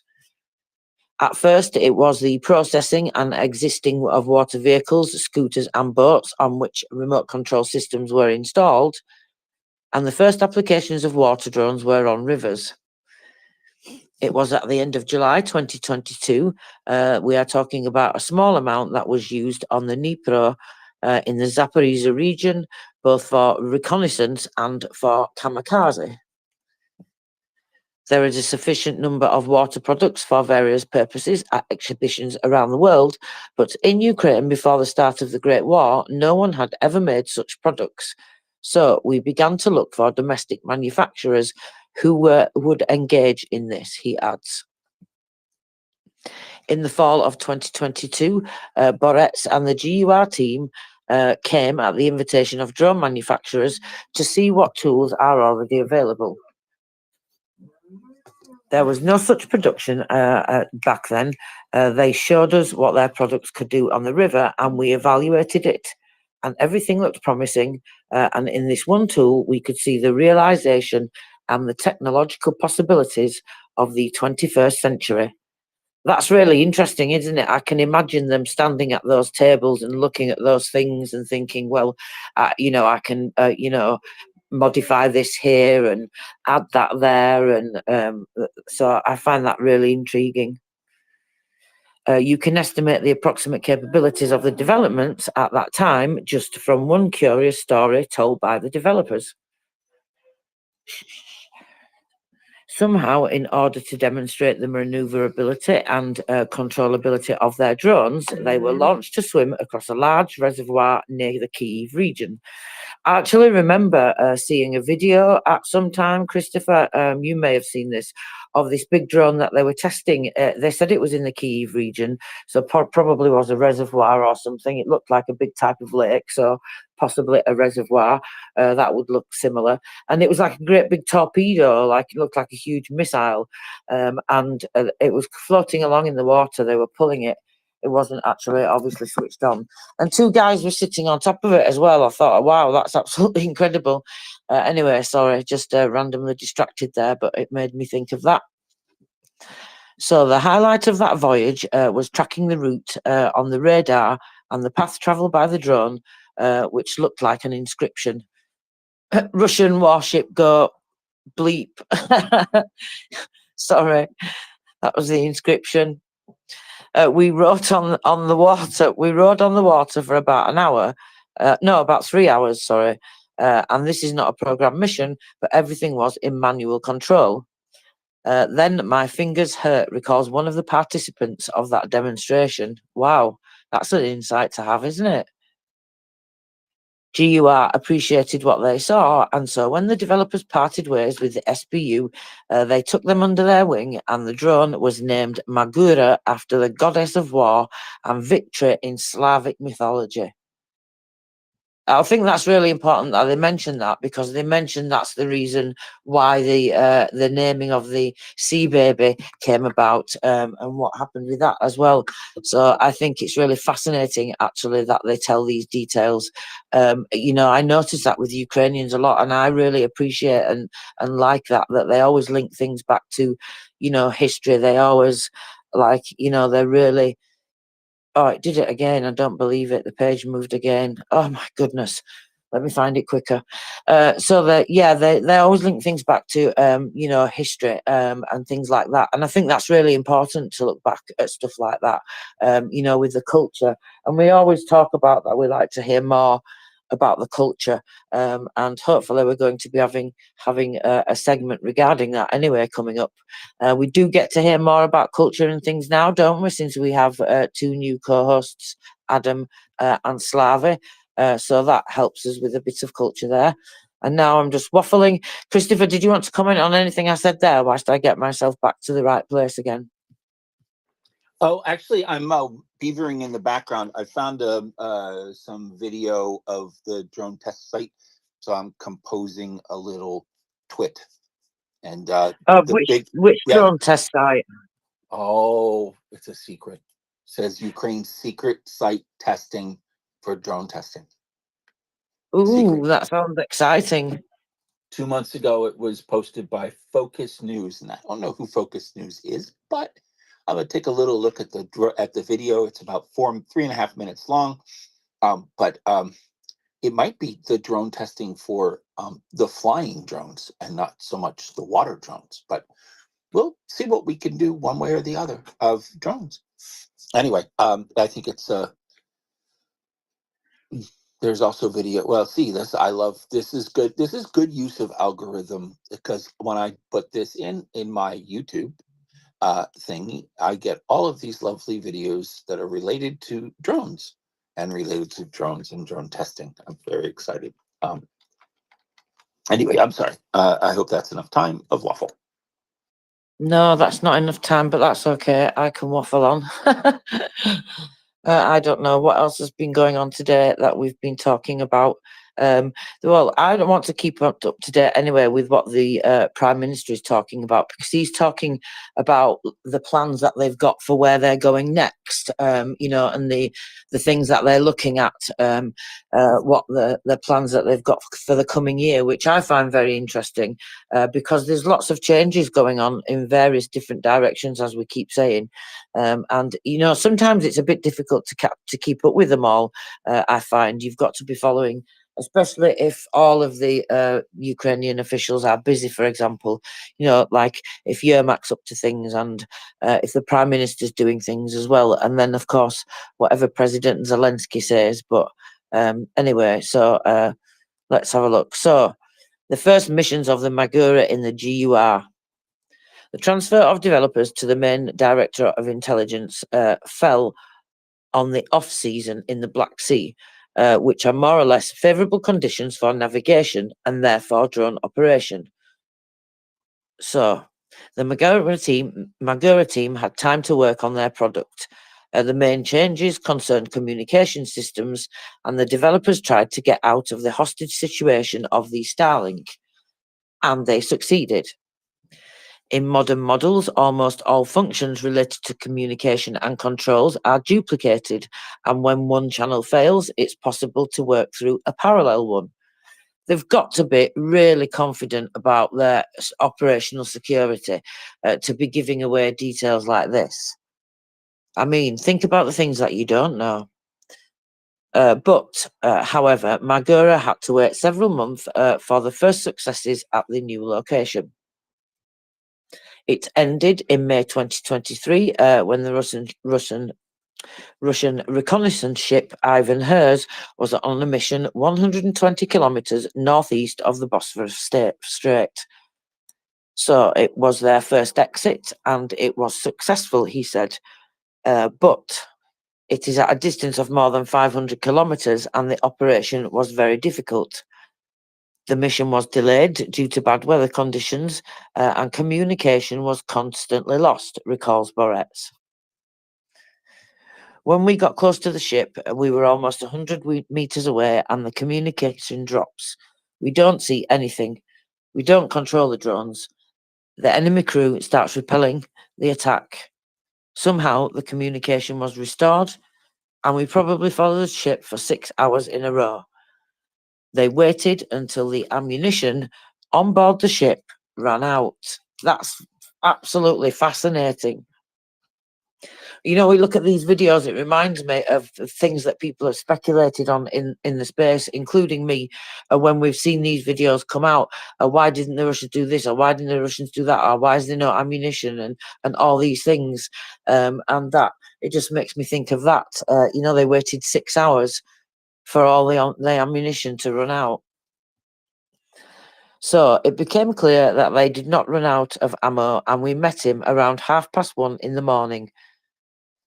Around 7 o'clock in the morning, he was shooting, and while he was being chased, some drones ran out of fuel because the distances are very long. Some drones were damaged, but we did manage to get to him. So the GUR tells the details of the mission. In another 2 months, at the end of July 2023, Magura will overtake and damage the patrol ship Serhiy Kotov.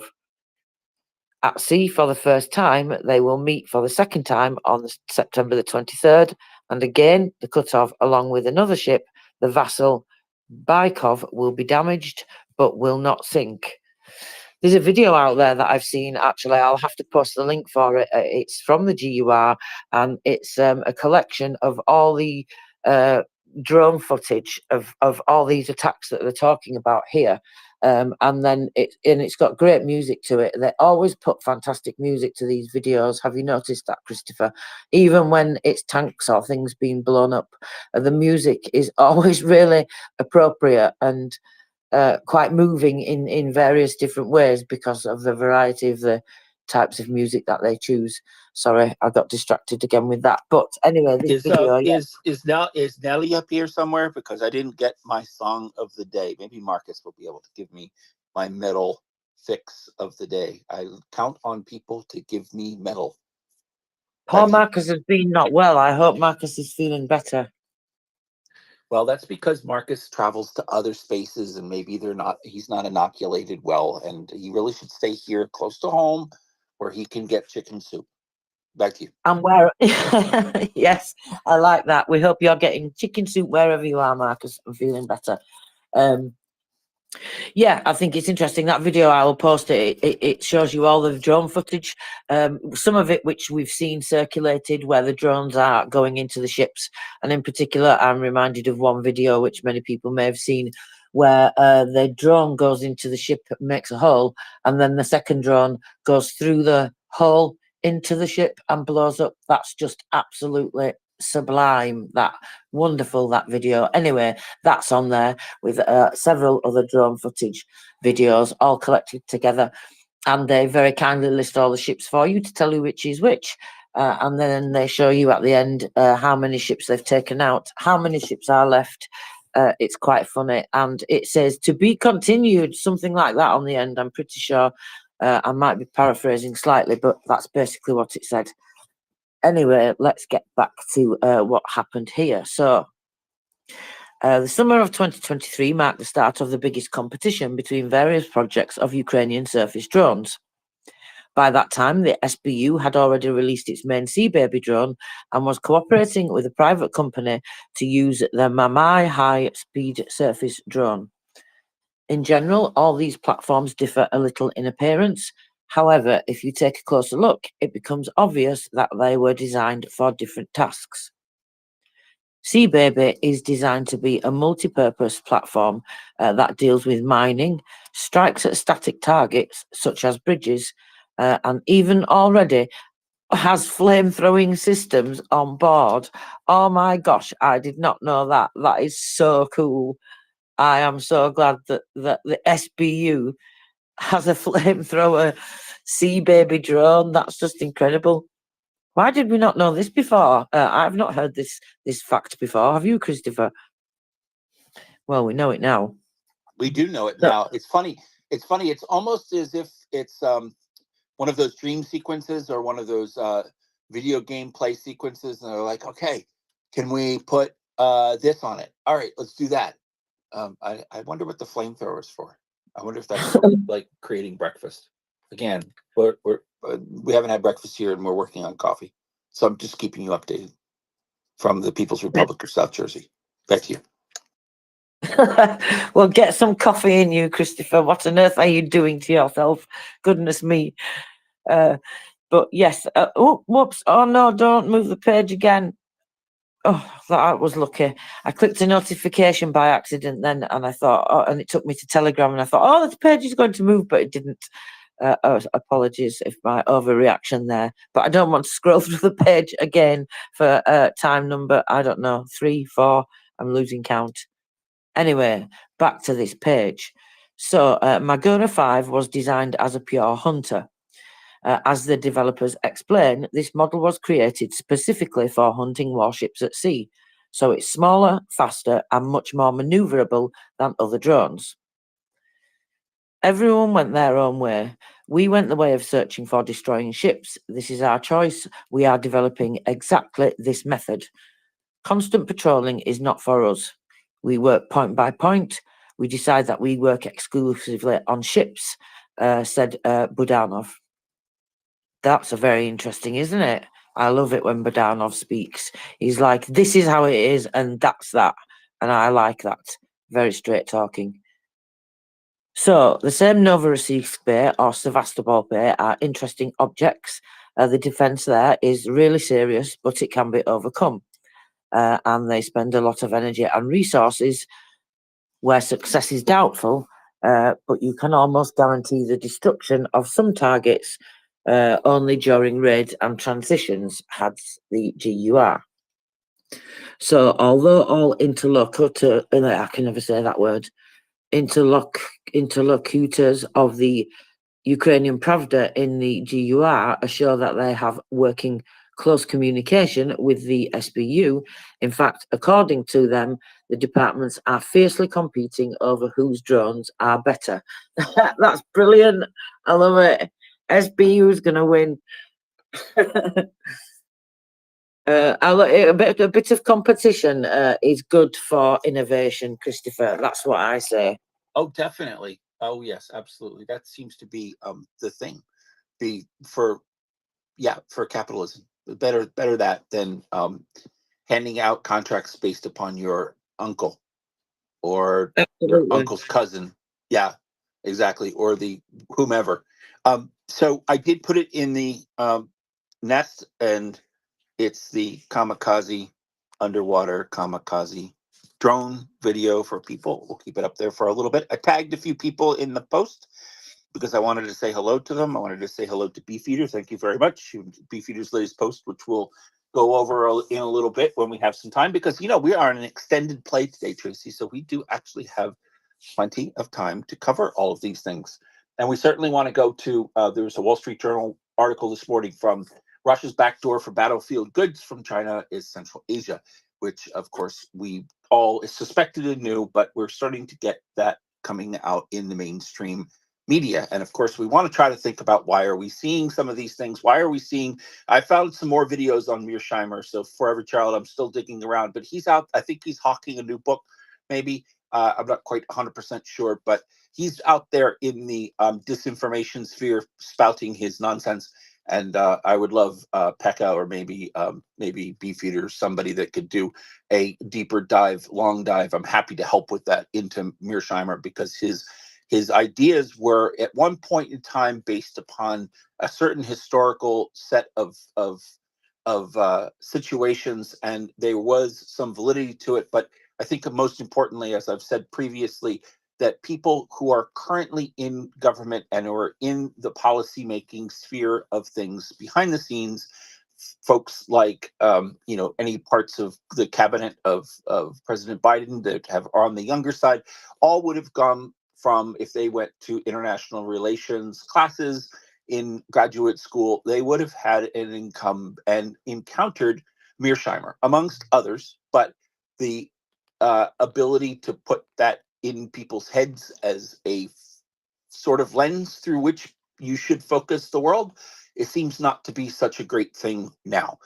Back then, it was probably one of the things to do, as he was an advisor to several presidents and was well respected in his time, but has fallen from and has not modified his worldview. As a matter of fact, he seems to be doubling down, and that seems to not be particularly helpful for moving the discussion forward, especially when you have a public intellectual that's in the waning parts of their public life or their career that sort of falls off the deep end. It's kind of worse than Elvis at moving to Vegas, but I digress. Anyway, back to you, Tracy.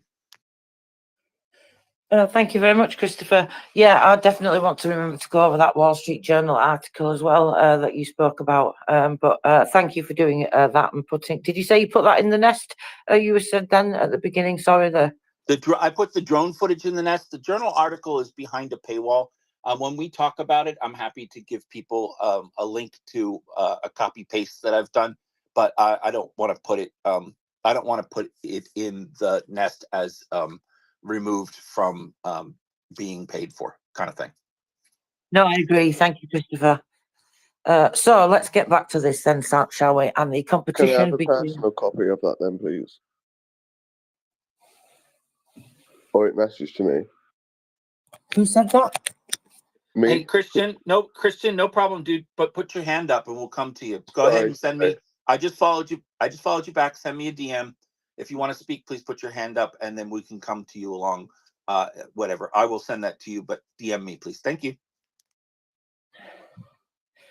Thank you very much, everybody. So I'll just finish with this article then. We left off at the point where the GUR and the SBU are talking about, their fierce competition. So It even becomes ridiculous when operators from different departments sitting in the same office before missions hide the coordinates of targets from each other. Although the best results are achieved precisely when services manage to work closely together instead of competing. Yes, I guess competing only works in a beneficial way to a certain point. Yes, so this is very true. But that's very human-like and very honest and transparent of them to admit that, I think. So, for example, it was during the attacks on Novorossiysk where the SBU and the Navy were preparing an operation together, and in the end, the SBU's Mamai hit the Olenogorsk miner VDV and the SIG tanker. This story was not without competition, however. Maguri participated in the Novorossiysk operation, but the GUR was not even mentioned in the official press releases based on the results of the mission. I must say this only led to the fact that Budanov's team became even more charged for the results. November 2023 was the first truly... Oh my goodness, I don't believe it. I just clicked on something and the page moved. Oh, I'm not having very much luck with this today. It's a good job we are on extended play, isn't it, Christopher? What am I even doing? Mete, But It sounds like you need a whole different Mete system. can save us. I need to use a different device and stop trying to use one device. I'm not as good at doing that as Mockers. Sorry, Use go ahead, Apple. Mete. Apple's really good, like iPad. Apple Can you iPad stop? Pro Max. Excuse me, you need to stop interrupting, please. Christopher already asked you about that. Thank you. Please go ahead, Mete. I apologize. Thank you. Thank you for your great work, both of you. You are so great. I was just, coming back to the frogs, sorry. But, you said yourself, Tracy, that you have seen a blue one and so on. But, in Budanov's office, the GUR chief's office, there's a sort of a tropical aquarium full of red and yellow, I think, really, really small frogs. And if there are frog specialists, are these poisonous? Because I know that the smaller they are, the more poisonous they are, usually, the frogs. And Budanov has an aquarium of frogs. Really, really cute and small and colorful. So if we have anyone who knows about frogs, let me know what they are. But Budanov has frogs. Thank you. I didn't know that, Mete. That's really interesting. Thank you so much for that. I didn't know you had a passion for frogs. Thank you. And welcome back, by the way. Christian, thank you for waiting. Please go ahead. Hiya. So there's a few different things and spaces and stuff I've been into. So there's been from governments to courts to even cryptocurrency and business. So because I'm trying to best plan my future at the same time.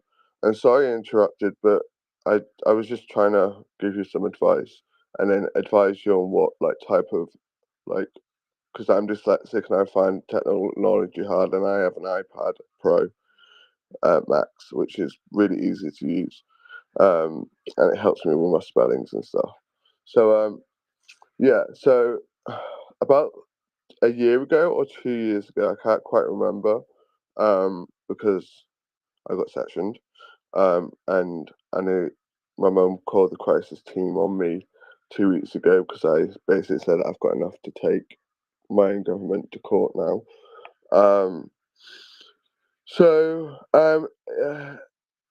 year or two ago, China AI had killed 97 people. Did anyone read about that? I mean, how does this relate to Ukraine, Christian? So I'm just like, so with all this AI stuff and technology and hackings, I'm worried about AI being more brought into the wars in the future. Well, I think that's inevitable. That's going to happen at some point, just as it's going to happen in developing society. I As think we've that's going to seen, more happen than the actual. Christian, Yeah. I don't know if you know, the way we have it in our space here is whilst one person is speaking, the other person is not. So that gives everybody, it gives us a chance to Okay, hear what everybody understand, but I has thought to you had say. finished. I thought you had finished.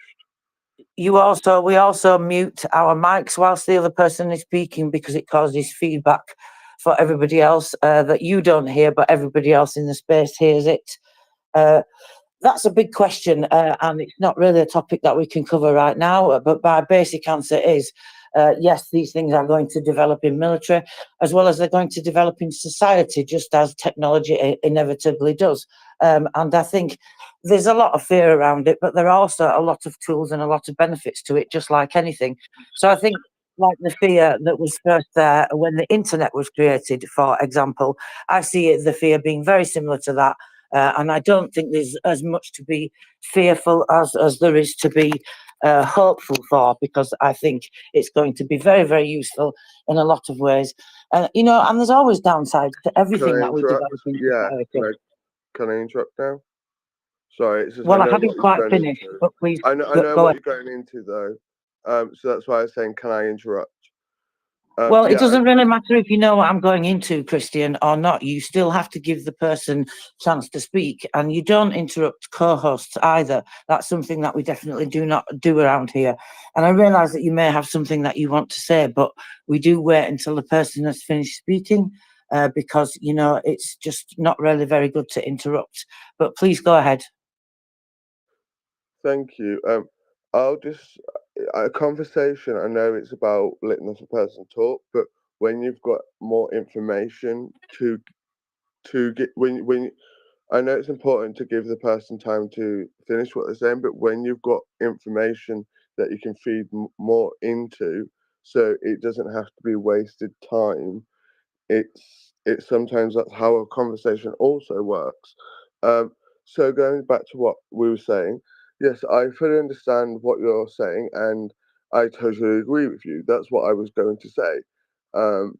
So with with it, probably I think that there will be more talks, and there have been more talks. But as people become more awake, there is a lot of people going into psychosis, right? Because even my family thought I was going into psychosis, and I'm not going through a fifth section, okay? So, and every time I've been in section, there's been all these talks and wars and government and politics, and it's always near the election times and stuff like this. So, fifth time lucky. I haven't been sectioned. So, praise the Lord, every God and every universe and simulations and IIs. So, as Okay, I don't really see what this has got to do with Ukraine, and I don't really see what a lot of this has got to do with AI or either, and we're not really having that conversation sorry, right now. so I was Excuse me, Christian, I I was am the going into what co-host. I was Okay. saying. I was So I'm going. removing you from speaker now because you're not listening to me. I've tried to ask you nicely and explain the way we do things around here. It doesn't matter if you and your opinion don't feel like you fit with the way that we moderate our space. We choose how to moderate the space around here. And if you can't follow the rules, then I'm sorry, you don't have the privilege to be on the speaker panel. I realise it's difficult sometimes when people are making lots of comments and giving lots of information. And I sometimes have a problem with my brain making funny things on me sometimes related to my health problems. So what I do, like many people around here, is I take notes and I write things down. If people are explaining things and they're taking a long time and there's lots of information, I may forget, or there may be comments that I want to make on things that they've said at the beginning of their time to speak, then of course I will make notes, and that's how we deal with things around here. We do not interrupt people, despite the fact that you think you may know where they are going in the conversation, or you think you may know that you can give them information to, as you put it, save time. We're not here to save time. We're here to have constructive conversations that help us in helping Ukraine. So apologies for that, everybody. And thank you very much for giving Christian the chance, because we do try give everybody a chance. For every child, please go ahead. Yes, it's pretty good to remember that a conversation in a group of 200 or 400 or 1,000 people really operates differently than a conversation in a room with 3 or 4 or 10 people. And Tracy, I absolutely value what you have to say, and nobody should cut you off, because if it's not important to them, there are several hundred people that it might be important to. Slava Ukraine. Hello, Slava. Thank you very much for every child. I appreciate that. Yeah, sometimes, of course, as co-hosts, we have to interject for several different reasons, but that's about moderating the conversation, of course. If there's not a reason that we have to moderate the conversation, as most of you know, we do like to give people time to say what it is that they feel like they need to say. So, thank you very much, everybody. I realise not everybody can easily work with these things, but I don't think these rules are hard to follow, despite whatever health problems people may have. They're just really very basic rules of good manners and order. So thank you so much. Okay, so am I going to lose the page again now? Yes, of course I'm going to lose the page again, but it doesn't matter, because you know what? By now I'm getting good at finding the right spot again. So I found it. How quick was that? Practice makes perfect. Sorry, I'm just laughing at myself. I apologise, everybody. And I just need a drink. Excuse me. So, Lucozade on board. We will talk about the first drowners, the first drowners, sorry. So November 2023 was the first truly stellar time of the Magura. On the night of November 10th, the GUR drones for the first time fully fulfilled what they were created for. In the sea near the village of Chornomorsk, near Crimea, near the Crimean coast, Magura tracked down and attacked 2 Russian high-speed landing craft, the Cerna and the Akula. It was in this operation that the hunting character of the Magura was revealed for the first time. 2 subsequent missions of these drones only further revealed their potential. And on February the 1st, 2024, the missile boat Ivanets went to the bottom. I like that. On February the 14th, the already mentioned VDK Caesar Kunikov, that is in Magur, if you count Cerna and Akula, 4 in a row. So at that time, the Kunikov was not just damaged, but completely sunk, because you will remember it was previously damaged. So that made number 4. If earlier the number of drones was smaller and the main task was to simply hit a warship, now they already operate in groups of more than 5 units. And this allows us to distribute roles between the group, determine the order of the attacks, etc. And one of the members of the Magura development team explains. That's really interesting and insight to get, because I wonder about these things when we see these videos. And of course, we've heard, reports of groups of drones being able to hang out at sea and wait, for their mission and all these different things, and the mine hunting capabilities that some of them have. So I think it's fascinating. And we do see 2 or 3 drones in the videos. So for them to explain that the size of those groups, I find that quite interesting. So the main task of the first phase is to immobilize the target. So the initial strike is usually directed at the engines. In the second phase, strike modes are at the most vulnerable place of the ship. They are determined in advance when studying the target during the mission and the planning. And if a hole is created, then subsequent strikes are made in the same place. Then there is the third and final phase, to watch it sink by itself. The Magura drone is a very expensive thing, and no one says the exact price, but it is about millions of hryvnias per unit. Well, yeah, but how many millions though? That's the thing, isn't it? But I think that they're worth, from what we've seen from them so far, they're absolutely worth every single hryvnia, I would say. The drone is so valuable that even the head of the GUR, Budanov, who often goes with his soldiers on assignments, has never succumbed to the temptation to play with it personally. I didn't fly the drone. It's a weapon, first of all. It's a serious piece of equipment that costs a lot of money from our taxpayers. And I think everyone should do their own thing, Budanov explains. That's just brilliant. Get them told and do what you're good at.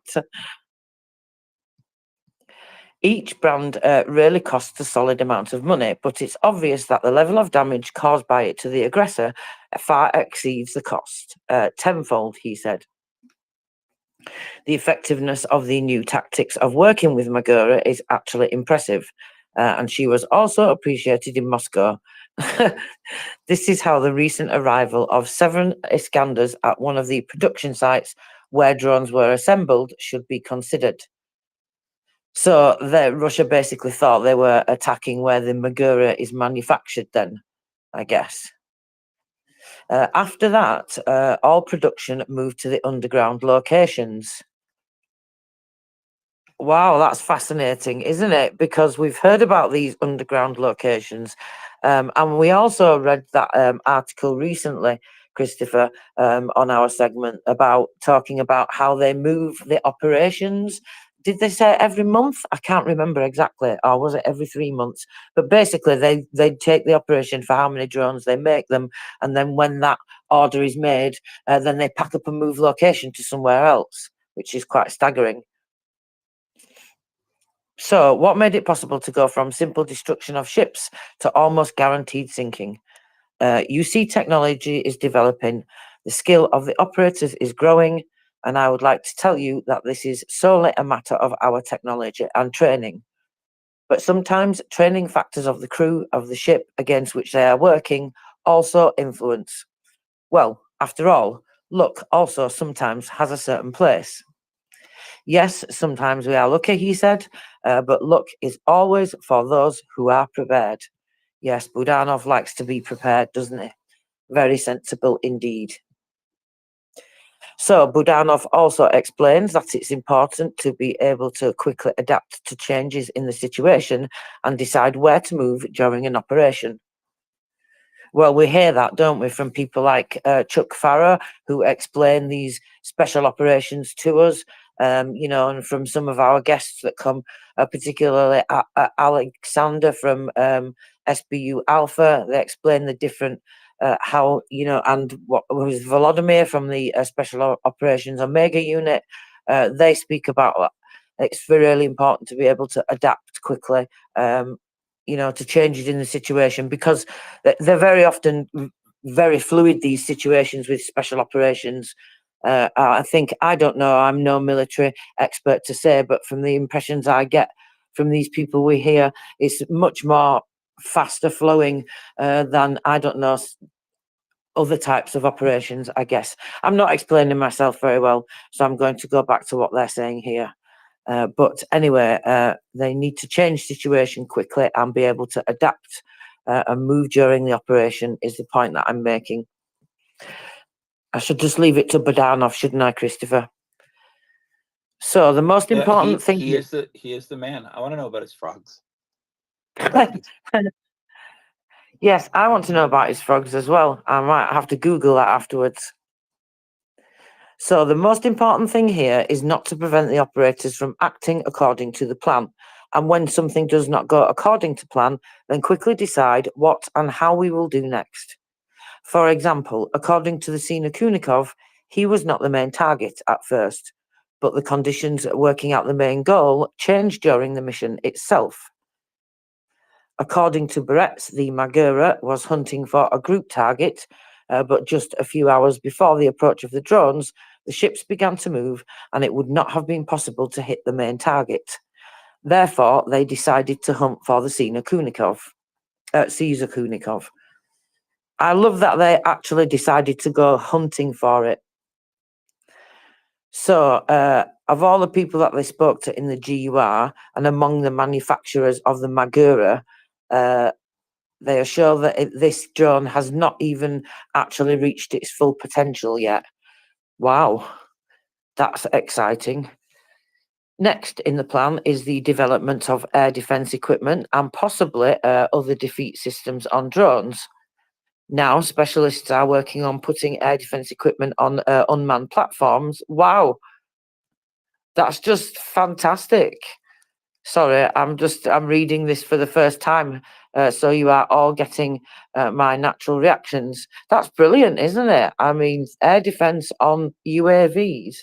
You know, I spoke about some vivid things that I have in my imagination of loads of drones flying with little electronic warfare things on them, all hooked up together, making like a big, screen or net or whatever, however you want to imagine it. And this is the things that I think of when we hear about these things being taken down with electronic warfare and all sorts of things happening that we don't know about and can't explain. And of course, it's probably just my imagination, but sometimes then they say things and I'm like, that's almost exactly what I was thinking. So it's quite funny that they mention the air defence on UAVs. I mean, that's just incredible. But anyway, now, so the specialists are working on that and putting that platform on there. I am not a technician, but I understand that this is a rather difficult task, he said. Because you need the means of the target detection, capture of an aerial object, means of defeat, and all this must be placed on a fairly small platform. This is not an easy task from a purely technical point of view, but it is real, Budanov assures. One of the developers explains that the impact of waves and pressure drops from this create such a load on the drone structures that developing the stabilizer capable of absorbing such fluctuations is a mega task. That's interesting, absolutely fascinating, actually. And without a stable platform, no attack system will work because it simply cannot start and fire. This work is already underway, and soon drones will be able to carry various modules for hitting all types of targets on the ground, surface, and air. And the drones themselves promise to make everything less noticeable, up to the ability to dive underwater for a while. So, yeah, because these are like surface drones, aren't they, at the moment? Although they lay very, very low in the water, they are actually surface drones. However, no matter how successful Magura or other unmanned systems become, General Budanov summarises that they are not capable of reconquering territory instead of people. It must be clearly understood that the use of water drones will not return Crimea. This is exclusively a way to speed up the withdrawal of the Black Sea Fleet of the Russian Federation from the temporarily occupied Autonomous Republic of Crimea. They cannot free a single millimetre of land. This is a method, but not a solution. Until, as in the old days, a person with a flag does not set foot on this land, then nothing will happen. Actually, I'm really like that he finishes with that point, because that's exactly right, isn't it? No matter what they get, what they make themselves, what we help them with, much of it is not going to take back the land. It's just the tools that we need to give the armed forces of Ukraine to be able to do that themselves. I thought that was actually a really very interesting and quite fascinating article, Christopher. Do you have any comments? When was it published, and when did he do the interview, please? Just let me have a look and I will tell you. So this is in Ukrainian Pravda, and where is the date? Let me see. Why do they not put the date at the top always? Sometimes it's at the bottom. I can't find where the date is. I will send you the link to the article, Christopher. I already sent it to For Every Child anyway. Let's see what Dan has to say whilst I have a look and send you the link. Welcome, Dan. Please go ahead.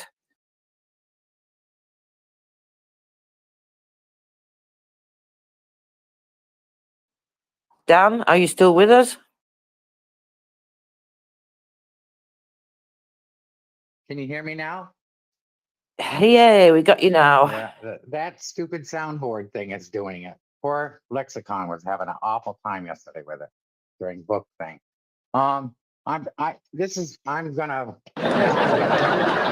yeah, I didn't do that. Anyways, yeah, I'm gonna waffle on just for a few minutes. I'm gonna make a comment. When I was coming into work this morning and I had it on Apple Play, and for some reason I kept trying to reach over, hit request, and it wouldn't come up. Maybe it was my little stubby fingers. Yeah, I'm blessed with Trump hands.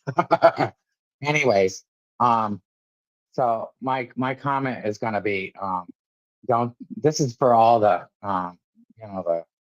the MAGA people there and the people that are against sending Ukraine aid or cutting off that bill, or making Swiss cheese into it.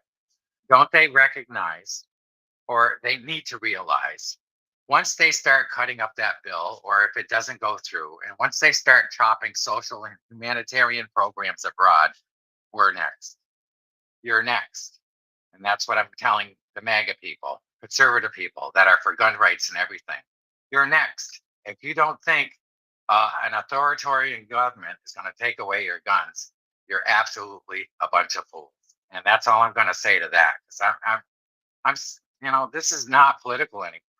You can call it political all you want. It's just a question of white and black, good and evil, period. No, there's no middle of the road. Either you're for murdering children and people, or you're for, freedom for all. And that's all I'm going to say. Thank you. Thank you very much, Dan. Christopher, you know those resources that you have, can you get those quickly? Grab the link to that quickly for me, please? Is that possible? You know what I'm talking about? What you use, what Nancy M and Prince Heather use in the genocide segments? Oh, you mean I don't have any? Prince never. You mean talk about the shared documents that they use? I don't have any of that.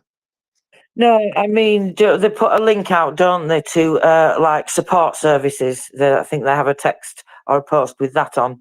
I just wondered, is it on Nancy's profile? Do you know? Sorry, should ask you this in the back channel, but yeah, no, it should be part of her mega thread. I think at the beginning they posted. She posts it up. Thank you very much. Okay, we've not got any hands. So what I'm going to do, what I'm talking about is some resources for people to make contact with support services if they're having a difficult time with their mental health. There's various different ones for various different countries. Sometimes we talk about things here that can trigger people as well. So if we do that, I apologise. We have to talk about them things. That's unfortunately due to Russia. So please take some time out if you need to and take a step away. And I will get these links and I will post it for people. And then we'll probably put that in the nest as well. Once I've done that, I will tell everybody. Because if you are struggling with your mental health, then of course, condolences to you. It's incredibly difficult. And there are times when it's up and down. And this is why, if you can, it's important to try and use those resources and make contact with those support services. And then hopefully you will be able to see some better times when you get some support, because we all need support now and again, no matter what the issue is for various different issues, but we all need support throughout our lives. What's that saying that we all say? It takes a village, as the saying goes. And of course, that's what we're doing here, trying to support Ukraine. So, where are we going now, Christopher? Do you have something that you want to cover, or shall we see what we can get up to date with what's been happening whilst I've been reading that article to everybody, which was absolutely fascinating? Did you have anything you wanted to comment on that? No, ma'am. I'm sorry. I don't have anything. Thank you. No, anyway, I sent you that, so you can see that now. So let's see what's been going on today, shall we? I think we should have. Oh, actually, DTech have just made a post. I want to check on what's going on with the energy thing, because there's a number of things going on throughout Ukraine, around the regions, because of shelling. Due to shelling, a number of people are disconnected from energy. So I was keeping an eye on that. Kyiv is now being restored, so that's good to know. Due to the missile attack on the power grids in Dnipropetrovsk region, there was damage there. And they were left without electricity, so that's been restored, so that's good to know. Have we got any more updates about other regions? I will quickly have a look. Yes. So, interestingly, actually, looking at this here, so DTEC, in February, energy companies restored electricity supply to 426,000 households after shelling by Russian occupiers. Wow. 226,689 people, well, families, so I guess that means households in Dnipropetrovsk, 189,665 in Donetsk, and 10,474 households in Kyiv. Wow, that's a whole heck of households to restore. And my government could not restore that many households whilst not at war in that time period. And never mind at war. And I know we shouldn't really compare to our own situations, but that's kind of sometimes the only real comparison that you've got to make, isn't it? There's lots of videos for our drone thread today, Christopher, which I will post shortly for you all, as we're on extended play. I am taking my time today. So let's have a look if there's been any updates about. I want to talk about Kharkiv and some things that are going on there, actually, because there's a lot of interesting development going on there, and they've been having meetings with various parts of the government and partners about things that are going on. So let's have a look. That's not what I was looking at before. Sorry. I'm just scrolling past things at the time. So 100 residents of Kharkiv began to purchase new housing. This is what I was looking for under the e-recovery program. So this is what we spoke about this briefly, Christopher, coming back to what you were saying about the Dyer app and the systems that are on there. So you can get housing certificates, they call them, and it's all done digitally now. And this is for people that have lost houses or had damage to their houses due to shelling. So, of course, that makes it incredibly convenient for people. Not only that, but in terms of, because you could be absolutely miles away, or, if you're in places with hostilities or front line and you're limited with services, and even thinking about what you don't think about initially, people like us don't think about unless you're in that situation, is your loss of documents and that type of thing. When something happens to your house, you initially think of your own safety, of course, and the safety of your loved ones and things like that. But the last thing on your mind, is relevant paperwork and important documentation, and which, even if you did think about it, you shouldn't be taking the time to save it, obviously. But yeah, so this is 100 residents in Kharkiv. So the state continues to implement the program, and 98 applicants have purchased 84 apartments, 14 private houses in the Kharkiv region, and it's 165.1 million based on that received certificates. 165.1 million hryvnias, sorry. So that's the overall amount that is for those certificates in particular. At the same time, a decision was approved to provide monetary compensation for the construction of new homes in the amount of 2 million hryvnias. So that's increased then, because that was a lower amount previously. In addition, within the framework of the programme, almost 17,000 applicants received payments for damaged property, totalling 1.46 billion hryvnias. I mean, the numbers are just eye-watering, but you can't really think about it like that, can you? Because it's just going to be numbers that I think people can't get your head around. It's the same when you talk about like the eco side, or the compensation that you try to make for that. It's really impossible, even when you know these figures, to get your mind around how the scale of them. I think well, it is for me anyway. It just looks like numbers. It becomes so much, if that makes sense. But I don't want it to be like that anyway. But so what else has been going on in Kharkiv? In the studio of the National Marathon, Oleg Senegibov was speaking about the operational situation in the region. He was actually speaking, on that. I translated that and put some subtitles to it for people. So some of what he's saying is, for the first time, on the eve of Kupiansk, for the first time, attack with KABs and cluster charges was recorded. This increases the impact zone and poses an even greater threat to civilians.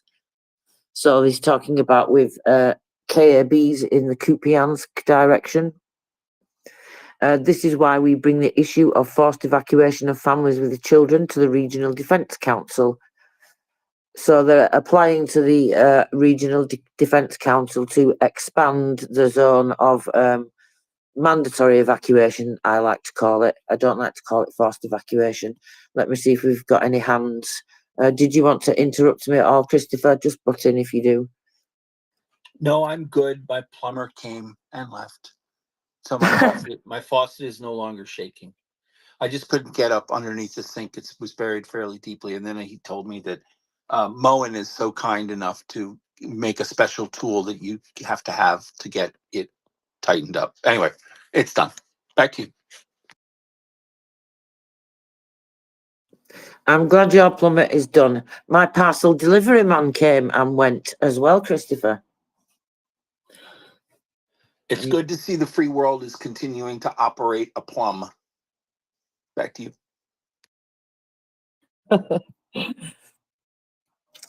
Going back to Kharkiv and what the decisions they are making here. So they're expanding the zone of the mandatory evacuations. Like I said, that's because the KAB is dropping on Kupiansk and the district. So they are also continuing the construction fortification structures, and they're now moving towards the third stage.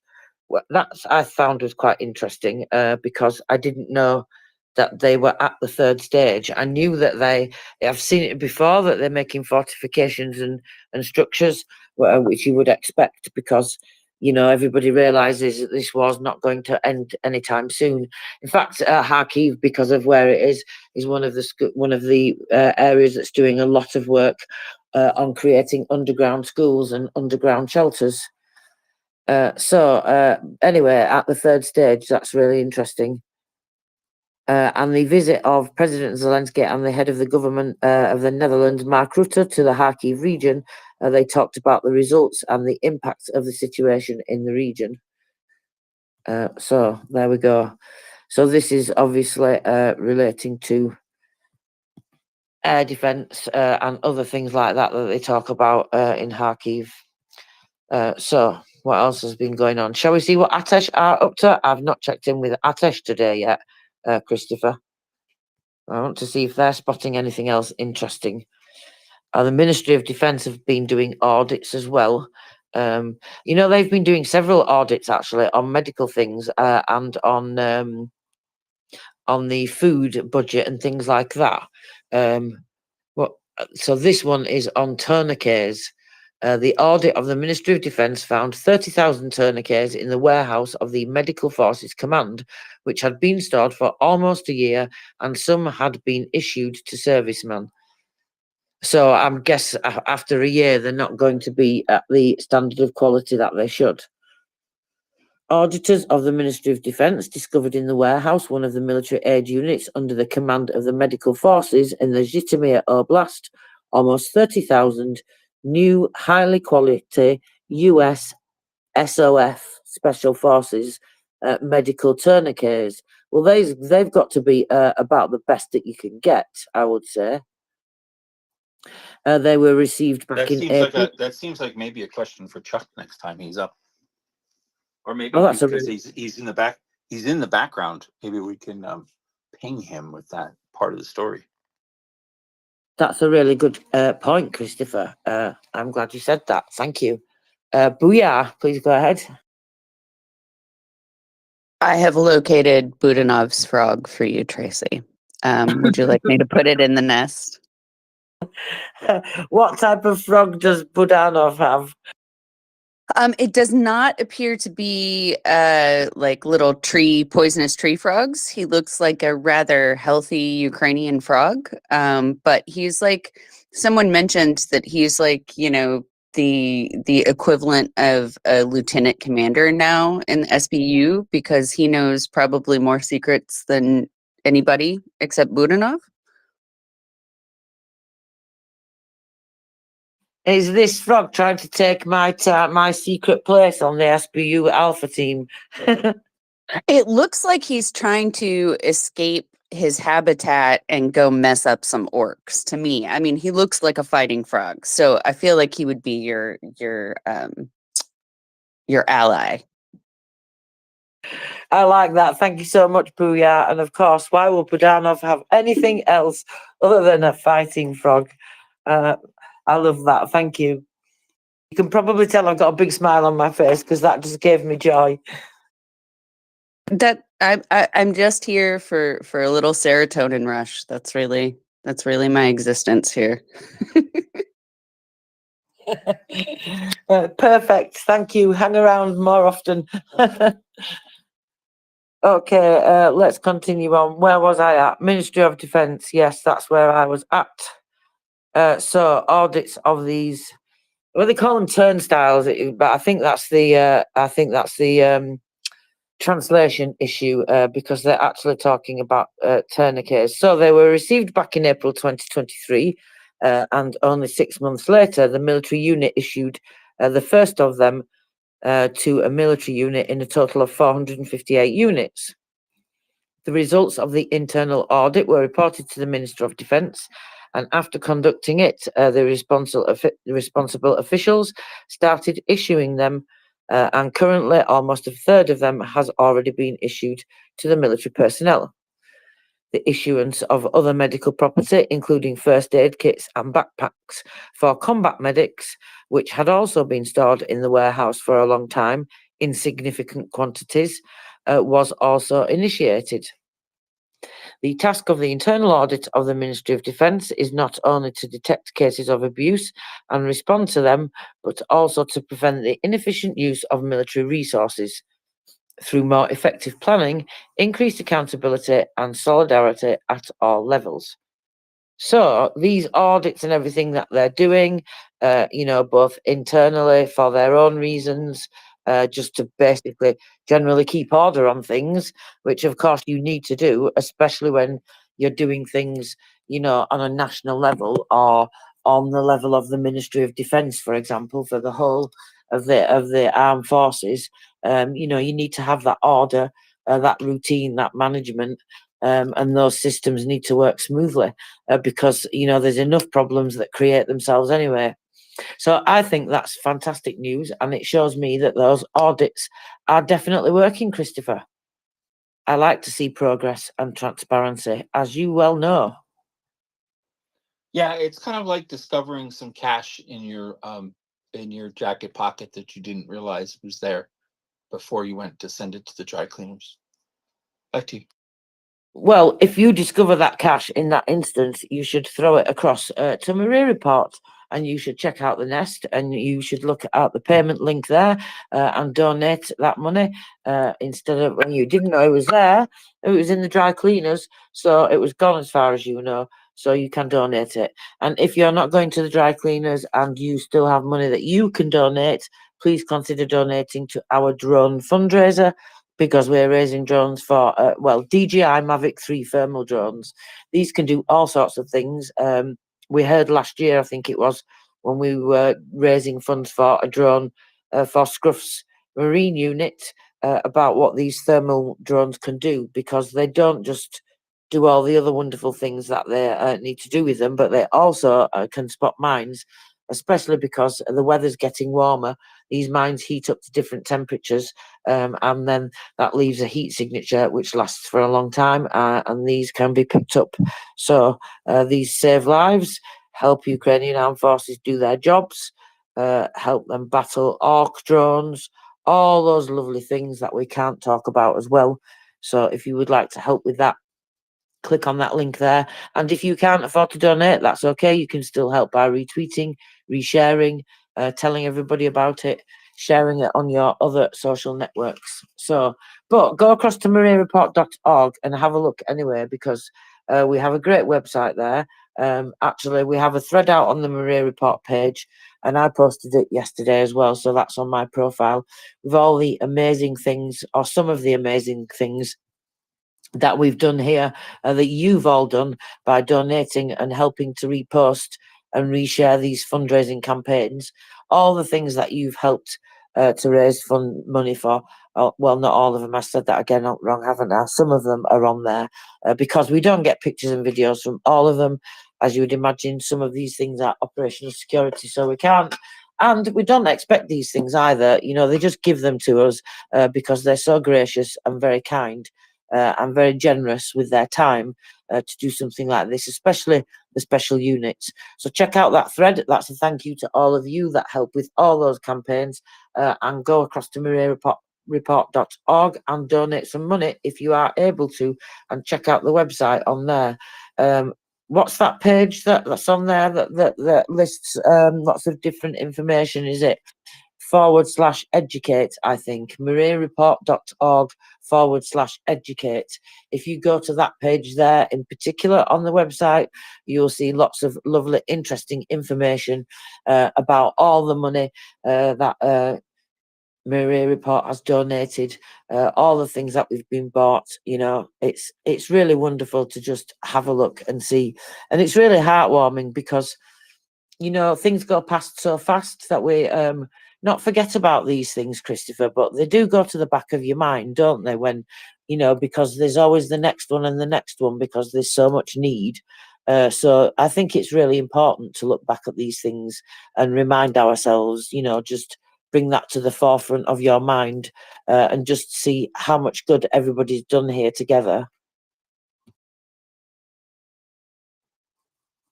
I think it is. Anyway, Christopher's probably looking for that thread. I bet that's what he's doing. So if you want to come up and talk to me, you can do. You know, I'm not really that horrible. I know I pretend that I am, and I say everybody should get life for terrorist activities when the SBU nabs them. But I'm not really that bad. You can come and talk to me. But I'm happy to keep going on. Flickerfella, you have joined us. Welcome. Okay, thank you, Tracy. Yeah, I was in and out, just kind of listening to different reports and different stuff that you guys were reporting on. Was really enjoyed the Magura breakdown of the drone that you guys discussed. It was really interesting. Yeah, I don't know. I kind of disconnected that probably prematurely before the conversation ended, but I remember you talking about the, you know, Ukrainians said it cost, you know, millions of hryvnias, and I think I saw it somewhere in the open. You know, internet. So, you know, take it with a grain of salt.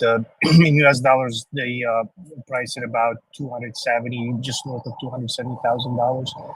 But it just varies so differently, right? These drones, it really depends what they equip with, and I'm sure that information is not going to be just readily available because I'm fairly certain it's classified. But these drones.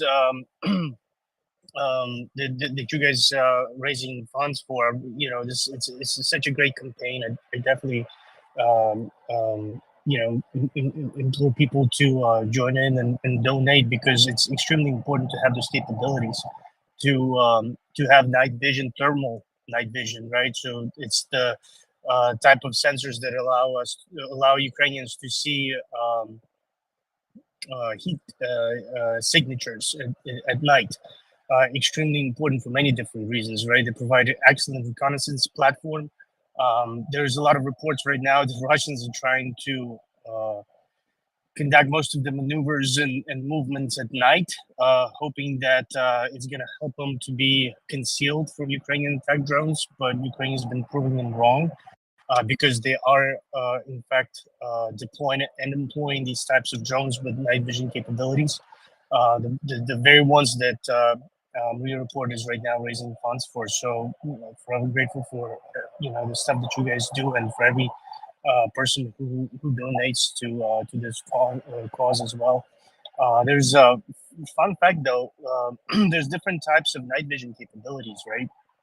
There's a thermal one that's the very typical one that we think of. That's the one that allows Ukrainians to actually see buried under the surface mines. And there's also the traditional kind of night vision that does not see a thermal signature through it, right? But it kind of amplifies ambient light around the area, which allows you to see a lot more stuff while it's dark out. But because it uses different technology, it's actually used also extensively for in military applications, right? To with different weapon systems specifically, they have like these lasers, right? That they use. It's infrared laser. Typically, it's mounted on a personal weapon or some different types of weapon systems. But you cannot see this laser with a naked eye. You can only see it when you have that night vision turned on, and that's how soldiers can actually communicate with each other by showing showing to each other which areas they need to investigate or pay attention to, possibly where the enemy is. By kind of there's this laser basically that would be shining in a specific area. So it's really interesting ways to how they can employ this stuff, and I hope Ukrainians are going to be able to figure out how to combine these two night vision capabilities to where you have a mixture of thermal and traditional night vision, because that kind of creates a very unique set of capabilities, right?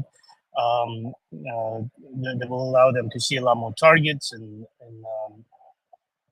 hopefully be a lot more effective on the battle. I know it will be a lot more effective.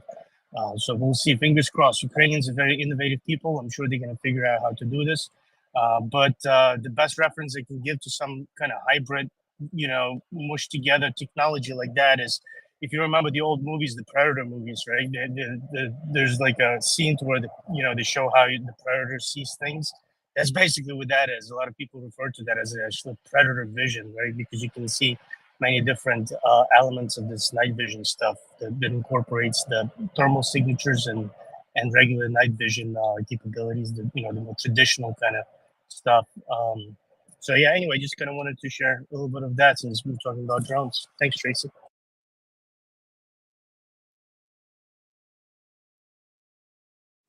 Thank you very much. Yeah, it's certainly really interesting, isn't it? And then when they tell you those little bit of details, and like you just want to know more, I'm really excited to see where they're going to go and what they're going to develop next. And the one they were talking about, the one with the flamethrower on.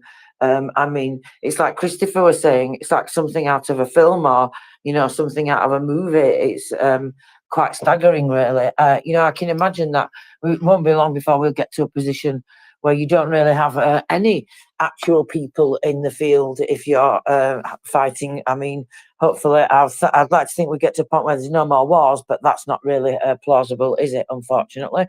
Because there are always going to be bad people and bad actors in the world. So, come here. Sorry if you can hear my son's dog whining. She's very young and she has a little bit of separation anxiety, so she's missing my son. So apologies if you can hear that, everybody. So yeah, I was saying it's really interesting, I think, what they're doing. And you see every unit using them now, these drones as well, not just like, the special forces. You see pretty much every unit seems to have them.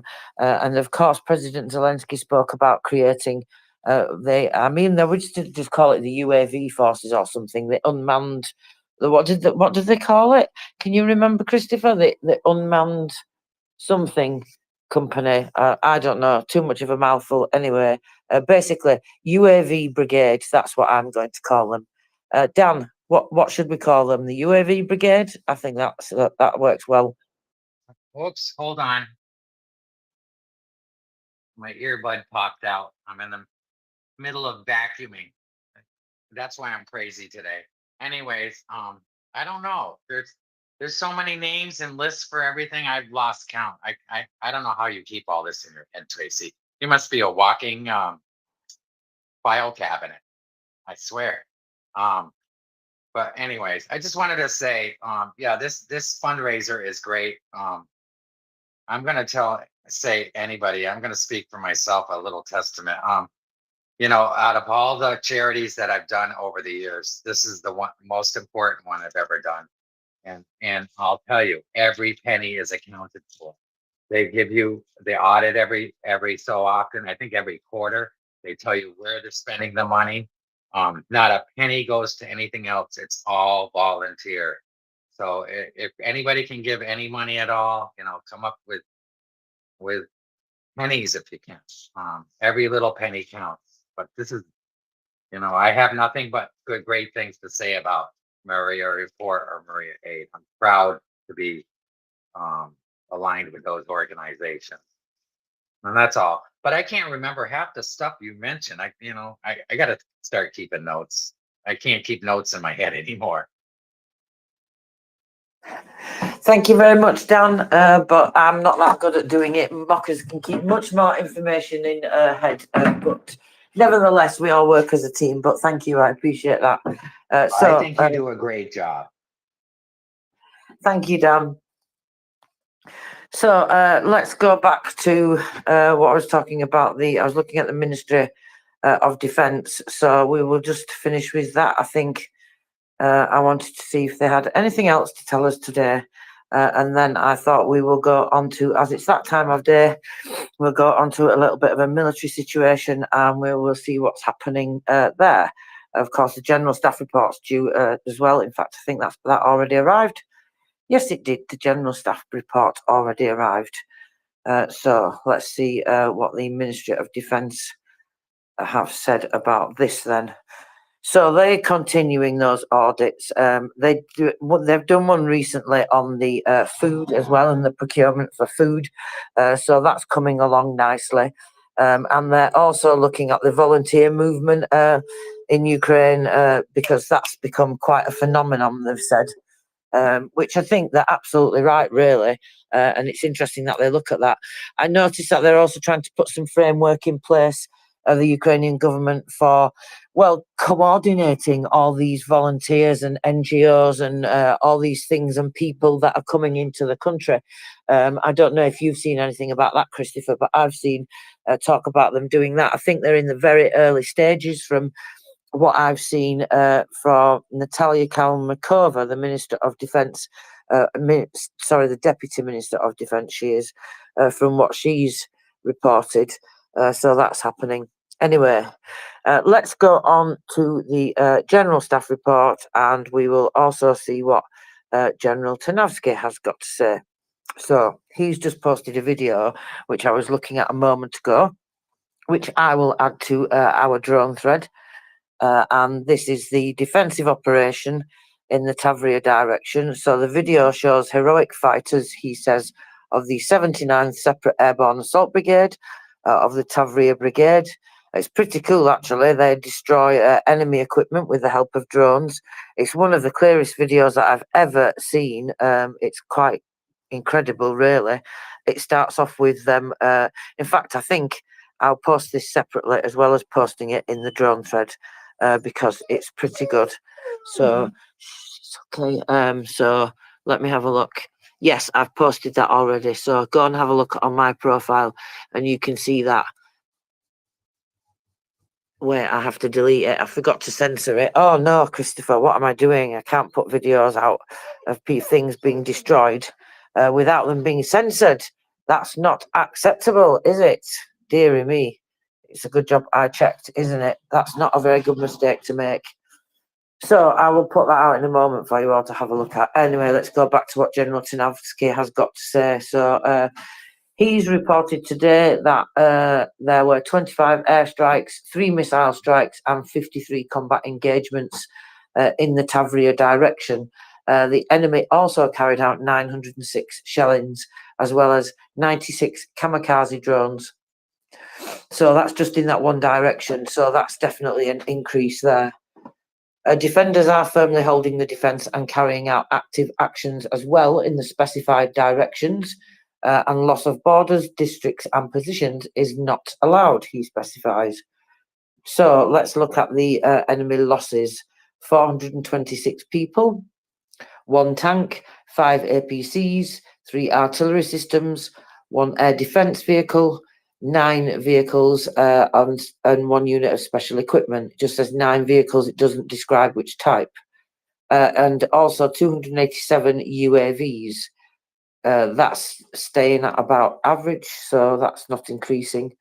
So it's more of the same, isn't it? Just the armed forces of Ukraine just heroically trying to hold those lines, whilst we all do everything we can to campaign and advocate for getting them more stuff. That's what they need. So, general staff, 68 combat clashes took place during the day, and the enemy carried out 5 missile and 44 airstrikes. Also, 68 attacks from rocket salvo systems on the positions of troops and populated areas. Kupiansk direction, the enemy attacked positions of defenders 6 times in Sinkivka, and in Liman direction, soldiers repulsed 1 enemy attack. In the Bakhmut direction, the enemy forces repelled 3 enemy attacks, and in Avdiivka direction, 21 enemy attacks, in particular in the areas of Novoselivka, Berdyach, Tonenka, Pervomayersk, Novelsk, and in the Novo-Pavlovsky direction, the defense forces repelled 16 enemy attacks. No offensive actions in the Kharkiv direction, and the Kherson direction, 2 unsuccessful assaults by the enemy. So we have information from the missile troops today. There was none yesterday on the evening's report. So during the day, the aviation of defence forces struck 8 areas of concentration of personnel and 1 control station of the enemy UAVs. That's fantastic news. I hope to see that video coming out soon. Also, 1 Kh-59 guided air missile was destroyed by the air defence forces, and units of missile troops damaged 1 personnel concentration area, 1 anti-aircraft defence, and 6 enemy artillery devices. So that's the general staff report today.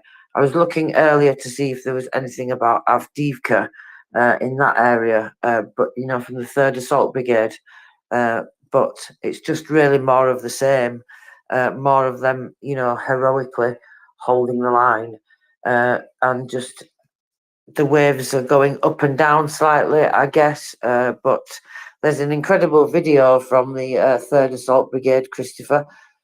So this shows them destroying tanks and other APCs. I'm sorry. Excuse me. Sorry. Go on. Is that the compilation video that they put out? Yeah, I think so. Yes. So Where about all it shows them a variety of different battlefield scenarios where they're basically taking out Russian armor and personnel. That's what I saw. Back to you. Yeah, the period covers the last couple of days, it says here. Tanks, armoured vehicles and combat vehicles are successfully eliminated in the last couple of days. The targets of the calculations of the strike unit Fatum from the anti-tank battalion. Fighters of the 3rd Assault Division continue to repel attacks near enemy forces in Avdiivka. So, yes, this is, of course, on my drone thread, but do you think I should post it separately then? It's quite impressive, isn't it? I think it is. I think maybe if we could highlight it separately. So the nest right now only contains 4 slides. The first one, of course, is our drone fundraiser, because we're droning on about drones, but not in a bad way, of course. Then, of course, there's Booyah gets sent along the frog. So there's a frog video there for Butinov. And then we have the what drones doing underwater, the video there for the testing. So we're doing a lot of videos. And then, of course, CC's make sure that you call and say, pass the Senate Ukraine funding bill. That's it. Okay, so those are the four. We have plenty of room in the nest. I've seen nests that have been, untidy. This one is very tidy. Back to you.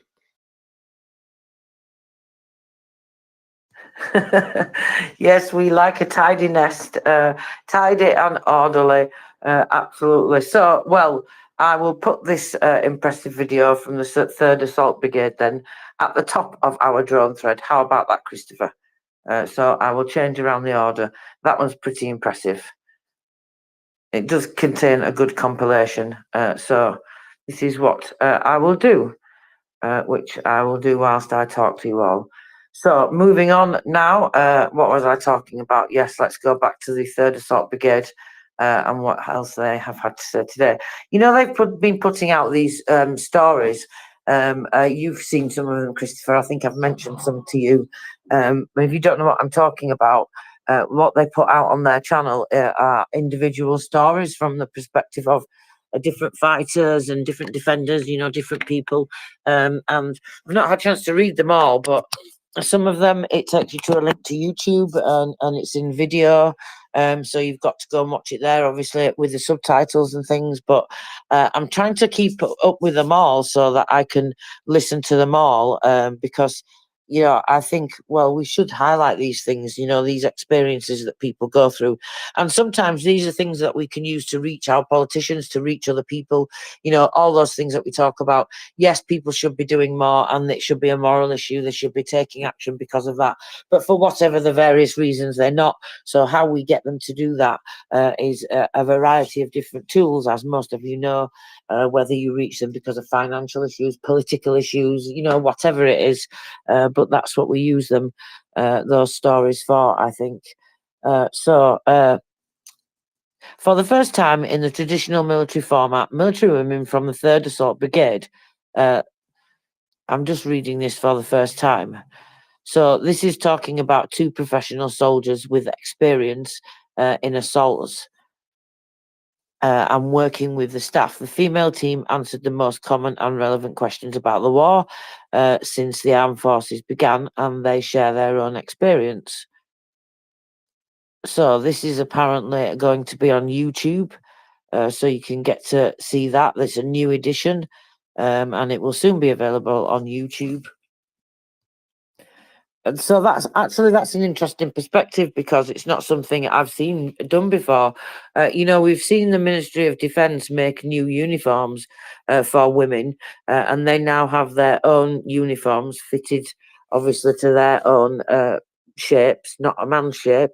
And so they're much better now, obviously, for you know, safety reasons, health reasons, being able to do your job better reasons, all those.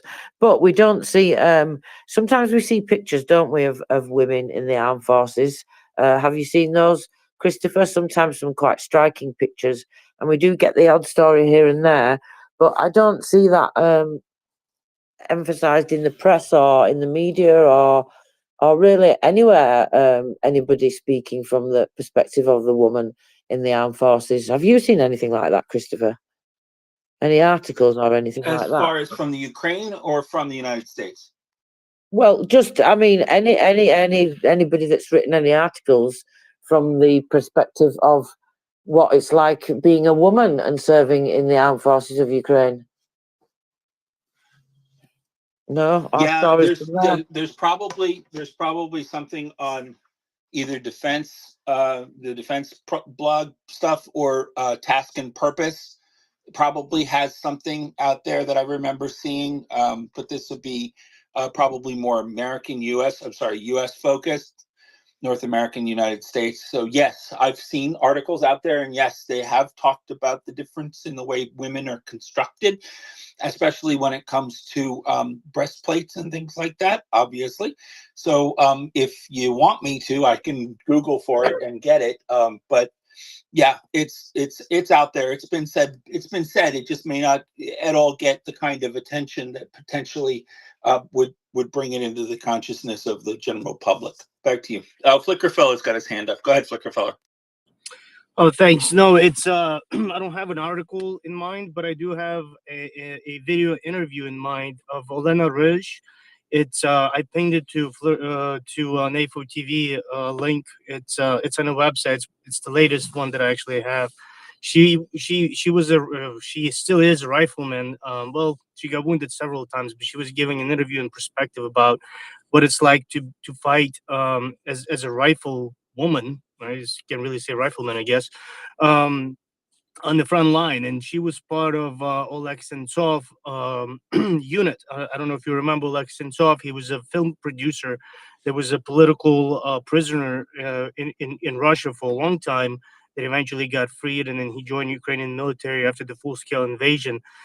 There's actually a lot of raw footage from the front line with them fighting, and specifically Olena Rizh as well. But she has some really interesting insights and her own experience and perspective on what it's like to be in the front lines and doing this type of work. Thanks. Thank you, Flicker Fellow. That's really interesting. I appreciate that. Yeah, well, absolutely. I would like to look at that. Thank you. Wardago, you've joined us. Welcome. Good evening. Good evening. How do you hear me? Is okay? Sound is good? Very well, thank you. No, that's cool. Yeah, somewhere on the road as always. I have some time. As I'm locked in the car for 1 hour, I think this is the time I was thinking that we can spend with pleasure, having being up with MriyaReport, with listeners of MriyaReport. So I will be staying here sometime, if you don't mind. Hope everybody's doing good. Hope everybody's afternoon or evening, depending where you are, is good independently on what's behind your window.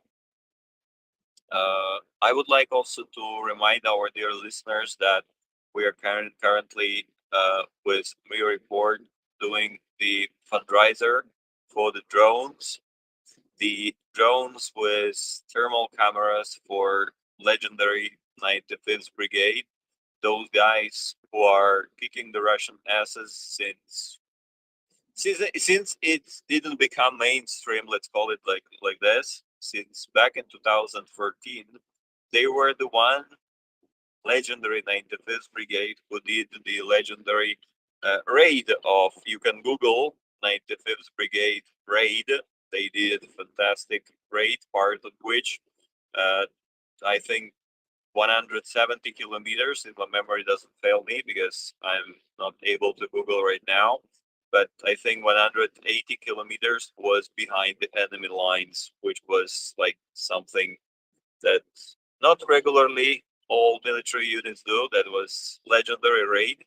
And exactly for those guys, we are having the fundraiser that MriyaReport started after we did an interview with Danilo. Danilo is the company command for 13th Battalion of 95th Brigade, and those guys, as you've heard during the already 2 interviews, those guys are doing an awesome job in being constantly on the front lines.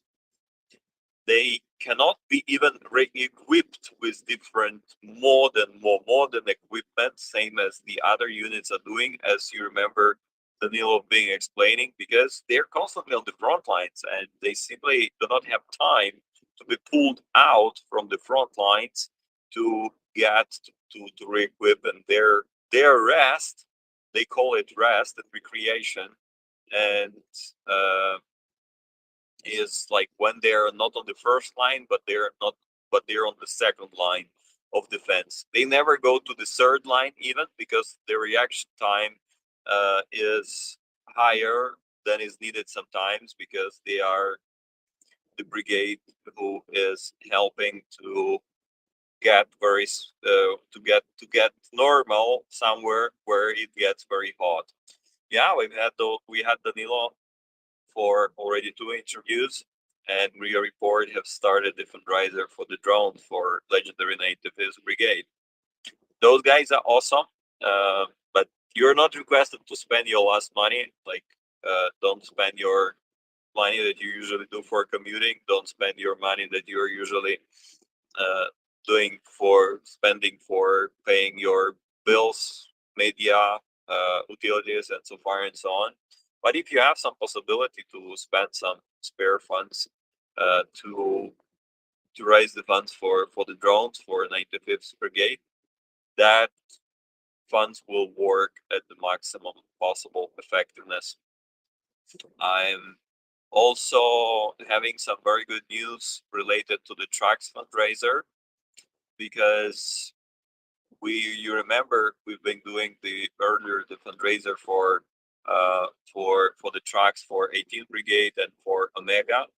So 18th Brigade, they already got it, and they were recording the videos. Thank you, video, for everybody who took part in it.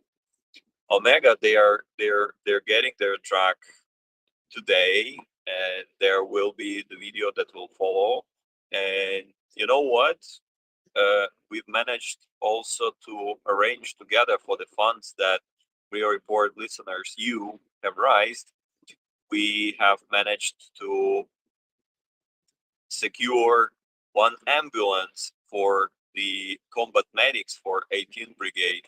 One ambulance fully prepared for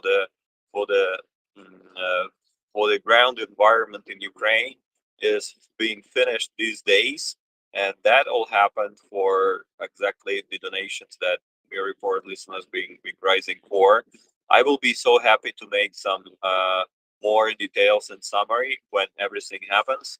So when I have the second car for a video for Omega, when we will do it together with the guys, I will bring it in, and stay tuned for much more details. And take a look at the fundraiser that is happening for the 95th Brigade for the drones. We just can't stop doing the good things for guys we know personally, and trying giving them more instruments to be more effective, and be more effective in keeping the peaceful Ukrainian skies. What do you think, Tracy? What do you think, Christopher? I think is something that is very good news, and I'm so happy to, and I'm so glad to give you even more updates in the future. Back to you guys. I will be staying here for some time. Oh, Wardago, thank you so much. That's absolutely wonderful news. I really appreciate you bringing it to us, and the connections that we have with you, that MriyaReport has with you, because obviously that makes a huge difference. And I mean, wow, that was so quick to get them trucks there. It's absolutely wonderful. And of course, like Wardago said, it's thanks to all of you here, every single one of you, because you've all helped, whether you've donated or not, you've retweeted, or just told your friend about it, or just even spoke about Ukraine and kept the awareness of what we're doing here, and what we need to do to help these guys. That's everybody helps, everybody does their part, and that's done just fantastic. 2 trucks. I'm absolutely over the moon, Wardago, as we say here in the UK, in case you haven't heard me say these odd things that I say sometimes. But that's just, it's so wonderful. And that they're going to do a video as well. I mean, you know, to take time out of their rest time, like you said, which is not really resting, is it? It's not what you really would call rest, but of course it's just rest away from the most, I don't know, hectic, kinetic combat situation. But to share their time with us, to make those videos, and the people that come here and speak to us from those units, it's a great privilege. And to be able to see that direct impact that you all have, I mean, that's just incredible. You know, you don't get that normally when you donate to a charity. You never get to see that. You just give with your heart, and you know that it goes to the right place, or you hope that it does. But here, you actually get to see those links. And that's a real privilege, I think, and it's very, very heartwarming. And thank you, Wardago, for everything that you do in helping these things run smoothly, because I know you have a great deal on your plate, and you're very, very busy, and you're always doing something. So I very much appreciate you, and I know everybody here does too. It's wonderful news, that, Christopher, isn't it? So combat pants and trucks. I mean, this is just fantastic news. Now we need drones next, guys. So dig in your pockets deep and get this wonderful feeling from seeing these things happen. Wardago? Let me give you the funny story about the trucks. As you know, I'm from the business, like and geopolitics is my history is my hobby, is my big hobby, and supply chain is my DNA. And like being 24/7 connected with people whom we are supporting, and being able to with your help to bring more effective things, with many being connected with many friends, with the horizontal connections, it requires time. And you know, we are humans, and the day is only 24 hours, and we have only two pair of hands, pair of legs. And this is the reality of being a human being. And like dedicating much more time to to help those who are holding peaceful skies, sometimes missing some important things in, unfortunately, the personal life. And that's exactly what's happening, actually, unfortunately. Arranging the two general purpose trucks and plus one ambulance, and like for the business didn't notice some important thing transiting from one position to another. And arranging three tracks for the guys we know, unfortunately got my personal personal car, which was not personal but the company car for the company that I'm working for, transiting, being a surprise that is unfortunately needs to be like canceled or taken away, transiting to a new position. And exactly these days, uh, traveling to the company headquarter in a way that to discuss that, hey, I missed the thing, yes I know, but let's do something because I need the car, because a part of some certain things that I'm doing, like, is always good to have this benefit in your company contract. That's something that, unfortunately, being very much attentive to the friends, sometimes you don't see some certain things where you may miss in your personal things. You see, 2+ for the guys, 1- for the war doggo, but still not granted them doing some things to recover on that. That's the funny story, how helping to the others sometime you may miss out something for yourself. That's the balance, unfortunately, but that's how the things work. That's the story behind it. Was not to complain, it was just to mention that this funny story. Arranging the tracks, I just screw up the company car for myself, but that's how it works. Thanks a lot from Ukraine. Hugs and love right back at you, War Doggo. I love that story. That's great. And of course, we don't take that as a complaint at all. Not at all. But I mean, it's incredible that you've been able to get this ambulance as well. I mean, that's absolutely fantastic. Guys, we were all raising money together for 2 trucks. And Christopher and I and others spoke about how incredible it was to get 2 trucks for $14,000 that we were aiming to fundraise for. And then to find out that we've been managed to raise enough funds to get an ambulance as well. I mean, this is just absolutely delicious extra news that we weren't expecting a while ago. Of course, we expected the trucks being. Go ahead. Yeah.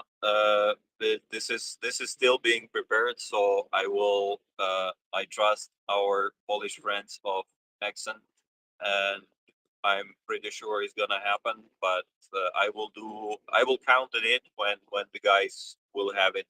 So that's how the things work. When the guys got the second track and I got the confirmation from them, hey, we've got it. Then I'm coming up and saying, hey, you know what? 2 trucks done. Now ambulance is being prepared by the guys, and everything will go to the right hands doing the right job. That's the thing, how it works. Yeah, yeah, absolutely right. I appreciate you clarifying that, Wardago. I mean, you know, I know these horizontal connections that you work with these people, and as you say, you trust them. But of course, it's important to mention that not everything is completed yet, but things are winging themselves where they're pretty fast, and I'm pretty sure we'll get good news. But that's just my personal opinion. You can all think what you like. If you want to see the results and you're not used to seeing results around here and you're new, stick around, you will see those results. If you haven't seen them before, go to the MriyaReport page and have a look and see the thread with lots of the different things that we've raised funds for in there, and pictures and videos from people, including the video from the SBU Alpha unit with the combat pants. You know what, Wardago? I think I am forever in any SBU documentary now going to be looking at their pants, or combat trousers, as you would prefer that we call them, because they are very technical things indeed. Really, I don't know, technical equipment for the legs. That's what we should call them. They do so many things. But I'm going to be looking out for them in these documentaries whenever I watch any future ones, to see if they look like the combat trousers that we raised funds for. Of course, they all look exactly the same, so I'm probably never going to know. But it's just funny how you make those connections, you know, those personal connections to things. And, you know, we hear from many people in many different units, and we're really lucky to have that privilege. You know, several people have told us about drones in particular and how useful they are. So this is why we're raising funds for drones again, this time thermal drones, which can do all sorts of things and help save lots of lives. Well, help the Ukrainians that are using them save lots of lives. That's more like it, because we're just giving them the tools for the jobs. So you know how it works by now. Get shaking those legs, see what money falls out. Shake your change jar, as Christopher does when he comes out every day to see if it's got to $10 yet. Open your wallet if you are rich. Let those moths fly out and send a donation across to MriyaReport. No, I'm only joking. But if you can afford to make a donation, please consider doing so, because it's really, really important that we all stick together and do these things. As Wardago said, that need, as much as we get this good news, does not continue to stop. If anything, it intensifies as Russia tries to throw these human waves at people. So let's help the Ukrainians and give them as many tools as we can. That's what I say. So do you know, one truck's already there, Wadog, you said, and the other one is on its way there, and then the ambulance is coming soon, hopefully. Yeah, the Ford Ranger being already delivered and already works on the front line, and Andrei being doing a video of that Ford Ranger already being at the positions. And yeah, Ford is just great, and guys are very grateful for this piece of equipment being provided, and now is going to work also for the Omega guys. Those Omega guys who we, by the way, had here at the space as well. We had Volodymyr when there was the marathon, if you remember, related to the date of 24th of February. Volodymyr being up for the interview with Chuck, and yeah, they are the guys whom we are supporting on a regular basis with certain things. Starting, if you remember, we've been providing to Volodymyr's Omega the hearing protection. We've been providing the push-to-talk buttons for their radios, like a hand-free systems. We've been providing the Kevlar vest, so the personal protection. We've been providing the helmet mounts for the NVGs, and we've been providing earlier the metal detectors, the minesweepers, their sappers, starting from those that were highly advocated by MriyaReport and provided by the friends of the Ripley's Heroes. And then we were raising the funds for the emergency rescue services of Ukraine. For the we managed at those time to raise for 17 minesweepers, and we were partnering at those time a couple of months ago with Gary LOD Gas. His Twitter handle is Gas LOD, and he brought something like 100 of minesweepers in his old style Range Rover, military style Range Rover, and there was the whole story when he broke up at the border between Poland and Ukraine, and Ukrainian friends being helping him to get the transport, and meantime get the gear shift that he was having a trouble with in his Range Rover. Don't tell Gary, but like with the UK trucks, we've got the joke why Range Rover owners never say hello when they see each other. We usually joke that because they already shake each other hand at the maintenance station already this morning. So that's the joke about the Range Rover owners. But it's just a joke. Don't tell the guys, because I can imagine those who love those old style Range Rovers. And there is a piece of history about the Range Rovers back in the years, and a lot of history and sentimentals are involved. It's just the joke, but it doesn't mean those are the bad cars. And yeah, at those time, loading 100 metal detectors in his Range Rover, Gary brought all of them to Ukraine. Even that the truck broke, he managed to cross the border with the truck. He managed to get to the place where he got the spare transport, and he was using the Volkswagen, the German guy, to deliver all of the equipment that were delivered to the sappers of the emergency rescue services. But he also delivered some. He just shared 20, so he matched those 17 with another 20. Those 17 that we were raising funds for, he matched with another 20. 5 went to Andrey's 18 Brigade, and he shared hand to hand. 5 went to Volodymir's Omega that we were just discussing earlier, and 10 went to Scrap Marine guys. And you could see the videos of those metal detectors being delivered. Also, Scrap sharing thank you video in my and Gary's profile as well, Gas AOD. That's how the thing work, and that's how the horizontal connections, someone who knows someone, how it works for bringing Ukrainian victory closer. That's how it works. What do you think, Tracy? Back to you. I think that I love to hear how these things work and these stories. And I like that joke about the Range Rover drivers. I think that's pretty funny. They shook their hand already this morning at the mechanic station. I like that word, I go.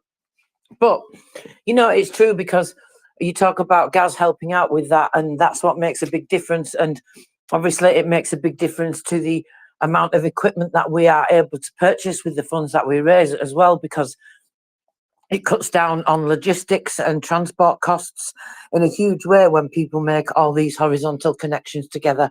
And people like Gaz EOD, they, very kindly put them in their van and take the extra space and take that journey to go there. And of course, all the trials and tribulations that they go through during these journeys, because, these cars and things that they're traveling, they're not like luxury vehicles or anything like that. So, of course, as is inevitable in life, these things break down. And why would that be any different when you're traveling to Ukraine? So, of course, there's all those things to consider that you consider in your daily lives, added on to the journey and the connections that are made. So it makes a huge, huge difference. And I really love to hear almost as much as the equipment getting there, about these horizontal connections that are made, and just how they work. And it's wonderful as well to be able to have the opportunity to sometimes hear these people, as we've had with Gaz when he came to the space.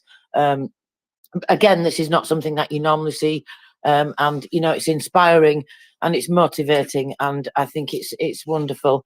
It's a very nice side effect of the horrible things that we all have to do together in order to kick Russia out of Ukraine. Well, of course, we're not doing that physically. I use the royal we when I say that, as Martin says, because Ukrainians are the ones doing the hard work. But those connections do make a big difference. So help to keep making them if you can. That's what I say. Let's all do that job together, because procurement and logistics is part of what cuts down on MriyaReport having to spend money on those things and being able to buy more equipment, and hopefully being able to get an ambulance. That would be absolutely fantastic, because of course they're greatly needed as well. Thank you very much, War Doggo. So, guys, if you've got any questions for War Doggo, now's your opportunity to come and ask them. Or if you would just like to come up and raise a topic or ask your questions, you can always do that by DM if you've got any questions that you would like to ask War Doggo or me or Christopher or anybody on the panel, or come and raise a topic related to Ukraine, of course. But whilst you're doing that, don't forget to check out the fundraiser and chuck some coinage over there. Christopher, have you converted your coins into a $10 note yet, or put it into the bank is where it will need to go, won't it? You can't make a payment with cash to MriyaReport. It has to be done electronically. Yes, no, it doesn't make a difference. I can make the transfer later. I will remember to get it up in my post of the transaction. Thank you. Back to you. Thank you. I wasn't being literal. I didn't think that you actually had to put the $10 in the bank before you could make a transaction. Sorry, I didn't mean to infer that, Christopher. But I will stop putting my foot in my mouth, because we've been joined by the Angry Moose. Welcome.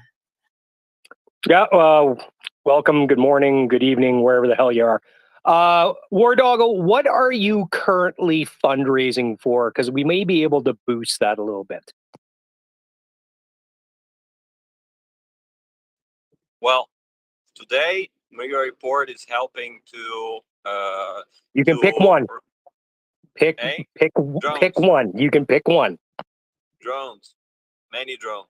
Okay, so I was talking to Ryan last night, and here's what we're going to do. So the next person that donates $1,000 to the drones, we have a Russian helmet that may or may not have about a 7.62 hole in it, that will be sent to you as a keepsake. And you, when you make your electronic donation, you're going to have to put on it in the comments for drones, or War Doggo, whatever. You have to identify it. And once you do that, send your receipt to Ryan Meyer, and we'll make sure that we get this helmet out to you. So again, that is whoever makes a $1,000 donation to the drones will get I'm not going to say shiny, spiffy new, because it's certainly is not. Don't worry, has been cleaned of anything. But we'll send this out you. It is a helmet that may or may not have been on the front in Avdiivka.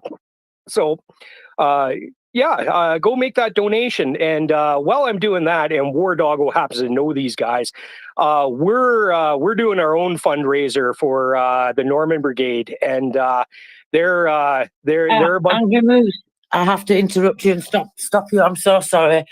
We can't talk about any fundraisers that haven't been approved, because it's due to the 501c3 regulations that we have since we turned into an official NGO. Okay, then why are you guys asking for people not to put fundraiser directed donations on the on the comments? I don't know what you're talking about, asking people not to put fundraiser donations on what comments? Which comments It's are you referring fundraiser to? directed donations. MriyaReport is only allowed to speak and recommend fundraisers that we are affiliated with, that we work with, that each parties have had chance then to vet each other. So we have to have a formal relationship with that charity on an ongoing basis, as we do with the units that we work with War Doggo and some of the other units that we work with. Excuse me. But we can't recommend people or allow people to suggest that any of our listeners donate to anything else other than, if they want to do that, that's up to them. We can't tell them not to. We're not going to tell them not to. What they do with their personal donations outside of MriyaReport, of course, is up to them. But we're not able to allow people to speak about other fundraisers to our listeners. Well, no problem then. Everybody in here, check out my own profile. Thank you so much. I appreciate that. We do have strict regulations, of course, that we have to adhere to. So apologies for that, everybody. Of course, what you choose to do with your own time is up to you. We just would say, as we would say, if you're donating to MriyaReport as well, make sure you check everything out. Make sure you do all your research. And that includes doing your research on MriyaReport as well, if you're choosing to donate to us. Thank you very much, everybody. I appreciate that. Okie dokie, where should we go now? Christopher, did you want to talk about this Wall Street Journal article right now, or are we leaving that until you're ready? Because I think it's really, really interesting. And although it kind of just confirms what we know, I do think it's important to go over the details, because I think that's something that we can speak to our representatives about as well. Yeah, go for it. Although I've lost it in my tabs, I will have to relocate it. But yes. That's okay. I know how this goes. Like, how many have I been losing today? Losing the page constantly. So I can let you off. We are winging it on our extended play version, Christopher. So, but of course, we've always got SPU to talk about in the background to keep us backed up. But we'll talk about them in a moment. So let's have a look at some more of the headlines. What's this about Macron? So Macron has said that he's not considering sending French troops to Ukraine in the near future, but he is open to debate this topic. So this seems to be going back and forth. It's one of those, isn't it? Did they, didn't they? You know, all that kind of nonsense, I think.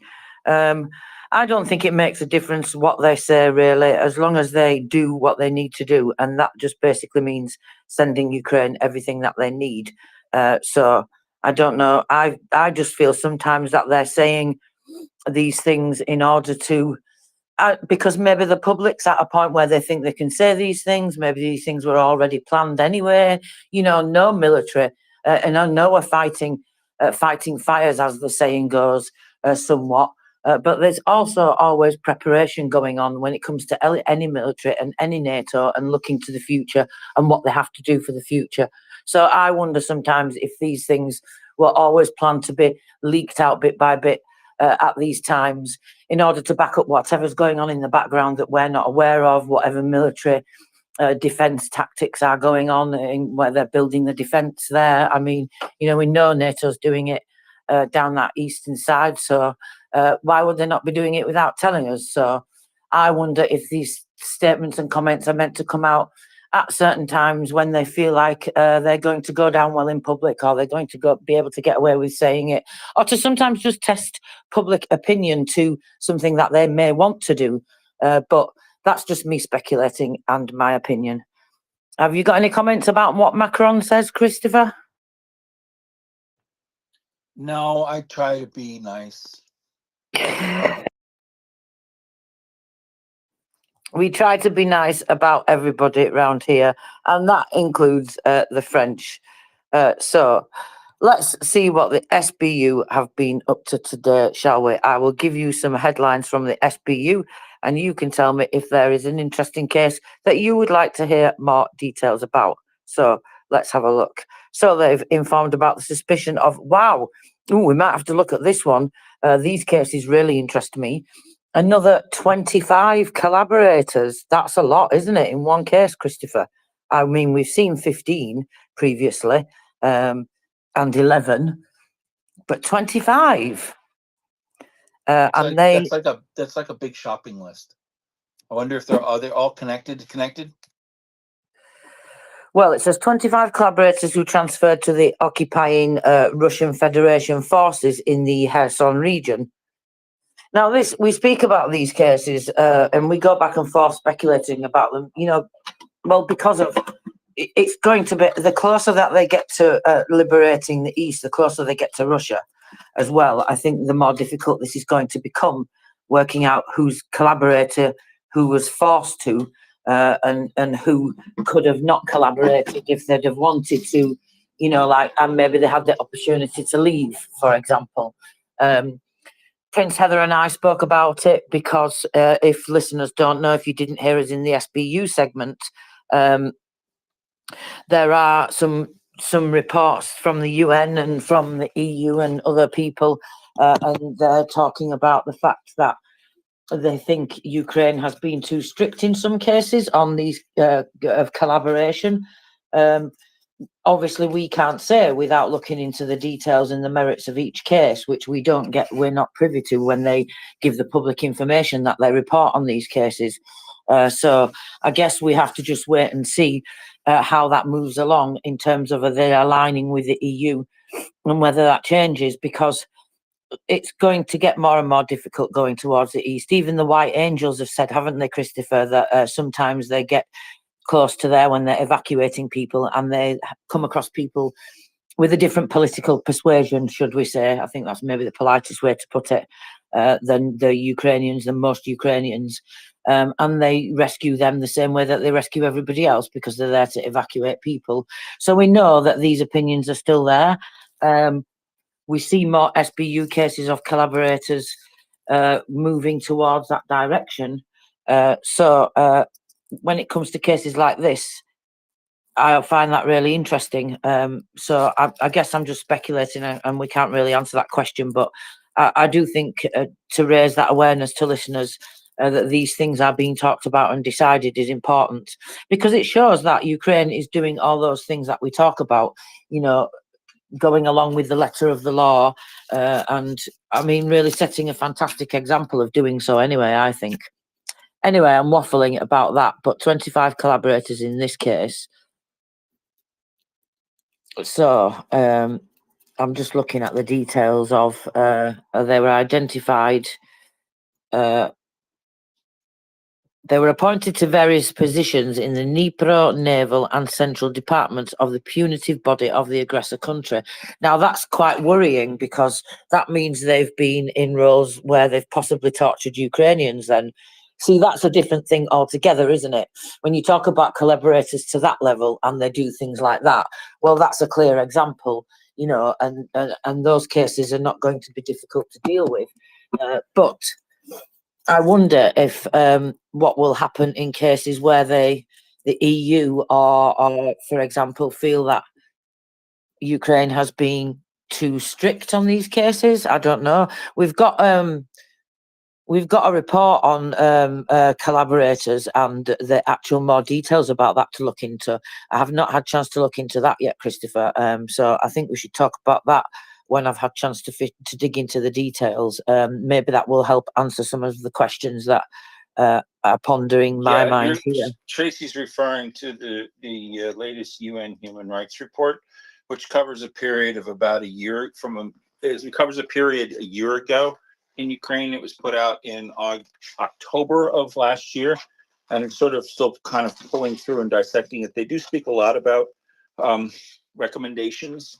Now, you got to take all of this with a grain of salt, I suppose, without knowing really who is specifically on the committee that generates this report. I can't make any determinations about the veracity of the claims that are being made.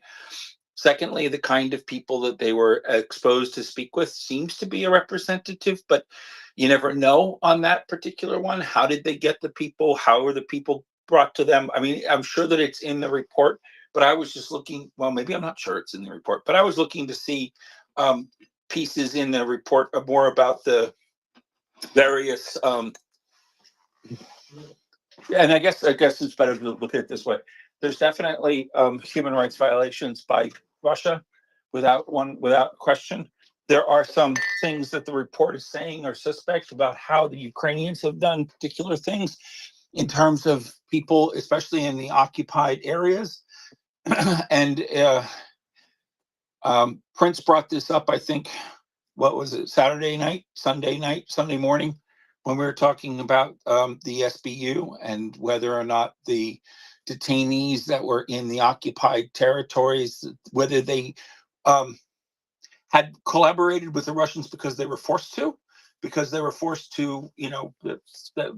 the penalty of, torture or death or, whatever it happens to be, that the coercive nature of the occupiers was the cause of their miscreants. So I'm not sure if I said that last word right or not, but you get the idea. But again, that's one of those things where the report is not particularly dense. There is a ton of information in there, but it requires a real bit of, probably a real team to unpack it, to understand whether or not how much validity you can give to what's contained therein. The UN at some point in time in the past used to be one of those organizations that you could sort of count on to be truthful. But as we're seeing with the infiltration of China and Russia and other actors, other state actors that are, and I don't want to say infiltration, they're part of the UN, but those entities that are interested in changing the narrative to include their own genocidal behavior as acceptable, they are putting people in positions, or they're getting people into positions of committees and positions of influence within the UN that are going to try to change the narrative to benefit, for example, China and the Uyghurs, or any of the other atrocities that Russia has perpetrated over the last century. Let's go back. We don't even have to go back that far. But anyway, I'm sorry, Tracy, I waffle. Back to you.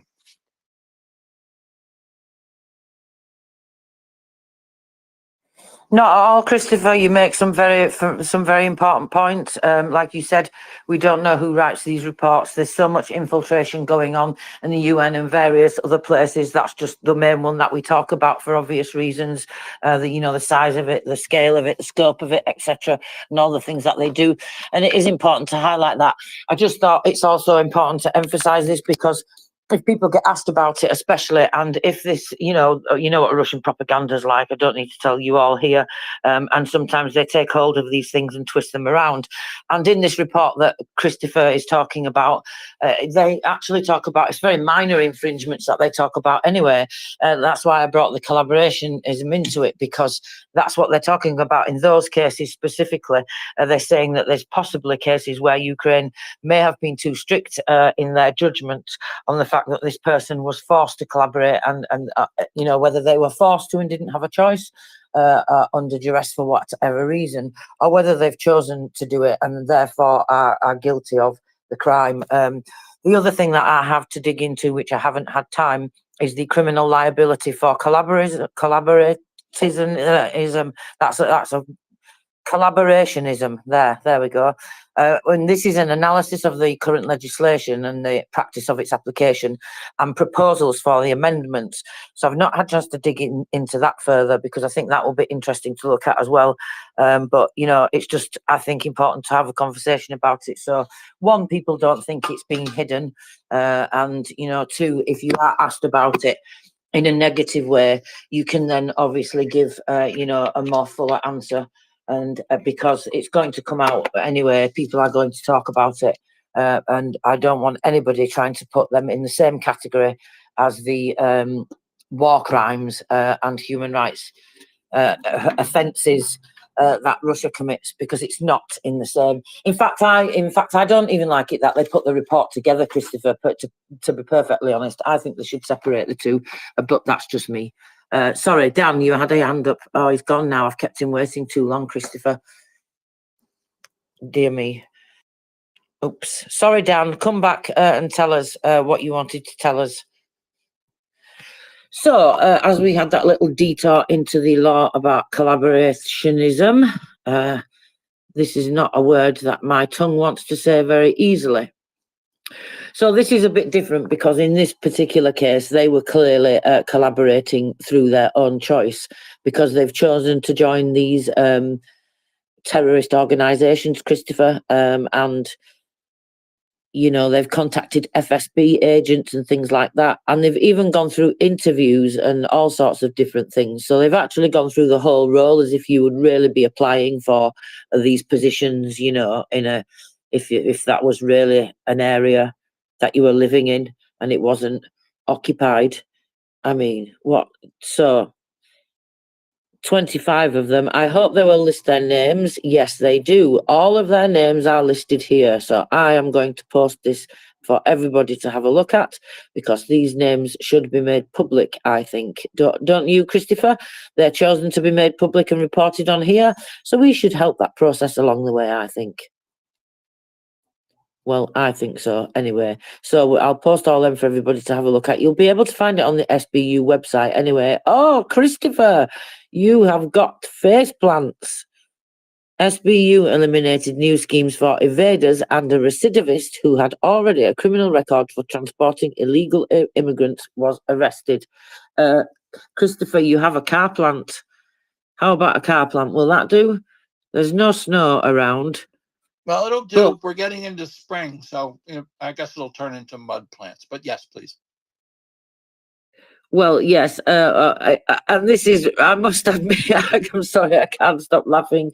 I have to post this picture for everybody to look at. Okay, I'm going to make it quicker. I'm going to get the link from the website so I can post the link in the post as well, because this is not just a car plant.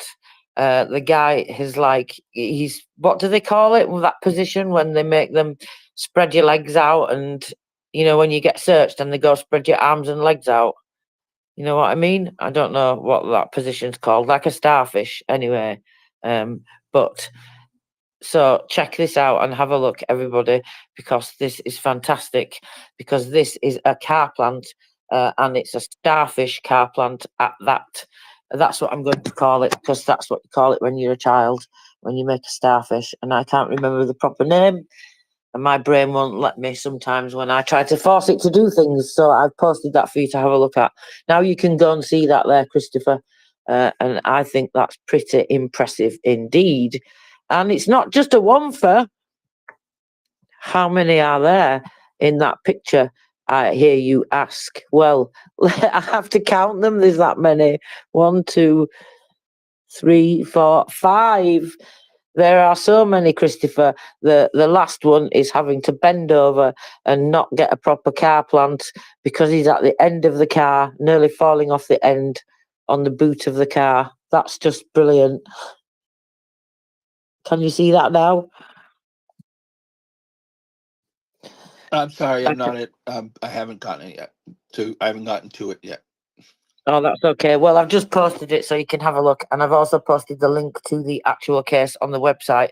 So if you would like to read through that more in detail, you can do. So there, on to the next headline. Let's have a look. So the SBU reported suspicions to Russian generals who commanded airstrikes on high-rise buildings during the battles for Kyiv. So evidence on 2 more generals, high-ranking officials. Of course, this will be war crimes. Let's have a look. So according to the investigation, they gave direct orders to fire damage an apartment building in the centre of the settlement. Right, they must have some kind of evidence to say these things and make these cases, Christopher. So what have they got? Is it like intercepted calls? Is it notes? So it's not going to be written notes, is it? Surely they have to have something to make these cases. Because you have to have evidence. You can't just go to court and say, well, these guys did these things, and we know because we heard it on the radio, but we didn't save the call and we don't have no evidence. That's exactly how it would work, isn't it, if there was no evidence? So they must have evidence. So I'm absolutely fascinated to know whether it's calls or digital or all of the above. What do you think, Christopher? Can you speculate on this? Maybe not. I like to No, speculate. I have to see. I have to read the story. I like to speculate on these things. They have to have something. We know from the GUR reporting about the unit that blew the Novakovka Dam. They intercepted calls there, so we know that they definitely have calls because the GUR released those. So I would assume that's what it is, like calls and maybe digital. I don't know. Dan, you came back up to join us. Yeah, I had an IT guy here at work, and we're getting a new IT thing, and then we're getting a new couch. So they came and got the old couch, and we had it for 20 years. So, anyways, yeah, I came on because earlier you said that you thought you were too strict saying on SBU saying these collaborators get light sentences. I don't think you're too strict. I think they should get life or a lot stricter sentences than they're getting. I think they're being very lenient. That's my opinion. Thank you, Dan. I think you're like me. They would not get away with doing these things. I don't know. I think when it's Ukrainians as well that do it to other Ukrainians, it's more sickening to me. You almost come to sadly expect it from Russians and collaborators, you know, in that sense. But when it's Ukrainians that collaborate, it always. Well, if I was a Ukrainian, I think I would find that more insulting and more hurtful. You know, that one of my fellow Ukrainian citizens can do something like that. But you know, this is how it is, unfortunately. But the SBU is dealing with them all. It looks like 25. Did you hear in that case, Dan? 25 of them they got. Not enough, but keep rounding them up. You go after them, Cagney. Had it been me over here, I'm afraid my ego would be into it, and I'd be rounding them up by the dozens. And here in the States. Yes, me too. So let's go back to what was I talking about then? Yes, let's go back to this case here with these generals. So there's a big long list of the collaborators. And of course, we've got going back to these two generals here. So they've got to have some kind of communications because they wouldn't be able to say this in the case otherwise. So they've got to have some kind of, I don't know, digital or radio or both types of communication, something like that. But looking at the pictures of the damage as well that it caused, I actually remember this case as well. It was quite sickening. So this was like the high-rise buildings in Kyiv. So during Russia's full-scale invasion, these generals commanded the bombing of the residential areas of Borodyanka village. And according to the investigation, in early March, they gave direct orders to fire on apartment buildings in the centre of the village. To carry out the order, Kravchenko used an Su-34 bomber fighter and Su-25 attack aircraft from Russia's 303rd Mixed Aviation Division. During the sorties, the enemy aircraft launched 500-kilogram explosive bombs. So this is these KAB bombs that we talk about at residential buildings in Borodyanka. I mean, I'm looking at the pictures now, and it brings back those memories because they're completely destroyed of these apartment buildings, these high-rise apartment buildings. They're just left to rubble. As a result of the attack, the aggressors destroyed more than 6 apartment buildings, killing more than 30 local residents, including a young girl. Some of the victims have not even been identified yet and are still considered missing. Over 200 examinations were conducted in the course of this investigation, and based on the evidence collected, the SBU has notified the 2 Russian generals of the suspicion under Articles 28, Article 438 of the Criminal Code. This is violations of laws and customs of war combined with premeditated murder committed by a group. Efforts are underway to bring the criminals to justice, the war criminals. So I'm glad to see that they've done that case then, because that was particularly sickening. I mean, none of them are very nice when they have to deal with these things, but that one was particularly sickening. They also have identified the generals, it must be the week for it, those that were firing on Ukrainian energy facilities and the grain corridors in particular with KH-22 supersonic missiles, KH-101s, and 3M14, whatever they are. In cases that they've, in one particular case with that, they killed over 50 civilians and seriously injured 110 more others. So those two generals have also been identified. So that's 4 of them this week.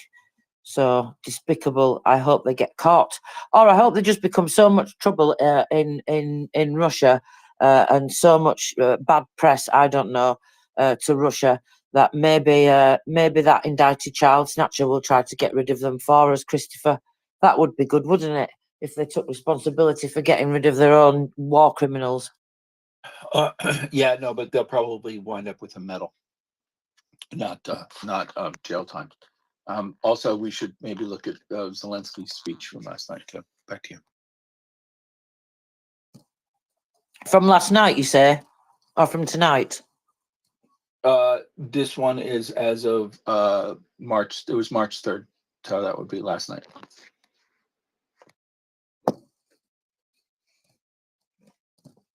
Okay. Let's have a look at. Did he say something significant? I must confess, I've not had a chance to watch it yet. No, but he does comment on the rescue operations in Odessa. He talks about the other places that have been struck by aerial bombs. He talks about the amount and number of bombs, aerial bombs, and Shahed drones. And he talks about international organizations and leaders must respond to Russia's actions. The response must be tough. Putin does not want any peace. He only wants war and death. He does not care whom he kills. The main goal is to destroy first Ukraine and Ukrainians, and then you, dear partners. So he's spicy Zelensky. And and he talks about the loss of 15 military aircraft since the beginning of February. And I'm looking to see if he has anything about the Polish situation.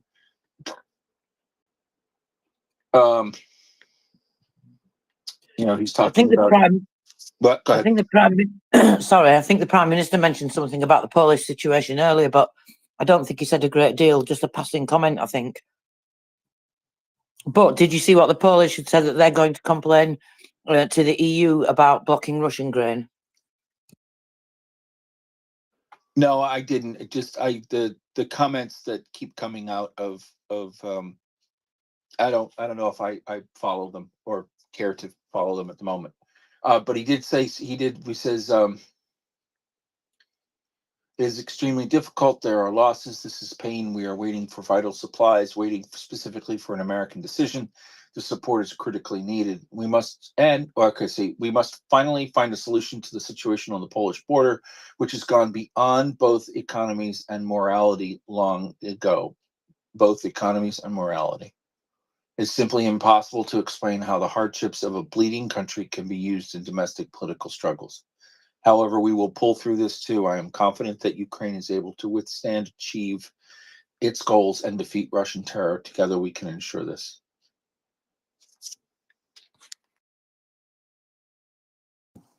I like spicy Zelensky anyway. I was looking at something earlier where somebody had said about the clear. I'm trying to locate where it was now. I think it was the Prime Minister, but I'm not 100% sure. I have to double check. So when I'll find it, I'll let you know. But they were saying about the Russian interference in the issues on the border with Poland, which of course we know about anyway, but it's just interesting that they're starting to say it now, because they were trying to talk about it, weren't they, first with the Polish officials. I think from what I saw anyway, the Ukrainian government officials, the Prime Minister and Zelensky himself, it seems like they've done everything they can to talk about the situation. And at the end of the day, these things that they say that are happening are not even happening. So that definitely points to Russian interference, doesn't it? Do you know what I mean? They're not selling grain in Poland, for example. Right. They're not. They're not selling grain in Poland, but Russia is. Russia's been dumping grain on all of the markets to be able to depress the prices.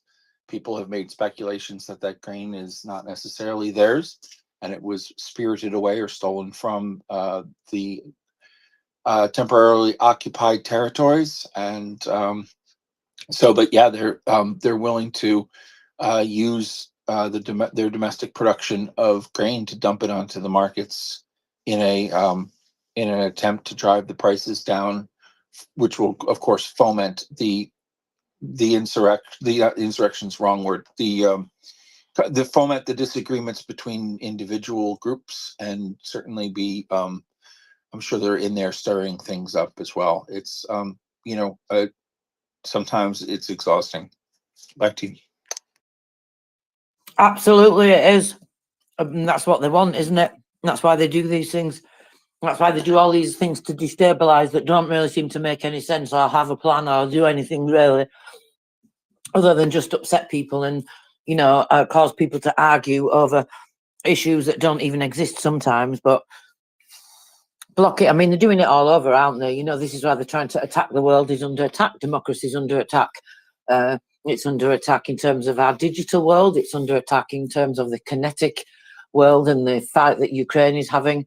It's under attack, from all the terror that they're trying to export, all the things that are happening in the Red Sea, all the pressure that puts on societies when gaps start appearing in the shelves and products are all of a sudden not in high demand, and then people start panic buying and all these things. That's what they try to make us all act on our primal fears of being scared of not having enough left or not having enough to survive on. There was a very humorous that somebody reminded me of that I saw earlier, and I forgot about it, but now I've been reminded of it. That the most sophisticated tank that Russia has got, the T-14 Armata, it's too expensive to be used at the Russian front. It's the reason why it's the reason why it's not there. It's too expensive for the Russian war against Ukraine. Actually, it's a bit expensive in terms of its functionality. It is, of course, far superior to the existing tanks, but it is too expensive. So the army is unlikely to use it now. And this says the Chemizov, who is the CEO of the Rostec Corporation. Yep, too expensive. But if you remember that it was had to be pulled along in the parade when it did appear. Yeah. Anyway, back to you. And now it can't appear at all because it's been blown up. I don't know if it has. I just said that. I thought it was funny. Never mind. So the Prime Minister has said that there is a 5-point plan which they have offered to the Polish side. 5 clear steps to solve the blockade issue. This plan is currently being developed by the Polish side, and we expect to find a compromise within Poland in solving the border issues. And he emphasises again here, Ukraine has not exported wheat, corn, sunflower seed or rapeseed to Poland since last September. Well, shall we cheer ourselves up with Atesh and see what they have been up to? I've not followed Atesh today, so let's see if we've got anything interesting for them. Ooh, we've got pictures of some trucks and things. What is that about? Let us see. The occupiers are placing combat helicopters at Azovstal. Agents of the Atesh movement report that occupiers are actively using the ruins of Azovstal to deploy their military aircraft. From there, they are recruited for combat missions. So they're trying to hide them there now, because basically wherever they hide them, like in Crimea or, Berdyansk or wherever the temporarily occupied territories, wherever they try to hide them, or, they keep getting hit, don't they, by drones. What a shame. So they're now hiding them in Azovstal, it looks like. A number of private households have already been identified where the occupiers' pilots are also moving into. And they are actively monitoring this. So they're deploying troops there. It looks like they're trying to make a base there then, doesn't it? So that will have to get targeted soon. Reports on the state of the affairs in Zhankoi. Our agents conduct constant reconnaissance of the city and surrounding areas, and sources of the movement in the Russian Special Services who report the arrival of FSB task forces from Moscow into Zhankoi. The priority of their activities is underground.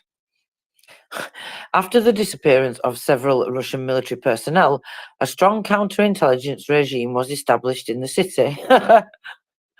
Sorry, I can't help laughing at that. There are many military police units operating. Well, it sounds to me, Christopher, like there's more military police operating than there is military in that sense, but we wait to find out. So, what else have they said? We noticed a lot of equipment with the designation of the Dnipro group of troops with a white triangle. We record the delivery of military trucks to the city's railway station, and about once a week, a new batch of military personnel are mobilised, come to the crime, mobilised and, what does that say, seconded to Crimea, arrive at the Zhankoy station. Most of them are placed near the military airfield.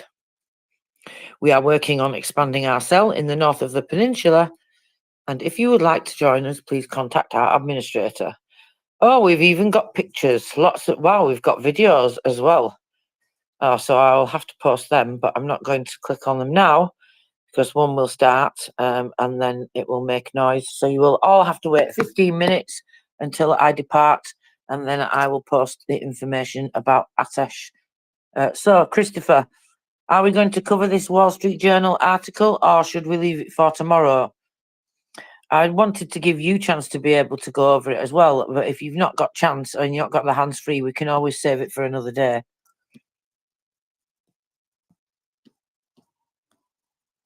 I take it that we'll save it for another day then. I'm on the wrong screen. So the article is Russia's backdoor for battlefield goods from China, Central Asia. And they note that the subhead here is trade routes through the region are increasingly important to Moscow's efforts to thwart Western sanctions. And I haven't done any look at who the two reporters are on this. Lisa Lin, who's a China tech reporter, and a Clarence Leong, who's also a reporter for the Journal in Singapore, based in Chinese business and general news. China tech, she covers tech news. Liza Liza Lin. So it's always important for me anyway when I look at a story, especially if I'm looking at a subject or looking at something that somebody is trying to tell me something about. I want to know who the reporters are, and I want to know also who their editors are and why the editors have chosen the particular story, and or if it's their beat, that's fine. It seems to make sense. If they were assigned the story, like they're a general reporter assigned a breaking news story, well, that's something different.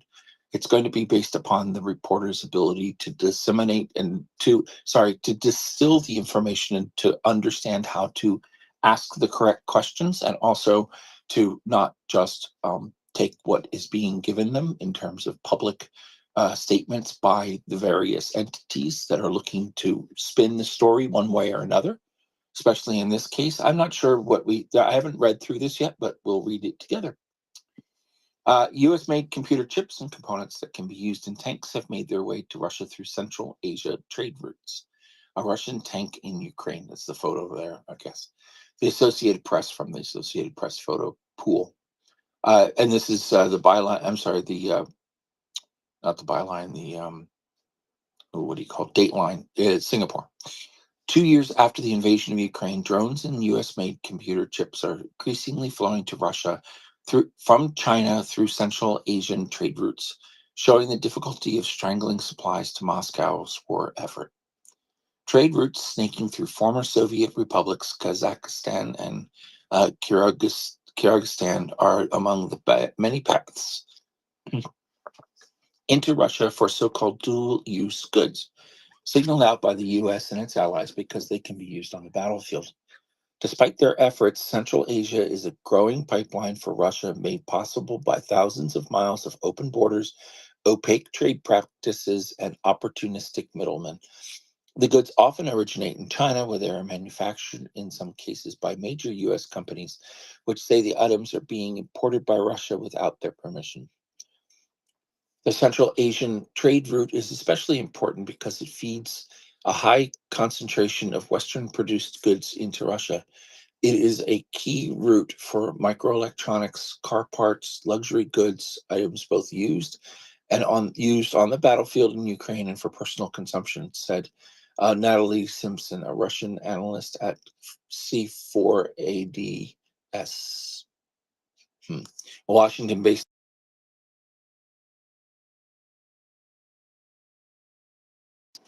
Beg your pardon, that was a phone call. The central, so I would have to, again, now looking at this. So, I'm sorry, go ahead, Tracy. I was going to say, if you need to take that call, I don't mind.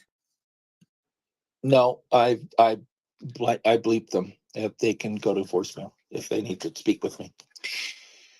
I get a lot of unsolicited phone calls, as I think they call it, spam. So here's where I would be looking at this. I would want to go ahead and do some research on who Natalie Simpson is. I mean, she says it says what she is, but I want to know what her, I'm looking to see what she has contributed and what her background is, and how much of, how voraciously I could take what she is having to say as a quoted expert. So there's part of your due diligence. Always take a look and see what the people are that are being quoted in the story. Now, anonymous sources or unnamed sources or sources on background are all fine, but at the same time, if those sources are the only ones in the article, then we should be probably looking to understand why that is, and if we want to give that article the weight that others are giving it because of its not being able to trace the actual root of some of the things that are being discussed in the article. I think that makes sense to most people. So the U.S. and allies maintain a list of dual-use goods targeted by sanctions, including computer chips, routers, and ball bearings used in tanks. There were 45 items on the list last year, with another 5 added in February. Chinese exports of dual-use goods to Kazakhstan and Kyrgyzstan have surged since February 22, when the war began, according to China's customs data. Exports of the 45 targeted goods rose to 1.3 billion in 23, up 64% over 2022 levels. Many of these goods were then sent to Russia, according to trade records shared by C4ADS. And there's a bit of a chart there that shows the rise, pretty much steady rise, almost at a 45-degree angle from 21 all the way through to the current date. Two Central Asian nations aren't the only source of dual-use goods to Russia. Goods are also flowing through countries such as the United Arab Emirates and Turkey. China, the largest source, exported 4.5 billion of such goods directly to Russia last year. Quote, Chinese companies are shipping their own products and can take the direct route across the border, but those who are trans-shipping Western goods often look for an extra degree of obfuscation, said Simpson. They can find this in Central Asia. Drones, which aren't on the list of sanctioned goods, have become an essential tool of war. In the 2 years before the war, China didn't report exporting a single drone to Kazakhstan. But in 23, Kazakhstan bought 5.9 million worth of unmanned aircraft from China and exported 2.7 million worth of such products to Russia, according to Kazakhstan and Chinese trade data. Kazakhstan isn't a major producer of drones. Well, how about that? Delivered trade originating from China and traveling through Central Asia has only risen in importance as U.S. and European regulators have clamped down on their own chip exports. In 22, the first year of the war, millions of dollars worth of U.S. and EU chip exports ended up in Russia via Kazakhstan, Kyrgyzstan, and Armenia. But in 23, U.S. and EU chip exports to those countries fell by 28% to about 22 million. U.S. and European officials have pressed these nations and China to clamp down on the gray market trade with Russia. And then we have now another chart that shows the imports of 45 battlefield goods and marks off a couple. It goes off for a few years, a few months, the whole year actually, from 21 before the war, and then that's a bit of a bar graph chart. It kind of looks like a it's got two big smokestacks. Kind of looks like a factory. Kazakhstan and Kyrgyzstan. And I don't even know if I'm saying that properly. I apologize to those people who know how to say this thing. Didn't reply to requests for comment. China's foreign ministry said that Russia was an important trading partner and that it had nothing to hide. Quote, China always handles export of military items in a prudent and responsible manner and has followed relevant laws and regulations when it comes to the export controls of dual-use items, it said. China is already the largest official source of Moscow's imports, with the bilateral trade roughly doubling to 200 billion in 23 over the past 5 years, according to Chinese trade data. China sells computer chips, jet fighter parts, and jamming technology to Russian defense companies. So there's another it's a link to another Wall Street Journal article talking about China had said that it doesn't send lethal weapons to parties involved in conflicts, and the U.S. hasn't accused it of doing so. And there's two hyperlinks there to back that statement up. Still, shipments of battlefield items, even if non-lethal, threaten to become a sticking point between U.S., Chinese, and European leaders. U.S. trade officials have raised concerns with Beijing about Chinese companies violating export controls by transshipping U.S. items to Russia. Russia managed to import 8.8 billion worth of dual-use goods from around the world in the first 10 months of 23, and just 10% lower than the pre-sanctions period, according to a report by the Kyiv School of Economics in January. A little bit left, there's not the whole much more. Chinese, that's a photo caption. Russia stopped publishing detailed trade data after the invasion and resumed releasing some data a year later using commercially available Russian customs records. C4 Ads had said that it was able to track about 64 million of goods exported to Russia from Kazakhstan and Kyrgyzstan, during the first 7 months of 23. Although it cautioned that the data it was working with may not reflect the full extent of the transactions. Many of the goods that are coming into China are made by U.S. companies, according to a review of customs databases.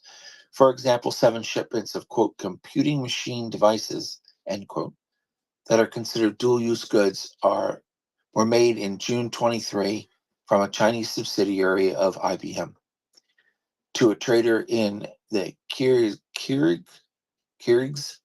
capital of Bishkek. These shipments worth $3,700 ended up at a Russian business on Treasury Department blacklist. IBM says it doesn't do business with these companies and is conducting an internal review. Quote, any division of IBM products to Russia, any diversion, sorry, I had that right the first time. Any diversion of IBM products to Russia is happening in direct violation of our company's policies and internal controls. I like this, though, Tracy. Everybody says, oh, no, we don't do it. We don't know how it gets done. How is that? But meanwhile, they can. Yeah, no, I'm not really buying it. I think they know very full well what's happening. And they're just getting caught, the naughty beggars. And now that they're caught, they might have to do something about it. But then again, they probably won't. So that is, let's see. IBM said it doesn't do business with those companies in conducting internal review. I got that. In other instances, around the same time, a shipment of transistors left the Chinese factory of Vishay Intertechnology, an electronics company based in Malvern, Pennsylvania.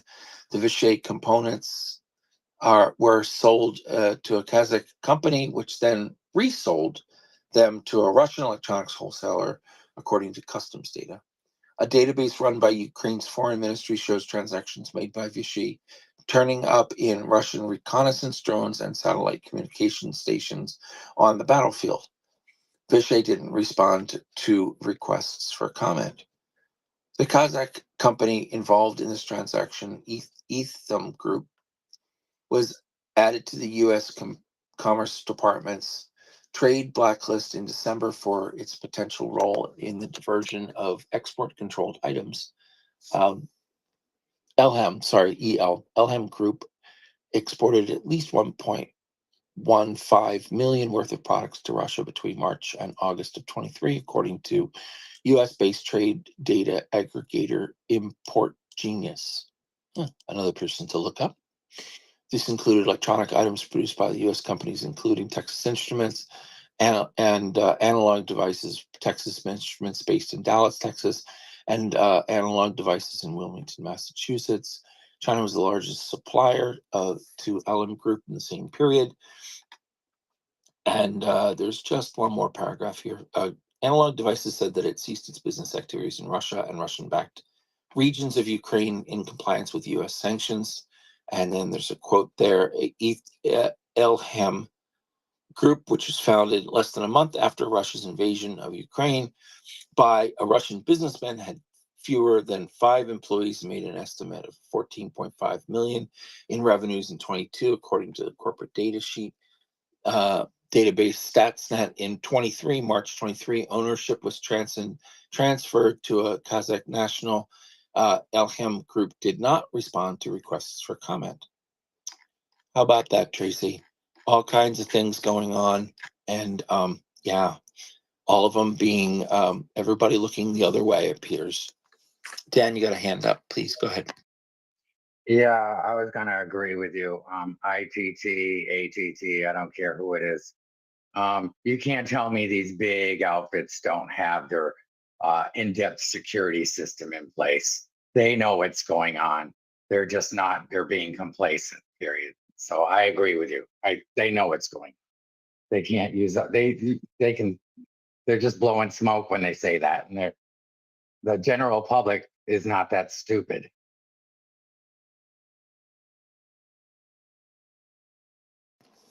No, but the people who enforce our laws seem to be, unfortunately. Tracy, it's 2:00. Yeah.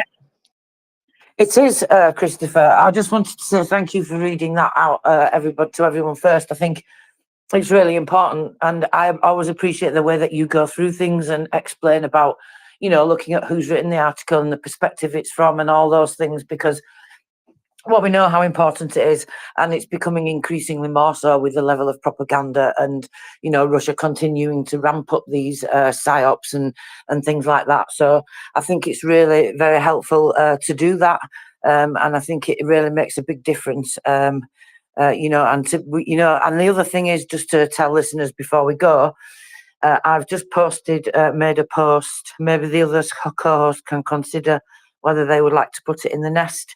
It's just a link to the website that you and I have spoken about before, Christopher, to the website where it does the sanctions tracker, but they also track all the components found in the Russian weapons, etc., and those types of things. So I've posted that link for everybody if they would like to have a look at that, because that's a very useful website.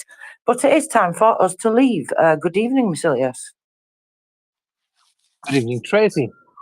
And if one of you would like to hold on a little, it would be great. But of course, it's the end of your shift. But I just heard that we will just need to wait until the other co-host arrives. So in case you have some time, stay with us. But in case not, I will try to do my best. Well, it should be no problem, given all the interesting news coming from the region. Hello, Forever Child. Hello, Slavi. Hello, Marcus. Hello, Torius. Hello, the panel. Great to see you again. So, let's roll it. Thank you very much, Mr. Ilias, and it's very good to see you too. So, Christopher, how are we to do the order of things today? And we do need to wait for the beam up to be happening in the background as well. Ladies first. You are very kind. So thank you very much, everybody, for listening to Christopher and I with our extended play version. I hope you found it interesting. If you didn't, you must come up and tell us next time what you would like to talk about, and then maybe we can change the topic. But thank you very much to everybody who stuck around and listened to us. You are all very much appreciated. And thank you, Christopher. Good evening to you all. Good evening. And Tracy, you've been just speaking about the situation at the border. So I've been here for a while and was listening to it. And actually, I mean, you've both probably heard that Tusk has made a proposition to declare the border critical infrastructure, which I found very intelligent, actually, and interesting solution. But that's why I went on a little investigation what it turned out of it was, but there was absolutely no information. And since he declared that he will make it as soon as possible, which he meant, which should be even the other day, I think it was like a 22nd of last month, and there have been absolutely no update, not so ever. I could not find anything on this. So the only thing, so it's kind of confusing. And if anyone knows here, maybe, and have some insights, why the whole situation kind of does not move forward, and this proposition is totally in the void, I would be very glad to hear everything about it, because it was totally impossible for me to find any further information on this regard. The other thing is he made today a proposition to declare to talk with the EU about declaring making a ban on Russian and Belarusian grain, which is also a very good idea. And yes, that is his strong card he can play, because he has very close ties to EU. The former government, if in case they would try to actually get something like this from the EU, they would try to ask for the opposite, probably, because they have been kind of very yeah,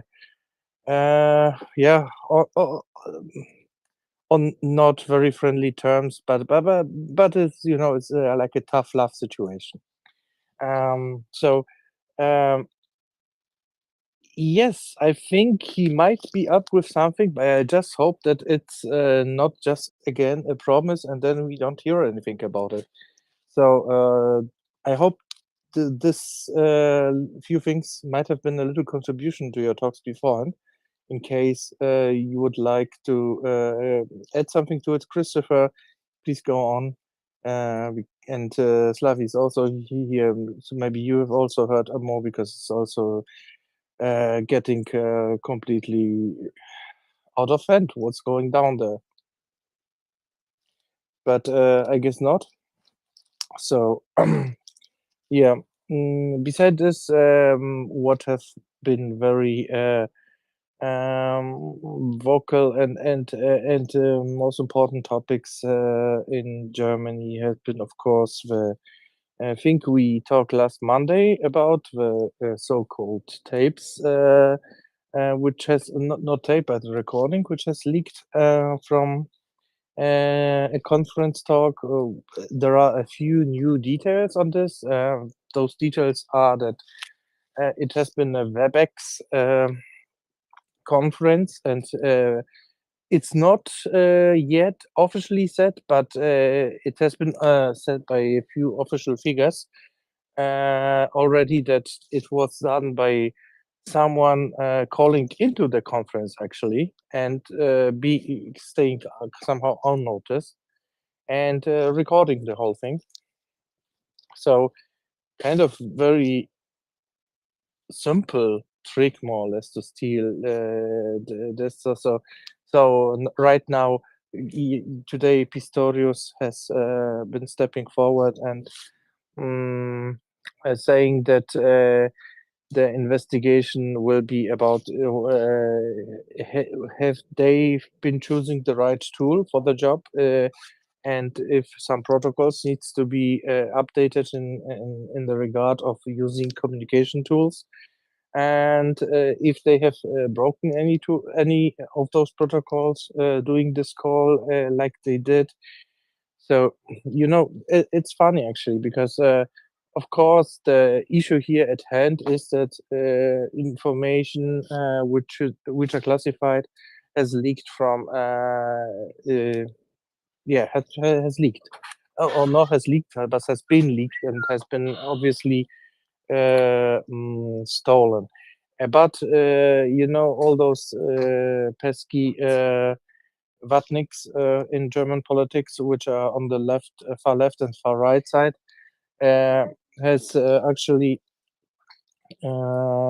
tried to make it a scandal about them talking about usage of Taurus.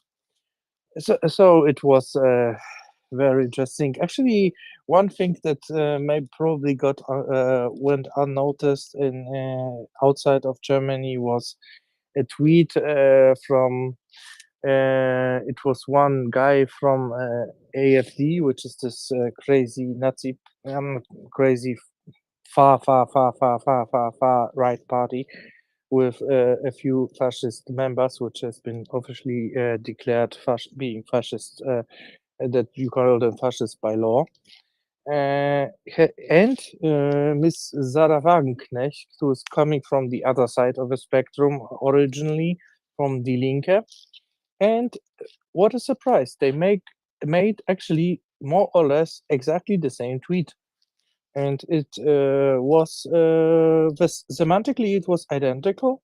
The words has been just twisted a little bit, and they use the same picture. So one can see directly who they are receiving their information from, which they need to spread to the public. Marcus, please. Marcus? Yes, not to change the subject necessarily, but I was wondering what you thought about the news from Mike Johnson that he planned on allowing a vote, which is very democratic of him, on the Ukrainian aid, but said implicated that it was going to be their version of the Ukrainian aid, which I think is equivalent to just saying they're going to delay it more, because there's already a Senate bill that was done in consultation with the House. I was wondering what you guys thought. ICCC is here, so I think she's the best source to address this matter. So, Cici, please. Hey, Marcus, do you mind reiterating the question? Because someone was calling me, so I heard Johnson and Floor.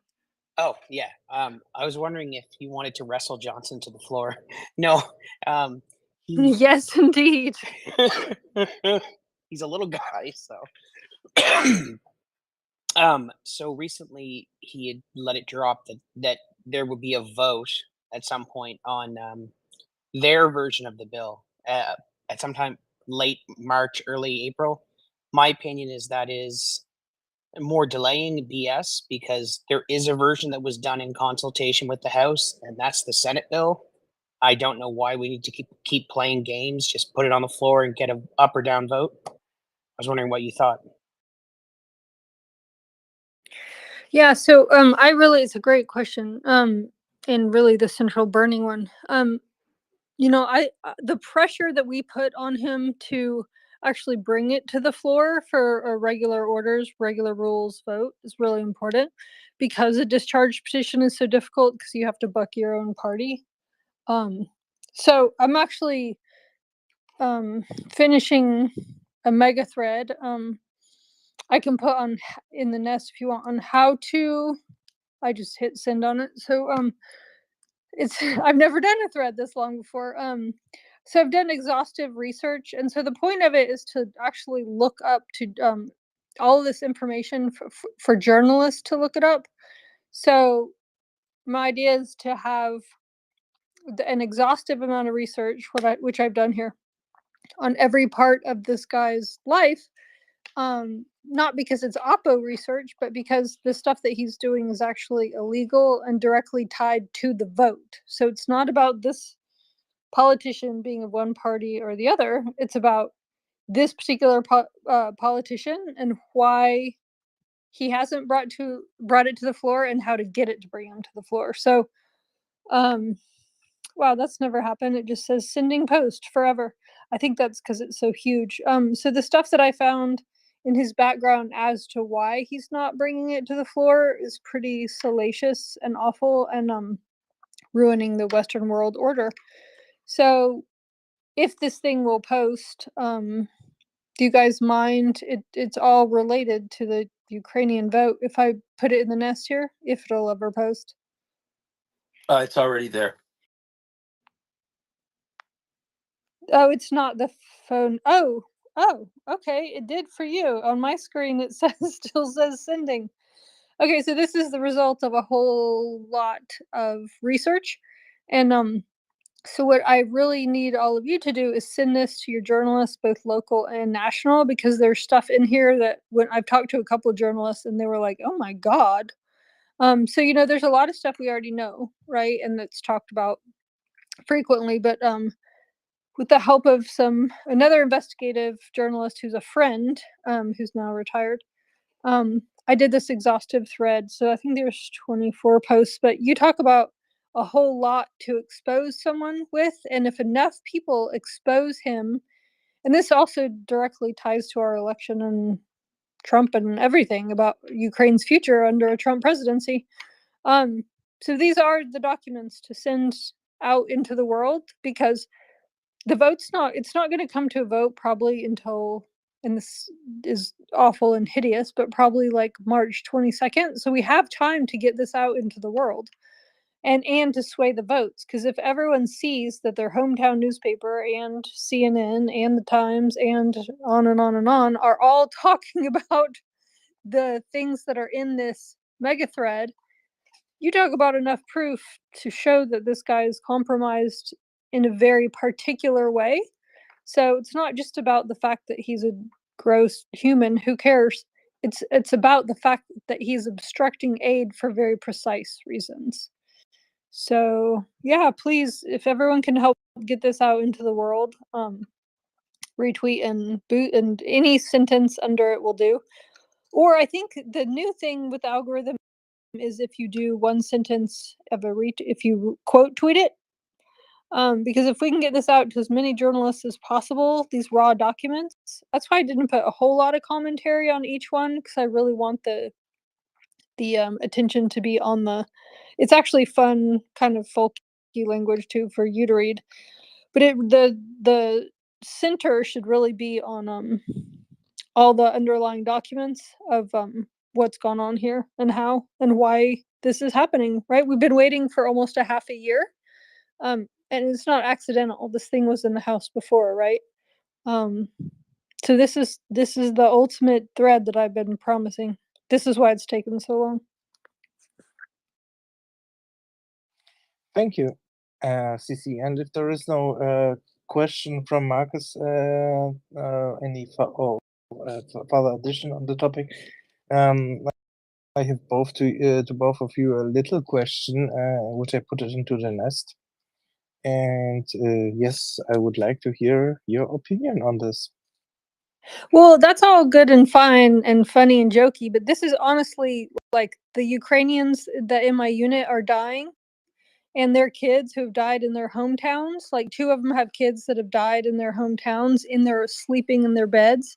Yeah, I guess I'm just not in the mood for jokes to overthrow the most important vote of the history of our country. Sorry. No problem at all. I just was searching for news and kind of stumbled around on this, and thought maybe we can create a little more,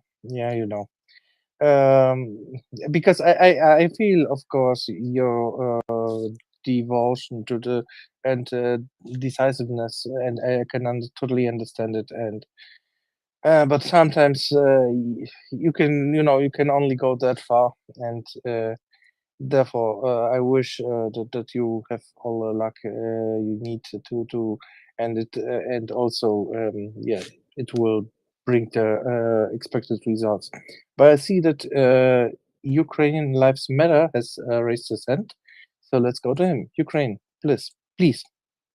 CC, I only see on your post. Yeah, I I'm only see getting the a first. bunch of messages about that. So not sure why one is showing, so I'll work on that in the background. Okay. Thanks for the heads up. Okay. Thanks. It's obviously a Twitter glitch because I've done it just like my shorter threads. I did it just like I've always done it. So something's wrong with Twitter. We'll figure it out though.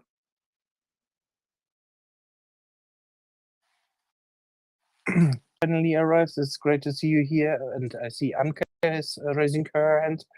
Oh, but she dropped. So it's a pity. Maybe she will request again soon, or maybe she needs to recycle. There is no request for now. So Excel,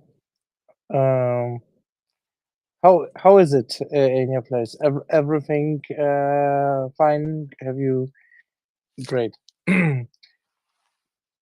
Is there any need to someone requires to go deeper into the US politics, which I must admit I'm not as deep as you or CC Marcus and the topic. Yeah, I so can add a little something to it, which is this actually is not since 23 speakers of the House, 23 different country, the speakers of parliaments of the House of, every country has a different nomenclature for their governing body, is all pushing for this vote. So it's now a world vote. It's definitely anything but American politics. There's nothing that's there's nothing that has necessitated 23 different countries all over the world all joining in on pressure for this vote. So this is indeed world politics.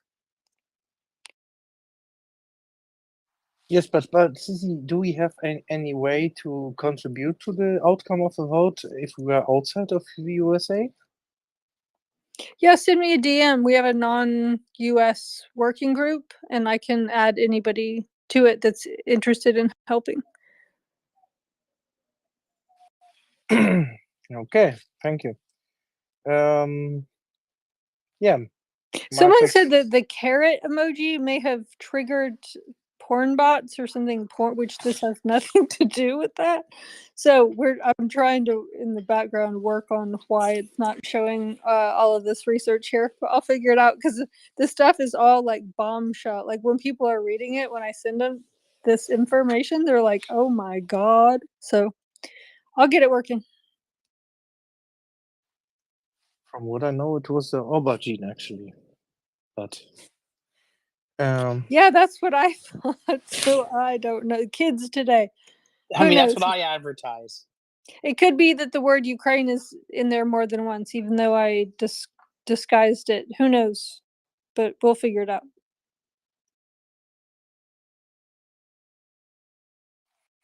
okay. So I just have seen that Christopher was so kind to drop the latest. I would like to encourage everyone to follow the link and see if you have something to spare to especially I think if you are in the USA you can use it also to lower your tax payments, and it's about we are raising funds for DJ Maverick free thermal drones for the 13th Battalion of the 95th Air Assault Brigade.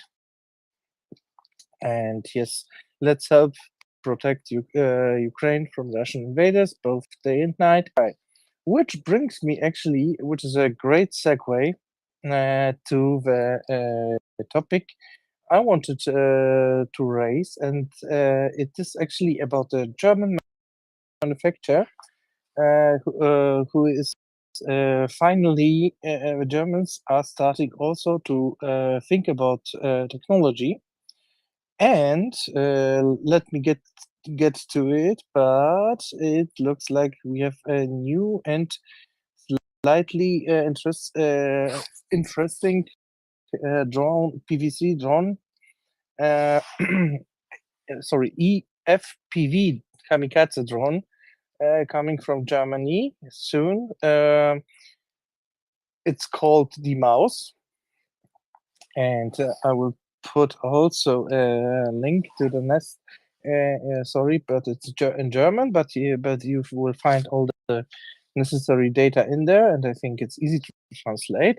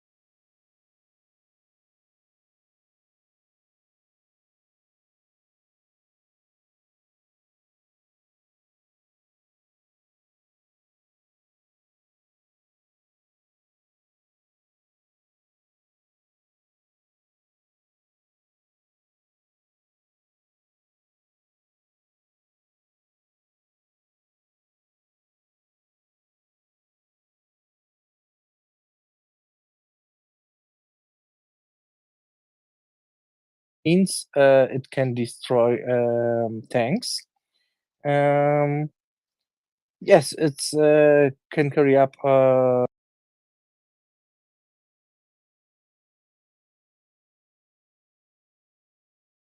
artillery system once built in Germany, unfortunately during a very dark ages, but nevertheless, it's a consequence of that. But there you go. Thank you. I see Forever Child wants to add something, so please, Forever Child. Good afternoon, Marcellus, Axel. Just an update. The last few minutes, I got a message back that the cut and paste post from different Ukrainians, Slavia included, their references to Ukraine, doing updates through text messaging. It in just a week or 10 days, I was just told that they're communicating now with 2 states and Australia and South Africa.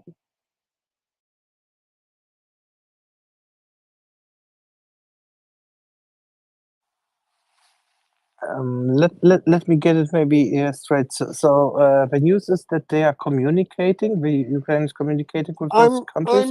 I did something new the last 2 weeks.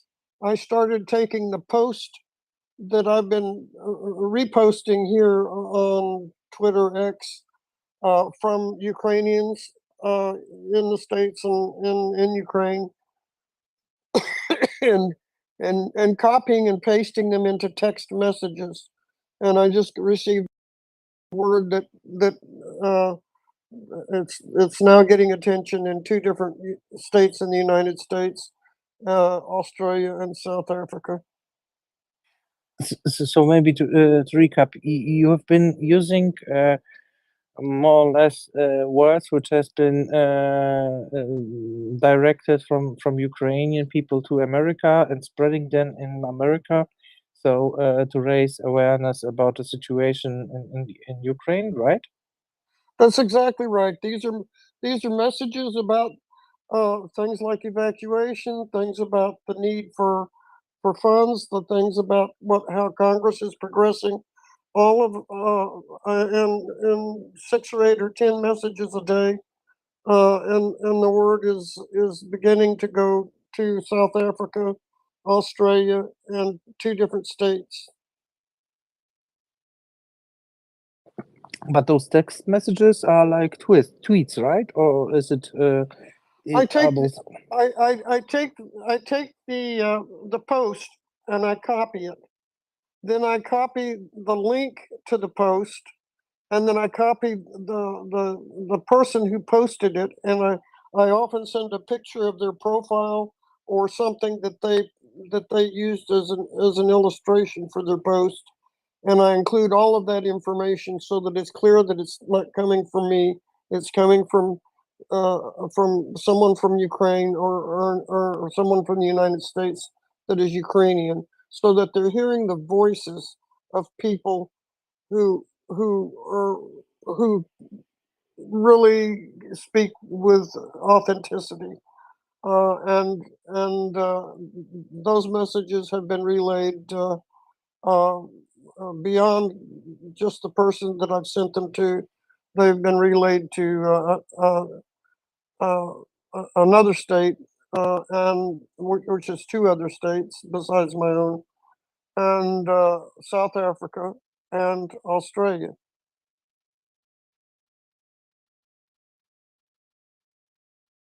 Okay, and so that answers my question. So it's still is within the Twitter X realm, and because I was just thinking if it was like bringing it to the public in maybe copying it and sending it in a different way, like text messages, maybe WhatsApp, who knows, SMS, But obviously, you are just amplifying the voices, which is a great idea. Yes, please go on. Yes, I'm amplifying them on my feed, which goes to 90 plus countries. But I wanted to do something more than that, and I began sending them to people who are not on Twitter, and it's spreading to other people who are also not on Twitter. Then I'm confused because how can it go to people not on Twitter when you are tweeting it? Because then still there is something I don't understand. So you send Because it. I'm copying the I will repost these messages, and then I will copy the things that I reposted and paste them into my text messaging, and I will text them to phone numbers of people who are not associated with Twitter. Okay, now I got it. So I got it right.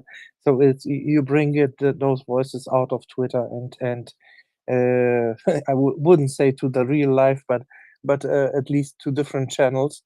Yeah, No, great actually, idea.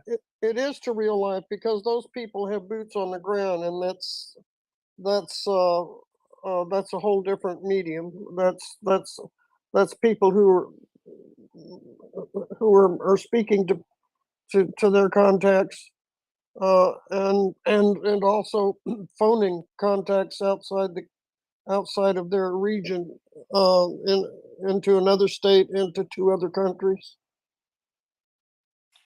Yes, this is networking. Of course, I also see that we should not stick to Twitter because there are only so many people on Twitter, and this war is real. I mean, this war is real, and it should raise awareness even further. But then again, of course, there are boundaries to it, so it's always good to cross those boundaries and raise awareness on the different channels as well. And one great example of this has been brought to today morning to my attention, and I will shortly put it into a nest. There was a few German musicians has recorded few Ukrainian tracks, but they are so beautiful, and they also recorded and sung in Ukrainian. But the result is fantastic. It's kind of brought the nature, not the nature, but the culture closer only by the fact that it would have been German musicians to closer to the German public. Everything else was kind of the same, and it was a great homage, and it's also this at least the first song that I've heard that has been shared is this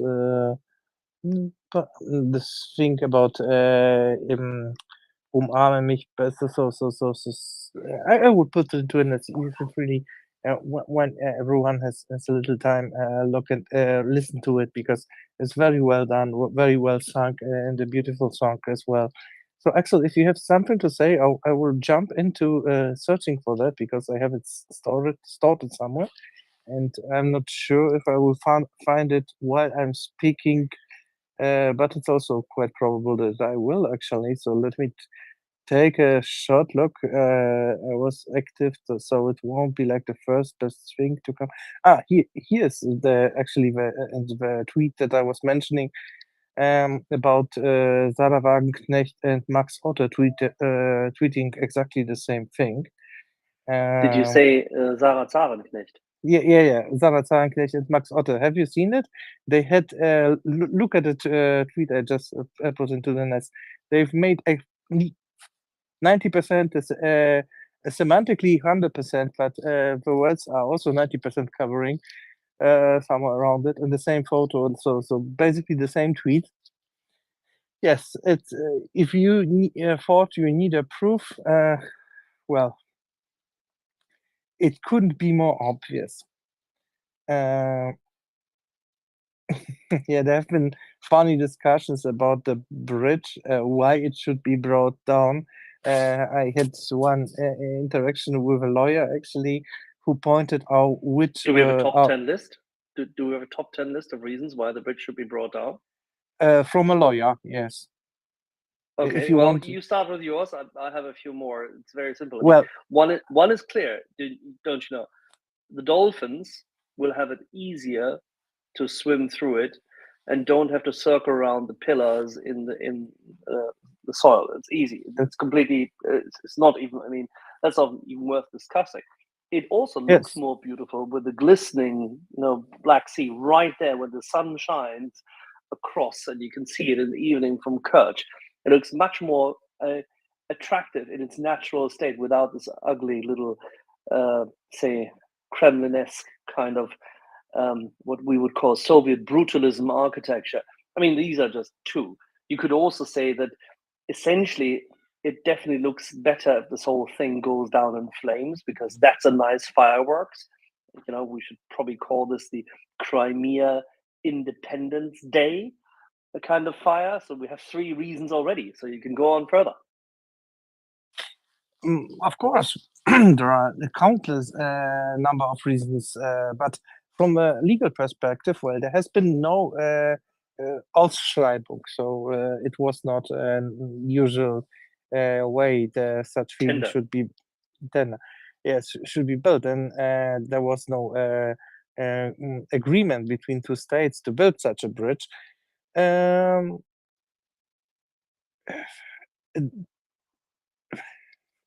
next point I just don't understand, because it's lawyer in German. So, but then of course a lot of environmental restrictions has been ignored. And there have been probably no the workers hadn't have sufficient Arbeitsrechte. So there are multiple reasons for bringing this illegal monumental thing down. And yes, if something is illegal, also in regards to Ukraine and German law, such thing just needs to be brought down. And I mean the alternative is actually you can leave this bridge, but then you need to destroy Russia. So pick your poison. Jonathan, please. Hi, yeah, good evening. I'm not sure whether you want to go on about this topic, else I just wanted to share different impressions, because I've been Johannes, du musst aus dem Bunker raus. Das klingt, als wärst du in einem Rohr. Oh, dann muss ich mir mein Bluetooth ausmachen, Moment. Alles klar. Better now? Oh, much better. Okay, I guess it was Perfect. something with my Bluetooth speaker, because it has a built-in microphone, and I don't know, it didn't pick up the sound, obviously. Yeah, no, I just wanted to I don't know, get your opinion on what I've been observing here, because I've been in Lviv now for, I don't know, like almost 2 weeks now. And one thing which kind of the colleague I've come to support, she's been here before, for the last year, like for most of the time. And what is quite strange that while I'm here is really that I think there was there was actually in over the whole time there was no single air alert, at least not for Lviv, just one for the whole of Ukraine, but really not anything concerning the region. And she said that like last time she was here, like which was like 2 months ago or so, there have been like at least 4 or so per week, and or up to 7 or so per week, and now there's really nothing. And you can actually, when you're here in the city, you can, if you didn't know, I mean, I guess that you can make some observations that give you a hint that there's a war going on, but it's so distant. It's like 99% of the time it's really just a peaceful Central European city. And I'm just wondering what's going on. Like, have the Russians learned that it doesn't make sense to terrorize this region, or what is going on? Why have they stopped? Like, They are short of certain long-range missile capabilities, and they're concentrating them in the east in order to prepare the ground. Significant amount of unqualified infantry alongside their mechanized advance to the front line. That's why they're doing it, and they're not utilizing long-range missile capability for the western areas, because it makes very little sense, and they know that most of them will be taken down by significantly improved air defense systems, which protect both the supply corridors as well as the cities and the respective key military and industrial targets in Western Ukraine. Yeah, I mean that. I guess the sad part of the story then would be that they're actually able to learn, which I guess before that we can. Which true, yeah. Absolutely. But Johannes, you remember the interview which we had, and I think you were there as well, with Nick Ryan. Both the last one as the last two ones, where he highlighted that Russia is good at one thing, and that is strategic learning. It adapts to its strategic mistakes. It may not be as good in horizontal, upward bound innovation and tactical learning, but that in itself does not necessarily dictate the outcome of a war. Logistics and strategy play a significantly bigger role in that regard. And he highlighted also that the Russians are, well, significantly accelerating their learning because we let them, or we allow Ukraine to fall into that rhythm, which is slower frequency innovation, because we don't support, or we did not support Ukraine, where it should have had significantly more capabilities obtained, as well as ammunition to support its own warfare. But there you go. Yeah, but you're right. The observation is absolutely consistent with what Mick Ryan as well as Ben Hodges have said. Okay, so that doesn't mean that they're running out of stuff. It just means that they're utilizing it in a different way now. A little bit of both. Yeah. A little bit of both, Johannes. They've degraded a large amount of their stock. They have to rebuild it. They have to scam away more and say pirate more chips in order to build more of their missiles. They have to focus more of their very dedicated, very mono-focused economy and industrial capability on building more missiles. And then they have to find better ways of delivering them, respectively dealing with Western air defense sensors, which has proven to be very difficult for them because their target ratio is comparatively low, significantly lower than some of Western experts feared and significantly lower than they had hoped. So as a consequence, well, if we were to provide Ukraine with more of the kit, and better kit, Hmm. Ukraine would be in a substantially better position. And by the way, then the feeling which you have there now in Lviv, and you may wish to drive to Ivano-Frankivsk and to Uzhgorod, and you will probably find out similar things, albeit that some of them are areas where there's a high concentration of war production also ongoing. As a consequence, you see a little bit more of it. Lviv always looks like the classic kind of Central Eastern European old city with a lot of old Rococo, Baroque, 19th century, even neoclassicist overlay from the times of say the late 19th century architecture, and as a consequence feels very, how should I put this, Yeah, cozy. I mean, Is that fair, Johannes? it feels very car on car-like, very much like Kaiser Franz and Sissi. So Yes. it's really Pastel colors and the likes. yeah. At the same time, I mean, what you certainly, I guess, when I went to the square of the former synagogue and where they had like there they have these stones in each stone there's a quotation carved by somebody who used to live here, and those quotations are in Polish, in Yiddish, in German, in yeah, of course Ukrainian, and even in Russian. So I guess this multicultural yeah place that Central Europe was before the war, before the Second World War. I mean, that's gone. That's unfortunately, I guess it's kind of been replaced by this rather boring kind of national Einheitspreis, so to say.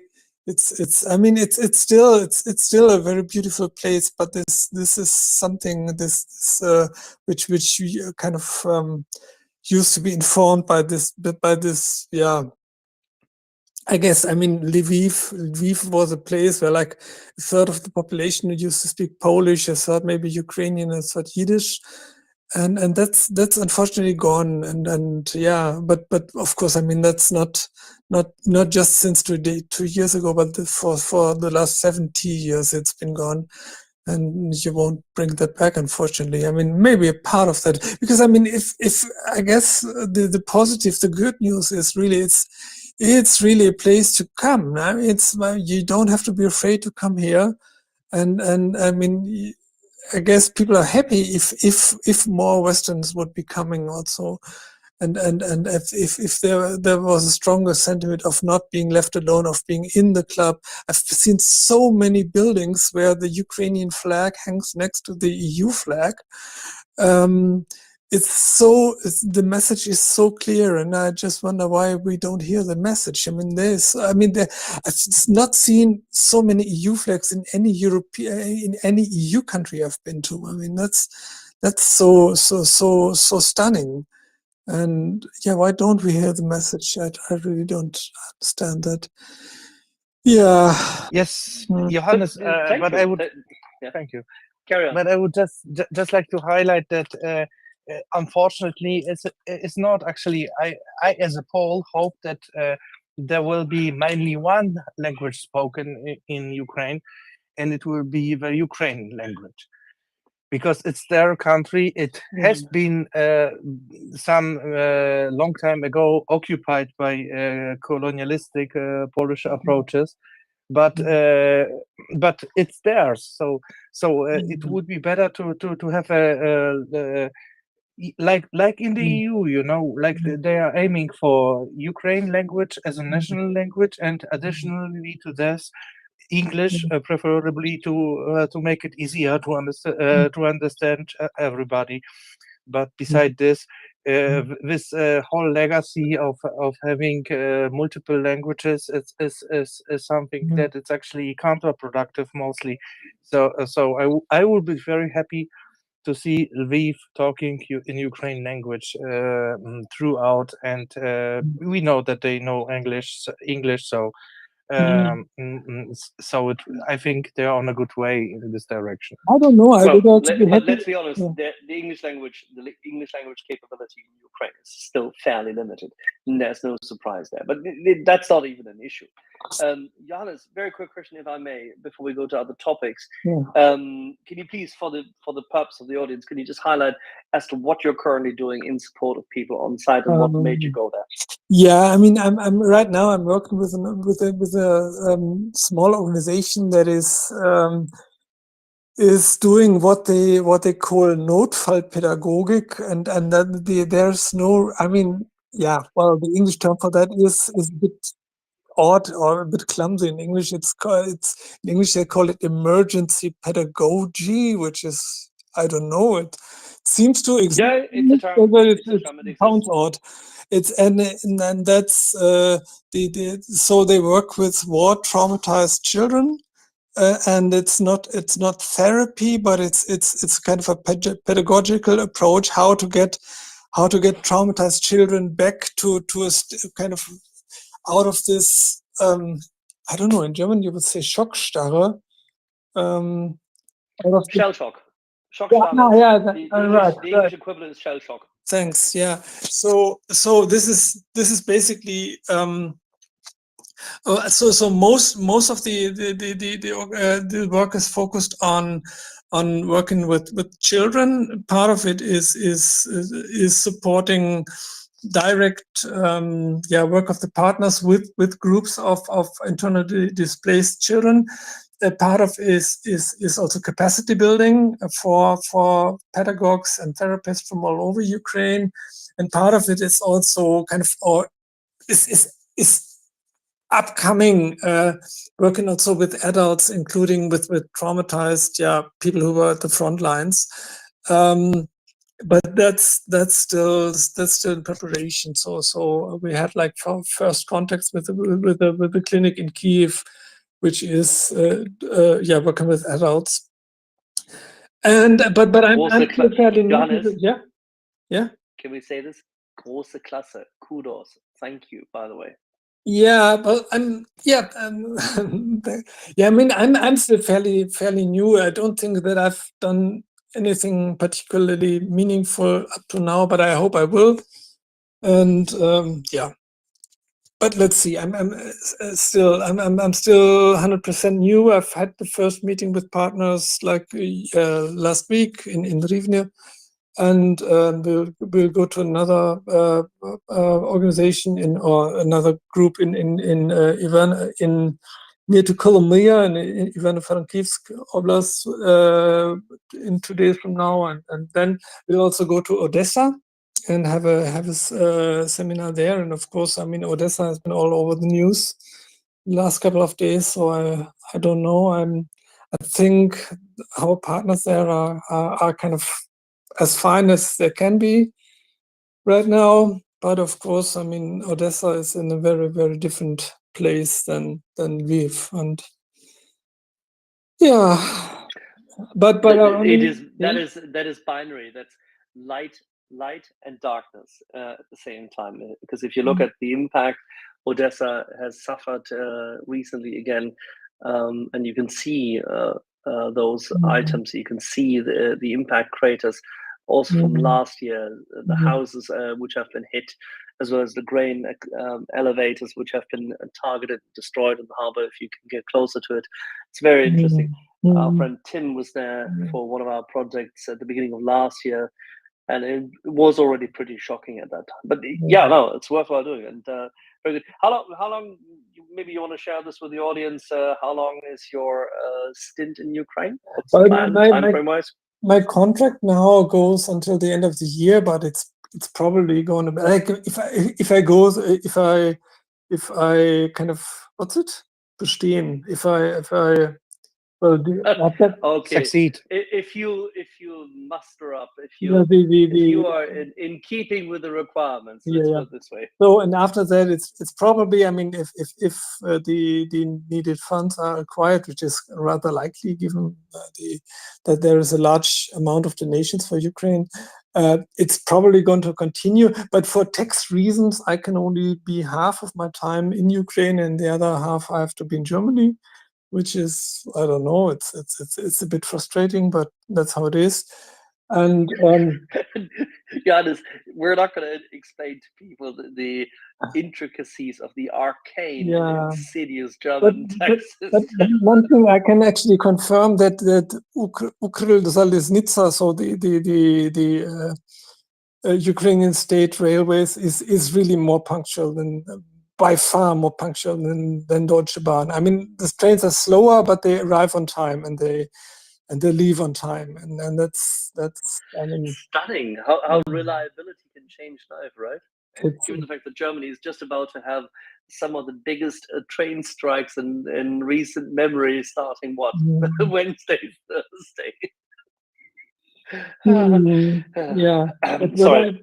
but The luxury, yeah. the insolent luxury of defeatist trade unions fighting a completely disorganized entity. Anyway, Johannes, well, 1 year, that's the full year. That's already a staunch commitment. Thank you for that. Much appreciated. We shall hope that you will bring us on a regular basis more information from Ukraine. I mean, right now, I wouldn't.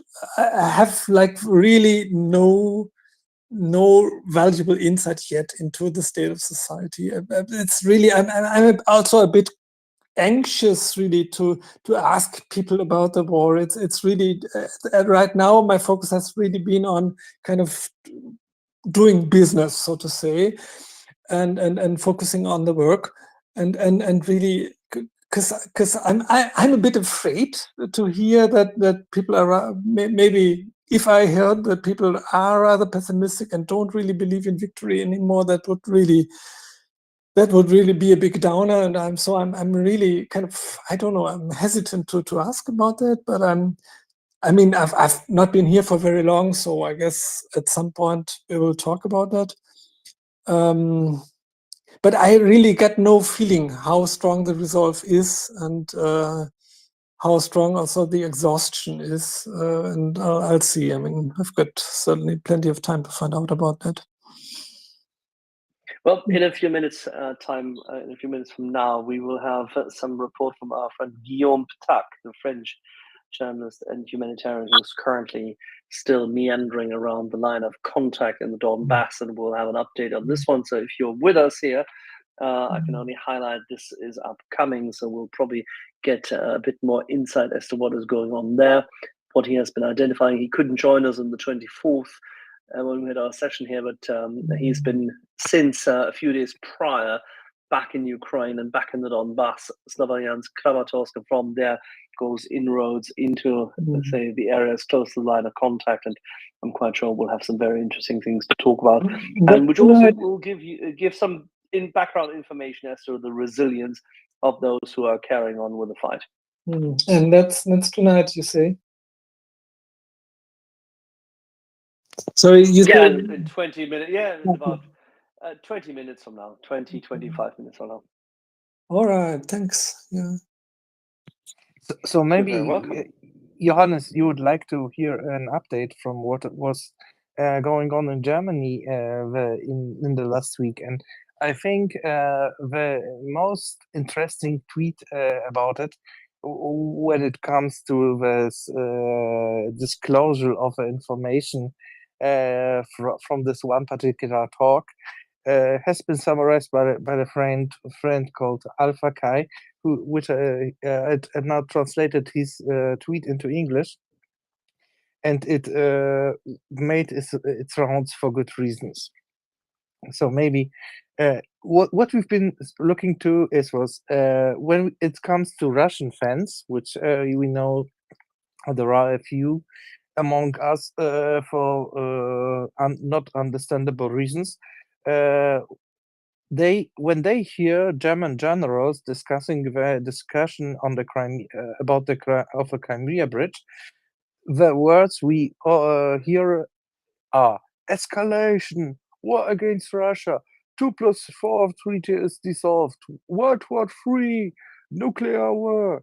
But when they same people hear so this Russian fans, Russian generals talking about conquering Europe, Russian politicians threatening to use nuclear weapons, and Russian state television calls for destruction of Berlin, the same people tweet about I'm not at war with Russia. Peace and friendship with Russia. Long live Russia. Only when Putin says something, then it does count. Does it come familiar? Do you feel now like being back in Germany for a few minutes?